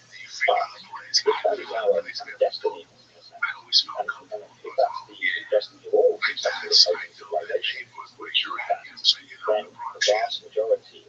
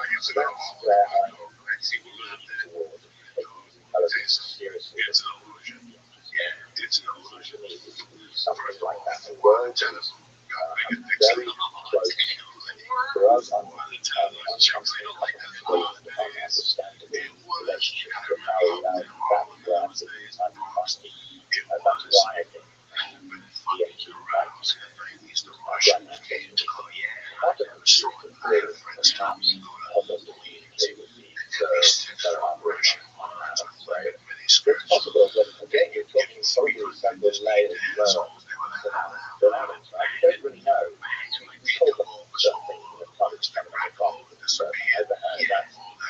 fundamental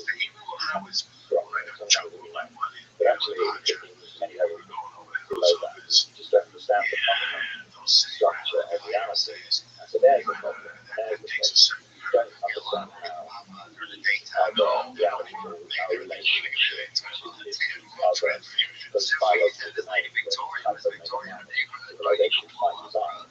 And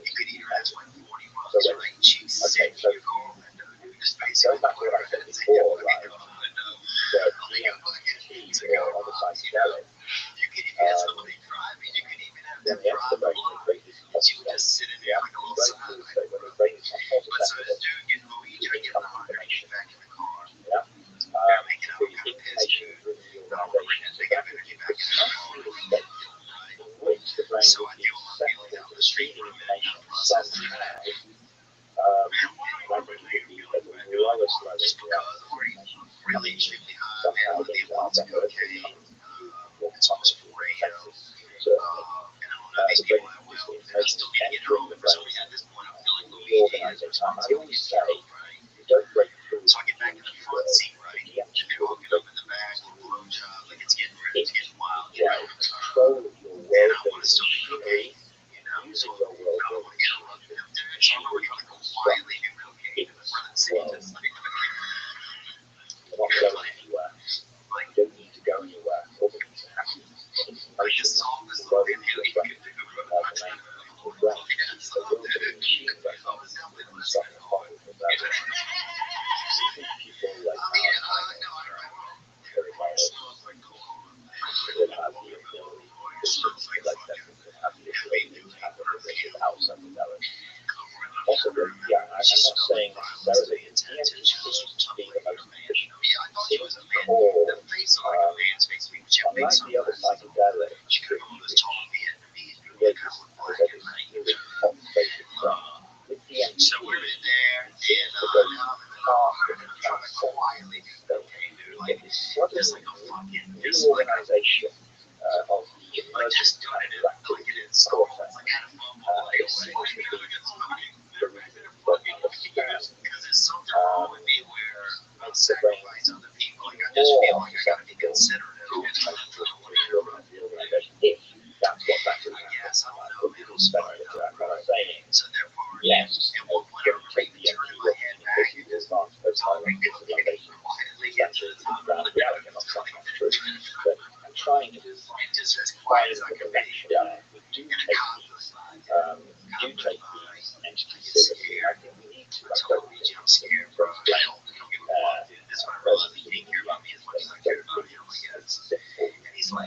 I don't think it's easy to explain the way of hallucination with archetypal structures from the collective unconscious. Something much more profound going on here. Beings, they have clear intent going to make them waiting for you. Get to work, right? Get to work on you. They are expecting you.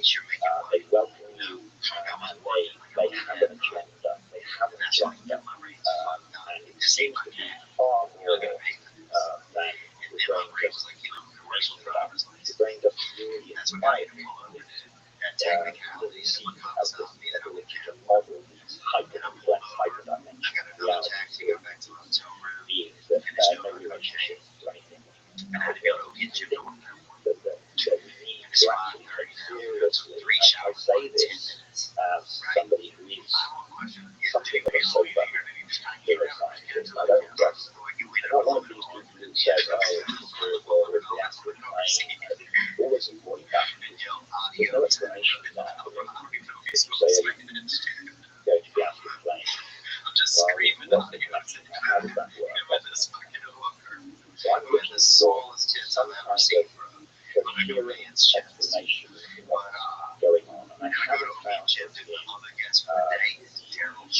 orthodox paradigm of modern neuroscience at all. I've read the interpretations, I read the explanations of the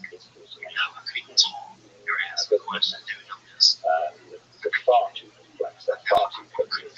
just to make that by the brain. But at the same time, I don't think that we can explain it exactly like mechanical structure as well. I think there's something completely non-human going on. It has no relationship to either modern or ancestral humans. There's nothing in our evolutionary past, our historical past, that can explain why people are seeing these types of extremely advanced intelligence. So I think we have to start and do the idea that there's something far, far stranger going on.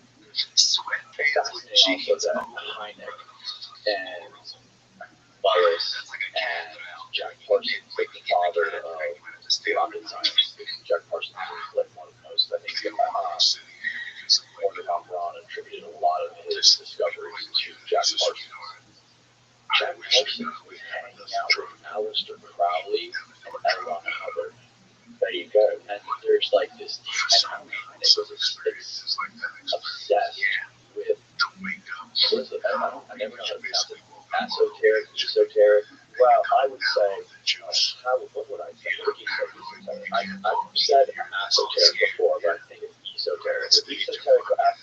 Esoteric or eso? Esoteric depends. Like tomato, tomato, right? And I say tomato, you say tomato. Right, okay. I say potato. I don't know. But yeah, he was obsessed with the esoteric stuff. And even Jean Boulay, when Diana went to his apartment in San Francisco, she had a library full of these esoteric texts. And these texts on ancient books on angels and demons that he gave her all about the history of Satan. And he said he could understand this thing. Yeah, ballet was very interesting. I actually, Paul Hynek quoted ballet, paraphrase. Ballet said that if this phenomenon turns out to just be extraterrestrial from another planet, it seems to be something far, far more than that. But we just don't have the cognitive toolkit, I think, to actually grasp what's going on here, what these civilizations are, what they look like, what's their relationship to our world. We don't even know what our fucking reality is really built from. So the idea that we have a kind of full grasp on other worlds or whatever, the idea of other worlds or parallel universes, other dimensions, that standard cosmology is a pretty standard theory, because no one would rule that out, that there are other realities or whatever that might even be postulated. Where you get into trouble, I think, with physics, making the claim that there is a possibility that there is some interaction between those worlds and our world. But I've always said that I don't agree with that, because we don't understand. We don't even understand our reality. So the idea that we understand what is and what isn't possible in terms of interaction with our reality and other realities, we haven't got that information. So if we do, we can do beings that are apparently extremely intelligent, very quite aware of the fact that they're extremely intelligent, we have to think, well, they are, they say they are. We don't understand how we are establishing communication, why the brain is simply it allows them to grant access to the domain and gain the information from the domain to our brain. We don't understand that. I will admit that. But that doesn't mean that it's possible. It doesn't mean we can rule it out and say that's not properly, or we can use the information. It's that you can just don't understand that deep connection or relationship with our reality. When it comes to John and his book, or his abduction book, all of these experiences, what's the make of that, and what was your experience? They're all talking about experiencing the same things, very, very similar things. Yeah, that's what kind of attracted me when I first read abduction. The first John I was as struck by the fact that this is not just not just a collection of experiences. These are experiences that have been reported to one of the world's most preeminent psychiatrists, Harvard psychiatrist. Didn't really want to get involved in this industry and imagine into the plot and would then stick with it. He wanted to now do his job, destroying the reputation of Harvard University by pursuing it. But he was convinced. He obviously went into this assuming that they were psychological experiments, these were hallucinations. Carl Sagan, I remember Carl Sagan, John Max said, Carl Sagan said they're just hallucinations. What the fuck do you know about hallucinations? So that's what we have to deal with. People who didn't have this kind of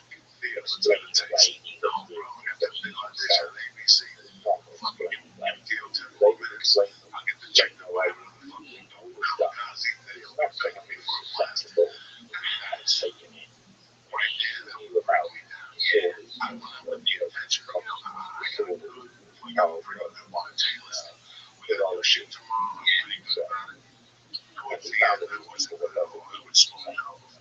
what they reported happened to them. And not only that, you read the book, it was absolutely clear that there are so many different commonalities that all describing the same kind of process of being taken up into these highly technological environment, in particular what appears to be productive adventure that they have, where they're trying to hybrid babies apparently, and after a few meeting their hybrid children, being great love for them, very extremely traumatic, but coherent stories. One abductee reports this experience another. Eventually, so there's something going on. You can't say what it is. You can't say, okay, aliens are landing on the front door. Thanks for abducting far, but at the same time, you can't really say they're just incredibly dismissive, I think, disrespectful to John Mack's intellect to claim that he is that he knew what he was doing, he knew what he was talking about. Incredibly well-trained psychiatrist. So if he thought there's something strange going on that you can't explain, then I don't want to abuse your authority here.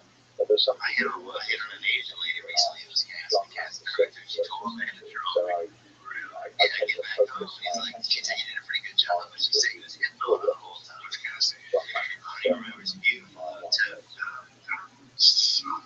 yeah, and then like we talked a minute ago, there's a collective consciousness of being where what's it, Chardin philosophy. If you guys know Chardin, he basically had this philosophy that there was like the biosphere, like they living beings create the biosphere of Earth, and then there's the geosphere, which is like Chardin. Yeah, yes. And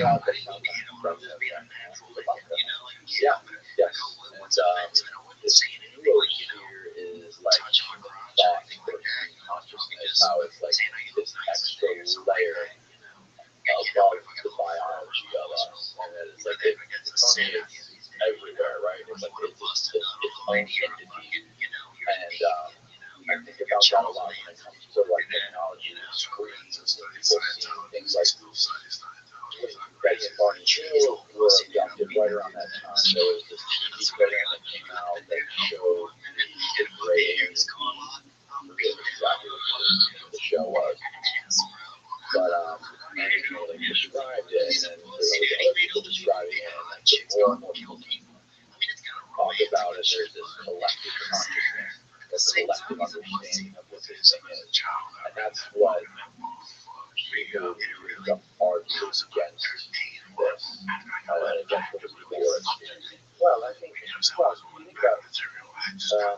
hemisphere, right? Yeah. It's not so far away from what I was saying earlier about what John Barrett would call the type omega minus. Right. The vast civilization that transcended that biology, penetrated the social constructed reality and everywhere and never at the same time. That sounds kind of similar idea. So I don't think it's an excuse to dismiss these things at all, because it suggests that there is indeed what you call it. You might want to call it the collective conscious, but I hate doing that because a lot of DMT users are self-described. They say, anything we can't explain, any experience that is strange or unusual, we'll just put it into the collective conscious. That's it. Yeah? It becomes really, really open, extremely convenient to toss things into the collective unconscious, which is often very poorly described or poorly defined anyway. So I need more of a mechanistic, clear explanation of what you say is that collective unconscious. What is that? I have a great neurobiological interpretation of the collective unconscious. I think that's important. My brain wasn't dropped into the earth ready to start hearing our reality interact with the environment or something, but evolved. There's certain patterns that developed in our ancestral history, some really basic, fundamental ways that we interact with the world, the relationship to your mother, for example. If you think about your mother, assuming you have a good relationship, you have a good relationship, or have a good relationship with your mother, then it evokes certain feelings, there's certain ways of interacting with this figure called your mother. It generates a feeling of affection, someone you have to remain right? These are basic, fundamental human interactions that are wired into our neural architecture. They're deeply embedded. It's all in the and when you, some people say the same about interacting with enemies and then deeply wired, emotionally laden neural structures that get evolved for in animals we call them instincts. What are instincts? They are essentially instantiated by patterns of neural structures that have been developed throughout evolution, learn to learn. But they're very simple models, they're basic models of how we interact with our environment, other individuals in our environment. They're very they're quite rigid, very strong, and you don't need to kind of think to learn things like that. They're quite simple models, really. You need to elaborate them. So, for example, if you take a mouse, they've never seen it before, running around in the air, and you drop it. These mice have never had any space running around. You drop a bunch of hairs into that cage. Those animals start those tiny dots. Like very, look at them, scary, obvious, approaching, they stop there and explain their behavior. They're very curious, but they're very hesitant to look at doctors. Wow, right? So they didn't just learn that is how you respond to attack the enemy. Yeah, it's embedded in that. It's embedded neural structure in their relationships, the way that they interact with attack is one of fear, one of avoidance. Yeah? So the basic model, we're all born with that. So imagine that in humans now. Like first place, being very simple models of the world and our interaction with agents in our environment are absolutely critical for our survival. Interaction with your mother, so in the early stages of your life, that is essential. you die, you don't know how to respond to another bird. Yeah? You die, you don't know how to respond to snakes. You die, you don't know how to respond to other enemy tribes or whatever, right? Well, these are important. So it's not surprising then that these take the form of images. There's no images in the conscious. It's not surprising. The images being down is a very simple model. Every one model, the brain constructed models, the lowest levels of the brain all the way up to the highest level. The most complex models constructed in the cortex model the world, very adaptive, very flexible, fluid, constantly changing model. They have simple models that big the deepest levels of the brain, you have models that allow you to control your blood pressure, control your heart rate, control your breathing rate. Yeah, they've got very rigid models, but very simple. They work. They have to work. They fail, you're dead. They go up to the brain.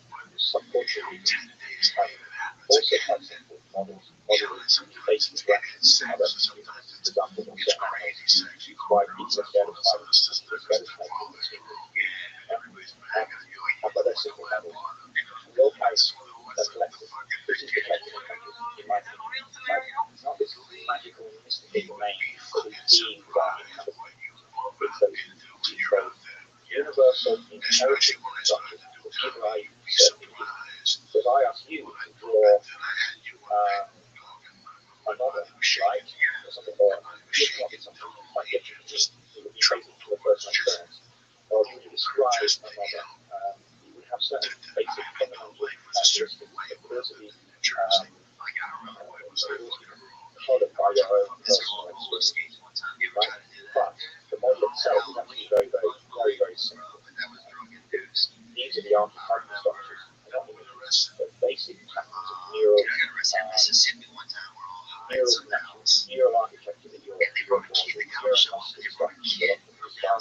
are not around creatures that are living out their existence. That's not the collective unconscious in my opinion. Just a set of universal inherited structures that come from our evolutionary past. So you can actually use the collective unconscious to explain why certain types of images might emerge. You cannot use very simple, low level, something very simple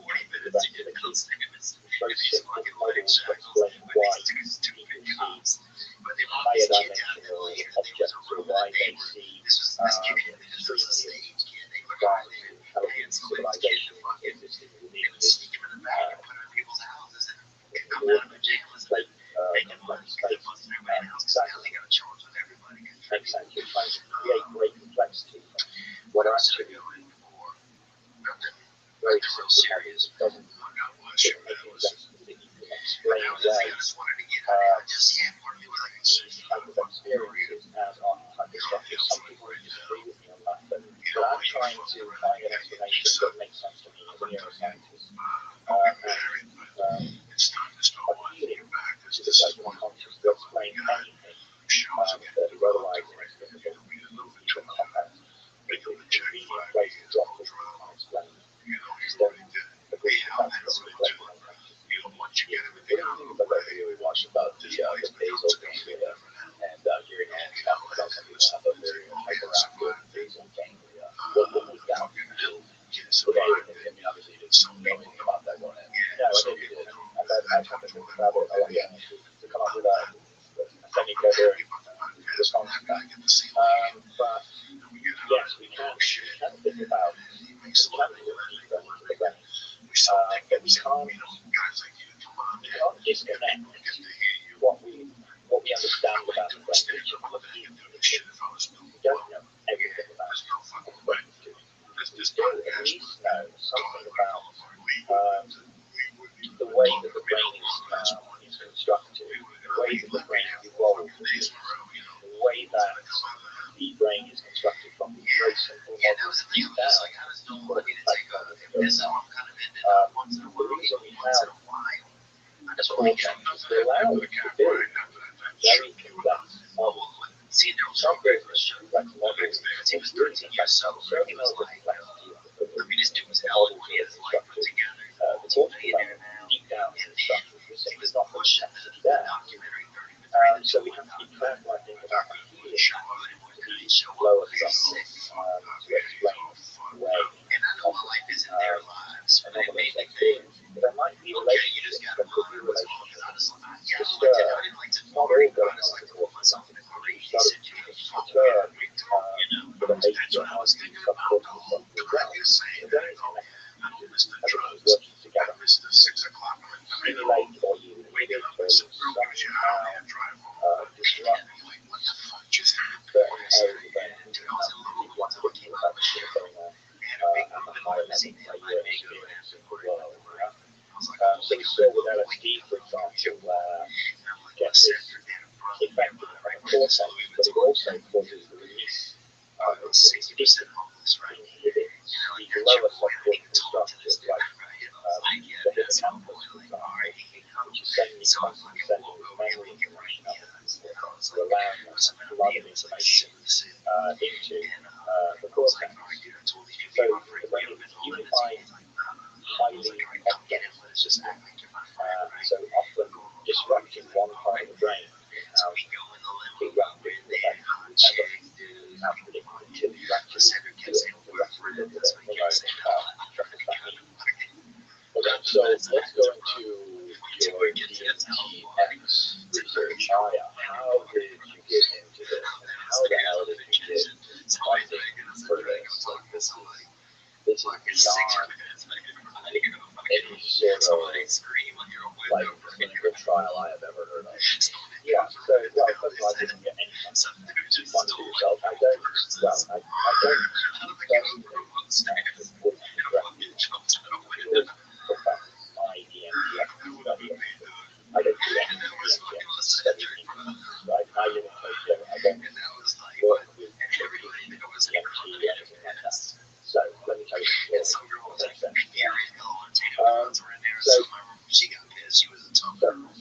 should be kind of clear by now. I do take seriously the idea that it's possible that we are the location, identity, origin, so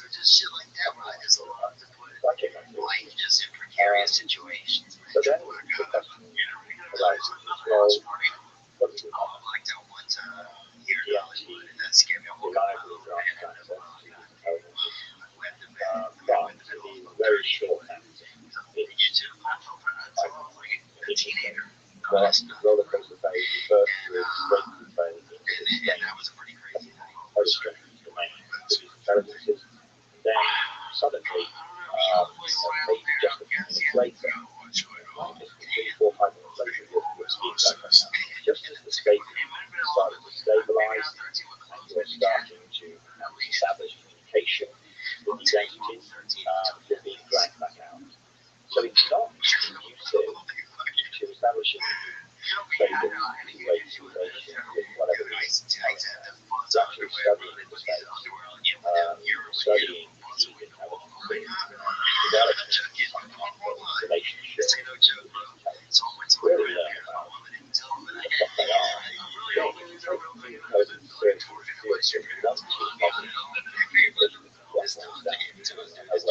So the relationship between us and them.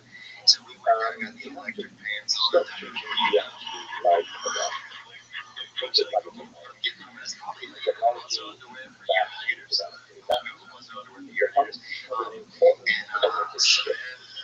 Once you start treating DMT like a technology, then you think about, okay, what's the best way to develop this technology? But it's right, yeah? Then you free yourself from the idea that this is the drug. Okay, technology for entering this ultimate reality of ultimate world, big is how do we develop this technology?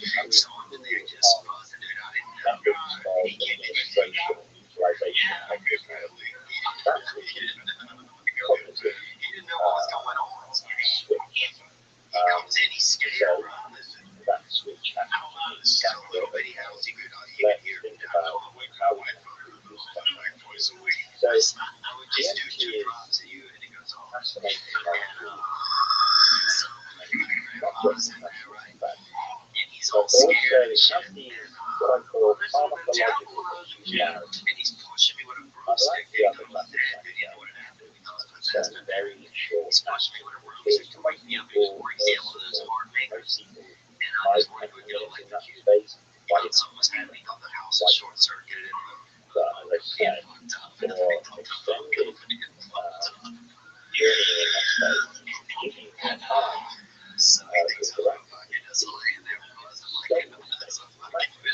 Look at the geometry, quality, the dynamics of the space. You need more time. So how do we extend the time? Well, EMT is short acting. It doesn't seem to have subjective tolerance. It's toxic. What do you mean on subjective tolerance? Yeah, so Rick Strassman, of course, did the largest study of EMT in humans in the past. He went through the jungle with a lot of pharmaceuticals. All to do yes, the psychedelics are certainly effective. Academic studies doing it. Video programs, bureaucracy, licensing, the relevant authorities they allow to study.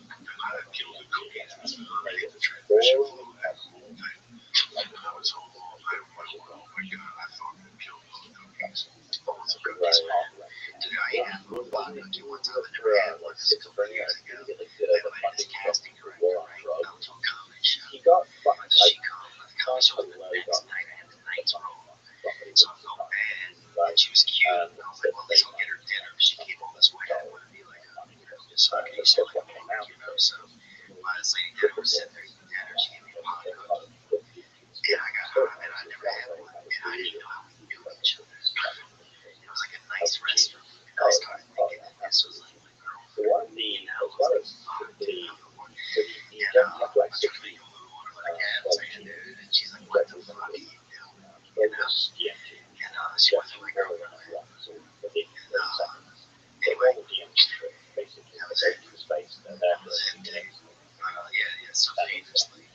The one study that he did was to look at the subjective tolerance.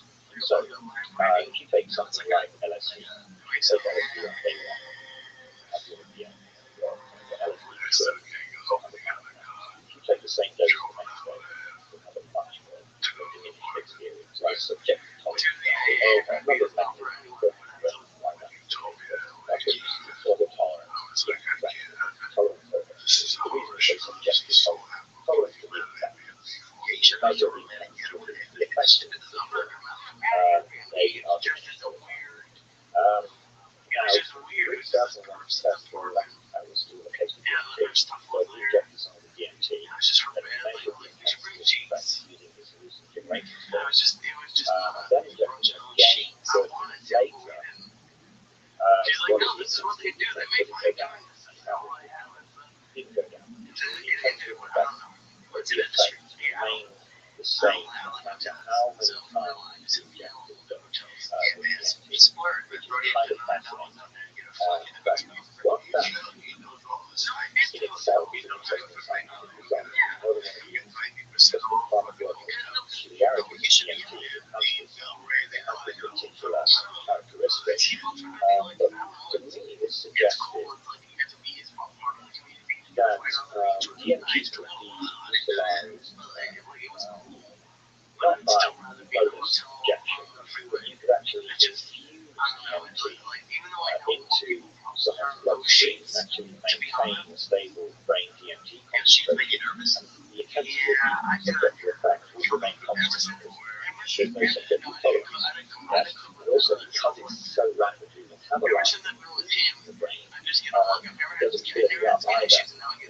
So this technology is called target control intravenous TCID.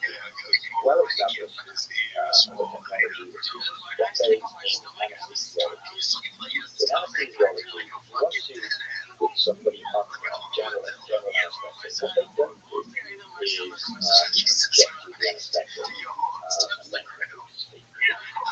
The anesthetic will drive in the brain for basically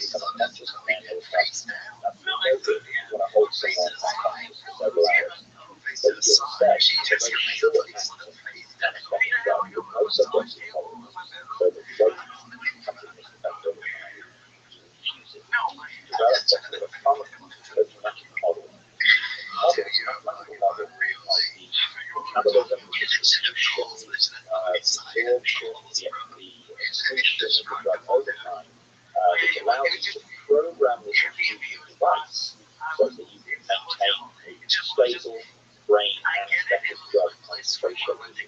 Deeper, stable, more shallow anesthetic, hypnotized state, and really quite good control. This is well-established technology. My thought was, well, let's refocus on that. Let's replace the anesthetic drug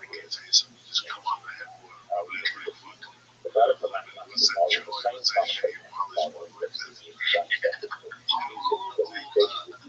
vacancy and extract and have that data published with blood, measuring the blood levels of DMT at the time. We had a model, had a absorption, rise of DMT in the bloodstream and then the subsequent drop off. So I knew we had that data, and that's the data we need to build this pharmacokinetic model. But okay, this is cool. This would be a technology for extending the DMT state from 5 minutes to however long you want, an hour, 2 hours, 3 hours, an unlimited amount of time in certain practical situations required. So I sent an email to the said, hey, we have this data back in the 90s, 2015. Unfortunately, discarded the rest of the data. We had to go to Excel file, which fired back after about 30 minutes. So we agreed at this point, I would do the modeling, build the model, then we would get together and write the paper. Of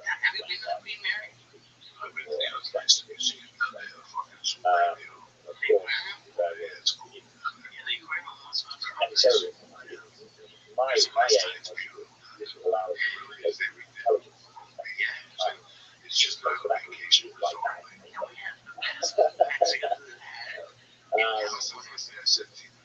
Rejected.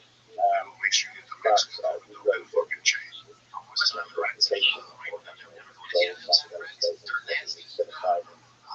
You say, sorry, also you rejected. Who are you aiming this paper at? And who is like, who are you trying to get?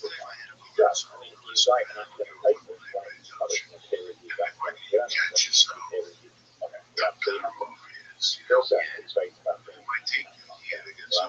You kind of say things like, it's so good. You feel bad. We wanted a mainstream. So far, like a scientific journal, but if you feel that side of people that sector, just take it seriously. So yeah, check the paper, sober, not boring, but bearing in mind what we were using. Working together, and then we managed to get it published. Relatively easy to go through. I'll publish the paper for us, and this was just a principle basically say, look, this technology should work. Yeah, it wasn't a technology this time. It wasn't a technology or a model that was ready to be deployed in humans straight away. We just wanted to show that, hey, DMT has the right pharmacological properties that make it a meaningful technology.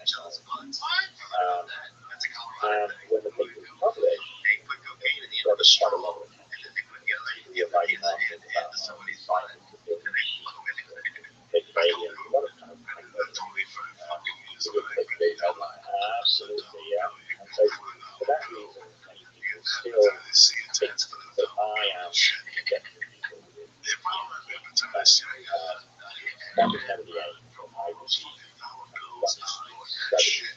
All I wanted to do was get that suck seat. So you had a sabbatical, and I had a sabbatical, so that's why I'm at everything. But it's chill, I just feel what I feel. So, because I just got a lot of late right now. And at least each time I show up for it, it's like every day I know I can do what's going on. What's required of me, this idea. And my mind already tries to beat me up a lot. They, the first thing I became a lot is like, you fag, by any stretch of the imagination, perfect. I wasn't ready to go. Like, Jesus Christ, I guess my whole brain was there.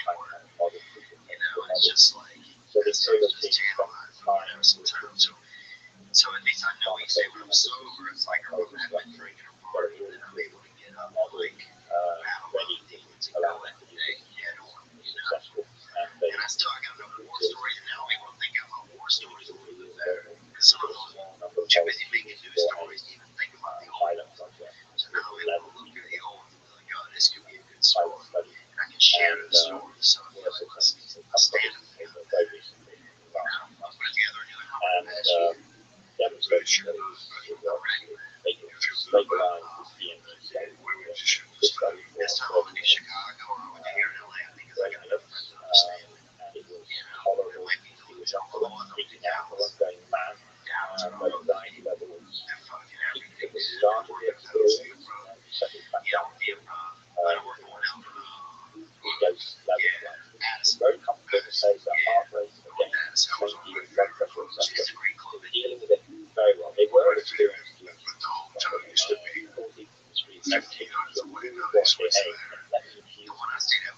Nothing like that. That would be absurd. But yeah, it was completely safe, completely tolerable. We've been trials now. They just come with that. They stabilize several dose levels. They have a light experience, which is like the level, the same kind of level, brain concentration. Yeah, I take it. A couple of chemicals, the real proper DMT, serious DMT, control in real time. Now, what are they doing with these people? Why are they using people with DMT? Where are they specifically to measure stuff? Like, are they literally, is there someone sitting on a chair next to them, talking to them and asking them to talk about stuff? Are the people that are under the DMT that are getting infused, are they writing down notes? What are they doing? Not at this stage. So this was really a so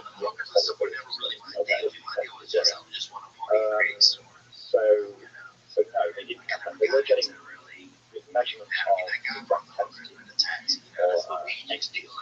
This was actually a nice this is after they came back, they got into report and so they've been told the time, roughly 2 minutes, 5 minutes, 10 minutes. They have some connection to the outside world. Then after the experience, they were told to do various kind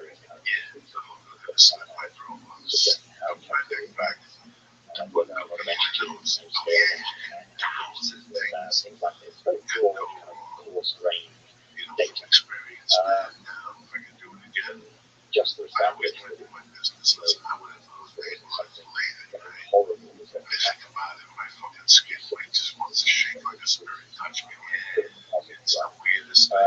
But in my, what are we going to do with this next? The next question. It works, say, tolerable. What do you do with that? I think, yes, we need to have real-time delivery of information from this DMT state, from into back to the team waiting on the other side. You can't remember everything. So I asked you to remember everything that happened in the last 30 minutes.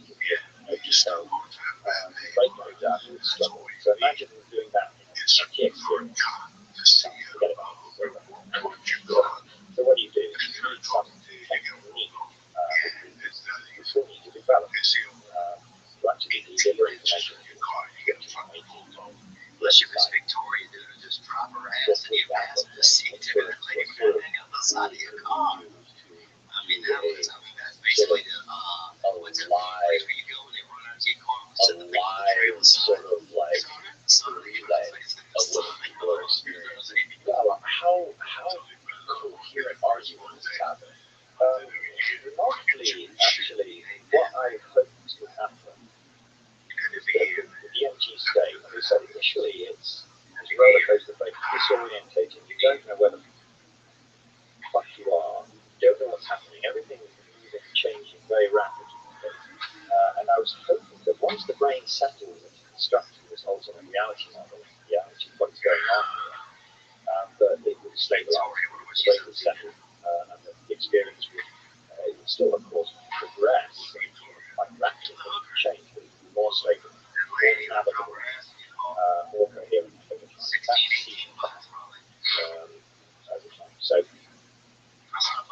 that suggests that yes, you can navigate push, or at least you'll be able to learn to navigate the space and to establish communication with the space. That should be possible.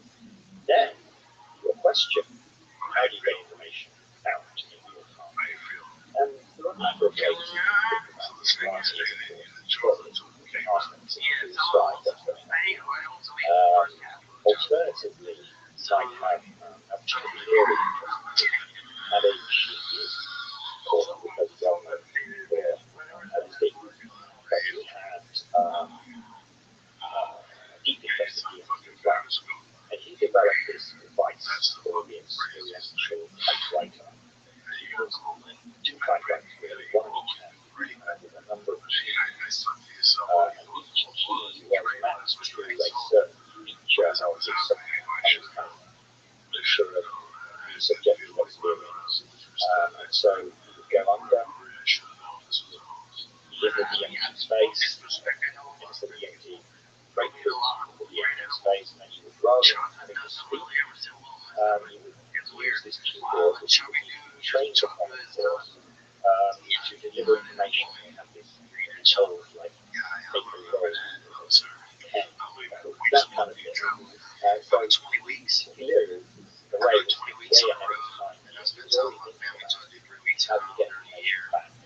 So you can imagine something like that. It's much more sophisticated than doing very good structural design. But with something like that, you have some kind of device you have to be trained upon. Voyagers will be trained to control this device in real time, deliver certain types of information, what that information would like. Here you need specialists, you need mathematicians, cartographers, artists, theologians, philosophers, physicians, a whole group of people with different specialisms to think about what kind of information bring back to you. How can we make sense of the information in real time? We also find artificial intelligence. This is something I've been thinking about a lot recently, is can we train, it's like if I start speaking a foreign language, you can't understand, I can't speak Japanese now, I won't do it, but if I start speaking Japanese now, then you won't see what I'm saying, but somebody who spoke Japanese, obviously, or an artificial intelligence would know that I'm speaking Japanese. Now, if I start speaking the DMT language, in other words, if I start delivering information out on the DMT world, as it's referring to, whether it's through a device, whether it's verbally, or even perhaps even measuring neural activity, nobody on the outside might be able to make sense of it, but an AI might. The same way an AI might be able to decode some kind of language that I'm speaking. I started speaking last night. Yeah, I did that. Code that language. The thing with AI is being able to decode and try to make sense of this information coming out on the DMT space and make sense of it out to maybe structural geometry space. Try to think about, well, talking about certain shapes, talking about certain patterns. Is there a mathematical formalism that he uses to think about what the dimensionality of the space that he's experiencing? You go into a 7-dimensional space, and describe it not 7-dimensional, but necessarily, but going into high-dimensional space. How do you test whether someone really is, they say to you, look, I was in this world, 4-dimensional, normal, these it was still an object of existence. 7-dimensional planetary. How do you prove that they really are experiencing a high-dimensional without getting them to put a mathematician first in the face? A mathematician probably wouldn't even know how to formalize mathematically what a 7-dimensional object with 7-dimensional space looks like. Do the maths quite easy. But it's easy, I guess. But actually, being to conceive what a 7-dimensional object would look like is impossible to not do it. Our brains don't by the 7 power. The brain can't construct 7-dimensional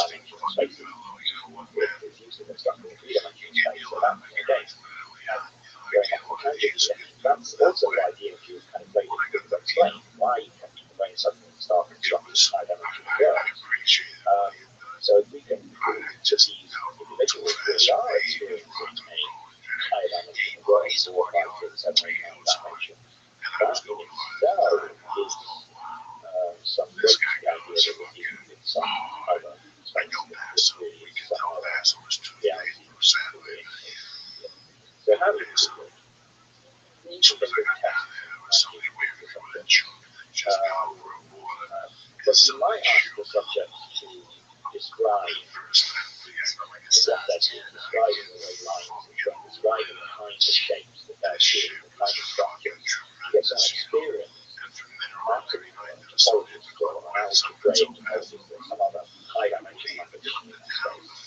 They can describe it, seeing this shape, seeing this shape, this form, this code I'm seeing now. That's an AI. The AI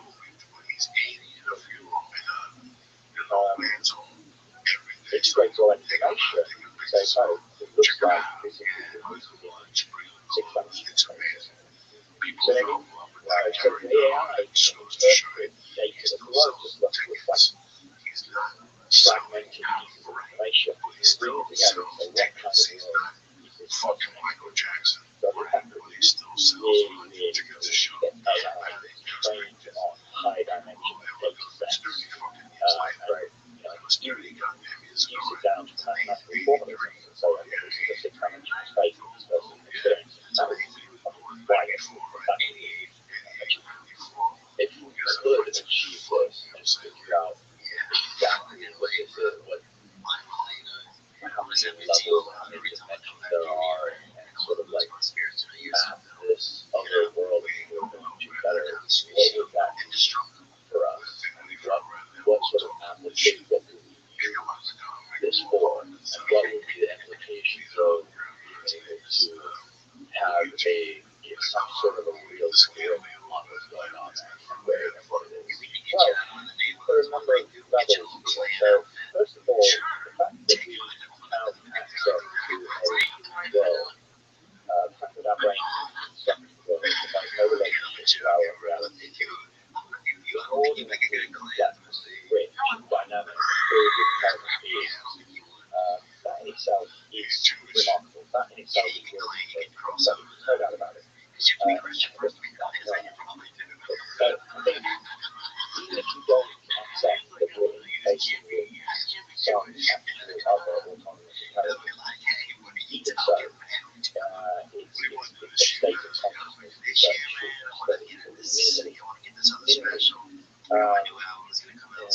technology should be developed to actually exploit it. That goes without saying. But I think if we find we are able to demonstrate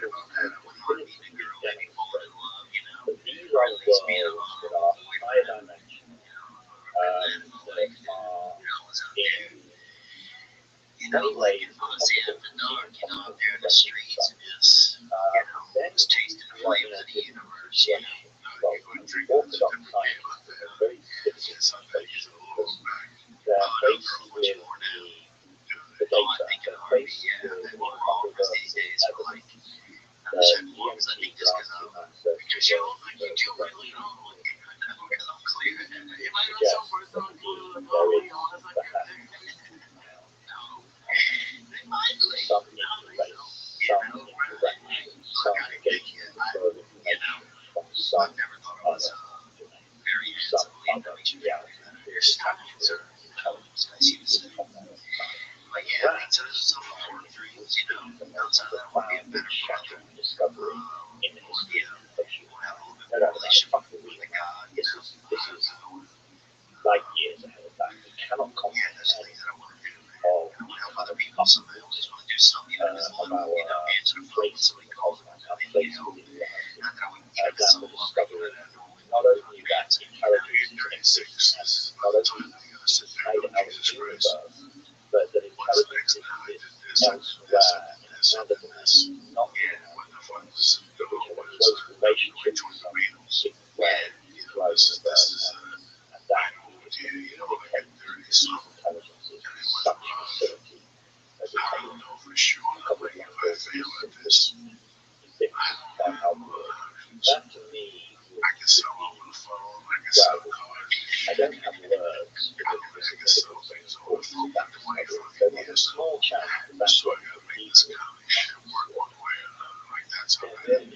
this is really interesting too when it goes to some of the stuff that Graham Hancock is talking about with ancient civilizations and some of this evidence of things like the Göbekli Tepe, which was built 12,000 years ago, and the pyramids in Egypt, and some of these other things that we found around the world that we can't explain with things that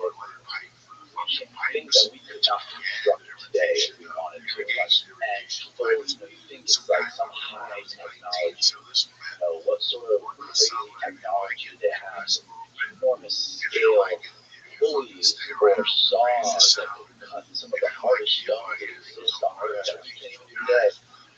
But like if you think about it the way you're talking about it, this high technology inside of us. Yeah, I mean, in a way, it means we are constructing these realities. So our brain is perhaps that the brain is constructing these realities. I've said several times, it's in itself remarkable. It's interesting that there's some ability that we weren't aware of. It suggests that I often describe this idea that we have this hyperdimensional heritage. It's a world that's not so much alien, but a world from which we become used to. DMT grants us this brief but astonishingly this remarkable hyperdimensional heritage. Where does that heritage come from? Why is DMT so heavy in our brain? Why is the brain able to shift so effortlessly, so efficiently, constructing alternate realities? It doesn't play us, but there is some distant relationship, maybe some ancestral function, or deep ancestral neuromodulator that is present in much higher concentration in our brain in history. We don't know. That might explain that perhaps there's been some kind of degrading of the function of producing DMT in our brain over time. It's much more cemented as such in this consensus of a reality alienated from this disconnected from this other reality. Perhaps there were, however, very many tens of thousands of years ago, perhaps closer than that, who were more connected to this other domain, and were able to access whether through using exogenous DMT from plants or whatever, or perhaps more likely from altered neurochemistry. So they're able to find DMT levels in the brain rising. The endogenous DMT was higher. And I wrote a paper back in 2013 where I suggested that perhaps ancient dream function was related to DMT. So you can imagine DMT levels having a kind of diurnal cycle. So they drop down during the day when we're interacting with the waking world, the sensory world, but very, very aware of our time. When we're asleep and we're dreaming, this is when DMT levels rise and allows us to access in the dream state this alternate reality. So this ancient DMT dream land. So we live kind of parallel lives, both in this world and at night. We interact with this alternate reality and perhaps receiving information. Then doing these kind of amazing structures, amazing kind of technology, they manifest. That's a possibility. I'm not saying it's true, but it's an idea. Since we've lost that function, we become alienated from that world. This is also perhaps why in DMT there is this profound sense of deja vu and familiarity. Deja vu. Really get this sense that this is the most fucking bizarre experience I couldn't possibly have imagined, and yet at the same time it is intensely familiar. I think it welcomes me back. The lights start flashing, the bells are ringing, the name literally in light. Return, we have seen you so long. Kind of like that. So many people describe that. Welcome. Like in a way, so very well. And that would make sense if there was some much deeper relationship with that reality. was in our ancestral past. But some of that neural architecture, that intelligent neural structures I was talking about earlier, have been degraded but still carried with them and reactivating this ancestral function by consuming exogenous stimuli rather than relying on endogenous stimuli. Going back to those same kind of worlds that these ancient humans would have been experiencing, and that's endogenous stimuli. Right. That's a cool idea, right? It's a great idea. I mean, it makes sense too, especially like the evidence of the younger drivers, a lot of cataclysms that came and wiped out a civilization. And there was a couple proto hominids that survived, possibly, and they were much more primal, and we sort of evolved, like we had to sort of like reset. Yeah, maybe we didn't go in the right direction. Got it. Yeah. It became more cemented in our consensus model development. We lost contact with that. We're rediscovering it now. What's interesting, we're rediscovering at a time when we are actually needed time away to develop ourselves, to develop our, become more cognitively and technologically sophisticated. So now we know more about what to do. We rediscovered the space. Just when we are 1956, right? So this isn't that long ago. Just as we were becoming really clearly technological species, right? We are at the stage in our advancement where we're beginning to think about other intelligence elsewhere, right? That's the time DMT comes back, it's rediscovered, and we're starting to learn to use it to go back into connect ourselves from reconnect ourselves to this other domain, but with much better cognitive and technological tools at our disposal. But DMTX, but being part of that rediscovery, the redevelopment of DMT as this technology for reacquainting, reconnecting with this domain, with the intelligence that are resident. So what are you working on currently? Like what state are you at in DMTX? Like what's next for it? Well, as I said, not directly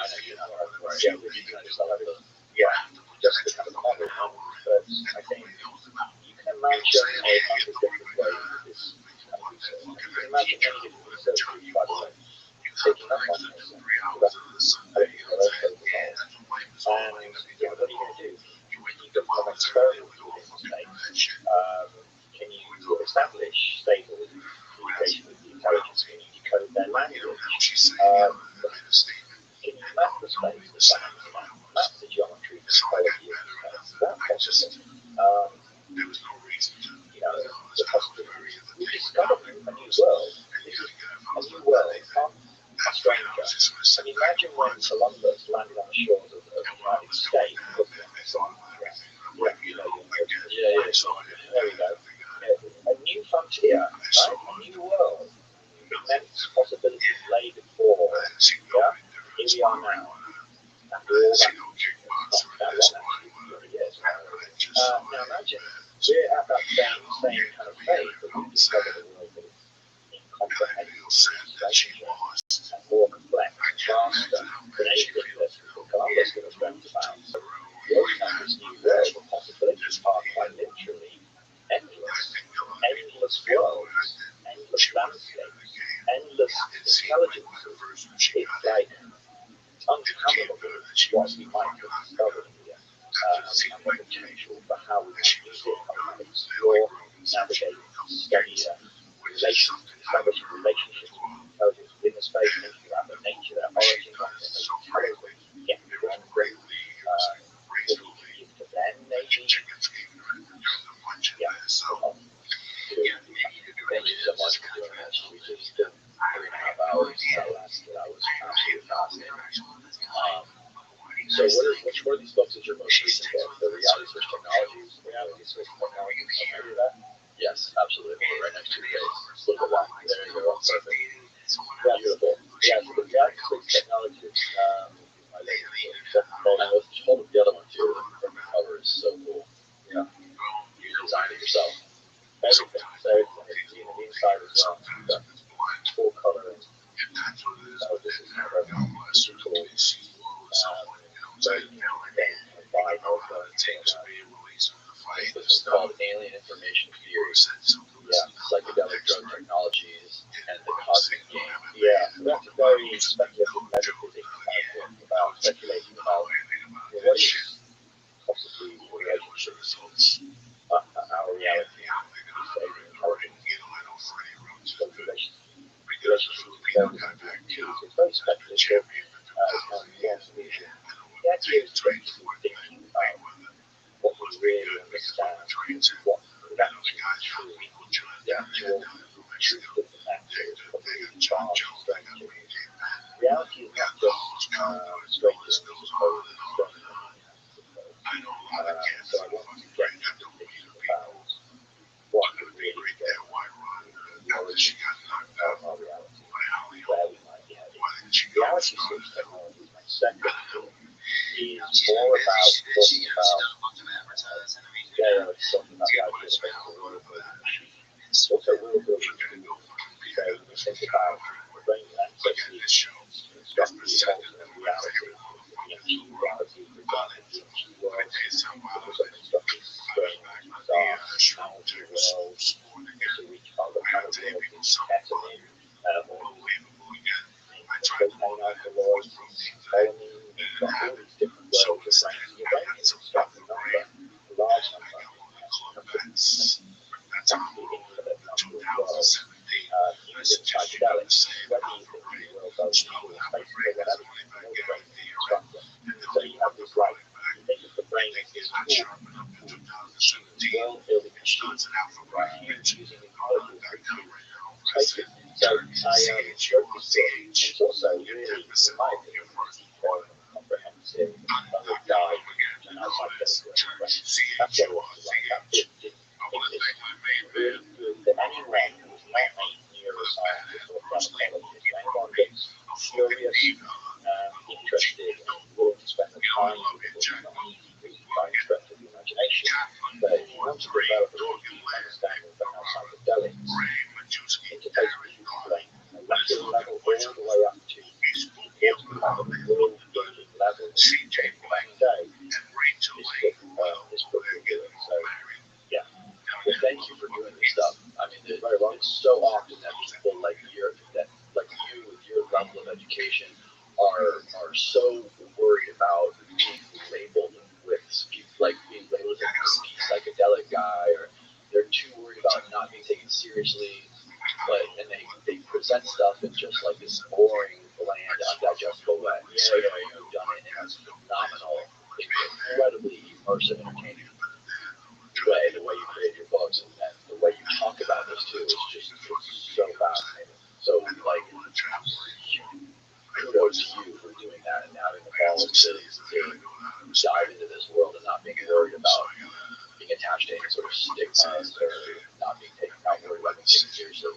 Yeah, really cool. I piss off everybody on the kind of the scientific side, the really kind of rigid, orthodox scientific side. They say that I'm getting into realms that I have no right going into, whatever. Then on the other side, you have the more mystical kind of spiritual side. Who say, oh, you're too reductionist, this is too brain centered. But I sit in this domain on my own. There's a right in the middle of those. As I'm used to being have attacked on both sides. So I don't care really. I'm not attached to any university anymore. I'm just a writer. So I don't care the things that I'm accused of. I just try to present ideas I consider about molecules and potential reality. I present these ideas hopefully to get people about the nature of our reality, about how psychedelics can manipulate the nature of our reality.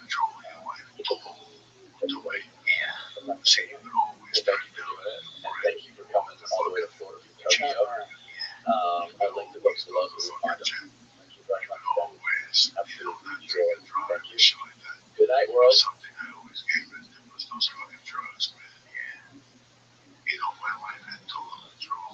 Except those drugs, but those drugs ruin everything you're doing. Yeah, it's like Levi spoke about all the alcohol, all the heroin, all the pills. You think you're making it happen. I thought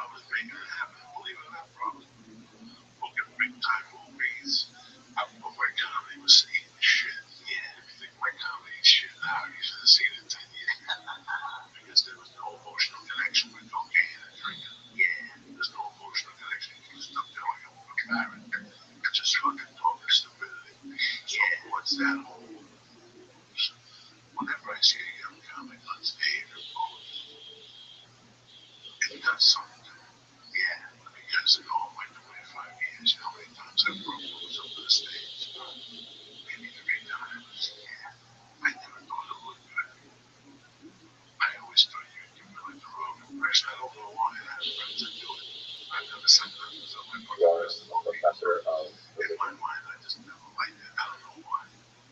Yeah, I mean, I think I can see that. A lot of comics like it because religious studies, you saw but do you personally believe in God? sure if the comic's drinking. Yeah, it makes sense. He's up there doing a shot. People are supposed to send him shots. I'm not going to do a shot. Let me do a shot with you. Let's do another fucking shot. Next thing you know, you fucking Okay, people so say, then talk a little bit about what we Joe do. Rogan's podcast playing it. He lost by 2 pounds. He lost by 2 pounds, but they're both under obese, so I think that all he has to pay now. All he has to pay. What?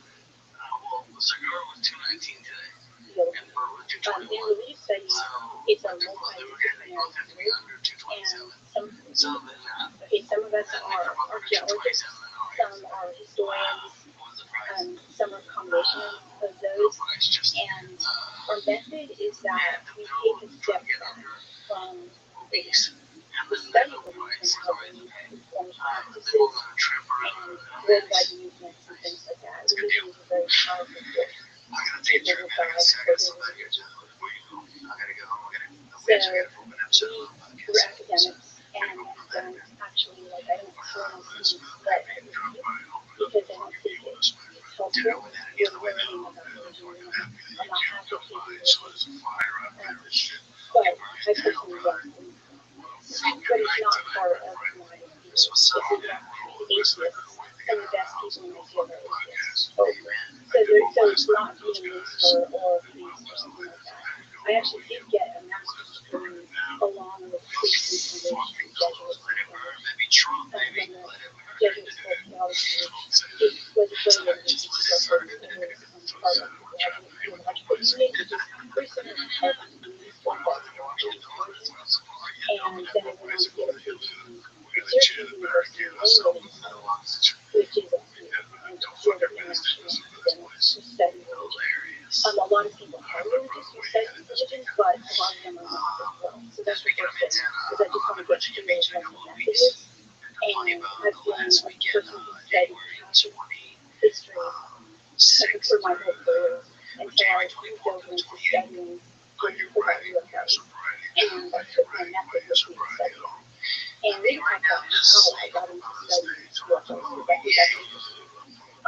But it's like, we take the method to study UFOs, which means we don't have to believe in UFOs. We are not out to prove that UFO crash the plane, or, and this is the subject of American public interest on UFOs, but not my first one. So I think that's important to know, that I'm not out here applying for government disclosure or, whether or not these materials are actually real. I'm not studying the impact this belief has on populations but globally. Your early childhood had anything to do with your interest in religion and religious studies? You have a very religious childhood and upbringing. Okay, Sorry, did your studies and your work at all influence your outlook for your worldview? yeah, I do think that people are impacted by how they were brought up and also what happens around them in culture. So of course I'm not exempt from that. That said, I didn't grow up in a particularly religious household at all. My parents were what I call, I'm from California, Northern California, and it was and still is an eclectic culture, and where there's New Age beliefs and things like that. So my parents were pretty eclectic. My father was Irish Roman Catholic, my mother was pretty secular Jewish, and they were interested in a lot of things philosophy. So we did have a library of books about philosophy, and I read them as a kid. And I was very interested in religion and philosophy. And I did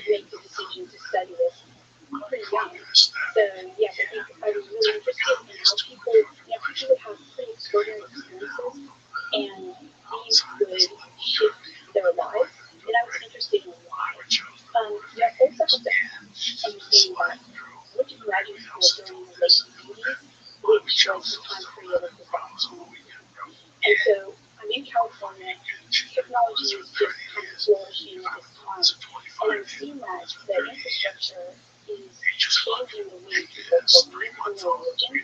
And so the digital infrastructure, and especially media technology, like Star Wars and things like that, people are beginning to have, call them uncertainties about things like the forces with things. And it was impacting their religious beliefs. And so when I went to school, not only did I study ancient texts about different religions, but I also studied the ways in which people took their own beliefs and they incorporated, the lexicon of Star Wars into those beliefs as well. And those were part of the whole landscape. So I really focused on technology and religious beliefs. I was around studying Catholic history and also studying I'm sure you study religion nonsense, so one concept I never even thought of UFOs. Yeah. What was it that introduced you to this? Like, what was the moment like when you first got introduced to this and started to look into it? And what were the biggest connections between the logic of the UFO phenomenon compared to early Christianity? Right. That's a good question. This happened in late 2011, 2012. And I had just finished a very major project that culminated in a book about the Catholic doctrine of purgatory, which is an afterlife destination for souls who don't quite make it to heaven, but are definitely not going to hell. And this doctrine kind of had fallen off the map for Catholics, and I wanted to know why. And so I did a lot of study of old materials in archives, manuscripts, and things like that. And so I also talked about Catholic popular culture and how that shifted this belief. And so at the end of that, I had a long catalog of reports of aerial phenomena from 1400s, 1600s, 1700s, 1800s, all of them. That I didn't quite, in different languages, by the way. And I didn't quite understand what they were about. A lot of times, sometimes stories from purgatory. And so I kept these, and I knew that they were really interesting, but I didn't quite make the connection. I thought, I wonder what this is about. So I finished my book was intense, and I wanted the next book. But I'm thinking that it's not going to be about Catholic stuff. It's going to be about a Catholic bishop, who was one of the first Catholic bishops in the States. And I showed a friend of mine this timeline, and he reports. And he looked through the reports, and he said, well, these look like silver things. I mean, it looks like UFO. And I thought it was silly, because I was a person who thought this was it was a coincidence, but there was a conference in my town for people who were experiencers, UFO experiencers. So I went to that, and I heard them talk about the experiences, and I saw that the experiences they were having were like an exact match with the experiences that I had cataloged from hundreds of years ago up to the present. I recognized that this is a continuous pattern, and it kind of blew my mind every time. So it's a little more exploring, and I started to look at primary source material from Catholic experiences from saints like Teresa Avila, St. Francis of Assisi. And when I started to read the primary source material, I saw that it was also very similar to what we would see in John Mack's book, because at this point I read John Mack's book of Revelation. And it literally reads experiences of the saints in other chapters in his book. And so at the time, I knew Jeff Piper, but not, he's a professor at Rice University who looks into this type of thing. And I told him that have you seen this? And he at first said no, don't know before. And then I took some of the stuff that I had translated and sent it to him. And so we're talking about little dreams and aerial phenomena and other things that happen in John Mack's book. And he was blown away. And that was the beginning of my writing about UFOs and looking at technology reports of UFOs. And honestly, since I was going to experience what I did when I went into studying UFOs, I thought it was going to be a natural progression of moving from, using this method that I learned, moving from Catholic history to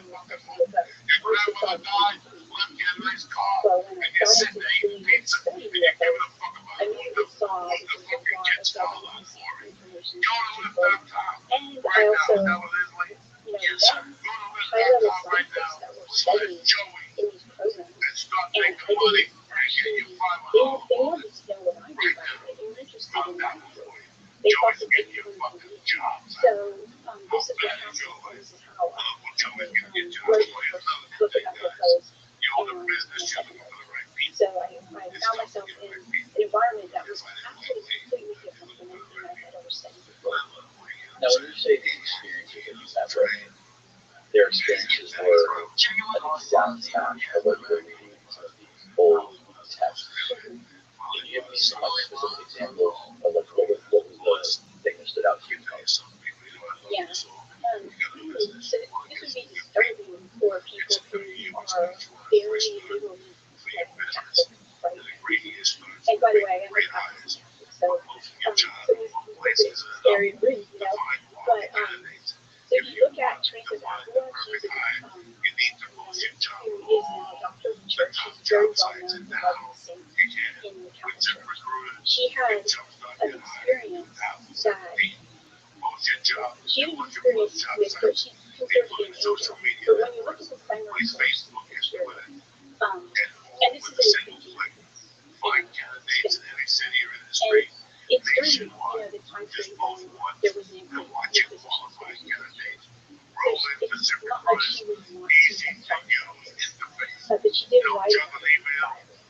And so she had this experience where she was basically praying, and off to her side she saw something that she couldn't really understand. It was a genie, and it was about 3 feet tall. And she said it was very shiny, and she said she was confused by it because when she saw angels prior to this, they would be imaginative angels, but she made the distinction that this was not an angel in her imagination, but this was an actual fleshy thing. She saw it. And so she was confused. She didn't know what kind of angel it was. And she said, it must be a cherub. That's what she said. It's a type of angel that in Catholic history has different types of angels. And so the cherub is going to be kind of a good angel, a childlike angel. And so she, but you could tell that she wasn't even sure what was bad. And so this, by the way, you know by reading her work, we're looking at descriptions of events, because this is a very representative encounter in Catholic history. And there's a very famous statue in Rome of Brie, sculpture, and you see her, and it's this little angel, and how the stars. So you know how John Mack talks about when that people are examining it. So apparently this little fleshy angel creature examined it. And this was amazing because it was just very strange. Well, okay. So you have to understand translations from that time period. So it's when I say, I'm using the word example, but probably I should not have said it. It basically said it took this start and it thrust it into her interest. There's the word. So,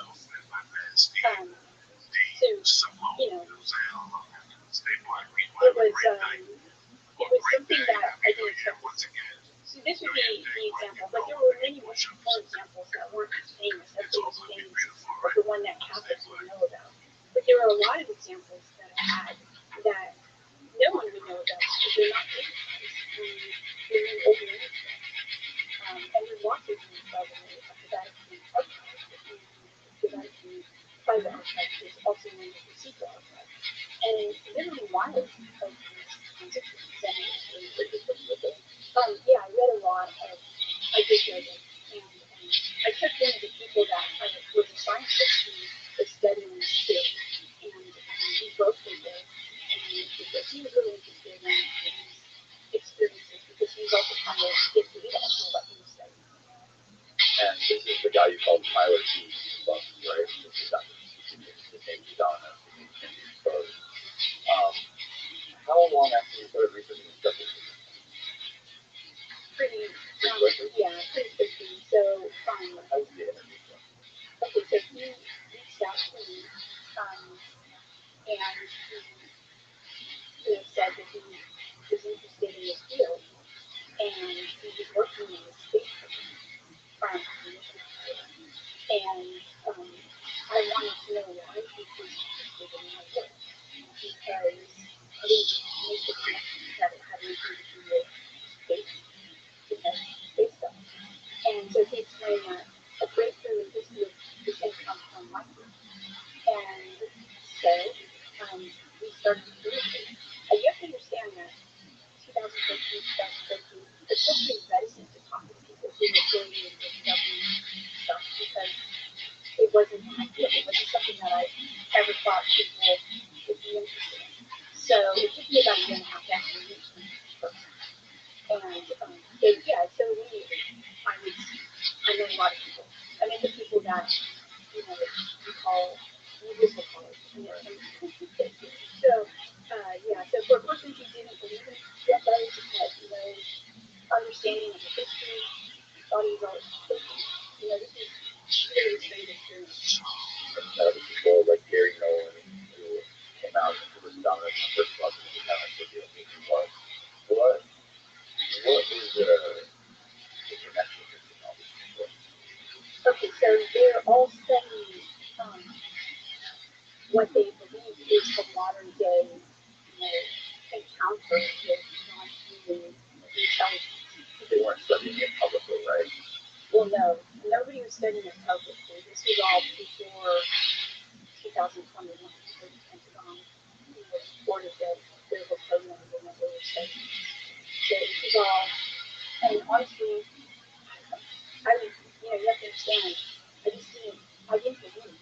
Even when I was in New Mexico, because I did travels in New Mexico with Gary and Tyler, and we were in the legend site. I was still on the this idea that they were somehow misinformed, or they were very, their belief was really strong, and I needed to know why they believed this, because they were both incredibly intelligent people. And so that's why I didn't believe that there was a rising belief in UFOs, and I was trying to understand it. And these guys were like, to understand. So Tyler said, I don't think you could take the parts of UFOs, and I want to take the parts of your and I was like, okay, I'm taking my friend. So I originally asked Jeff Piper to go with me, but he said that's not something I'm just going to do. I'm not going to do that. And so then I asked Rudy, I had asked him this next day, and he was really impressive to me, not just like being a previous Stanford professor, but also just really frankly fascinating as a talker. And he jumped at the opportunity to go. And I also knew that he would be the person to go. You know, if we were going to look for anything, it would be Gary who could figure it out. And so, you know, after a while, Tyler was okay with that. But at first, he wasn't okay with that. And then he looked at Gary and said, yeah, let's go. So we went to the New Mexico desert, and we were like blindfolded. Yeah, we had to accept to be blindfolded to go into this place. And we went there, took off the blindfolds, and spent a day, you know, accumulating what they believed were UFO debris from a crash that occurred sometime in the late 1940s, and it wasn't Rothschild. And you actually found something when you guys were there during that specific day? We did, yeah. And it was hard to get. I mean, the place looked like it had rubble. Well, it did. It had rubble all over it. And Tyler told me that the rubble was disintegrated tin cans from the 1950s. And this was something that the editor of the book wanted me to take out because she said, I don't understand why the building, well, she understood why it was in place, but she said, why would the government put all this stuff out in the middle of nowhere tin can? We just need to take that out. And even though I didn't understand at the time, I said, look, we have to keep it in because it's still data, you know, and so we kept it in, thankfully. And what was it that you guys found? Okay, so we did find some parts, two different types of parts. One looked like, almost like frog skin, metallic frog skin, and some other stuff that looked like, it just looked like, honestly, I don't know. Yeah, it was just, both were really strange. I still didn't believe, even after Gary got stopped at the airport, and things happened like Tyler said they would happen. And yeah, I still don't know. I still don't know what to think about that. But that did happen. That was part of studying what I was studying. And how did that alter or affect the trajectory of your research after that, like from then on out? Obviously, you had met Gary had become friendly.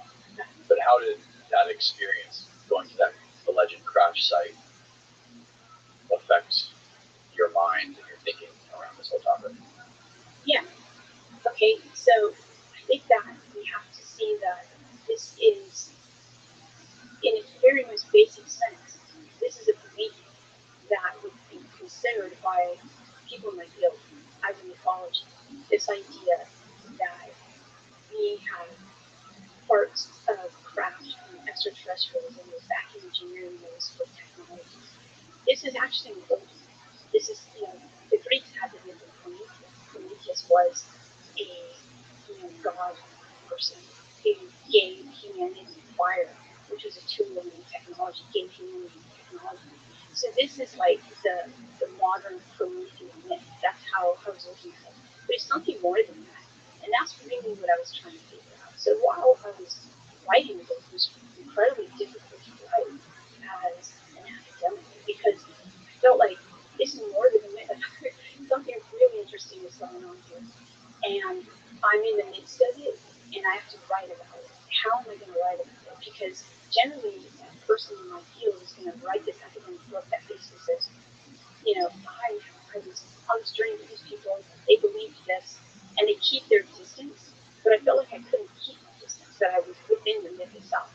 And so I wrote it kind of as a journey of how I was writing it, actually. So even the book itself was not a typical academic book, even though it was published by Oxford. It's a book that explores not just their belief, but also like, the interface of me, a non-believer, even skeptical, going through this process, seeing the people involved, seeing how the government's really interested in it as much as people are, normal everyday people, and this being kind of a very important turning point in history, historical. And yeah, so I guess even with the second book, I kind of continued on that journey of describing it, basically. How do you explain what's going on now, like in the public media, the public-facing media, with like the Pentagon reports and the New York Times talking about and declassifying all these radar encounters where these Navy pilots are finding and then publishing these videos and saying that it's off-world technology? What do you think? Like, I know you said that you encountered a lot of misinformation and disinformation on this topic, and that there's a lot of energy that goes into muddying the waters. What is your take on in the last, however long it's been, like 6 years or whatever, that the U.S. has been trying to make this more public-facing? Why do you think that they're doing this? Yeah. Okay, so again, if you go back to what I study, which is the religion, you'll see that in mostly the traditional religions, like the big religions, and since Christianity is my field, I'll use that as an example. The early Christian church was completely different than the kinds of churches that were institutionalized, radically different. And what happens during the process of an institutionalization of belief? So this happens with the Roman Catholic Church. They take the Christian belief and then they institutionalize it in the 4th century. And how they do that is they make other beliefs about Christianity heretical. So you have Gnosticism, for example. Those books are from, we do have Gnostic texts, but Gnosticism is a form of Christianity that sprung up in the first 300 years of Christianity. And there's different types of Gnosticism, so different, we would call them denominations. People believe that the knowledge of Jesus, or the knowledge that Jesus had, is something that they experience themselves, like the Holy Spirit. They feel it. It's more like an experiential knowledge. the way I talk about Gnosticism to my students is I say, take a chocolate bar. Okay, would you rather know the chocolate bar by eating it or by reading the ingredients on the back? So it's an intimate knowledge of something. Okay. That's Gnosticism. That makes sense. So the Gnostic Church was like almost eradicated at that point, or it was submerged into the Roman Catholic Church. So this is the type of thing that you see. You see the institutionalization, and through institutionalization comes some suppression of voices. And so you're going to expect to find that. That's what I'm looking at, and I look at that in the second book. So I was like, okay, we're institutionalizing this belief now about extraterrestrials. What are the voices that are being not heard or drowned out? And why is there so much misinformation? So it's a control of information that you see happening, and that's what's happening now. And with early Christianity, before it got institutionalized, it was suppressed, right? Like you explained to me how earlier offline, how Jesus was like spreading this message, and it was like in the Roman Empire, it was frowned upon, and people were punished for practicing this religion. Yeah, so being Jewish in the first century was hard, and so there were many groups that were trying to exist, and Jesus' movement was one of those groups. There was another group that were zealots. They believed in armed rebellion, but there weren't enough of them, so they couldn't pull it off. So Jesus was basically teaching Jewish people, his congregation, the people who would listen to him, he would always talk in parables and things like this, basically. He was talking to people who were ready to listen to him. He was okay, not everybody listened to him, by the way. So he had a very specific message. And so he was basically imparting this to groups of people. And his followers loved him so much that they called him the Son of God. Well, at the time, it was Caesar who was the Son of God. So we tend to look back and think that they had this, the people during that time period had this mythology called, they had the Greek and Roman gods, and this is their mythology. That was actually their religion. So Jesus' followers were identifying him as primary and the Son of God, kind of like the head honcho, against Caesar. And that would be called treason. And so the punishment for treason is crucifixion. So he was crucified for treason. So who was God? Okay, so God would be, if you look at, God is either Apollo or Zeus. So there's, but they had somewhat of a pantheism. There were various different forms of belief in God. So obviously Jews had their own idea of God. So it was competing divinities at that time. I can easily see the parallels between how the institutionalization of Christianity and the institutionalization of the UFO phenomenon, how it has always been like this incredibly stigmatized topic, and now they're making it more mainstream so people can.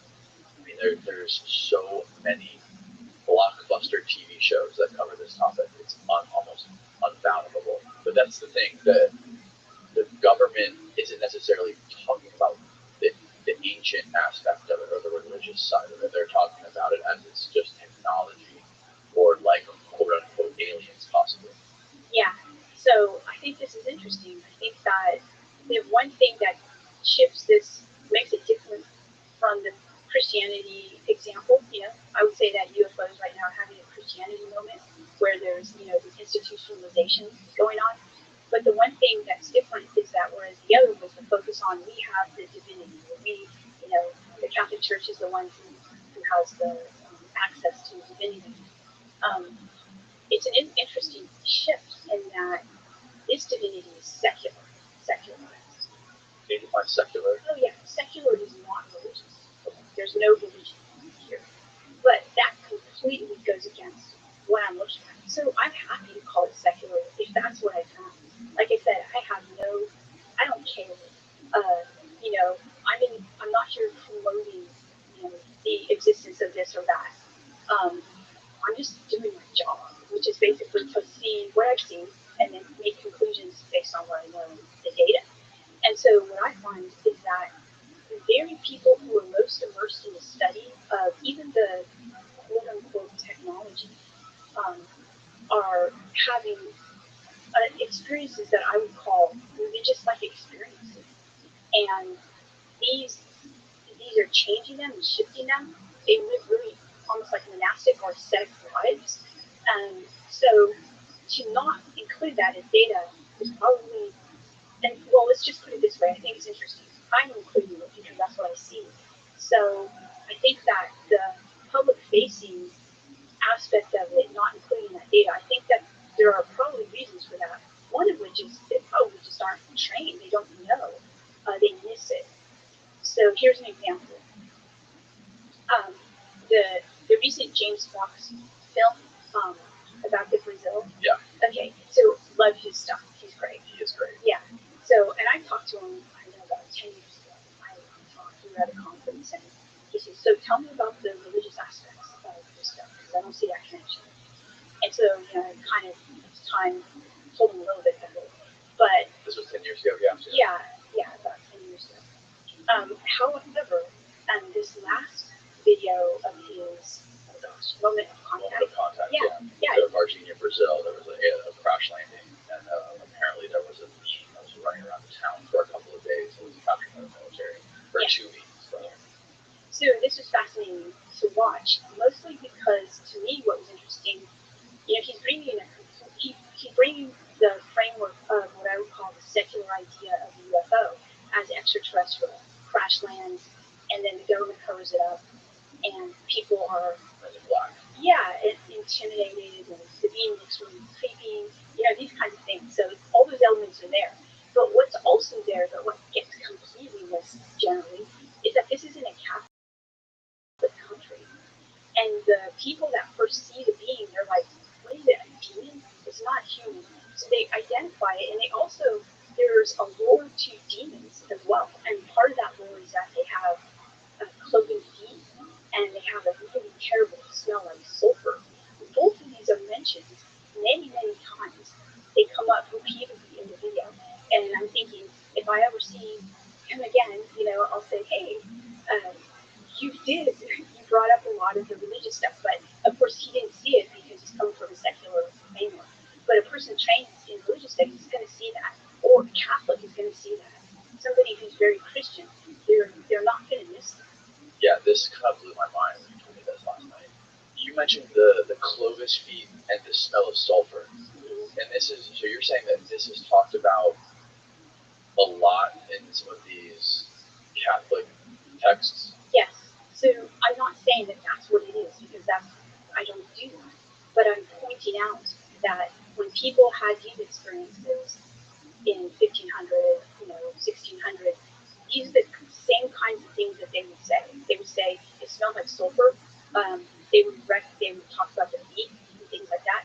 Now there are a variety of different experiences that have these historical patterns, but this is just one example. It's a wild example, and like I said earlier, there's really not that many documented cases of actual beings, right? Like this, we're mostly used to seeing like these flying discs. There's a couple rare instances where there's beings that are witnessed, and people that have encountered these things like in their living room or in their bedroom, but there's never been a case where there's been multiple witnesses seeing this thing that was actually taken by humans into captivity. Yes. There are examples though from Catholic culture that this happens. Like I mentioned the Teresa account where she sees a being, but she doesn't record a smell or anything like that. But it more looks like the beings that populate John Baptist, or the beings that the kids in Westall or Zimbabwe, yeah. So you know, there's an image of the thing. That's, I guess, in the newspaper, an illustration done by somebody in Brazil. Like, how does that thing get here? Yeah, all I can tell you is how people have seen it for a long time, not just in the 21st and 20th century. It's been around. Yeah. Movies and documentaries, I feel like they shift our memory of this kind of stuff. They Like, do. like people's memory of stuff, especially over a decade, can get distorted. And then when you take into context that somebody's actually making a documentary that they're going to sell, there's that famous line, never let the truth get in the way of a good story. You talk about this a lot in your book, how you were kind of like in the middle of this world of scientists and this world of like the media and movies and Hollywood, and you were finding like this connection between the two things. Yeah, well, it's pretty obvious. So, I spent a lot of time talking about technology in my book and cognitive science of technology, and especially virtual environments and things like that. And the more virtual something is, the more we place it in our memory. And I've written a lot about this, not just in books, but also peer-reviewed, papers and things. And I work with people who are doing this kind of work as well, for good. Like, when we see things in virtual environments, we believe them. Even if we don't consciously believe them, they act on our bodies as if we believe them. So you can help people with PTSD in virtual environments. You can train police officers to deal with stuff, or even people in space, right? So they use simulations for astronauts, and they say that it's so real that when they're in space, they feel like that's not as real as what they felt in the simulation. So, what does this have to do with us? Just normal people and our interface, constant interface with technology. And I basically was saying that we're misremembering things, and a lot of that's on purpose and intentional for selling stuff, right? So people want to make a lot of money from their digital content. And so when this is an example, Jacques Vallée had this happen to him. I've had it happen to me. So for Jacques' case, he said that when Whitney Strieber's book Communion came out, there's that picture of the alien on the cover of Communion, and it looks a lot like James Fox Alien. Maybe a nicer version of it, a more friendly version. And so Jacques said that it influenced researchers, ufologists. So ufologists are people who study this topic. And so they would go to a sighting, a reported sighting, and if people had seen stuff that did not look like Whitney's cover of Communion, they would discount it as a legitimate encounter. And Jacques said, he just mentioned that. And I encountered this a lot. So after American Cognitive was published, I had people from all over the world sending me videos of their encounters. And a lot of them were interesting. And of course, now I have friends who look at that stuff and they're like, yeah, that's definitely not our stuff, or something like that. And I showed somebody who is a researcher, a well-known researcher, I showed her a video and said, and she said, that doesn't look like a flying saucer. And I'm thinking, well, how do you know what a flying saucer looks like? Because we just don't know. Because we've only had 20 flying saucers, So when you actually do, that's why in my next book, Encounters, what I did was I focused on people, a lot of different types of people too, like trained observers, people in space, people who were just kind of normal people. And if you go back to them and what they saw, it looks pretty different than what we see. There's similarities to what we see in media, but you can see how media is taking it and only focusing on certain types of encounters. And I'll give you an example. There was a really interesting example that happened. There was a UFO flap that happened in Rockport, New York in the 1960s. And more than 30 people, credible witnesses, witnessed a series of UFOs. The first person to report it, and this report went to NICAP, and this is in 67, was this night watchman. And he went out into the parking lot of where he was, working, and he saw a craft parked in the parking lot. And he said he saw these little beings come out, or maybe two, I can't remember which, come out and run around. And he reported it right away, and nobody believed him, and everybody, they thought it was they just didn't think it was a credible report. But immediately after that, all these credible people started to see what looked like a kind of Steven Spielberg type UFO in the sky. And I interviewed a witness to that event. He was a kid at the time, a teenager officers saw it, teachers saw it, and so Nightcap then took their report, but completely discounted the first guy's report because it was so weird. So there's a lot of different stuff that happening in the report. So, you know, if the report is too strange, people won't take it seriously. But if it's kind of, you know, mystical, Steven Spielberg type UFO, people are like, oh, ready to be viewed. My previous view on this whole phenomenon was like it's very technological, and as soon as anyone started to mention anything about poltergeists or mysticism or anything that is paranormal, I started to like just take a huge step back and be like, okay, I can't take this person seriously. But after reading your book and hearing how all of these people report all these similar experiences, even though they don't understand what it is, but they describe it to you. Like, for instance, the guy, Gray Man was his name. Yeah. He had a crazy experience with this being hovering above him at night, and he described it to you, and you said what he described to you was to the T, the Saint Michael, the Archangel. Yeah. He didn't even know it. So, like, that was the point in reading your book where, like, I had to put it down and take a walk. Yeah, I agree. So who is this guy, Gray Man, and was he similar to Tyler?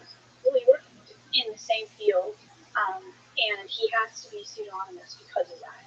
So he works in the same field, but he's not from this country. He's from Australia. So, and he was really, really careful about things that he told me. And so he had personal experiences that were of this phenomenon, both seeing it as like something in the sky, like aerial phenomena, and also personal experiences. Pardon this brief interruption, but I want to take a second to talk about our sponsor, Versa. So what I found is that a lot of people who have, when there are sightings of things in the sky, like aerial phenomena, some people just see aerial phenomena and that's it, and they don't have these experiences. Other people might even have these experiences and not even in that vicinity and not even see something in the sky, but have experiences of it, which I found strange. And again, I'm not concluding it right now as to what's going on because there's too much. I just don't know. And a lot of people have to bring data, right? Like we need more data, basically, and we need more people like looking at this and taking the data and not discounting stuff because it's so weird. I guess and I'm with you. Like I used to discount people like this all the time, and I don't believe in it at all. I think that what we need is we need someone who's like that, who comes along and says that, I was kind of trained to look at weird stuff because I'm in religious studies. What do people believe in religion? Well, if you look at if you're religious and you're believing some stuff that can't be proven. If you believe in angels, we've never proven that an angel exists. We can't put it under the microscope, so we have no objective proof of religion. So I'm already trained in this method. So looking at UFOs, we have a lot more proof of those. We have like radar. We have the government now basically saying, yeah, there are these things, we just don't know what they are. And they could present a problem for us in airspace and things like that. And of course, we have people studying them in these programs. And a lot of the people that study them in programs have very weird experiences that are not talked about. Even the history of the space program, the Russian and our space program, the American space program, we have founders who have really interesting experiences, like Jack Parsons, on the one hand, totally bizarre, and most people do not want to talk about that, especially if they're working for NASA or aerospace. So they don't talk about that. Could you describe briefly who Jack Parsons was? Yeah, so there's a couple of people that are recognized as the father of rocketry. They basically created the calculations to get us into space, to get us out into space. And one of these people is Jack Parsons, probably the most effective. Werner von Braun is one as well. Um, but he actually gave a lot of credit to Parsons and said Parsons figured all of this out. And how did Parsons figure this out? Well, he had a really interesting way. He lived in the early 20th century, and he was working on rocket technology, but he also was a friend of L. Ron Hubbard, who started Scientology, and Aleister Crowley, and he had this crazy life, and he lived in Los Angeles, and he would do rituals in the desert, and he thought that these kinds of things would help him basically download this rocket technology. And it's weird, but as weird is Konstantin Tchaikovsky on the Russian side, who didn't have the same belief system as Parsons, but believed that he was in contact with angelic presences who would also allow him to, create this rocket technology. So that's what I'm talking about. Is like the people who are the most valuable to this program are the people that are doing the stuff that most people would have discounted because it's so weird. What was he doing hanging out with L. Ron Hubbard? They were. And I'm interested to hear your take on Scientology. Okay, well, I don't ever talk about Scientology, to tell you the truth. I do teach about it in my class, not publicly. Is that something that is it on purpose, or is just no one's interested? No, everyone's interested. Oh, okay. Yeah, you could get sued talking about Scientology. Right. Talk about it. Yeah, I've had a lot of people on here talking about Scientology. L. Ron Hubbard, I think he was one of the most prolific science fiction authors of all time. Like, he wrote more science fiction than anyone. Yeah, and he started a religion. Yeah. Kind of interesting, though. Where were we? What were we talking about? I lost track. Okay, we're talking about Jack Parsons. Yeah, so we were talking about how when you scratch the surface of the UAP UFO topic, and you look at the people who are the most successful at, moving the needle, you're going to find that their lives are imbued with this kind of mystical practice. And what is it about these people that they are able to do these quote-unquote downloads that they talk about, or you talk about in the book? Like, Tyler has this specific protocol that allows him to connect with nature and this network of nature. Yes, so a lot of the people, basically, even if they don't know they are, in my field, we also study monastic traditions, like, there's a history of monastic traditions, people who are monks and nuns, and they tend to live in communities with each other and work on their spiritual growth, basically. Do things like pray a lot, study a lot. And so what I noticed about Tyler was that he lived a fairly monastic life, even though he would never know that I would call it that. But he had these what I call protocols. They were physical and spiritual and mental protocols. And what I noticed was that a lot of people who were doing the same kind of work followed these protocols.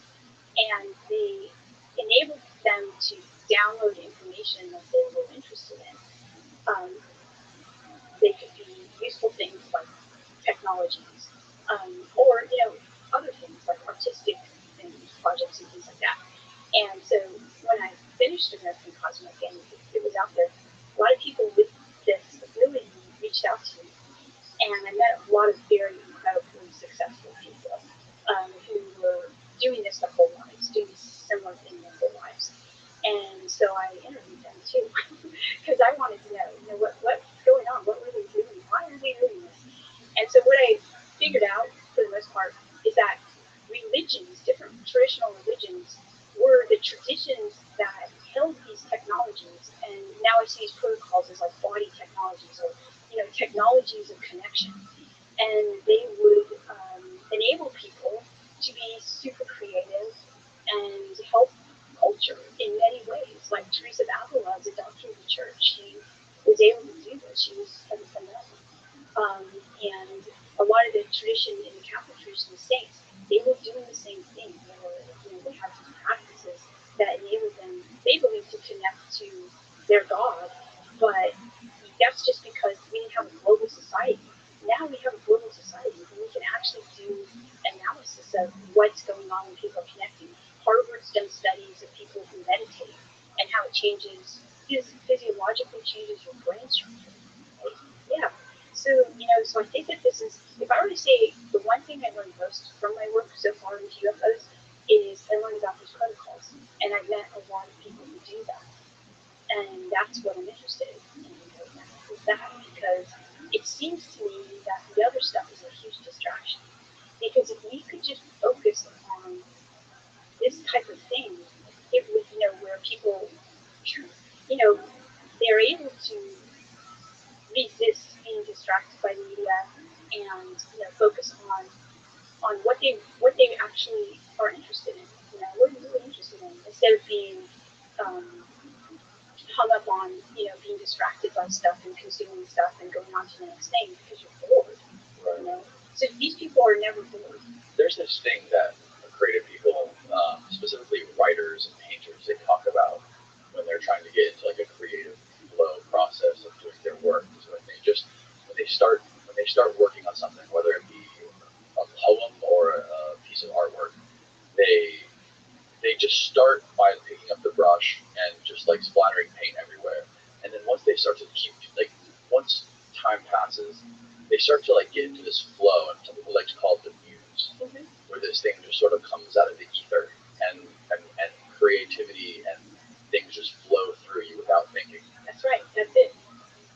That's similar to what Tyler was talking about, where he has just thoughts that enter his brain that have nothing to do with memory or anything he's ever learned. They're just ideas that come out of the ether. Yeah.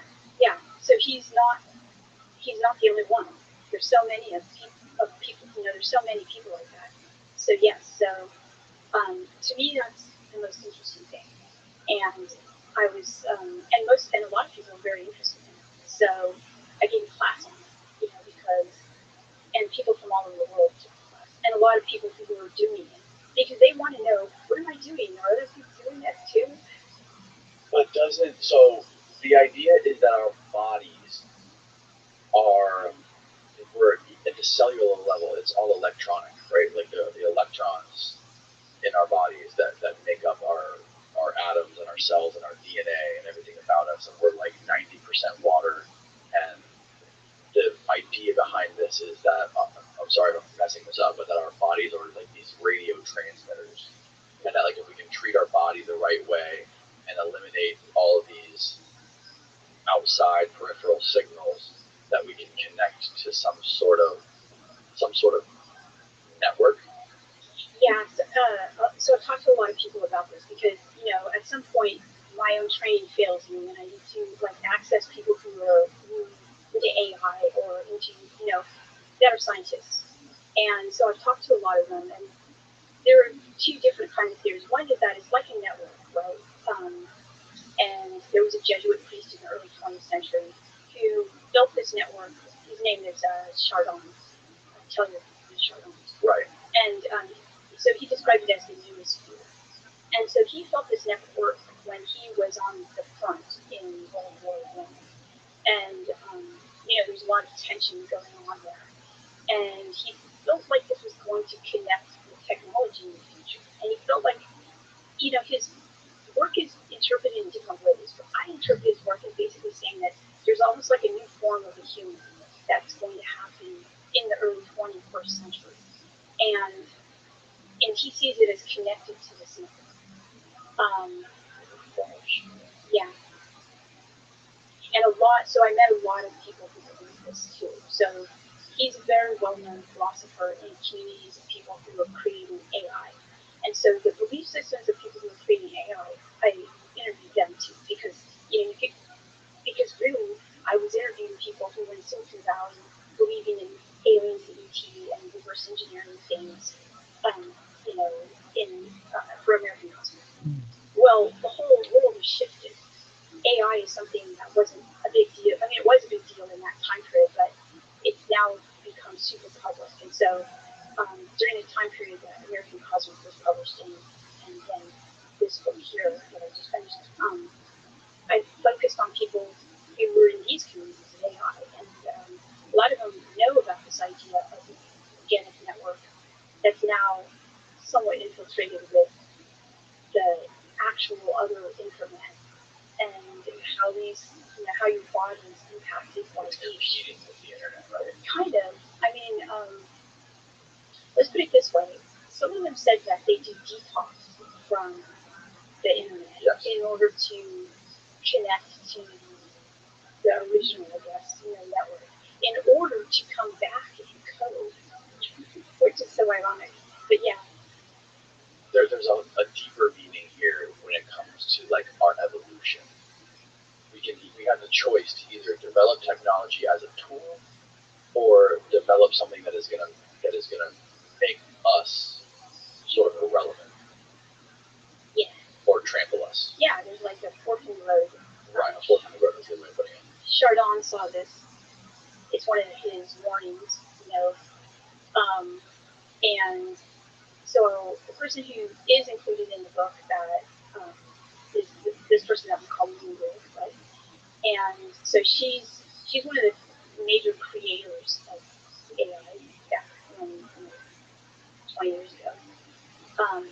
And so she's now seeing the fruits of things that she created, come alive in a sense. And so she's the one who explained a lot of this idea to me, and that that we do have to have a good understanding that there's a lot of talk of danger right now of AI, and so she's saying that there's a positive aspect that we can take right now. We can realize this will be helpful. But it seems like she also believes that AI is going to be sentient. What is the connection between this way of tuning the human body and being able to experience some of these paranormal aspects? Having these paranormal experiences. Actually, it's pretty well known in Buddhist communities of meditators and also within Catholic culture that if you pray, I mean, we're talking about the monastic traditions. If you're not Catholic, you're not going to be praying and seeing an entity or something like that, or they might, but generally no. So if you're doing this kind of practice where you're becoming sensitive to, what happens during meditative or prayer sessions, sometimes you'll see something that is like what would be called a UFO or an entity, and it might disturb you, but that's why there are communities that help each other. So that's why monks and nuns, they live together to help each other through these spiritual practices. So they would say, I know that in specific Buddhist communities, they say, that's just a distraction. That's not your goal. So if you see these things in the Catholic monastic community, you would tell your spiritual director, and they would most likely say the same thing. Don't focus on that. Are there good and evil? Like, are there good beings and evil beings that people report? Yeah. What determines whether these people experience good or evil? Well, within the Catholic tradition, definitely they would call it good or evil. Within the Buddhist tradition, they would probably have unhelpful and helpful, right? They wouldn't put a value judgment on it, in my opinion. I am not a scholar of Buddhism, so just to be clear. Okay. But within the Catholic tradition, what would happen is if you started to have locutions, which you hear things or you see things, you would go to your spiritual director and you would tell that person, okay, this is happening to me, and you would work through it, and there would be tests to find out if this was a evil thing or a good thing, and whether we should pay attention to it. It's definitely something that has always been around in Catholic culture and is still around. So let's take the example of sightings of the Virgin Mary. Right. So people see the Virgin Mary, right? It's kind of an often, if you go online, they'll do maps of Virgin Mary sightings globally. There's a bank that's right down the street from here. Years ago, there was the sprinklers went off, and it stained the glass on the side of this glass building, which was a bank, and it created this stain that looked just like the outline of the Virgin Mary, and it was all over the news. And a church ended up buying the building and making it now a church to them. Wow, that's really yeah. A church bought a bank. There would often be these stains on the windows from the sprinklers, right? They were all different kinds of shapes, but this day specifically created this shape of a Virgin